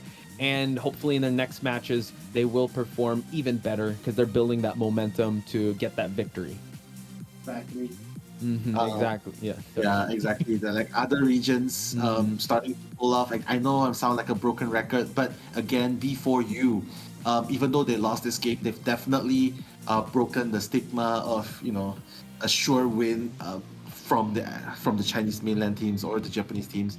So once again, please do. While we congratulate FPX.ZQ, let's also put some hearts for B4Us for bringing that fight so close to them. It was very close, and a lot of people said it could be a little lopsided. It could be a 2-0, but for them to take it all the way, it just shows. Again, I do believe, when you say there's that crack in that glass ceiling. It just needs to take one more team to actually follow through, and then the flood will just come in with more teams from other regions besides China and Japan to just show the way that there is competitive and high-level gameplay outside of the regions where there are leagues, and it could even push for more tournaments and hey, maybe even a league, because that's the dream for a lot of these players, right? To be a sponsored league player for Identity 5. So I cannot wait to see where this journey will bring the rest of our teams. But for now, FPX.ZQ, congratulations. We will be having an interview with them in just a bit. And before you, you know, they're still not out of this. They still got a couple matches left in this group stage, so still continue to support your favorite teams, folks. Exactly. Don't forget to support your favorite teams and make sure not to go anywhere because right after this, the next matchups are gonna be Wolves versus GH. Just to remind everyone, of course. And I don't know about you, Posh, but I'm definitely looking forward to seeing some more action from the non-region teams facing the Chinese Goliath teams. Yeah, and shout outs to, you know, GH fans out there too, because remember we were able to hang out and talk to them. They're very supportive of their team. I'm pretty sure they're going to be in the chat watching and supporting their favorite team as well. They're still looking to get on the board, but I mean, we have to also set the expectations. They're going up with one of the best teams, if not the best team in Identity 5 as we speak. So GodJ, I know didn't have the best outing last time. He's going to have to be a little more cool, calm, and collected because he's going up against Wolves, dude. Wolves is, that's a lot. But I will say this, because I was able to interview them, and they said they looked up to Wolves. So isn't it poetic that they're going to go up against them next? We digress. We're going to talk about the best deduction, and then, of course, it's going to go to none other than D, able to pull off a clutch 5-point game in round number 3 first half. He didn't have the best first half, but we're not defined by our losses. We're defined by how we get back up, and D was able to get back up tonight, folks, and get a win in FPX.ZQ's favor, and he gets the best deduction. Yeah, exactly. Especially since he scored that 4K, which sort of shuts off the B4U survivors. Ultimately, just giving Sprinza such a hard time to play in the second half. So very well deserved. Congratulations, FPX.ZQ. D, an amazing crack artist again. Yeah, and yeah, the wax artist still remains untouched with him being the part of that meta. Not the season of the witch. The wheel has a flat tire already. The sculptor is back to art school, and now it's the wax artist that has graduated and is part of this meta. So, folks, I'm pretty sure we might expect some changes come to next season, or we're going to see another season of wax artists come COA 7. Who knows? But for now, this is the reality we're living in. Yeah. And I know that you've mentioned something about GH fan supports. They're just overwhelming at this point as well. So, of course, let's try and see more support going in the chat when we head into that game later on. Yes. And just a little bit of hashtag my moments with COA, in this case with IVC. Thank you so much again. Shout outs to you if you're here in the chat. Posh and I, we got treated to a really wonderful supper. Gift. Shout out to Gift if she's here in the chat. Again, yeah, she's one of the heads of the GH fan group. Again, yeah, they were so nice. Like they're super supportive of GH. I think again, like the Thai crowd is just super wholesome. So I'm sure that and they even have that watch party. Eli O is going to be there too. So if you're in Thailand, yeah, do drop by that watch party to support GH and say hi to Eli and see how tall he is. Yeah. Please don't challenge him to basketball. I mean, you can, but yeah. Now we're going straight to translations. Time for me to listen to what this lady MC is saying. Hello， 大家好，我是发完了租界的低保。Hello， 大家好，我是 LP 杀人队的陶迪。欢迎两位，今天最后也是顶住了我们这个压力。Jojo, if you can come in. 也是经过了一天的调整嘛。今天感觉这个心路历程怎么样？因为是一个开始的劣势翻盘。Yep. 低保。Our favorite translator Chocho on board. 就反正总会有劣势嘛，对吧？打回来就好了。 Okay, there's always times where like we fall short, but being able to fight back, and then in BO3 lah, we saw it. 其实当时 BO2 打完之后嘛 After BO2, when we're done, 不好嘛，但是看 BO3 佑天帝上半场直接4抓， the condition wasn't really good. 就好了。他当时But in BO3, everything was fine, so 我 it 听 was 到当 okay. 时是有很大的声音稳了这把。 对啊，因为他4抓的话，我们人类只需要走一个就好了。是的，是的，今天确实 Yeah, because the pressure was very little because D4 eliminated, so we just need to one 必 escape. 须要拿下的一场比赛，而且对面的监管者其实是我们戏称为西玄的，所以问一下求生者这边，今天整场打下来，觉得有没有什么印象深刻的点？ Was there any moments that was very memorable? 监管者的话，实至名归吧，挺强的。确实，因为今天确实也是一个双方的博弈，一直到我们的 Then 第 they 三 speak in very low tones. I can't. 才是扳回来一点点优势。今天其实第一局的劣势之后，我们第二局是有在积极的调整的。当时有看到古董商啊，还有跟你在进行一波配合。那个时候，当时在那个点位是想打出一波什么样的操作呢？就是想着我那个倒地速度赢是赢不了了，想着看能不能保活嘛。但是他直接开2阶了，就直接卖了吧，倒那个角落，然后难挂一点。确实也是你刚刚说的。 Okay, so Lee Ball didn't kite very long, and then Hunter already opened second skill, so they decided not to rescue, and he just died at the 我觉 corner. 得可能是我们这一边第2局下去之后，这个心态方面进行了一波调整。非常想问一下低保，在第2局下去之后有怎么样是做了一波心理建设？觉得这个第3局一上来，感觉整个人。Alright, so because they swapped Rabbit up, and then D was resting in BO2, so what did he do to like calm his nerve? 调整了一下自己的心态，然后就上去打了。 Yeah, so yeah, it was actually that time period was for D to calm himself down and it turned out for the better in BO3. 所以在今天的第3局，这个开局蜡像师就已经秒人速度很快了。当时那一波开局的节奏，觉得说会是 Flex artist 苗头吗？你那个时候打的时候觉得有 instant down 就反正 in BO3. 然后接着打就跳了。 Oh yeah, because yeah, he got very good rhythm in that match. So yeah, he just followed along, did what he needed to do, and then he got for elimination. 所以说这个4抓，你觉得是属于说是有哪一波是非常关键的一 In 波 this for elimination, what was the winning point 滚雪球 for him? 然后就是手机子让他们逼过来刷救就行了。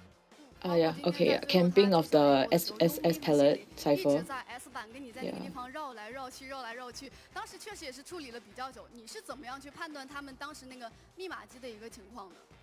当时我知道他们电机是不够的，就是肯定是不够的，因为算了。 D was for sure that the cipher was definitely not enough. 当时也没想4杀，就先把一个3杀稳住。Oh yeah, he wasn't actually aiming for a win. He wanted to just secure that 3 elimination first. Then when opportunity arrived, then he got the 4 elimination. 求生者这边还是压力会稍小的，所以说因为针对这样不同的 Because Severo said there was very little pressure in BO3. 做一些叮嘱啊，说在我们今天最后一把什么点是最重要的。 就是选 what did the coach say anything 所以你今 in 天 particular? 一开始被追了和入殓师，大家有怎么跟你交流一波吗？说自己溜吧，自己溜，自己溜，自己救。对对对。那之后其实也是今天是 Okay, so when Liba was using Embalmer to kite, so the team communication was you just kite as much as you can, and then you just embalm yourself. 现场所有的粉丝还有屏幕前的粉丝和你们一样，就是感同身受，这个心情像过山车一样。有没有什么想跟他们说的呢？李宝。谢谢大家 Words for the fans. 我们会努力的。李宝呢？ We will do our 谢 best. 谢大家支持，我们会努力的。 Thank you for your support, and yeah, we'll perform. 相信你们，我 perform 也想 better 起 in 那 this 个表情包 group 了。 stage. 要中用我的宝，你们2个正好今天也是2个宝上来。那么接下来呢，就是我们的一个粉丝福利环节。今天我们邀请了一位幸运的粉丝来到台上，让我们欢迎他。 Alright, so now for the fan, they will be coming onto stage. I don't know why Deepa so shy. Chocho, if you're gonna be a mascot, Chocho, you're gonna have to hand the toy. I'm gonna be a duck. You're gonna be the duck. Nice. Yeah, if I see a chick, that's I'm gonna be that. Okay. If any team needs a duck mascot, you know where to call. It's Chocho. Right. Can we get some duck emojis? Let's get some duck emojis. Anyway, sorry. Go translate.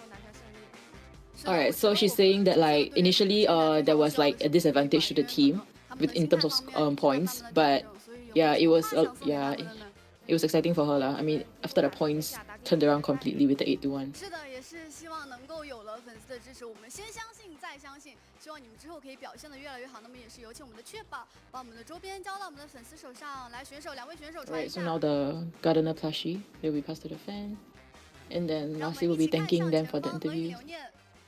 Okay, now taking photo and then thanking 好的， them. 再次感谢， And 再次 should 恭 be 喜 it. FPX 朱雀获得了本场比赛胜利。接下来即将进行的是我们的下面一场比赛，让我们稍事休息，马上回来。 All right. Thank you so much, Chocho, best translator out there. Again, it's been Nello Mello and Potch Spice. We're gonna take a quick break, but when we return, it's gonna be GH versus Wolves.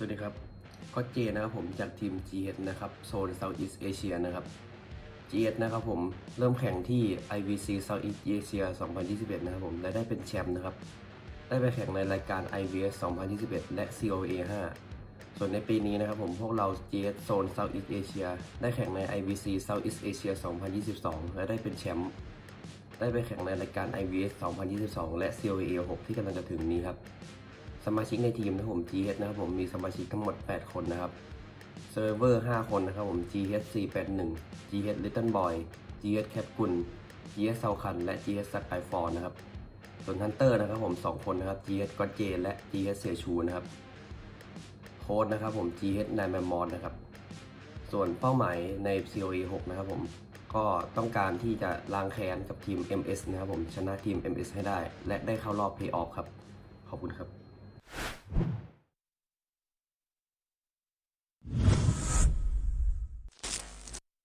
大家好，我是中国大陆赛区狼队的487。我们战队成立了3年左右了，参加过的比赛有 AVL 深渊4到5，拿过202的大满贯。然后我们的战队成员监管者是艾丽，求生者是我、果冻、幻鹤、狮子、黎明。我们的打法是基本功比较扎实然后就是大家都很厉害。我们的战队宣言是以狼之名许我荣光，然后我们的目标是冠军。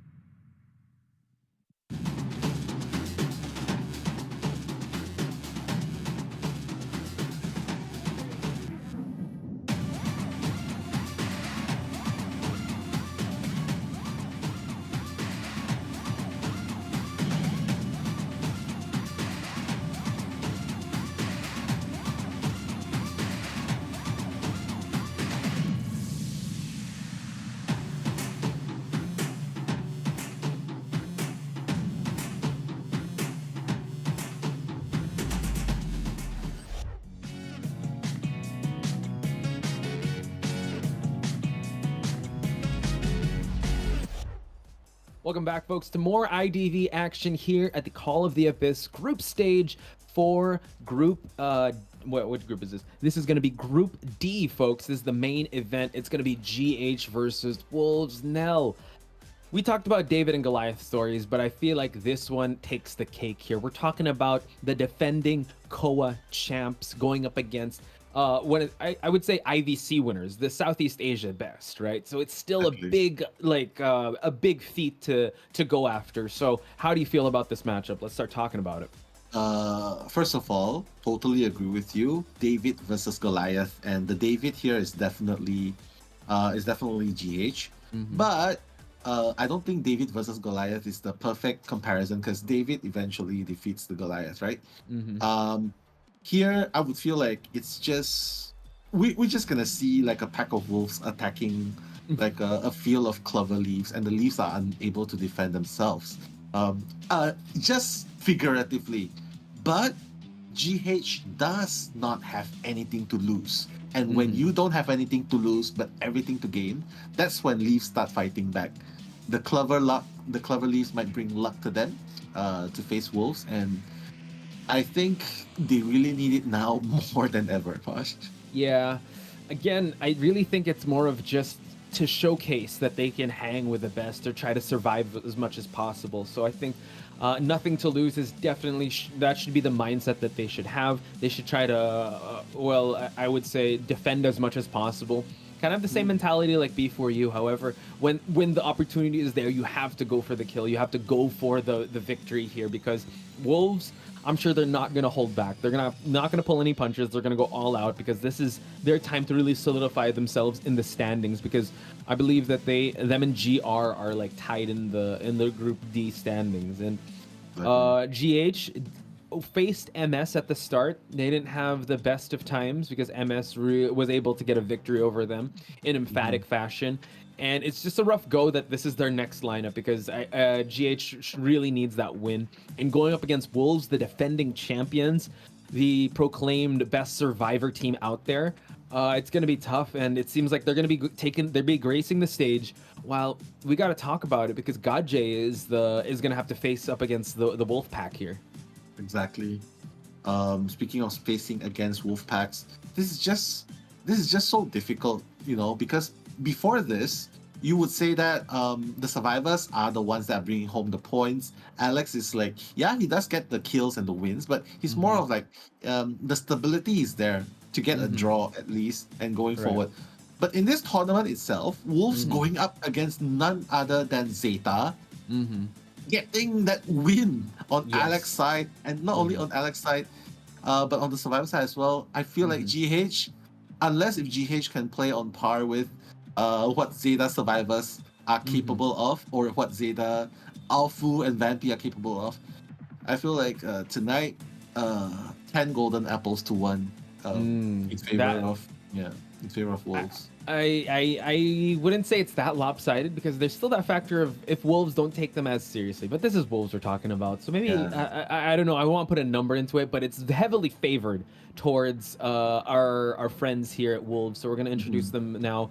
Again, Lion actually coming in here. Not really much on him, because we've seen like in the group stages. I mean, in the IVL finals, that Lion was not there. So it's usually Juan, Jelly, Ming, and 487. So we're just gonna find out who Lion was able to sub out here. But Juan coming in here, again, you have to admit, like, when it comes to the Wolves survivors, it's an impenetrable force. There's no chink in their armor. They're just so good. Everyone can play whatever role. And Juan here, you see the psychologist. He has brought out Priestess. He has brought Acrobat, Barmaid, Dancer. So I won't be surprised if he brings another surprise survivor, and maybe even a lucky guy. Who knows? But Juan has definitely got his own MVP highlights in the past, and we're gonna move on along to I would say arguably the most recognizable name, Nell. Yeah, I mean, there he is again, 487. I would say he's the best survivor. When it comes to kiting and looping, he's just a genius when it comes to it. Plays the Antiquarian, plays the Lucky Guy. Of course, he plays so many other characters, Prospector, Acro, you name it, he's played it. And that's the thing with the survivors of Wolves as well, because everyone plays everything. They can adapt and cover for everyone. So it seems like they subbed out Ming here, because we're going to round it off with Jelly. Jelly also has... So I guess Lion is going to be the dedicated rescuer here, since Ming is going to be subbed out.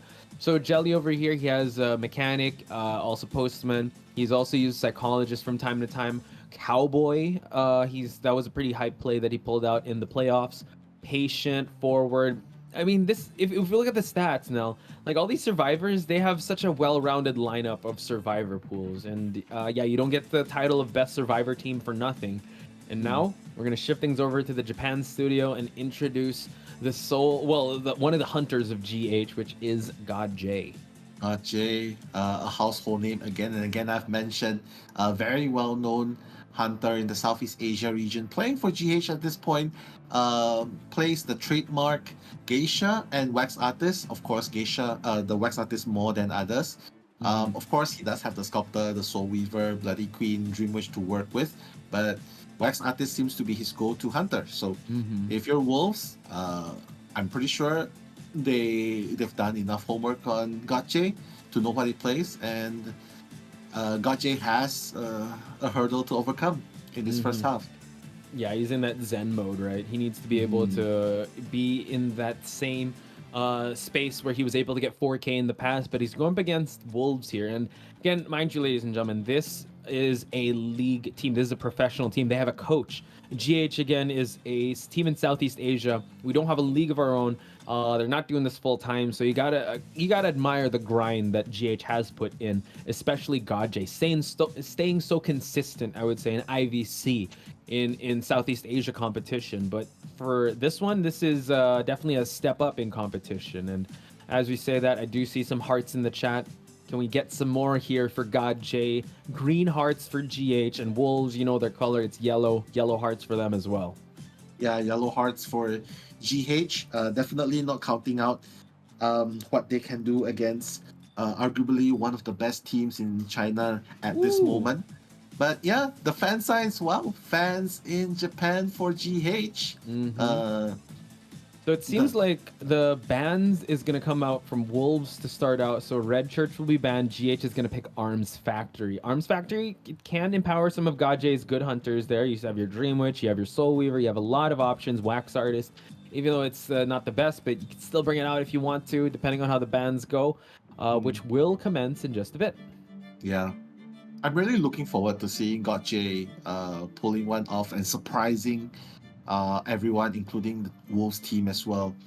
I mean, technically, against Wolves Survivor, right? If he can get a draw, that's a win for not only him, but for everyone who's watching in the viewer section as well. So I think it's very important that he plays the defense now and allow GH survivors to get one against Alex, because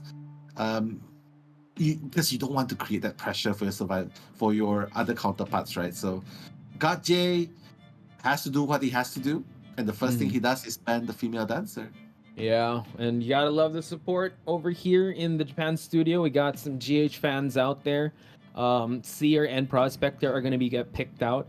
Oh man, yeah, this is I mean, it's just the first two survivors and I'm already scared because we know how Wolves is so good with these two survivors alone. 487 on that Prospector is insane. I think it was Jelly or definitely not Lion or Juan, who on the Seer was just able to farm owls like crazy. So now Mercenary being banned, this allows Lion to pick up probably a first officer, but depending on the priority here, they still have if they're going to prepare for the if they're going to prepare for the Dream Witch, maybe Psychologist.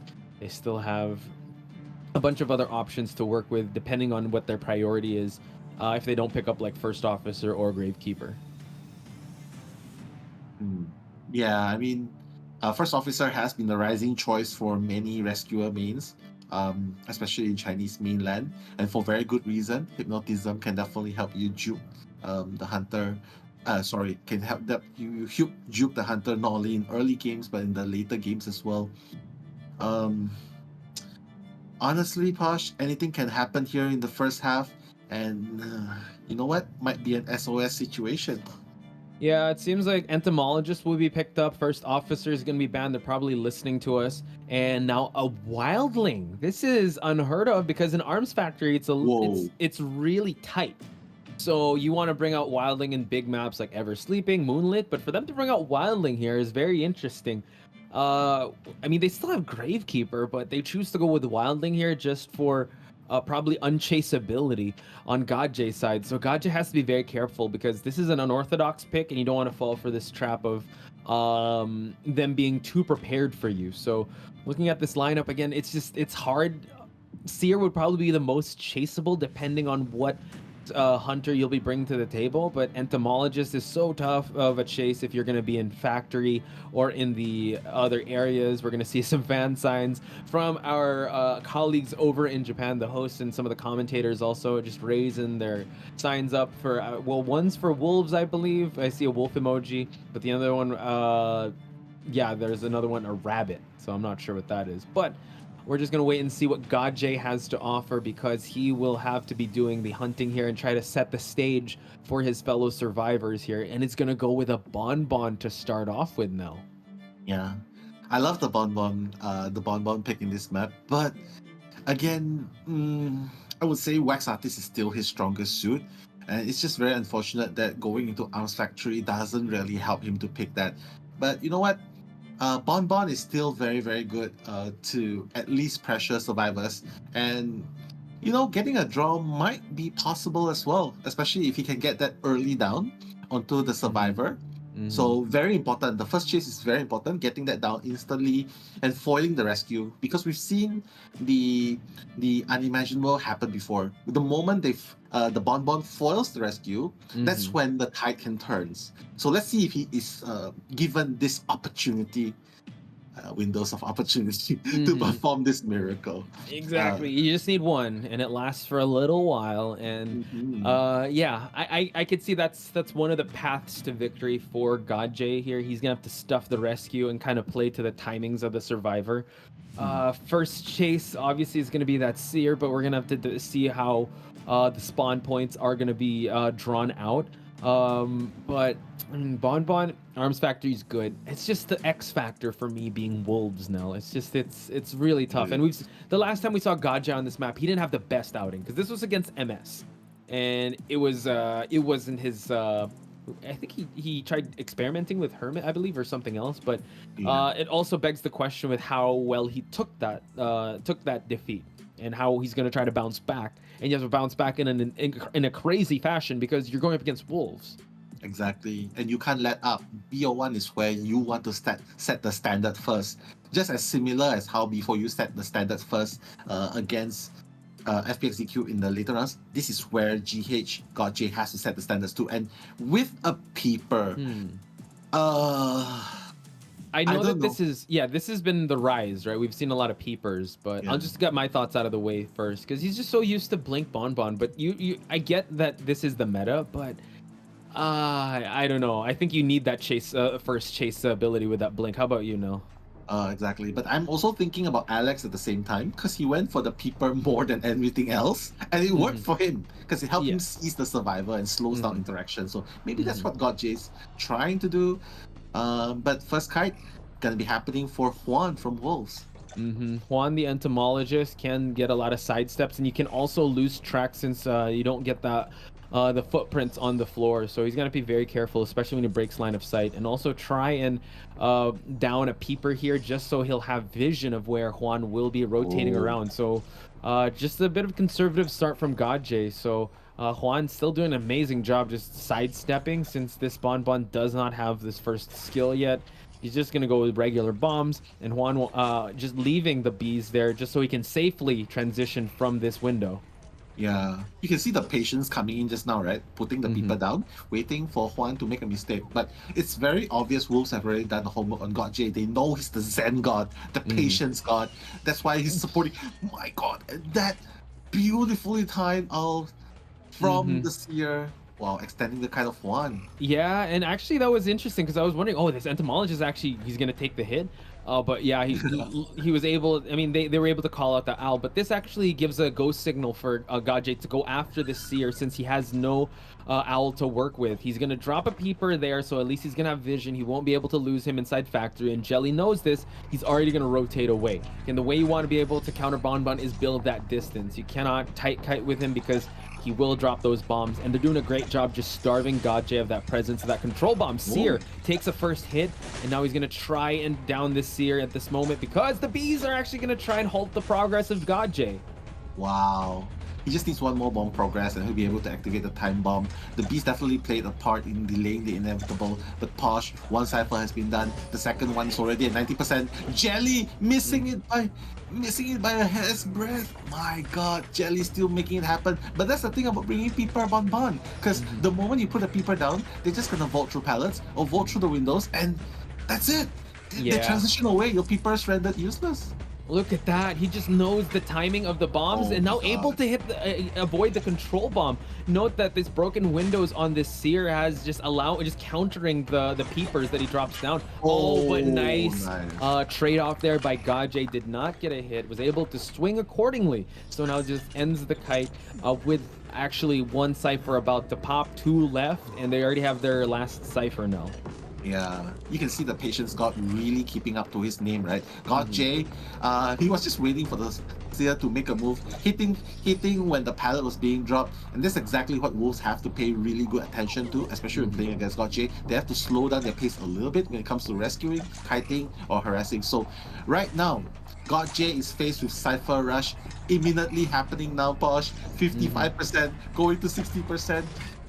So what's interesting here is that the entomologist is that, Juan will actually go for the rescue, while I believe the wildling is actually priming the cipher. It's past the halfway mark, so it's actually wildling about the wildling decoder that's gonna pop this last cipher. So I'm not sure if they're gonna go for the 2-man rescue here. Goes for the rescue, priming it up, but he's gonna get a pull. 487 is actually gonna get the rescue. Entomologist has fallen down, and 487 with another pushback to allow Jelly some distance while they prime that cipher. Another pullback on the side of this prospector. Crazy plays by Supachi. That triple magnets being utilized to the fullest of extent. I think he should definitely have just picked up the entomologist at that point, because right now, this is exactly what's gonna happen. And if he doesn't play this right, the dungeon's just in the middle. Jelly, they might even get a 4-man escape, so he has to be really careful. He has to get this 1k no matter what, Posh. Yeah, Jelly just dropping the pallet here, allowing him to transition. He has not built an owl just yet. It's at the 60% mark, so I'm not sure if he's going to build it up in time. Look at that, him going through slow vaulting, and he feels that was a misclick, but it's all good. He's still smiling because they still get a 3-man escape. Godjay at least got the 1k, so that's actually I would say a good performance on his side, but man, they did not pull back any punches there, Mil.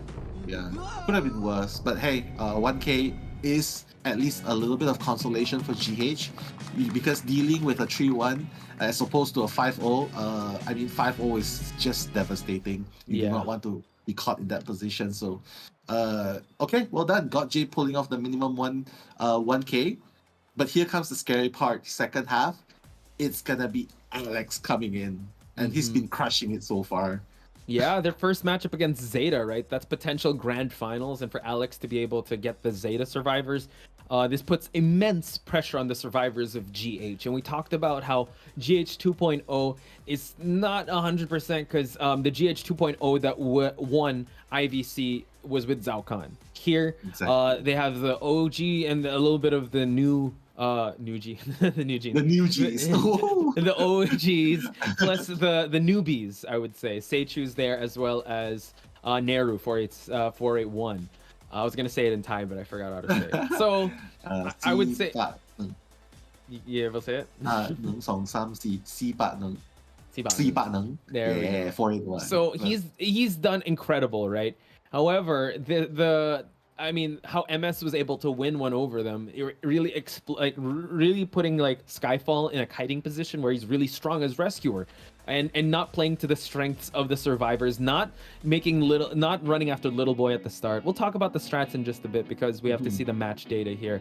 Yet an incredible performance by Jelly, and who knows what would have happened if he didn't get that slow vault there. It could have been a longer kite, but GotJ can rest on his laurels that at least he got a 1k in this match. Yeah, if he doesn't have Peeper, then the interaction would have been slow. Seer probably would have leaped through and got the escape. So maybe the Peeper did bring some value at the very end. But again, just moving on towards just some turning points happening in that game. It's just Wolves playing their normal game. There wasn't anything fancy or out of the ordinary. It was just them playing a very solid game, individual skills. They had perfect understanding of how Bonbon works. Because hey, Alex plays Bonbon. They practice against Alex Bonbon. So if you want to beat them, you have to at least say that you are as good as Alex's Bonbon plays. Yeah, or introduce something new, a little unfamiliarity, right? And if you go Peeper Bonbon, they face that. They've seen that happen, and it's they're used to it. So you're kind of just playing to their strengths, which is the standard. So yeah, I could see the case that you're making that Peeper Bonbon, it worked out in the end for the 1K, but what happened if he got that blink? Because it could have been a different type of chase. And also the Seer bring broken windows just once he drops the Peeper transition. Like they really knew the routes, they knew the ins and outs, every inch of Arms Factory, they knew it. So again, GodJ still has his wax artist to use, but it seems like Wolves kind of know. That's why they really prepared for that for them. So I'm pretty sure they're gonna ban the wax artist. But we're gonna set things up already. We're gonna go to the stage here with Skyfall, Captain, Little Boy, and Neru. Yeah, you can see him waving towards his Japanese fans. They're definitely here to have fun, to rake in experiences. So I feel like that's an exchange they can definitely deal with. After all, we know that they idolize Team Wolves. So having to face the teacher, the student facing the teacher, the senpais, yes, the senpais, master facing the students. Yeah, they really looked up to them. And when I interviewed them for IVS, and yeah, they wanted to face Wolves, but I don't think Wolves joined IVS that time. So it's like they really looked up to them. So now they're gonna, their wish was granted. So guys, be careful what you wish for, because now you're facing them in a grand stage. Look at that, Wolves. Oh yeah, he doesn't really look like a wolf. He looks like he looks like a cute cub. That looks like a wolf. That looks like a. I thought you were talking about the Naiad, Alex. Oh no! I know, man. Where do they get these masks? Because I know Do used to have like those fish masks before, so yeah, all about that. Yeah. So Skyfall, folks, again, one of the known players of GH, one of the OGs of GH, very stable rescuer. In his previous outing, he was able to get a successful rescue, and then did get stuffed the previous time because the presence was built up with Mitake. But I would have to say, once he's relegated towards the kiting role, let's see if he's able to have some improvements on that, because that's been one of the issues in their match against MS. Yeah, I mean, I know that he might have some problems with his Gravekeeper, but overall, he is still very dependable, the OG of the game. And you know what? Speaking of definitely OGs, deserves the respect as the GH OGs. But Posh, moving on. Yeah, speaking of OGs, we got Captain, folks. Again, you know, he's one of the known players, one of the best players in Thailand, the main shot caller, the captain of the team. So he doesn't just don the name Captain for nothing. He's had survivors like the Acrobat, Barmaid, Seer, like he's just one of the most stable kiters. Yeah. And he also plays the Automologist for sure. But hey, Little Boy showing some Oppa love right there with the Korean love. I mean, this guy, he's just insane. He actually carried the games against MS, the first two games, where as the Priestess, you can see the Priestess is there as the highlighted survivor. As the Priestess, he created the triple portal all the way from the red carpet towards the shack, where it confused. Yes. It confused the Bonbon. It did. Yeah, Mitake was lost for words, and that could have gotten a lot worse. And now this is one of the new additions to their team. And look, a little plushie going on, 481 with the hand hearts. He is also one of him and Little Boy, I would have to say. These are one of the pillars of GH with how well they're able to kite and buy time for the decoding to happen, to buy time for the rescue rotation to happen. So I just can't wait to see how they're going to fare up against Alex. Yeah. I mean, no matter what, I feel like Alex has definitely done his homework against Team GH. I mean, look at it yourself. Like he also has a highlighted hunter. He plays the Bonbon. He plays the crack artist. He plays a lot of hunters. Spider, Wicks, you name it. Naiad, Sculptor, BQ. I've mentioned that he's very stable, getting a draw, especially when he was in IVL. And I did mention a very interesting point where there was actually 10 losses go throughout the entire IVL. But coming into COA, he's seen nothing less than a draw. So that's a very strong showing for Alex. Oh, more fan signs here for Wolves, ladies and gentlemen. They're coming out in droves, so I would expect a lot also of support for Wolves and GH come. When I look in the chat, and once come game time, I'm excited to see how these guys will be reacting, because Alex, like you said, very stable, right? And especially if you're up against, if you are paired up with a team that gets all the points and he's still able to get victories, that's incredible. So now, oh no. It closed. Oh no! No, cameraman, don't leave. Don't leave. Oh, it left. Oh my god. Darn it. We're gonna see a Captain fan out there. I'm pretty sure Captain knows that you idolize him. So, yeah, it's only a matter of time. We're gonna find out how the Survivor team prepared for Alex, powerful and almighty Alex. Yeah, Alex moving in with the first ban of the game, banning the dancer, as should he, because it's such a powerful character to have on the side of GH, especially since they can set down the slow boxes at several pivotal places. The middle, the golden route, they can set it down in the middle, can set it down at the factory, all the way to help the survivors to make that rotation, that transition smoothly. But GH seems like they are going for a very signature postman oriented composition. Yeah. And composer, so double decoders, bringing out the composer. The last time we saw this was actually MS against GR, I believe. So now in a small map like this, it's also a baited strategy, right? Who is Alex gonna chase first, the postman or the composer? Because Little Boy and Capgun have been known as the slipperiest survivors in GH. Well, you got Skyfall on that mercenary, so yeah, don't chase him because Cypher Rush is gonna be crazy. And 481 with the stun supports. So this is an incredible showing of GH. They're really gambling it on this double decoder lineup. Yeah. I think they sort of gave up on the idea on trying to support OB against Alex, because Alex is probably so used to dealing with it. Yeah. There, she's able to bring out the Capcom. There it is. She's able to bring it out. Oh my god, yeah. Taken from his Facebook profile itself. I don't know, man. I'm just saying. Oh, they're zooming in on the arms. Why? It's yeah. You saw the other guys flexing. Captain Let's go. Muscles. Let's go. The muscle. He's a captain, man. He's got the super soldier in him. Super Captain soldier. America. Captain Thailand, for sure. That's one thing for sure. But just going back to the composition, they sort of gave up on the support harass build. So they probably know Alex is going to go for Bonbon, which is what's going on now. So they decided to, you know what, let's risk it. Let's go for all the codes and try and do the Cypher Rush and hopefully force out a draw out of this composition. Yeah, that's the game plan, exactly. Yeah, because the Survivor team was able to set the foundation for Alex, right? He just needs to get a draw.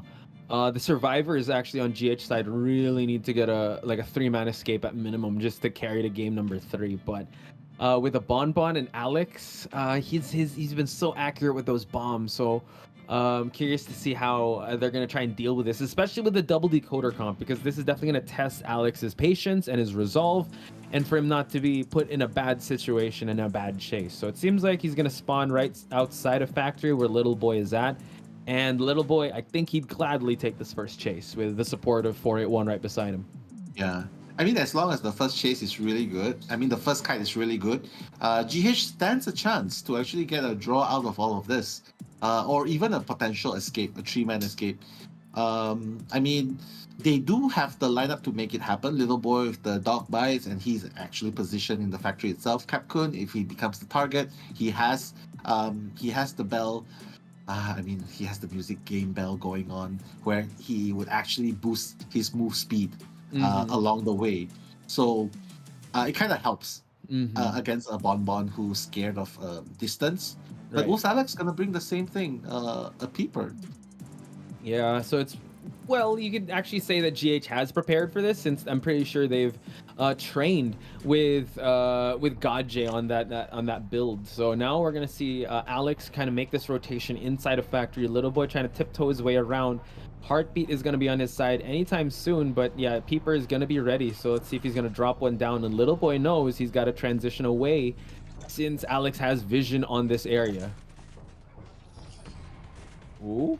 Able to dodge the dog bite, and now we see that Little Boy is transitioned towards the middle cipher where Skyfall is at. So now this actually disrupts a little bit of that cipher rush, but the composer is going to be there and drops the pallet down in time for Alex to strike.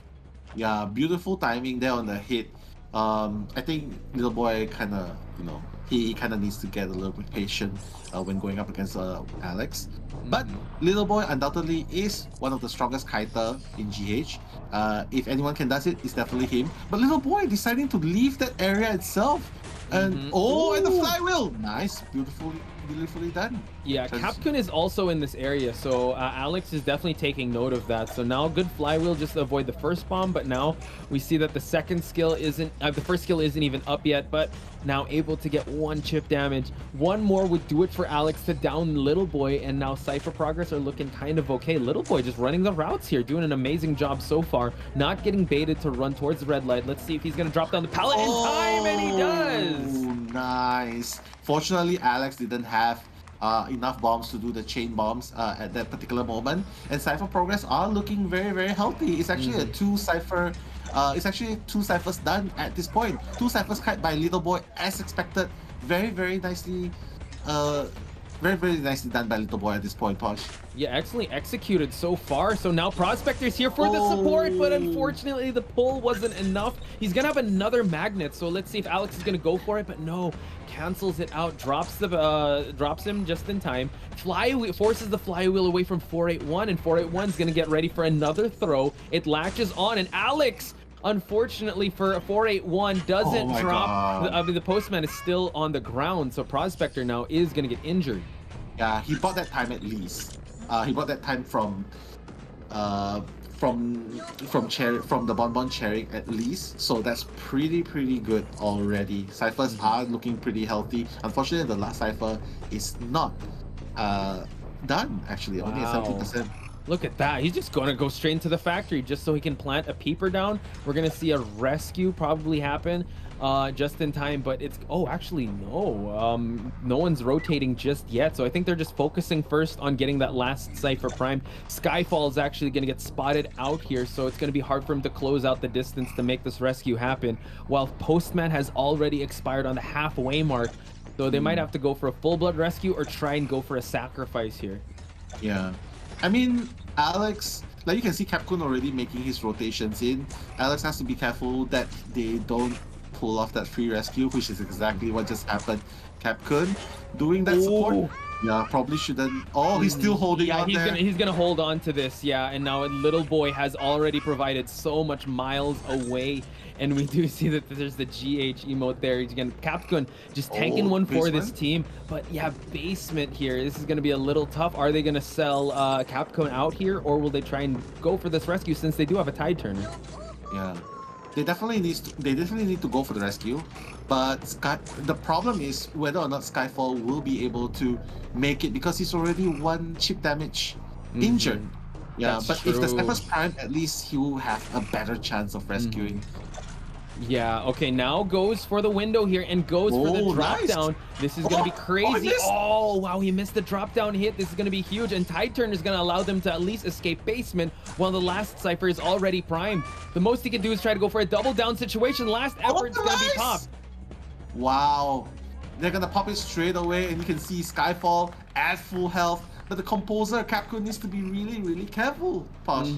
Yeah, he's gonna try to use the speed boost here, and now look at that gate is already open. Oh my god, Prospector able to get a push, but now he's just gonna try and focus onto Capcom here. Gets the hit down onto Capcom. We have a detention bonbon here, but guys, they were able to get 3 survivors out. Yeah, GH definitely making this happen now. They are gonna be able to get a draw against Wolves. Who would have thought? Beautifully done by GH survivors there. I just have to say, this strat is definitely working now, Posh. We are going to see ourselves again, number 3. Cypher rushing against Bonbon. the ban pick in itself was excellent and it paid off. Yeah, it definitely did. Like, it was just tough for Alex to gain presence, chasing Little Boy. Again, like we've talked about it backstage, how Little Boy is just so pivotal and he's so essential for GH. And for you to chase Little Boy at the start really played into the favor of everyone playing their roles properly, right? 481, the harasser, Skyfall, able to get that rescue going, like that clutch rescue. And you got also Capcom tanking that hit at the start for him to be able to just provide that support and playing musical chairs, I would have to say, with Little Boy. So just an incredible performance. They're ready, guys.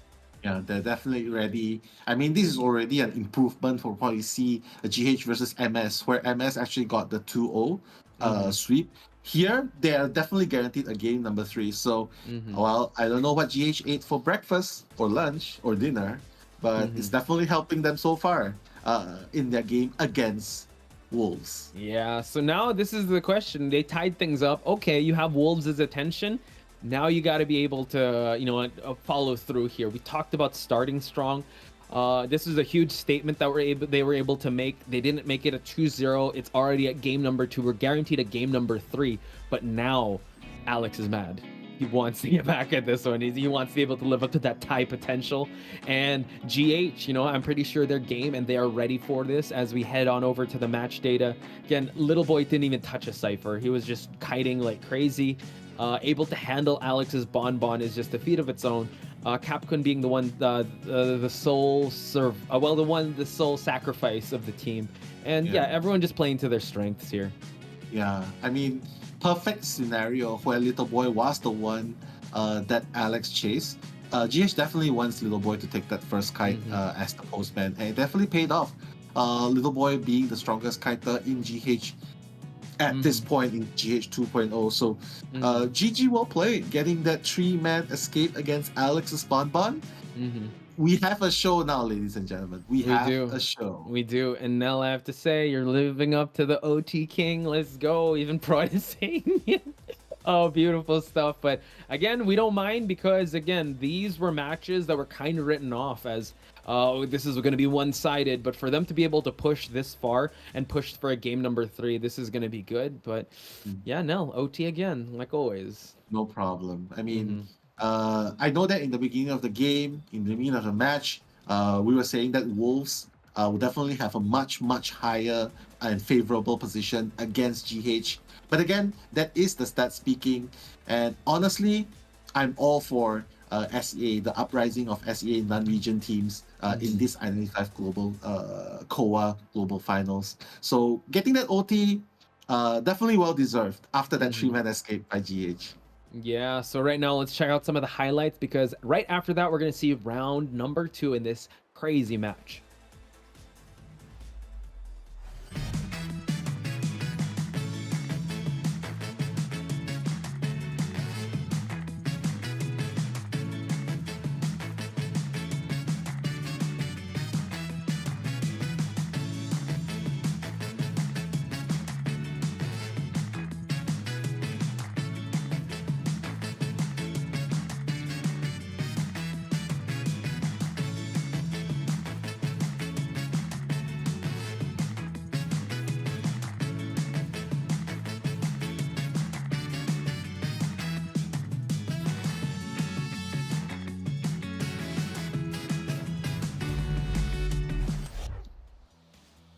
And we're back, folks, with another fan art here. Hashtag COA4, again, COA6 global support, and at Identity 5.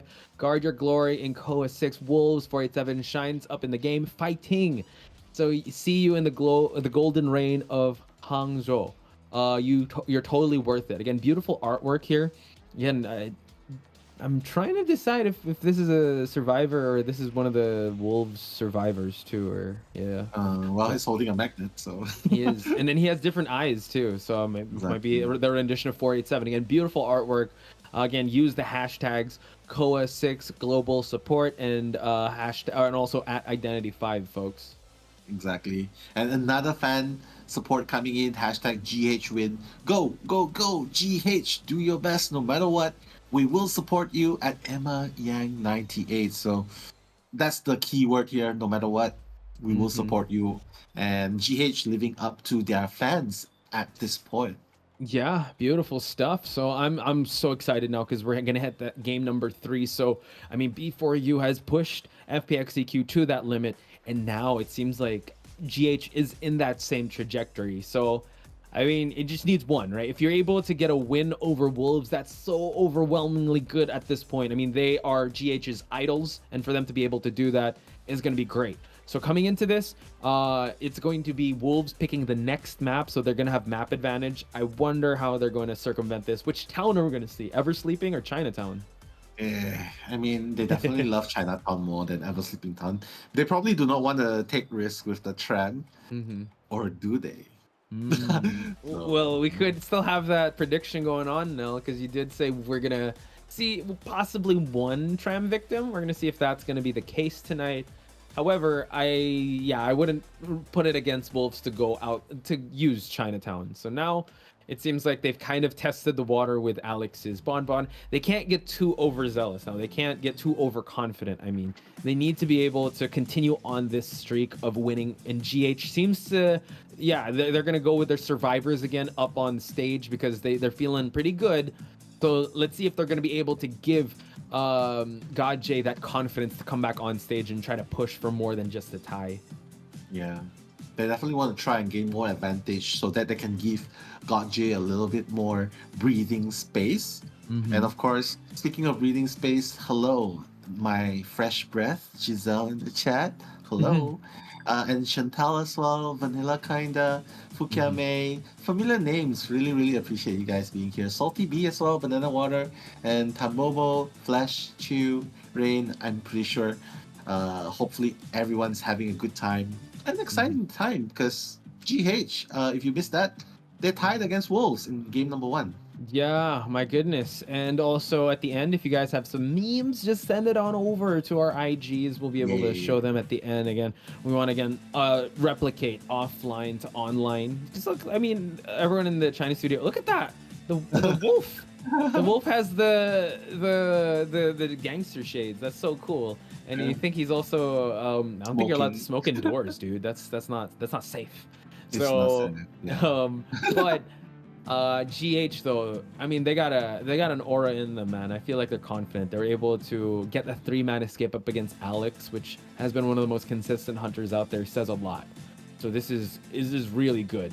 So chat, this is the time for you guys to support them, and also if you're Wolves fans to be able to support them as well, because they are neck and neck and coming into round number 2. So again, we have yellow hearts for our team Wolves and green hearts for GH. So please let me see those emojis in the chat. Let's go. Alex coming in for the second round. Definitely needs to step up from his first game because I don't think he was expecting only eliminating a 1 survivor from GH. So GH has definitely pulled one over Wolves, getting a draw in the first game. But now, Alex serious mode probably be coming out pretty soon, Posh. And I don't know about you, but the cat. It's the wolf, dude. It's the wolf mascot taking a break with a rose in the mouth. Look at that. Yo, Cyan Sculptor as well. Dude, it's over 9,000. That's what the wolf is saying. Oh my God. Alex is over power level over 9,000. Base face looks like it's just a normal day at work. I would have to say, when it comes to the hunters, they have you can either be an Alex that's very, very stoic, or a God J, or you could be the complete opposite like YMM that's very expressive, right? But I do like seeing more expressive hunters because it's like you kind of tell their emotions. And we do see some more fans of GH over at the Japan studio with their fan signs GH. As we head on over, as you said, Nell, Alex going with the Chinatown pick. Yeah, Chinatown. Who doesn't like Chinatown, man? I mean, beautiful place to kite, beautiful scenery as you run along, being chased by the hunter. A beautiful big tree in the middle, just for toy merchants to glide by or set up catapults to kind of mess with your teammates. But I would just say this is such a good map, especially for Alex, because now at this map he can virtually play anything. Like he can go for I mean, he can virtually go back for the bonbon if he feels like he's more confident second round. Crack Artist has definitely been really effective here. You saw D getting a 4-man in the Ever Sleeping Town, but it works here as well. Pretty similar concept. So that can definitely work too. But as of now, he's taking away all the supports and the mobility instead of the stunners. Yeah, which makes me think, okay, now you're able to look past one stunner, which is the Antiquarian. So definitely not going the double decoder route. We're going to get a Antiquarian probably on, I'm not sure if it's going to be Little Boy. No, it's definitely going to be either Capcoon or Little Boy on that stunner. Because I'm pretty sure, one of them is going to pick up Prospector. So last but not least, we're going to see the final pick here. Toy Merchant was banned, Dancer was banned. They do have their choice if they want to go Acrobat. They have also Postman if they want, but they're going to go with a Mechanic. So they're really just doubling down on trying to go for I would say just a Cypher Rush, just so that they can kind of go on the offense and really put pressure on Alex and really time the kites to their favor. Yeah, if you, they're probably thinking, you know what, we're trying to beat him not only with quality, but also with quantity. So if we can't handle you with 4 survivors, hey, let's bring the bot into the fray and create of course, more pressure to Alex. That way, at least he will be more reluctant to bring in the Bonbon, right? Because Bonbon's pretty weak against Cypher Rushes. It was very apparent in the previous one, and just just add a big map as well. It's gonna be so hard. And note that Capcoon bringing the bot, just like Soba bringing the he's got the arms for it just to bring around, and Maka, all the mechanic mains out there, they have big arms. But now we got Alex going with the breaking wheel. This is unheard of. Wow, this is like callback to last year's Alex. He's mad. I can tell you for sure. Because I'm serious. He's mad. Yeah, he wants that 4K and he wants it badly. I think GH with the mechanic has to be really, really careful, because the moment he gets down that first survivor, that's gonna be pretty much downhill for GH. But GH survivors are pretty accustomed towards a breaking wheel as well. Like as you can tell, usually they bring insolence, right? So they get that first spike. They know it's really hard to get a second spike without the extended spike. So typically what happens is they get that one spike, they break wheel form, they go human form, they hit, go into wheel form again, and once they hit that second spike, they just burst. So that's typically what happens. But again, it's kind of easy to kite bomb the breaking wheel in early phases. Right? We've seen it happen, right? For sure. I'm just looking at the casters chat here. They're having we have Chocho and Eli like fighting right now. Guys, stop fighting. Because they're trying to make predictions here. But Alex, like you said, I couldn't agree more. Because breaking wheel is a 4K or nothing type, and he's really gambling it all in this round. He's mad and he wants to get a 4K. He wants to be able to bring some points for his survivor team. So wow, look at that. Eli and Chocho just going back and forth. Children. Oh my goodness. Entering like children couples. But you know what? That's what we are. We are a small little family here. We may not be big in numbers, but we are close. And speaking of close, this might seem like a very close call for Alex, because I know he's mad. I know he wants to get the 4K, and he does have the insolence to make that happen with the excitement. But this Hunter is still a huge risk. It's a go big or go home. And unfortunately, it's at the same side of the coin. If he doesn't get 4K, unfortunately, what waits him is the 0K. 1 or 0. Yeah, this is it's really saying that much, that how much he wants. But luckily enough, finds Capcoon out, and my goodness, a great find. Able to try to go, gets the first spike though, so this is going to be huge. But Capcoon does have broken windows, so he can transition, but the trap is going to slow him down. Unfortunately, he isn't going to catch up. And note that his bot is also here, so Capcoon dropped it in the mix. I think he's okay just taking this hit because he has to transition away. We do see that Little Boy is here, and just in about a few seconds, he's going to have excitement. Yeah. Oh, and now we might see that the excitement pays off, because Capcoon, he has to make things happen. But Fortunately, he dodged the duration of the extended spike, but he hit again when the extended spike. My God. Little Boy's here. Excitement just to deny. Goes for the snap, and now he's going to focus onto Little Boy, but he's able to get a flywheel out of it. Beautiful understanding by Little Boy. He realizes that as soon as excitement pops, he has to get the heck out of there. Yeah. And, beautiful first catch by Alex, using the excitement to the fullest extent. Little Boy no longer has flywheel, and eventually he's closing in.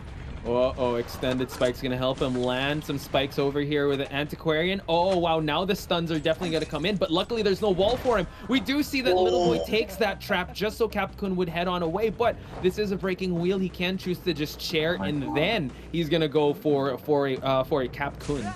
Yeah, you know the thing, like people saying, oh, why are you changing targets as Hunter? You're not supposed to do that, right? The thing is, he can easily just change target and chair, because right now he's forcing the survivors to respond to him. He's forcing that response towards him. Yes. You can see everyone leaving their cipher, and if my they're not goodness. getting the rescue, they're just doing anything but decoding at that point. Yeah. So this is, a classic case of the breaking wheel actually being the one to set the pace. We do see that Little Boy here, was able to make the leap happen. 481 is here for that support. He does get the magnet on. He's going to have wheel form. He's going to try to go for that snap too, but now I think he's just waiting for a better opportunity for him to try and go for more spikes onto this Antiquarian, but GH is still biting back here. They still have 4 ciphers remaining, but cipher progress is looking kind of decent. Yeah. Oh my God. And avoiding that as well. Beautifully done. Oh my case God. of excitement. Beautiful stuff, but 481 is right behind him. We did see that he was able to catch a magnet, and now he's just going to drop just in case. Oh, this is close now. Exactly. Oh my God, but 481's doing an amazing job trying to bait that magnet away. So he's casting it off now. Third time, maybe it will work. He probably brought... No! Oh, he gets the push off, and now he's gonna have a trap ready. Gets the down onto the Antiquarian, but this is buying so much time now. The Prospector is still not hit just yet. I don't think he has magnets left, so 481 still being in this area. He doesn't have any cooldown, but he gets a magnet in the process. Yeah, the refresh time going on. Just very unfortunate, because now Mechanic, with the bot up, the cipher rush is happening. You can see the 3 ciphers are done, Posh. Okay, the bot actually going for the rescue here, so Capcom playing a lot of roles with this Mechanic stall, but it seems like Little Boy with this early rescue, it's going to pay off pretty well since Excitement is still on cooldown. We're going to get a spike dash, but nice! Oh my God, the Terror Shock though through the window! Yeah, very, very unfortunate. I mean, Prospector still has 1 more magnet to play, but I'm not sure if he's going to commit towards it. Beautifully played! Yeah. Just the constant harassment. Like 481 knows the levels to how he's supposed to close out the distance. He goes through the window, so unfortunately he wasn't able to get that stun. But now we're at the end game now. The last cipher is about to be primed. It's actually at 80% at this point. He's gonna go towards it. Yeah, he's gonna go towards it. He has to be really careful about this play. I mean, he has to get Skyfall off. Probably just not true. I mean, does he have trump card? I'm not sure. I totally forgot, so we're just gonna have to wait and see. He's gonna try and chase out Skyfall. Snaps away from it. Capcom, oh no. He's gonna get caught out here in the process. So now it seems like it's at 91%, so it's not close to a single pop. Capcom's gonna fall down. This trap is gonna slow him down, but chasing on foot is actually great. The God Palette is still here to use, but now he's gonna get caught in it. Yeah, the cipher. Is he gonna be primed? He's gonna prime. Oh, but the excitement pop, but the breaking of the pallet. So now this is huge. GH's survivors have gotten a huge opportunity to get at least 3 survivors out. Yeah, I mean, Alex this time, I don't know what's going on, but... Snap, and now 481 with the... Oh, they got to be very careful because he's got detention. So now he's mad. He wants to go for another swing. He's going to go for it, and the baits out the early flywheel. My God, that was so unfortunate. It was looking so good for GH. GH could have tried and push for the 3-man escape, but right now detention is probably gonna force the survivors out. But honestly, getting a draw is not too bad, Posh. It's not bad, but I see Skyfall trying to make it a rescue situation happen here. This is a little scary because we still have more than 60 seconds on the clock here. So now he's going to just spike him just to make sure. Oh, he's going to go for the rescue here, but the trap is actually going to stop him. Hang on, we're going to see him able to go for the spike and the pull onto 481. Oh, the fork! The tree escape might actually happen. Posh, he needs to land this, otherwise it's gonna miss. If it misses, my god, it's gonna be really, really bad for Alex. Right now, 3 of them are running for it. Yeah, Capcoin, he's able to go through, and now nothing is stopping him. He's gonna have to go in wheel form. It might be a 4-man escape, but he's gonna try to cut off 481, but he's still got some magnets. Oh, he has no more magnets to work with. Gets the trap, and now he hits, and now it's gonna be a tied game. My god, that was such a clutch trap. You notice, Posh? Because that area, usually the trap would get stuck at the ceiling. You would get bounced off at the ceiling. But just the landing, the angle was just perfect, stopping for it from escaping and potentially getting that tree escape. But all in all, it's still such an amazing game for GH, getting a draw. I mean,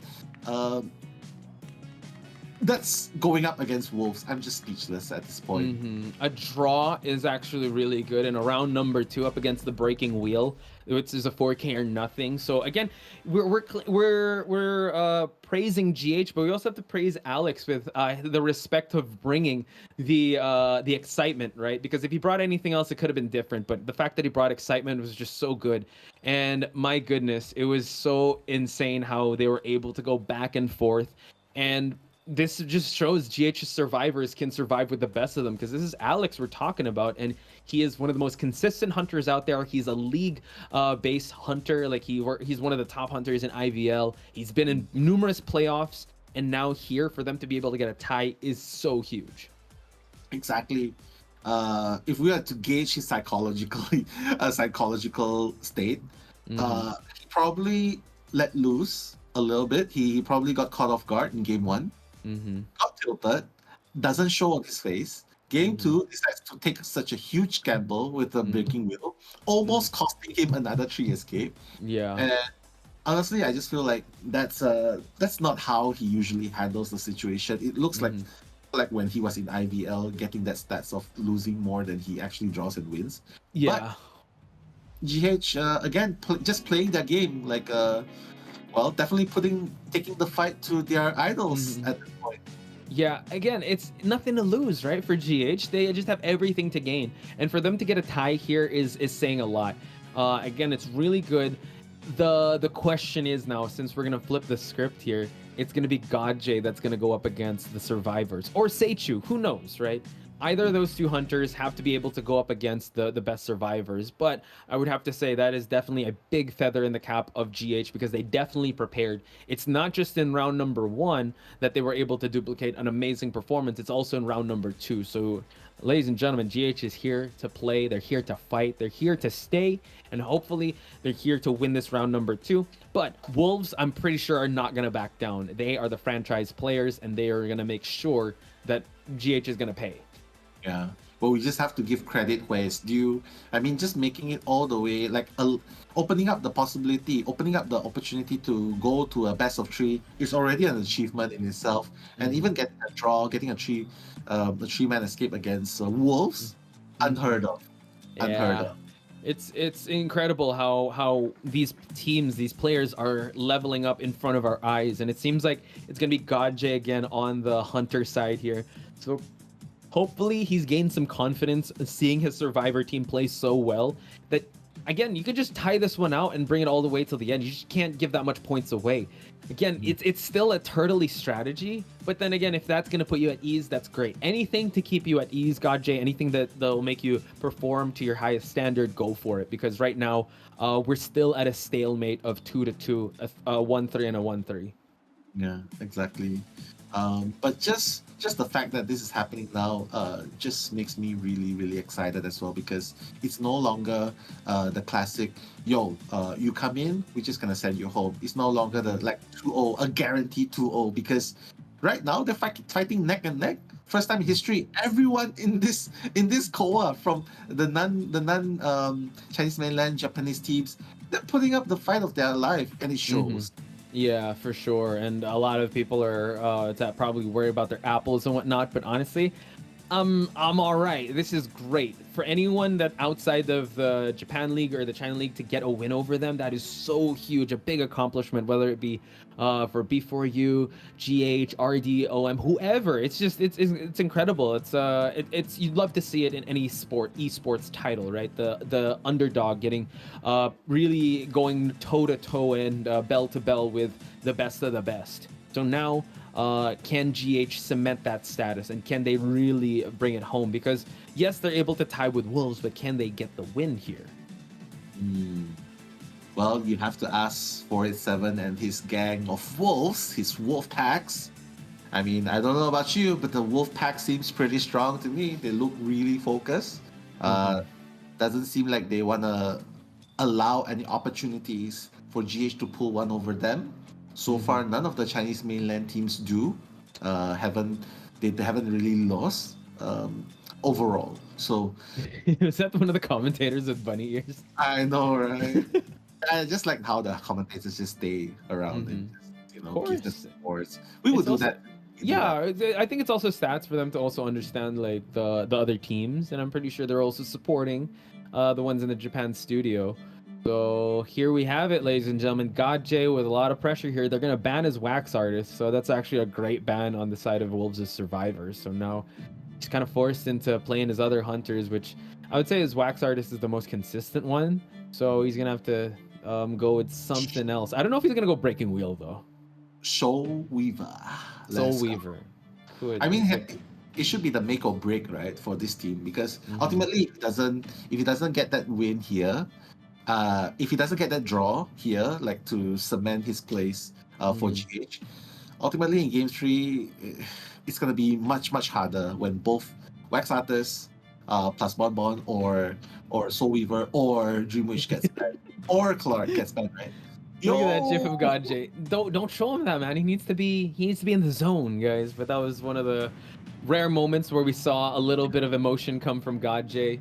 Let's hope that he's gonna stay cool, calm, and collected in this one. My goodness, they're zooming in on it. I know, right? That's what he played as match photographer. I'm just kidding.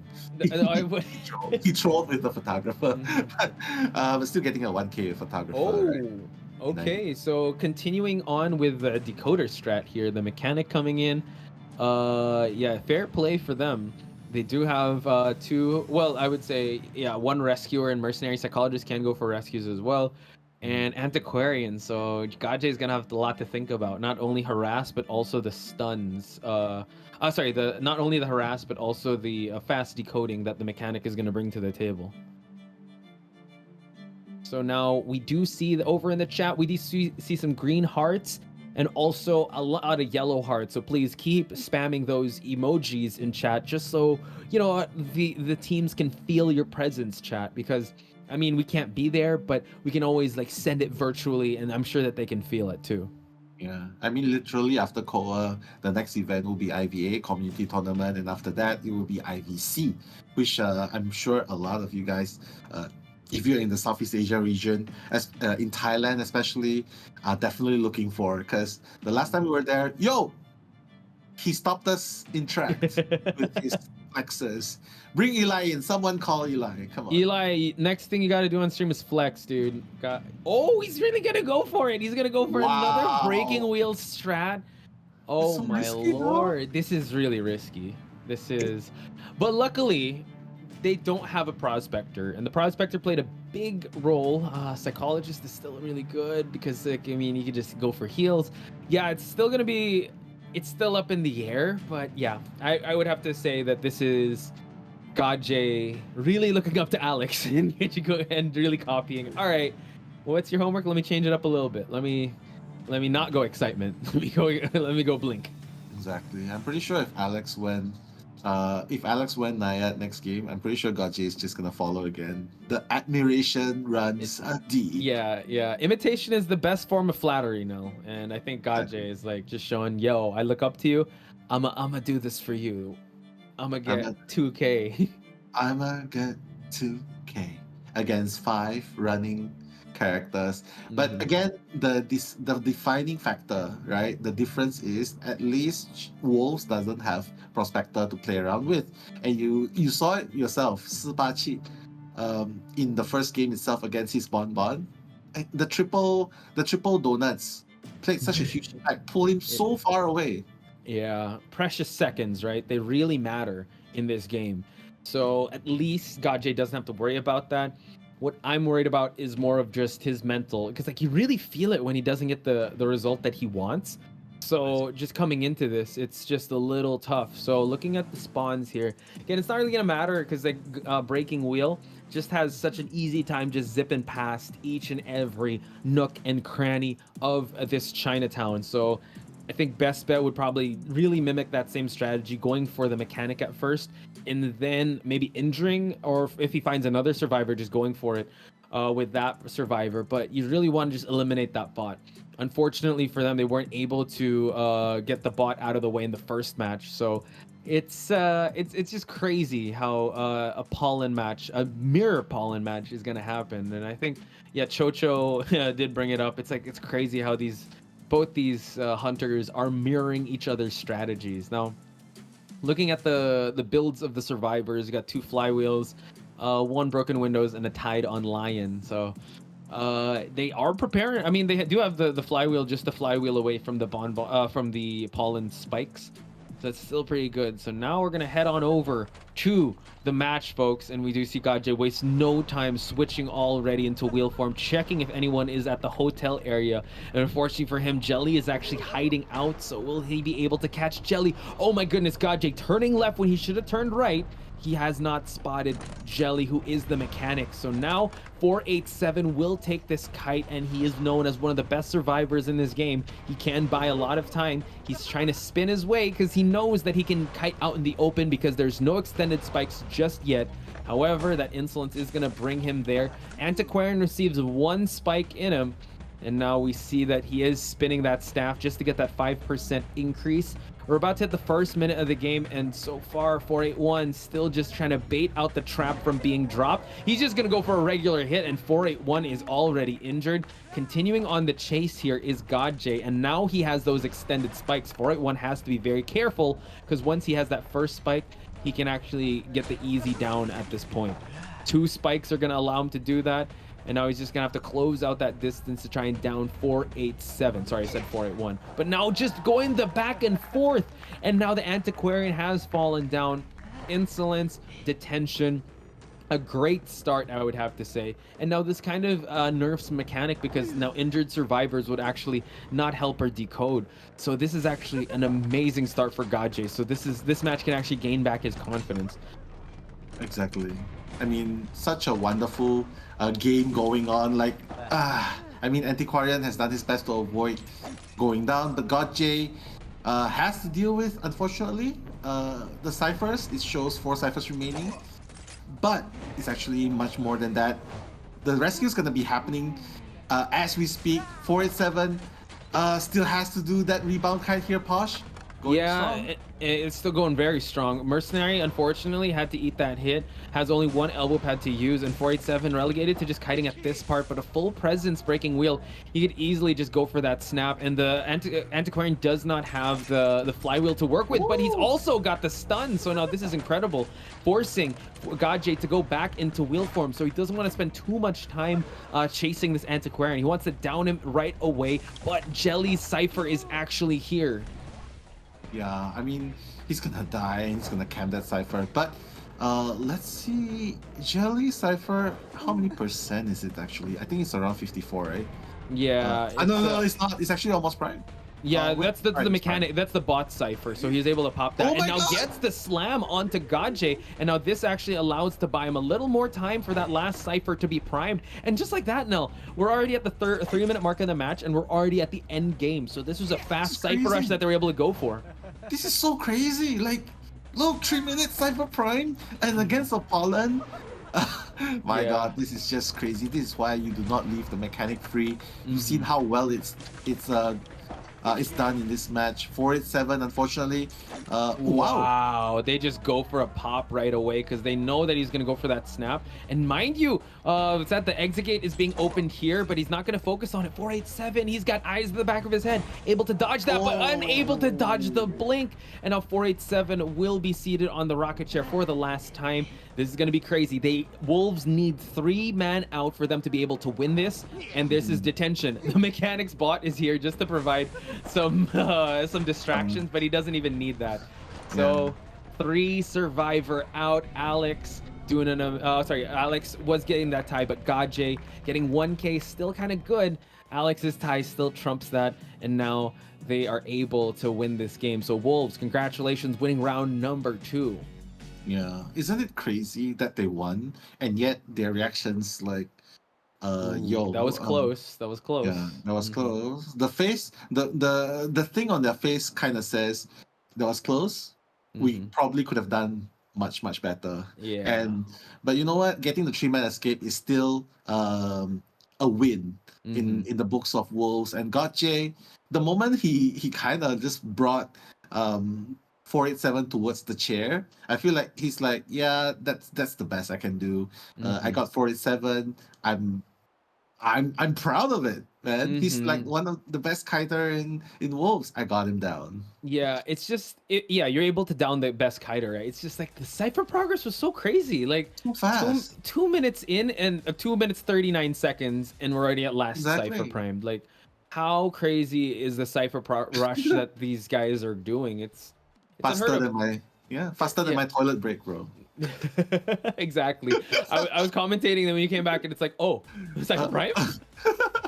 Yeah, exactly right. It's so crazy. That's why they opted more for the mechanic. The mechanic definitely played such a pivotal role, right? But now let's do a little bit of reverse role. What do you think was the turning point? Is there any pivotal turning points or highlights you want to mention in that game? It's really the cipher rush, because if you look at the containment time of 487, yes, it's at 115. That's the total one, right? But you have to understand that he actually downed 487 pretty fast in this game, because it's like it only lasted for 3 minutes. So for him to be able to do that, he wasn't able to. So one thing I do want to highlight though is that Jelly was able to hide. So he's listening to our strategies. Don't go to a good spot, just hide. So he was able to hide. Gaje went left when he was supposed to go right, and that's when he found 487. And 487, the Antiquarian, he got spikes on him early on, and he was able to kind of dodge and weave a little bit. But I mean, it's just the cipher rush was just too much. I think it was just how they were able to play conservatively, and I think they're kind of acknowledging that, okay, GH, they got our number here. I think we gotta take this a lot more seriously coming into round number 3, because if we slip up just a little bit, the victory we could lose this victory. And GH, I think they should still keep running with that same mentality, that same momentum, that they got nothing to lose here. Gaje didn't seem as defeated as before, so now he should just continue with that confidence streak. Just keep going. Just keep going. Just keep going. Like the message that the fan has sent, hashtag GH wins. Go, go, go, GH. Of course, I feel like GH now, they're sort of taking this, they're breaking it into parts. They're not trying to win in total as a whole. They're just trying to grab in the mini victories as they go through. But you know what? More mini victories after this in game number 3. So don't go anywhere, guys. Posh Spice and Mellow out. That's it.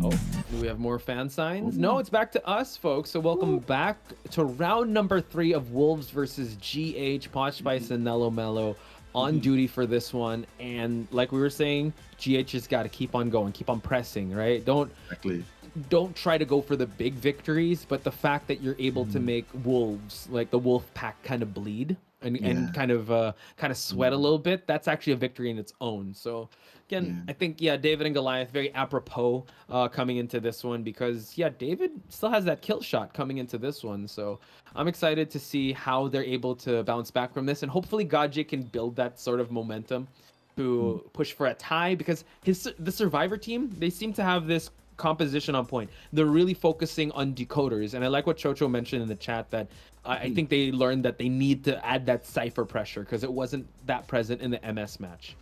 Exactly. Like, just by playing Composer itself and getting a 3-man escape from that, that's already such a huge surprise plus achievement. Yes. Like, you know, against Alex's spawn bot. So definitely very well played by them. Again, supporting is really, really essential. And I feel like Anti-Quarren is there just to fill in that role. But other than that, everything else in their composition just speaks Cypher decoding, and one rescuer. That's it. So far it's working for them though. It is, and it's kind of it's highlighting their strengths, right? In the first strategy, they went with double decoders, and they put the double decoders on Capcom and Little Boy, and they have such a good rapport with themselves that they know who's gonna take the next kite, how to support, and they're the OGs, right? So and then you have 481, who's just so good at just being a menace on the Prospector, that I think come round number 3 you have to respect ban that Prospector. And Skyfall just, you know what, just rounding everything up, we're gonna go for that rescuer, and we're gonna see the ever sleeping town Nell, so we could still see that tram. So it's gonna be Wolves Tram or GH Tram. Let us know in the chat, folks, because it is gonna be God J that will be hunting first, because I see we have our mascot still doing its dance while the survivors are getting ready for the match. Yeah, GH praying to the tram gods to make something happen. Definitely praying to the tram RNG to favor them. But again, I'm not so sure why they wanted to put Gotje in first. He just went through a hell of a match in the previous game. Now putting him straight away in the next game. I mean, oh wait, sorry, it's Wolves putting Gotje it's first. It's Wolves. Oh my Wolves God. decides who's gonna go first. So they smell blood in the water. They're like, all right, let's set the pace of this match and leave Alex to tie it. So this is, again, I think it was okay, because Gotje kind of set the foundation of like, all right, let's go with this type of strategy first. Let's go conservative, and let's let the survivors of my team get the victory. So the fact that he's able to hang with Wolves is actually really good. He was able to get a tie in the first round, get 1K. That's still very good. It's not a 5-point differential. That's what's super important to take away from this, folks. Exactly. Like, they avoided a certain death by avoiding a 4K. But right now I feel like this is the killer move that they definitely sealed in. Like having the survivors first, going up against Gotje again. Yo! These are too wild, guys. What the heck? Oh my god. My god. Have you seen, you guys in Japan, have you seen our breaking wheel? Have you seen the breaking wheel? Oh. Have you seen ours? Wait for it. Yeah, look at that. Wait, is that one of the commentators? It is. As what, the thing that swings with? I don't know, man. But they should definitely see our memes, guys, as they should, because you know what? We make our female friends go to the bottom of Holland. We make them carry us. They're my leg. They're my legs. They're the ones that's gonna Chocho with a carry. So thank you, Chocho, for being the one carrying us when we're back in the human form. Yeah. So let's go head on over to the picks and bans. Again, Wolves having a great strategy of actually forcing Gotje to play first is this is pretty calculated and pretty good. And we're gonna see bans of the Prospector, Priestess, and Seer, because I think Gotje knows and respects that Prospector can be a menace here. I'm pretty sure we're gonna see bans of his Wax Artist and maybe his Breaking Wheel. Maybe, I don't know. They felt the power of his Breaking Wheel, and they're gonna do just that. Wow. Yeah, they don't want to risk. They don't want any unexpected risk taker, because when you go with a 4K risky hunter, either it works very well or it works very bad. So they don't want to gamble in that sense. They want to go with what they know best. Taking away God J's weapons, the lefty and the righty, Wax Artist and the Breaking Wheel, you gotta wonder what else God J can bring to the table to get that 4K against Wolves. Are they expecting a Dream Witch here? Going for an early round Barmaid pick and a Dancer? Well, Dancer is really just good on this map. So now it's one of the last Antiquarian ban, allowing Wolves to probably pick up a Rescuer. Since they do have a Dancer that technically like plays as sort of decoder, depending on who's gonna get the first chase. So,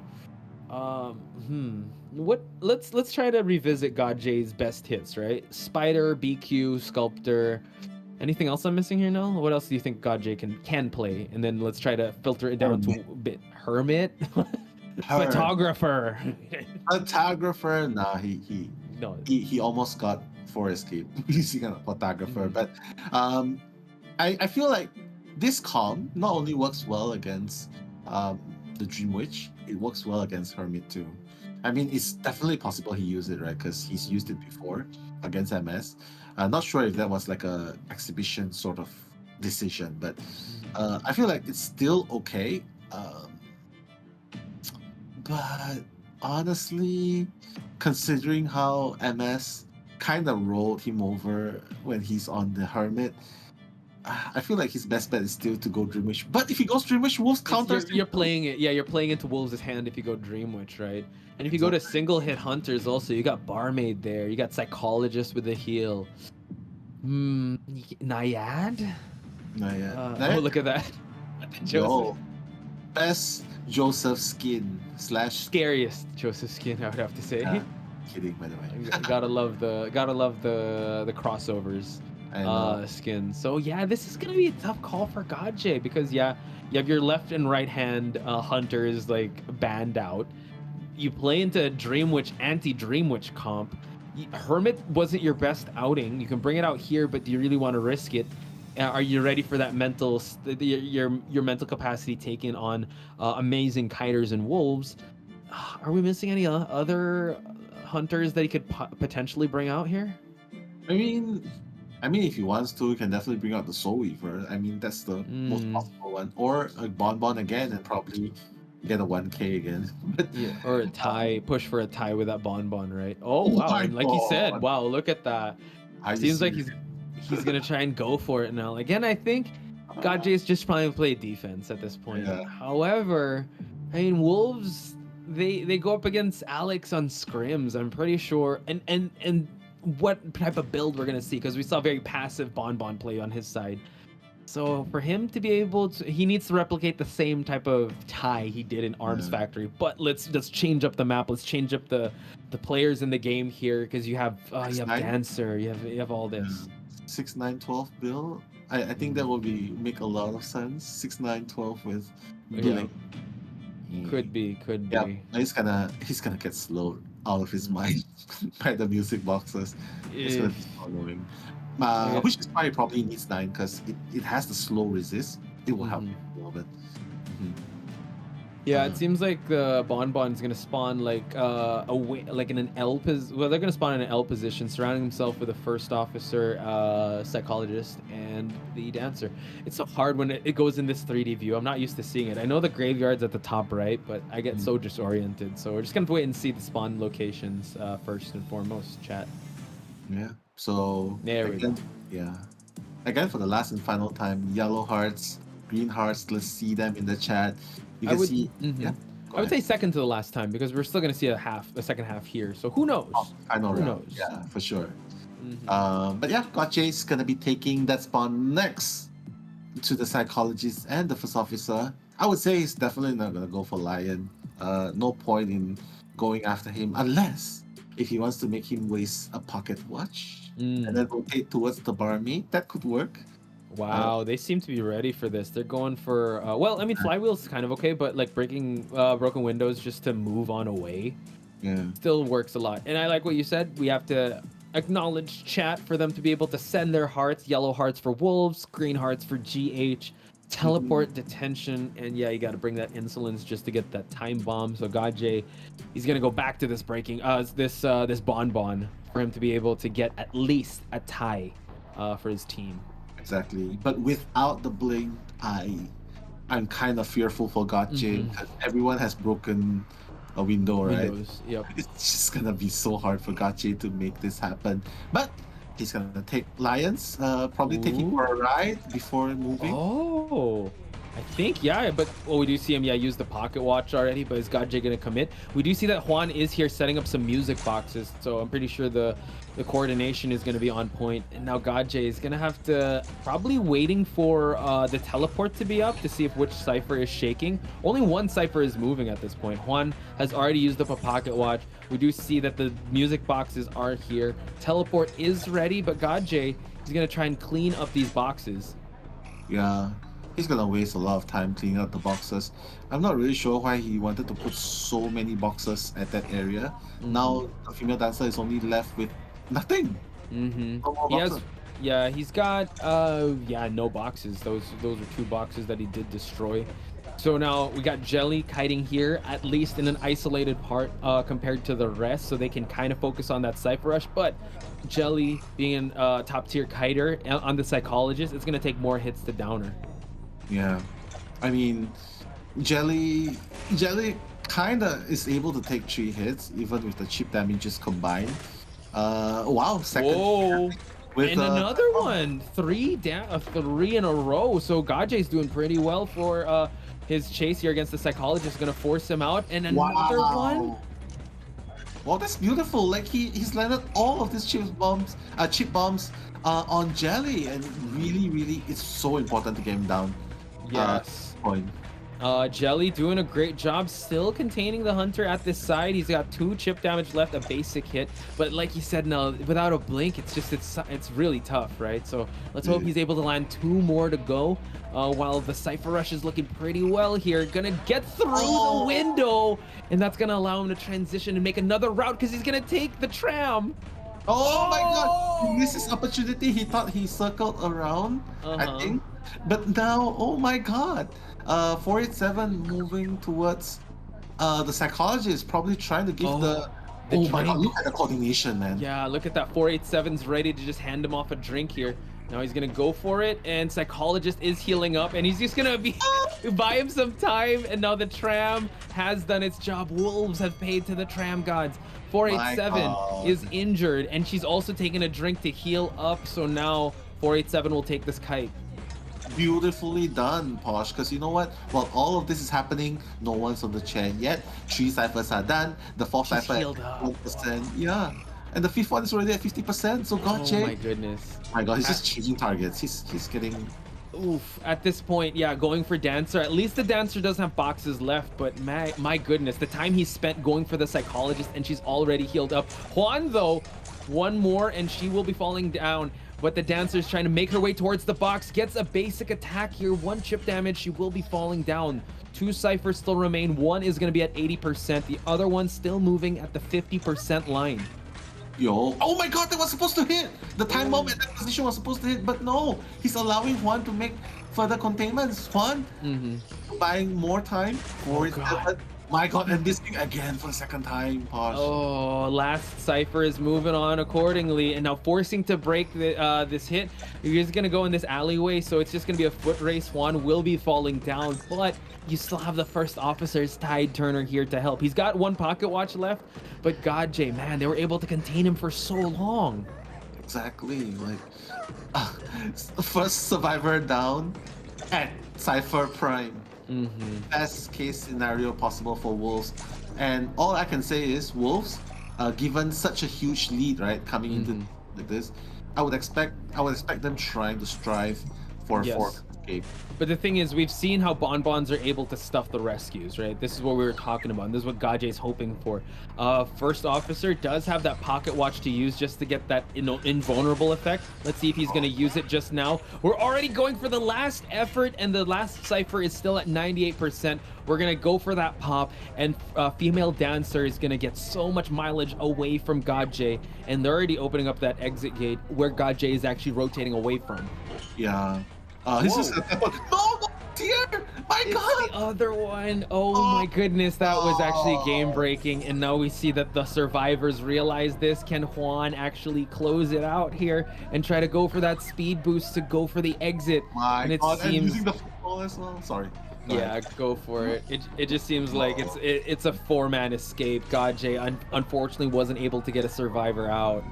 That's Wolves. That's Wolves 101. You know what? Like, who needs harassing, bro? Who needs harassing? You think we need harassing to kite? That's exactly what they did. Kited the entire 5 ciphers. Yeah, it's crazy how GodJ brought violence with Bonbon just bombing everything, but you have to admit they kind of did an Aikido moment there where they just kited. They used the strength they bolstered up with the psychologist that could tank so much hits. The barmaid was there. The rotations, my goodness, 487 was ready to give the drink. He baited GodJ to hit him because he was mixing a drink right in front of him. So just the mind games was right there. They fought violence with a strategy that involved support, the healing, and just excellent kiting. So just a beautiful performance on Wolves' side. And I mean, GodJ, unfortunately for him, his Bonbon did fall, but he did fall to one of the best survivor teams out there. So that's still an amazing learning experience for him. Exactly. And to quote my favorite guy, be water, my friend. When the opponent comes at you with raining bombs, you sidestep, you adapt to it, and you run away. Yeah, you hide. You hide, or you dodge, you try and do your best and just avoid the violence. Avoid sidestep. It's harder, it's a harder game, but like, look, Wolves was able to pull it off. Look at that. Able to get, everyone got 3 digits when it comes to decoding. I mean, everyone had their, it's crazy. Exactly, everyone's doing their fair part. Rescuer? Who exactly is Rescuer? Who exactly is Decoder? Yeah. All of us are. We are one. The best type of group project, right? Everyone does their part. Hey, have you decoded yet? Oh yeah, sure. It's 0%. Sure. Yeah, don't worry. Oh, no, everyone triple digits. Wolves understanding the assignment. Just a beautiful job on their side. And GodJ, I mean, we'll give him a break for now because this is the last he'll be playing for today. Hopefully he'll be able to kind of bounce back from this and learn from it. Because again, he looks up to Wolves, and for him to be able to, I think the highlight there was his previous Bonbon performance in Arms Factory. I think they kind of figured him out already at that point, and then his breaking wheel was still very good as well. I would regard Wolves, like people are saying they are the best survivors, right? I would regard, it's not because they are the best at every spec, but because they are the masters of adaptability and reading the opponents before making that responses. I would say they are the shrouds of Identity 5. Wow, let's go. Yeah, Right, he's like the master of adaptability, getting ahead before everyone notices what's going on, and that's exactly what Wolves did. 4-man escape. Wow. So who's the faker? Who's the faker? Obviously, it's the. 487. I don't know, man. Obviously, it's the one painting the stories who's sharing Facebook stories nowadays. That'll be us. Yes. We are the fakers of IDV. But... Oh no, I thought you meant like faker, like the esports god. Anyway, it's another. Yeah, he is the faker. He does that too. Okay. He just shares stories on Facebook. Oh, so he does. Oh, he does. Okay. Yeah. But I'm just saying, like Wolves, that's really the standard that people like go to. Yes, GG was able to win, but when it comes to surviving, they really look up to Wolves. So I'm just saying, GodJ, if you're listening, you still did an amazing job. People still love you, and I think they just want to see you smile. So again, just take this time to rest. You're going up against Wolves. You had an experience. You could be all learning. And now let the survivors try and get some points here. And you see Skyfall and Capcom playing to the crowd here. Again, yeah, all smiles because they know they have nothing to lose. They have everything to gain from this experience. Yeah. Gaining fans, gaining the love of the crowd. Also, Captain Thailand definitely able to flex his guns while shooting towards the skies. And look, and the fan size as well. Wow, Alex! I didn't know Alex was a dancing cat. Yeah, he's got the moves. When he's not hunting, he definitely has a good smile as well, and good moves as well. So we're gonna see what he's gonna offer here. Again, he just needs 1K and he's good, right? So depending on if it's gonna be a mirror match, I don't know if he's gonna bring out Bonbon once again. But we're gonna see this Wolf bust out some moves too. Oh my God, is that Capcun? I'm kidding. It's The character, I sort of remember that's that character. Ultimate Muscle. It's from a wrestling anime, I think. Yeah. But no, yeah. Well, that's definitely not Capcun because Capcun is Captain Thailand, bro. 481 B. That was a good one. Sorry. That was a good one. I had 481, 487. There's just a lot. Okay, let's play a little game while they're showing the memes. Like, Sure. Okay, would you rather? Let's play a little. All bit of right, all right. Okay. Would you rather be your face be put on Peter Patre or the Dream Witch? Which Dream Witch? Tomie? Tomie. Or Peter Patre. For it to be funnier, Peter Patre would be really funny. But for me to look better, and the Tomie skin's one of my favorite skins, maybe that one. How about you? Between which one? Between Tomie. Yeah. I would say Peter Patre as well, but since you're already Peter Patre, I'll put Tomie. So, hey, have it, Chantel, if you're in the chat. Peter Patre Posh. Wow, thank you. Peter Posh. Wait, Posh Patre. Wow, that's a tongue twister in its own right. So yeah, I can't wait to see if they're, because the thing is, I'm always like in the photos I see, I'm always showing my teeth, and Peter Patre is like has the sinister. Yeah, smile. showing the teeth too. Yeah, he's showing the teeth, but has that sinister smile going on. So I need to, if I do that when it focuses on to me, I'll try to pose to see if they can screen cap it. But anyway, let's head to the picks and bans here. We're gonna see a ban of the Geisha, the ban of the Naiad. Prospector, Alex, like really respecting that Prospector of 481. 481. There we go. I keep getting so confused. 481, 487. Yeah, I mean, honestly, I would say that Prospector play was top tier. 481 playing that Prospector, because usually like when you play, you try to stun. But when the hunter puts down, hey, your magnet's gone. You stun the hunter. But he played with the distance as well, so that's a sign of a really, really good Prospector. You might not see in YouTube because they don't really post their contents, but these people exist, ladies and gentlemen, and they are here in front of you. Oh, for sure. And yeah, just talking some strats. We got, is this one or Jelly? I totally forgot. And that's 487. And we got also more memes coming on in chat. Like, oh, Starbucks? No. Oh, the phone went on sleep mode. Oh no. No, she's laughing like, oh no. I don't have a charger. Forgot to charge my phone. Yeah. That's exactly what happened to Eli too. So Eli, pro tip: always charge your phone before ranked. Yeah, so you can acknowledge chat, because chat was like, no, he doesn't want to just look at us because they're asking him random questions. That's why he doesn't want to charge his phone. But we're here with you, chat. Again, big shout outs to everyone that's still watching, that's still here, that's been here since the beginning. Can you guys let us know who's been here since the beginning? Because it's been an amazing day so far of just clutch matches. And funny memes too. Again, send it your way. Dude, we should have a thing for the memes that we've been receiving. Let's try to like make a photo album of all the memes that we got, just for memories. And like I would say I'm down to like reward some of them, because yeah, they just put in a lot of work. That's a wonderful idea as well. Yeah, let's talk more about it as we head on over. The proceedings later on. For sure. So now let's look at the picks and bans here. We got Toy Merchant and Antiquarian being picked up. Again, Antiquarian being another formidable stunner, getting the thumbs up here, locking in the first officer. It still opens up a lot for Alex to use. Again, he could go Bon. They could just go mirror match for mirror match here, just to solidify the master and student type of storyline here. Or wow, Weeping Clown. But I was about to say, or Alice could go Peter Patre, because I underestimated Chantel. I thought she's taking a break, but she's still there, and she just said, "I'll edit both." Oh no! Posh Patre. Look out for the memes on Friday, folks. That's courtesy of Chantel. They're gonna be top tier, darling Kokoro, DK as I like to call it. So now Weeping Clown. Again, another. This is actually the first GH lineup we saw without a dedicated decoder. I mean, at this point, I feel like they're just trying to just have a little bit fun with their plays and a little bit of exhibition to the fans as well. Like, I mean, it's gotten us to say wow. So it's definitely gotten the fans in Japan and in the chat as well to say wow as well. But it's still a very, very viable pick, because Whipping Clown, the function, you can use it to dash away.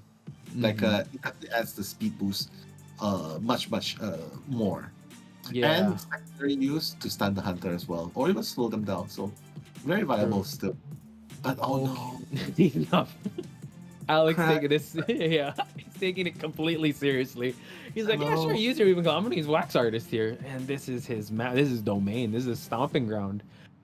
Oof. I will say though that Weeping Clown is, I mean, we've seen it kind of be viable late in the rounds, but you're going up against the Wax Artist, which is the meta, and you've banned all the viable counterplays here. It's definitely really good on Alex's side. So again, it's an exhibition match. Alex really giving 100%, having that respect for GH and going, just going full throttle here, just showing the real the Wolves experience. So now we're gonna head towards the spawn locations as they keep shifting around here. Where are they gonna lock in? Exactly. And while that's going on, Oppa, love hearts to you guys as well. There's all of those people are answering our questions. They've been here since the beginning.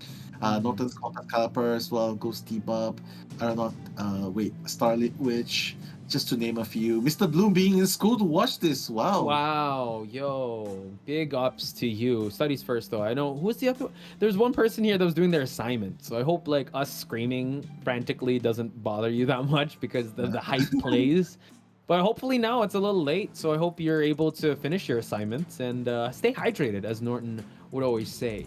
So now it's going to shift on back to us because they're just preparing for the matches. Korean Hearts. Korean Hearts. There we go. For all of you staying since the beginning.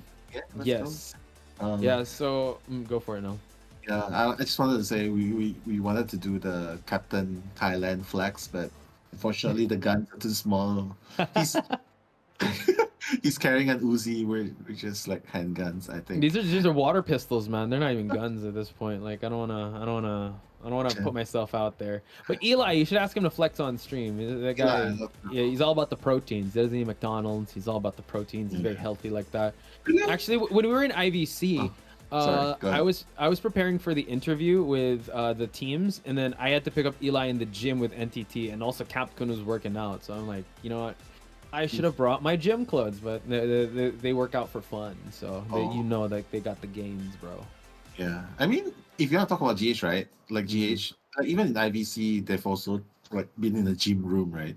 And even now in Japan, I'm pretty sure they're looking for any Japanese gym box to work in. I'm sure. Capcom, those guns don't come for free, man. That's hard work put in there. So we're just gonna have to wait and see how this match is gonna play out. I'm actually kind of excited to see how they're gonna handle Alex's Wax Artist because, yeah, he's really good on that Wax Artist, especially in this meta. So we just have to wait and see. Yeah, he's cracked, bro. But honestly, let's just go through, like, this is the last game for sure. Let's just go through the scores real quick. A real quick recap. In game 1, they tied it with a 4-4. Game 2, that's when the difference starts to show. The GH survivors get a 2-2. They get a draw. But the Wolf survivor got a 3-man escape, right? So that's already a 1 win for Wolves. And now in this final round, just witnessed earlier, the Wolf survivor with a 4-man escape. So yeah, so Wolves got this. Yeah, Wolves has this one in the bag because even if they do get a 4-man escape, it's still gonna tie up, and that's gonna be tied. But they won a round, so that's what's gonna be ultimately the selling point for Wolves to win this one. So yeah, big shout outs also. I see Sunkwachi, officially Mew, love you too. Thank you so much for all the love and support that we see in chat. Yeah, again, it's so encouraging seeing all the emojis, all the love and support that you're throwing to the players and to us as well, because again, our mission statement from day one for me and Nell is just to, and also Eli, Chocho, whoever's been on here, was to really grow this community and really reward the players and reward the artists, reward the content creators for this amazing game. So again, COA is just a celebration of all of that. So I hope you guys are celebrating with us as well, since, you got to mark your calendars because we still got more group stages coming up, and we still also have the playoffs come April 30 to May 3. Exactly. So keep those dates in mind, ladies and gentlemen. But of course, Posh, I'm gonna send you a meme that Owen Gosh. GVZ has sent on He's Instagram. okay. So Yeah. again, ladies and gentlemen, if you guys have memes, not just of us, or for any people, any players that you have, you just want to brighten everyone's day, we're here to show it. Again, Posh handle is Spicy Posh at Spicy Posh. Mine's at Nello the World. We're on Instagram. Do send it to us, and we'll try and showcase it whenever we are. Yeah, again, this is our little celebration for you guys as well. Actually, I do have 2 lined up already because Chocho sending it over. I believe it's this one. A boom. Eli O is seeing Toy Merchant, like what? Landing onto the wall. Oh no. Wow. So Beautiful yeah. hair. Beautiful hair. Yeah. So just again, while I think we need to transition a little bit for me to be able to prepare it, but I will show the other memes again. This is the Norton one. Again, please drink your water. We also got. I mean, this was just so beautiful. Just the Wu Chang one is just so cute. Thank you again for that. The Mad Eyes. How can we forget about the Mad Eyes? The bossing say walls like you cannot pass. You shall not pass. Yeah. And of course, we got the breaking wheel. We got another breaking wheel. I just saw that one. So again, beautiful memes you guys have been sending. So thank you so much again for sending them our way. We'll just prepare for the next one. We're just waiting on confirmation with this next match. If anyone backstage could tell us what's going on. Is the match ongoing without us? Oh my goodness, if that's the case. No, I don't think so. Probably pausing for technicality. I hope but, so. I hope so. But let's just go through. Yeah, let's just go through a little bit more messages, shall we? Like, yeah, go for it. Go for it. Yeah, like Tamo saying, Nello, tell Eli to read our comments more, please. Actually, he's improving. Word from me and Posh, he's improving. He used to not look at chat at all. So yeah, we kind of said like, yo, just there are a lot of fans saying hi to you, especially Kayana. If all of you know who Kayana is, Eli's listening now. Yeah, Kayana. Well, she's the. In case you don't know who she is, she's the one who's a cat lover. She loves Anne, insisting on the cat 4K every single time. She's also allegedly the Wolves coach, so to speak. Allegedly, yeah, and of course she's the one who says that IDV is easy for her. So it's fun. It's definitely easy and fun if you're. It's definitely easy if you're having fun. Yeah, for sure. Yeah, I'm still trying to prepare the memes if ever, but let's just wait and see. Again, give more shout outs to everyone. Snooty's here, Nico's here, Kino as well. I see Kino all the time here. Vanilla Kinda is also here. Maney's back. Big shout outs also. We've also been seeing Divine, Kitsune Apostle as well. The score, we did mention that it's it's inevitable. Wolves is going to take this one. However, we are going to head towards the match now, folks. Exactly. Okay. We're going back to the location spawns. And again, thank you so much for a quick shout out, Ray Badiboo, made by Emma. This meme, we're definitely going to show it as soon as possible. So, yep, coming back to the match.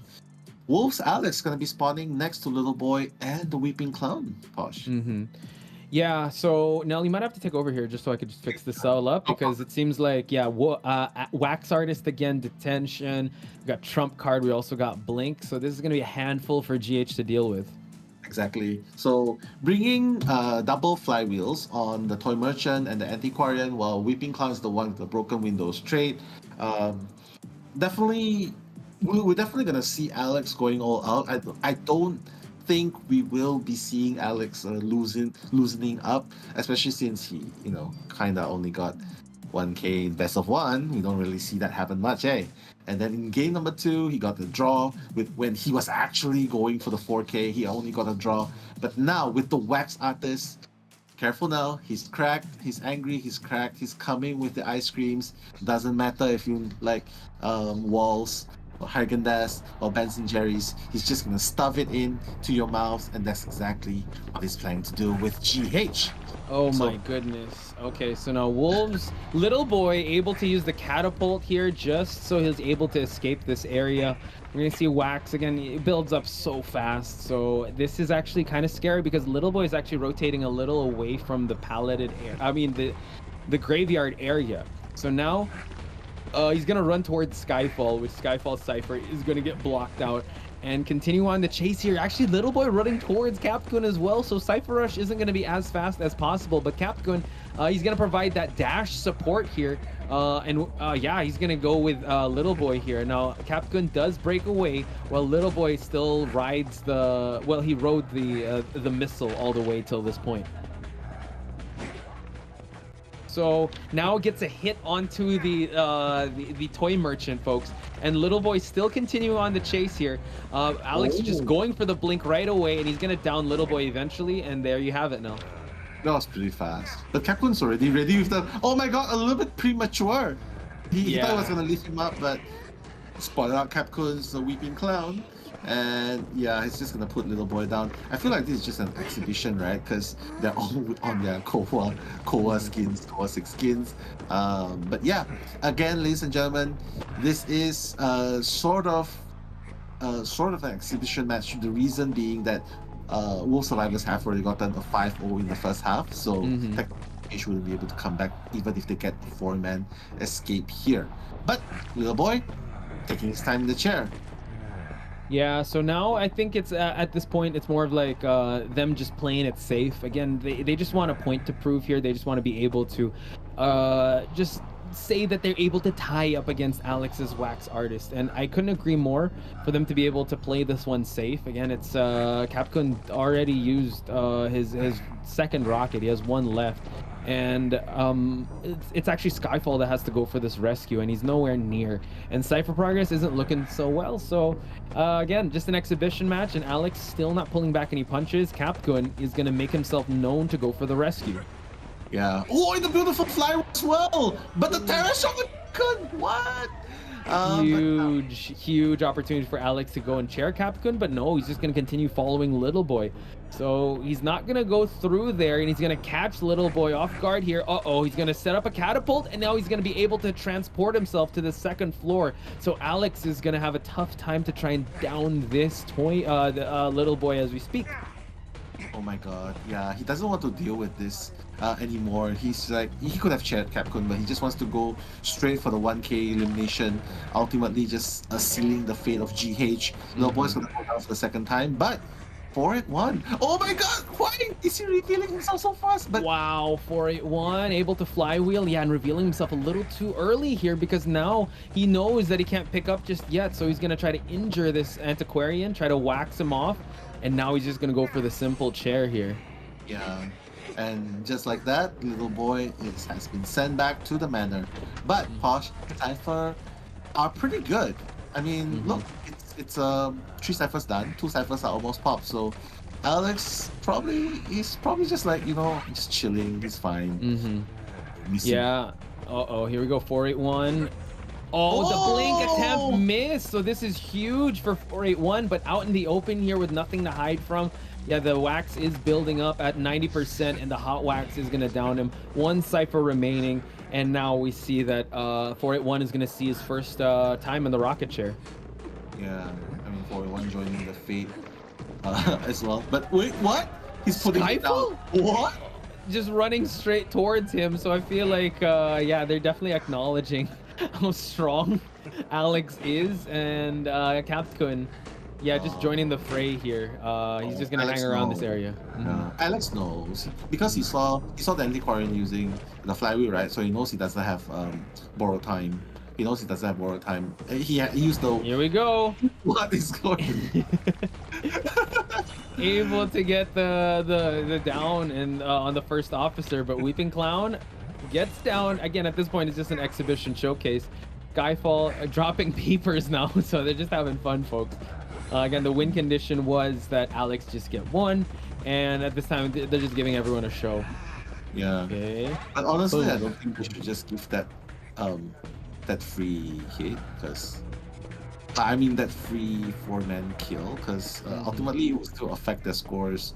And GH does still have 2 more games to go, so. True. And I think at this point, yeah, he's just gonna go for Capcom.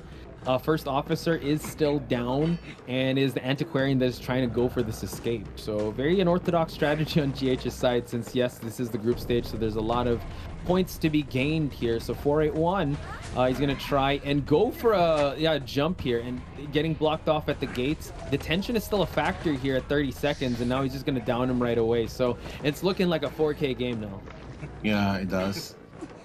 First officer still on the ground. He's gonna stand up now, but Skyfall, if I know him any better, he's just probably just running towards his survivor teammates. Probably doesn't care anymore about the points, but honestly, I feel like they should kind of care, because 2 more games, right, Posh? Yeah, they do. And going up against Wolves, right? You might as well try your best and perform at your best. So, but now, I think they just want to be able to give the fans what they want. Getting the stun and allowing the first officer to actually, can they make the rescue happen? Just making the rescue happen, allowing the antiquarian to go for another rescue on Capcom's side. Yeah, he wants to buy that time. He wants more screen time, bro. So Capcom has nothing left. Probably running towards first officer and saying, "Yo, bro, brothers for life." And oh my God, initiating the tram. Let's go, tram 1-0. Let's go, Capcom. Stay there. Stay there. He couldn't last the tram gods. Oh, no one claimed victim. But then again, it's all smiles on GH's side, but Wolves, Alex, it's all business because they want to win the championship. But I would have to say GH still being able to push it to a game number 3 is a feat on its own. So congratulations to them. But bigger and flowers have to be given to Wolves for them being able to get the victory here. Again, it was a pretty... I would say it was supposed to happen, yes. We thought it was going to be in 2-0, but the fact that GH was able to carry it to game number 3 is definitely a big congrats on their side. Yeah, I can read lips, So he's saying like, yo, Starbucks. Yeah. But yeah, I think Alex was just kind of responding to the feelings of GH. And of course, congratulations, Wolves, as you can see it. Pretty small banner. I thought we would have a bigger one, but hey, congratulations is still in order. Yeah. Wolves, best of 3, finally winning it, Fosh. But here, GH pretty good. Yep. Yeah. They were holding their own, and again, it's still those cracks at the glass ceiling. We can make it, guys. And GH before you kind of showing like it's not going to be complete blowouts. I think a lot of their fans are definitely happy about the performance, and thank you guys also for giving us the energy in chat and giving them the energy through the screens, because they could definitely feel that. So speaking of which, is it meme time? Is it, because I got 2 memes that I was able to download. Let's go. I actually got 2 memes as well. Yeah, and I passed it to you. So okay. You did? I was only able to get 2, but then you just yeah. So here we go. This one, boom, the terror shock. Your sleep paralysis demon. That's wax artist. That's Von Mad Eyes. Oh my God, and a breaking wheel form. Yeah. Can you imagine that? That's 2 top tier. And someone actually sent this to me. Look at that. Look at that. He was able to get a picture of me, and I got that smile. Holy smokes! Big shout outs to you. I just received it on IG. Owen sent it to me, so thank you so much, Owen. Wow, just the photoshopping skills. You got any more? No, that's about it. Owen has sent.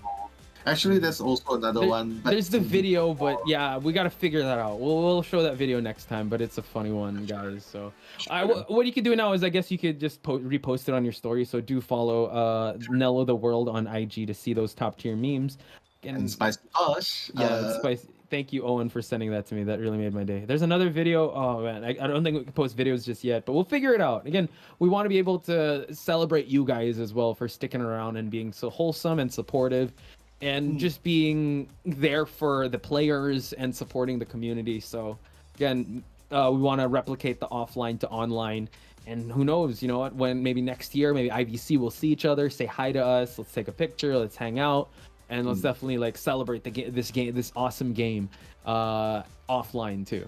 For sure, for sure. I mean, nothing beats the joy of seeing people and like the players and fellow fans in real life in the at the venue itself. So exciting. We've experienced it in IBC in Thailand before, so I wonder if there's anyone here from the venue itself. Please do tell us. Yeah, they're probably the ones that at the venue are probably in the Thai commentary right now, right? For sure, for So sure. they're probably there. But if any of you guys are from there, yeah, say what's up. Like, yeah, we don't bite. Like, we'd love to meet you guys, talk to you guys about the game, talk about how you guys are, what your favorite moments are, because that's what it's all about, right? It's all about building community, and that's what we are here. And I'm just seeing the replay of the the memes that were sent out. Again, we got a couple more days of this group stage. I feel like when it comes playoffs, I don't know if we'll be showing so much memes because it's gonna be it's gonna be so hectic. But for now, thank you guys so much for sending them our way. Again, it really brings out the offline environment here. So let's look at the match data. Again, Wolves performing 10-0 in their final match. Again, GH just giving everyone a show, bringing out the surprise picks here. Again, I think towards the middle to the late game, they just wanted to try and get like rescues or try to prolong the situation, and it eventually ended in a 4-man kill, which is 5 points. Yeah, I mean, nothing much they can do there, especially when they already got Little Boy first on the ground. And technically, everything that happened after that, it was just an idol service, a fan service towards an idol that they respected, which is Alex. So definitely love moments like this. If you notice, right, they were actually smiling even after that loss because I feel like all they really wanted to do was make a mark in the core global stages, and they did exactly that. Yes, and I also see that Blanche does not have Instagram. It's fine. Just like or message Nello at Nello Mello on Facebook, and me it's at Spicy Potch too. So just if you got memes, let us know as well. And thank you guys also for the lovely messages. Again, send that love and support also to GH and Wolves. I know GH has a Facebook page as well, so do like that and follow their endeavors there. I know Capcom, all the players, Skyfall, they stream on Facebook as well, so do support them as well. And Wolves, you know where to follow them. They're like a franchise team. You got Wolves Official on IG as well, so just follow there, and also on Twitter. So again, an excellent showcase of matches. Nell, we were talking about these matches, and we thought it was going to be an early night for us, but it was really good. Like the underdogs really came all out here just to tie things up and really show that what they were made of. Yeah, exactly. Like this is exactly what we're looking for. Teams that bring unexpected fights and surprises to the fans and also to the players itself. We've seen spectacular Mad Eyes yesterday. Today we've seen them going all out with the breaking wheel. But you know what? After a long day, we have to salute the people who have contributed so much as well, the MVPs. We're gonna go with Jelly being the mechanic in round number 2, and I believe he was also if I remember correctly, the psychologist in round number 3.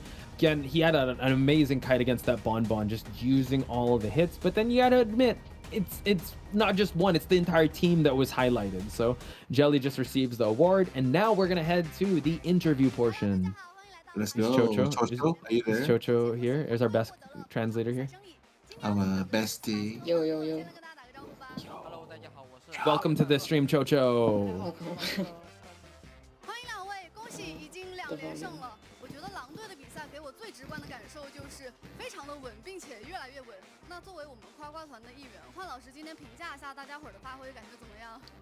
Asking Juan to judge their performance today. 是的，我相信今天的比赛也是 They did a good job kiting. 吃了一剂定心丸吧。今天最后的时候，我的天呐，直接一个10比0。那今天确实也是发挥的非常不错。面对到对面的 GH 战队，我相信因为是在 D 组，很多人都说是各个赛区的冠军云集，所以今天感觉有什么不一样的感受呢？487。 Okay, so D is a killer group, asking for boost. I mean. 战队我们都是有必胜的决心和自信嘛，那就不得不说今天咱们这边求生者的发挥了。Lagging in the head. 面对那么不好 .7 yeah. 你的可爱小虫今天就是很 Okay, Juan kited against a Bonbon. 听了非常多大家的那个对你的彩虹屁了，那你自己来分析一下你当时整局的一个牵制思路是什么样的？ What was his kiting route? Like what was his kiting thinking? 机会就转点出去了，但是 see if there's chance to rotate out. And didn't get mind game with that rotation, so it was a good carry. During detention, there was 487 with the prospector came to rescue together. Luckily, he was there. 现在就是不管了，然后应该没有看到当时那一波预判闪现吧？我觉得回去可以补一补，但是不重要，因为今天我们这边求生者是。There was a blink prediction on 487 side, I believe. 为什么现在这个手感越来越热？觉得说是哪一些地方做的可能比对面好一点点？今天这个成绩这么漂亮，87。Was there any like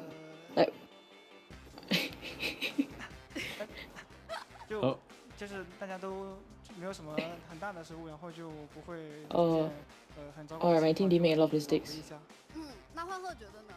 我觉得吃好喝好睡好就一定能赢。主要是这段时间的状态调整。Eat well, sleep well. 比分上面也看出来了。I do everything well, and that probably led to their. But definitely we do know that it's because they worked very hard for it. 整个的一个状态是回升到了一个非常顶尖的状态。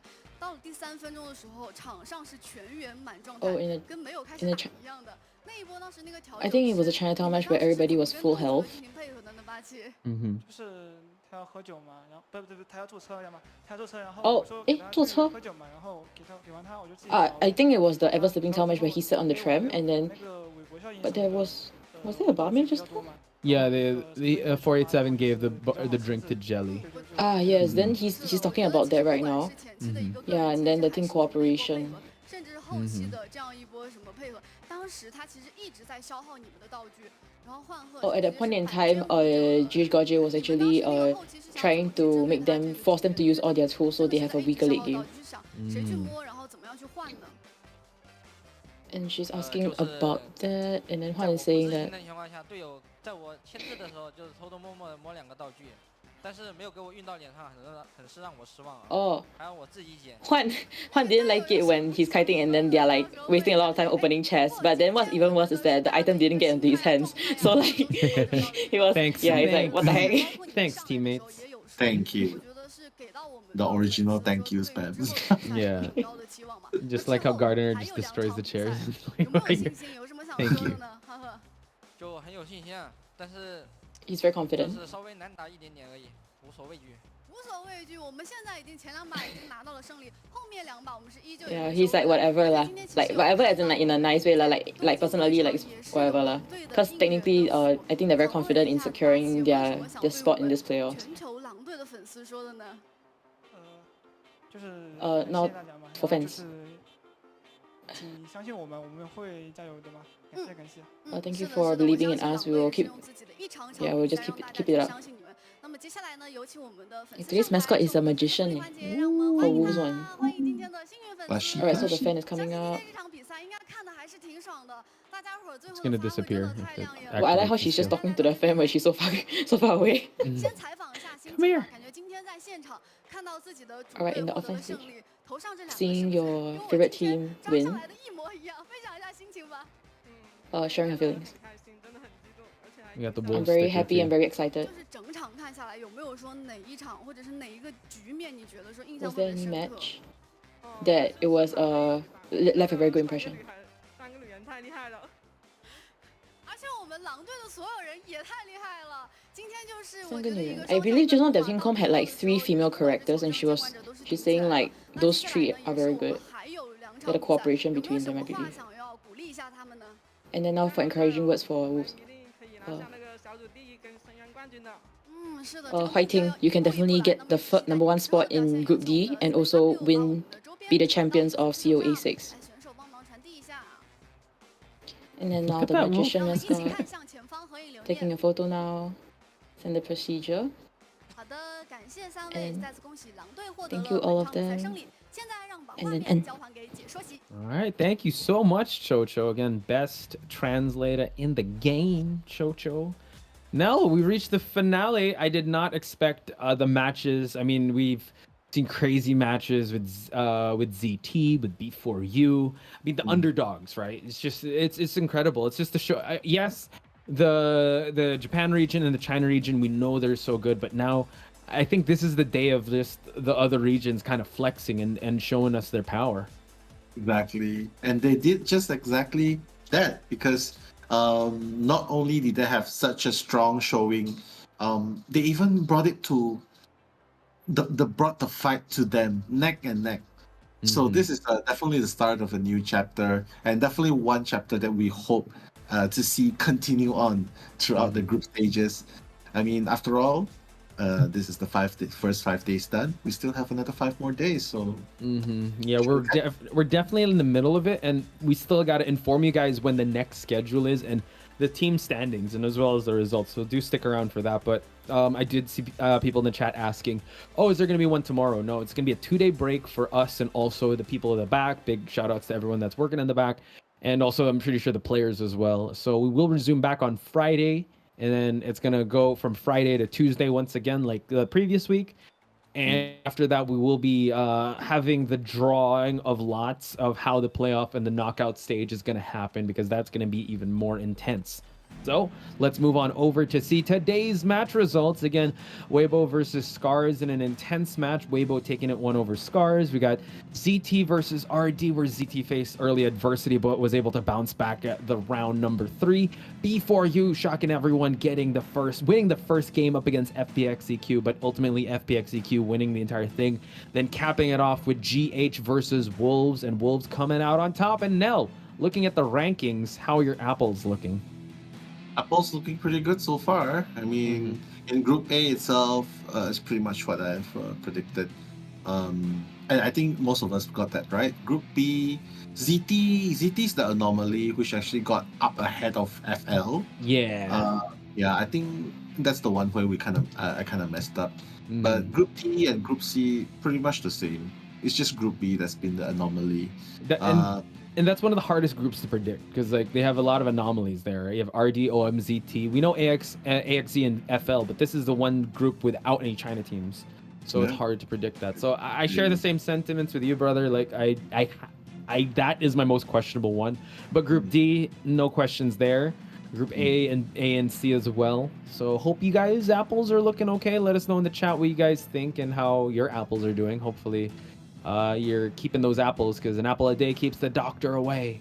And we're gonna again mark your calendars, folks. This is gonna be next Friday. These are the matches: RB versus SZ, OM versus RD, GH versus Zeta, and GW versus FPX.ZQ to wrap up the day on Friday. So that's Friday, April 14th. April 14th, indeed. Yeah. And of course, due to this new format of the tournament, the round robins, the group stages allows us to see more of our teams, our favorite teams in action. And it's definitely a step up from what has happened before. Definitely loving this format so far. So guys, do catch us on another stream on this Friday, because you know what? It's like Pokemon. You gotta have them all. You gotta catch them all. Yeah, for sure. We're about to close things out. Nell, any final thoughts, any final shout outs before we wrap things up? Again, thank you so much again and again for everyone in the chat. To you as well, as always, being a pleasure to cast with, to the productions behind the scene. And of course, lastly, to err is human, to forgive is fine. If we did say something that has offended anyone in any way, or if we made any slip-ups, please do forgive us. Of course, we're still trying to give our best despite the long hours, and you know what? Your support's keeping us up. Yeah, it's definitely it takes a lot out of us when we have to talk on hours on end. So again, we apologize if ever there were some slip ups here and there. We're just trying to give the best, and it really helps that you guys are very positive in the chat. So again, big shout outs to each and every one of you. So we will be signing off for now, but we're gonna see you on Friday, folks. That's Nello. I'm Potch Spice. We'll see you on Friday for more of the group stage of Call of the Abyss 6. Good night. Bye bye.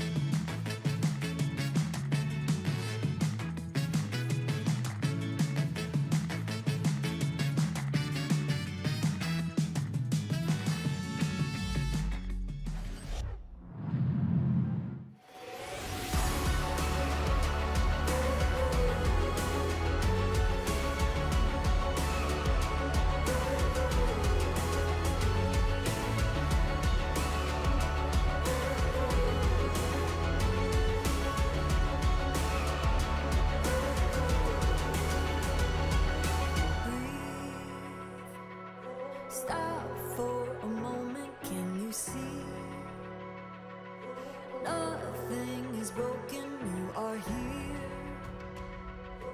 You found the strength to come back from the end of the road. This is your time, you're standing tall.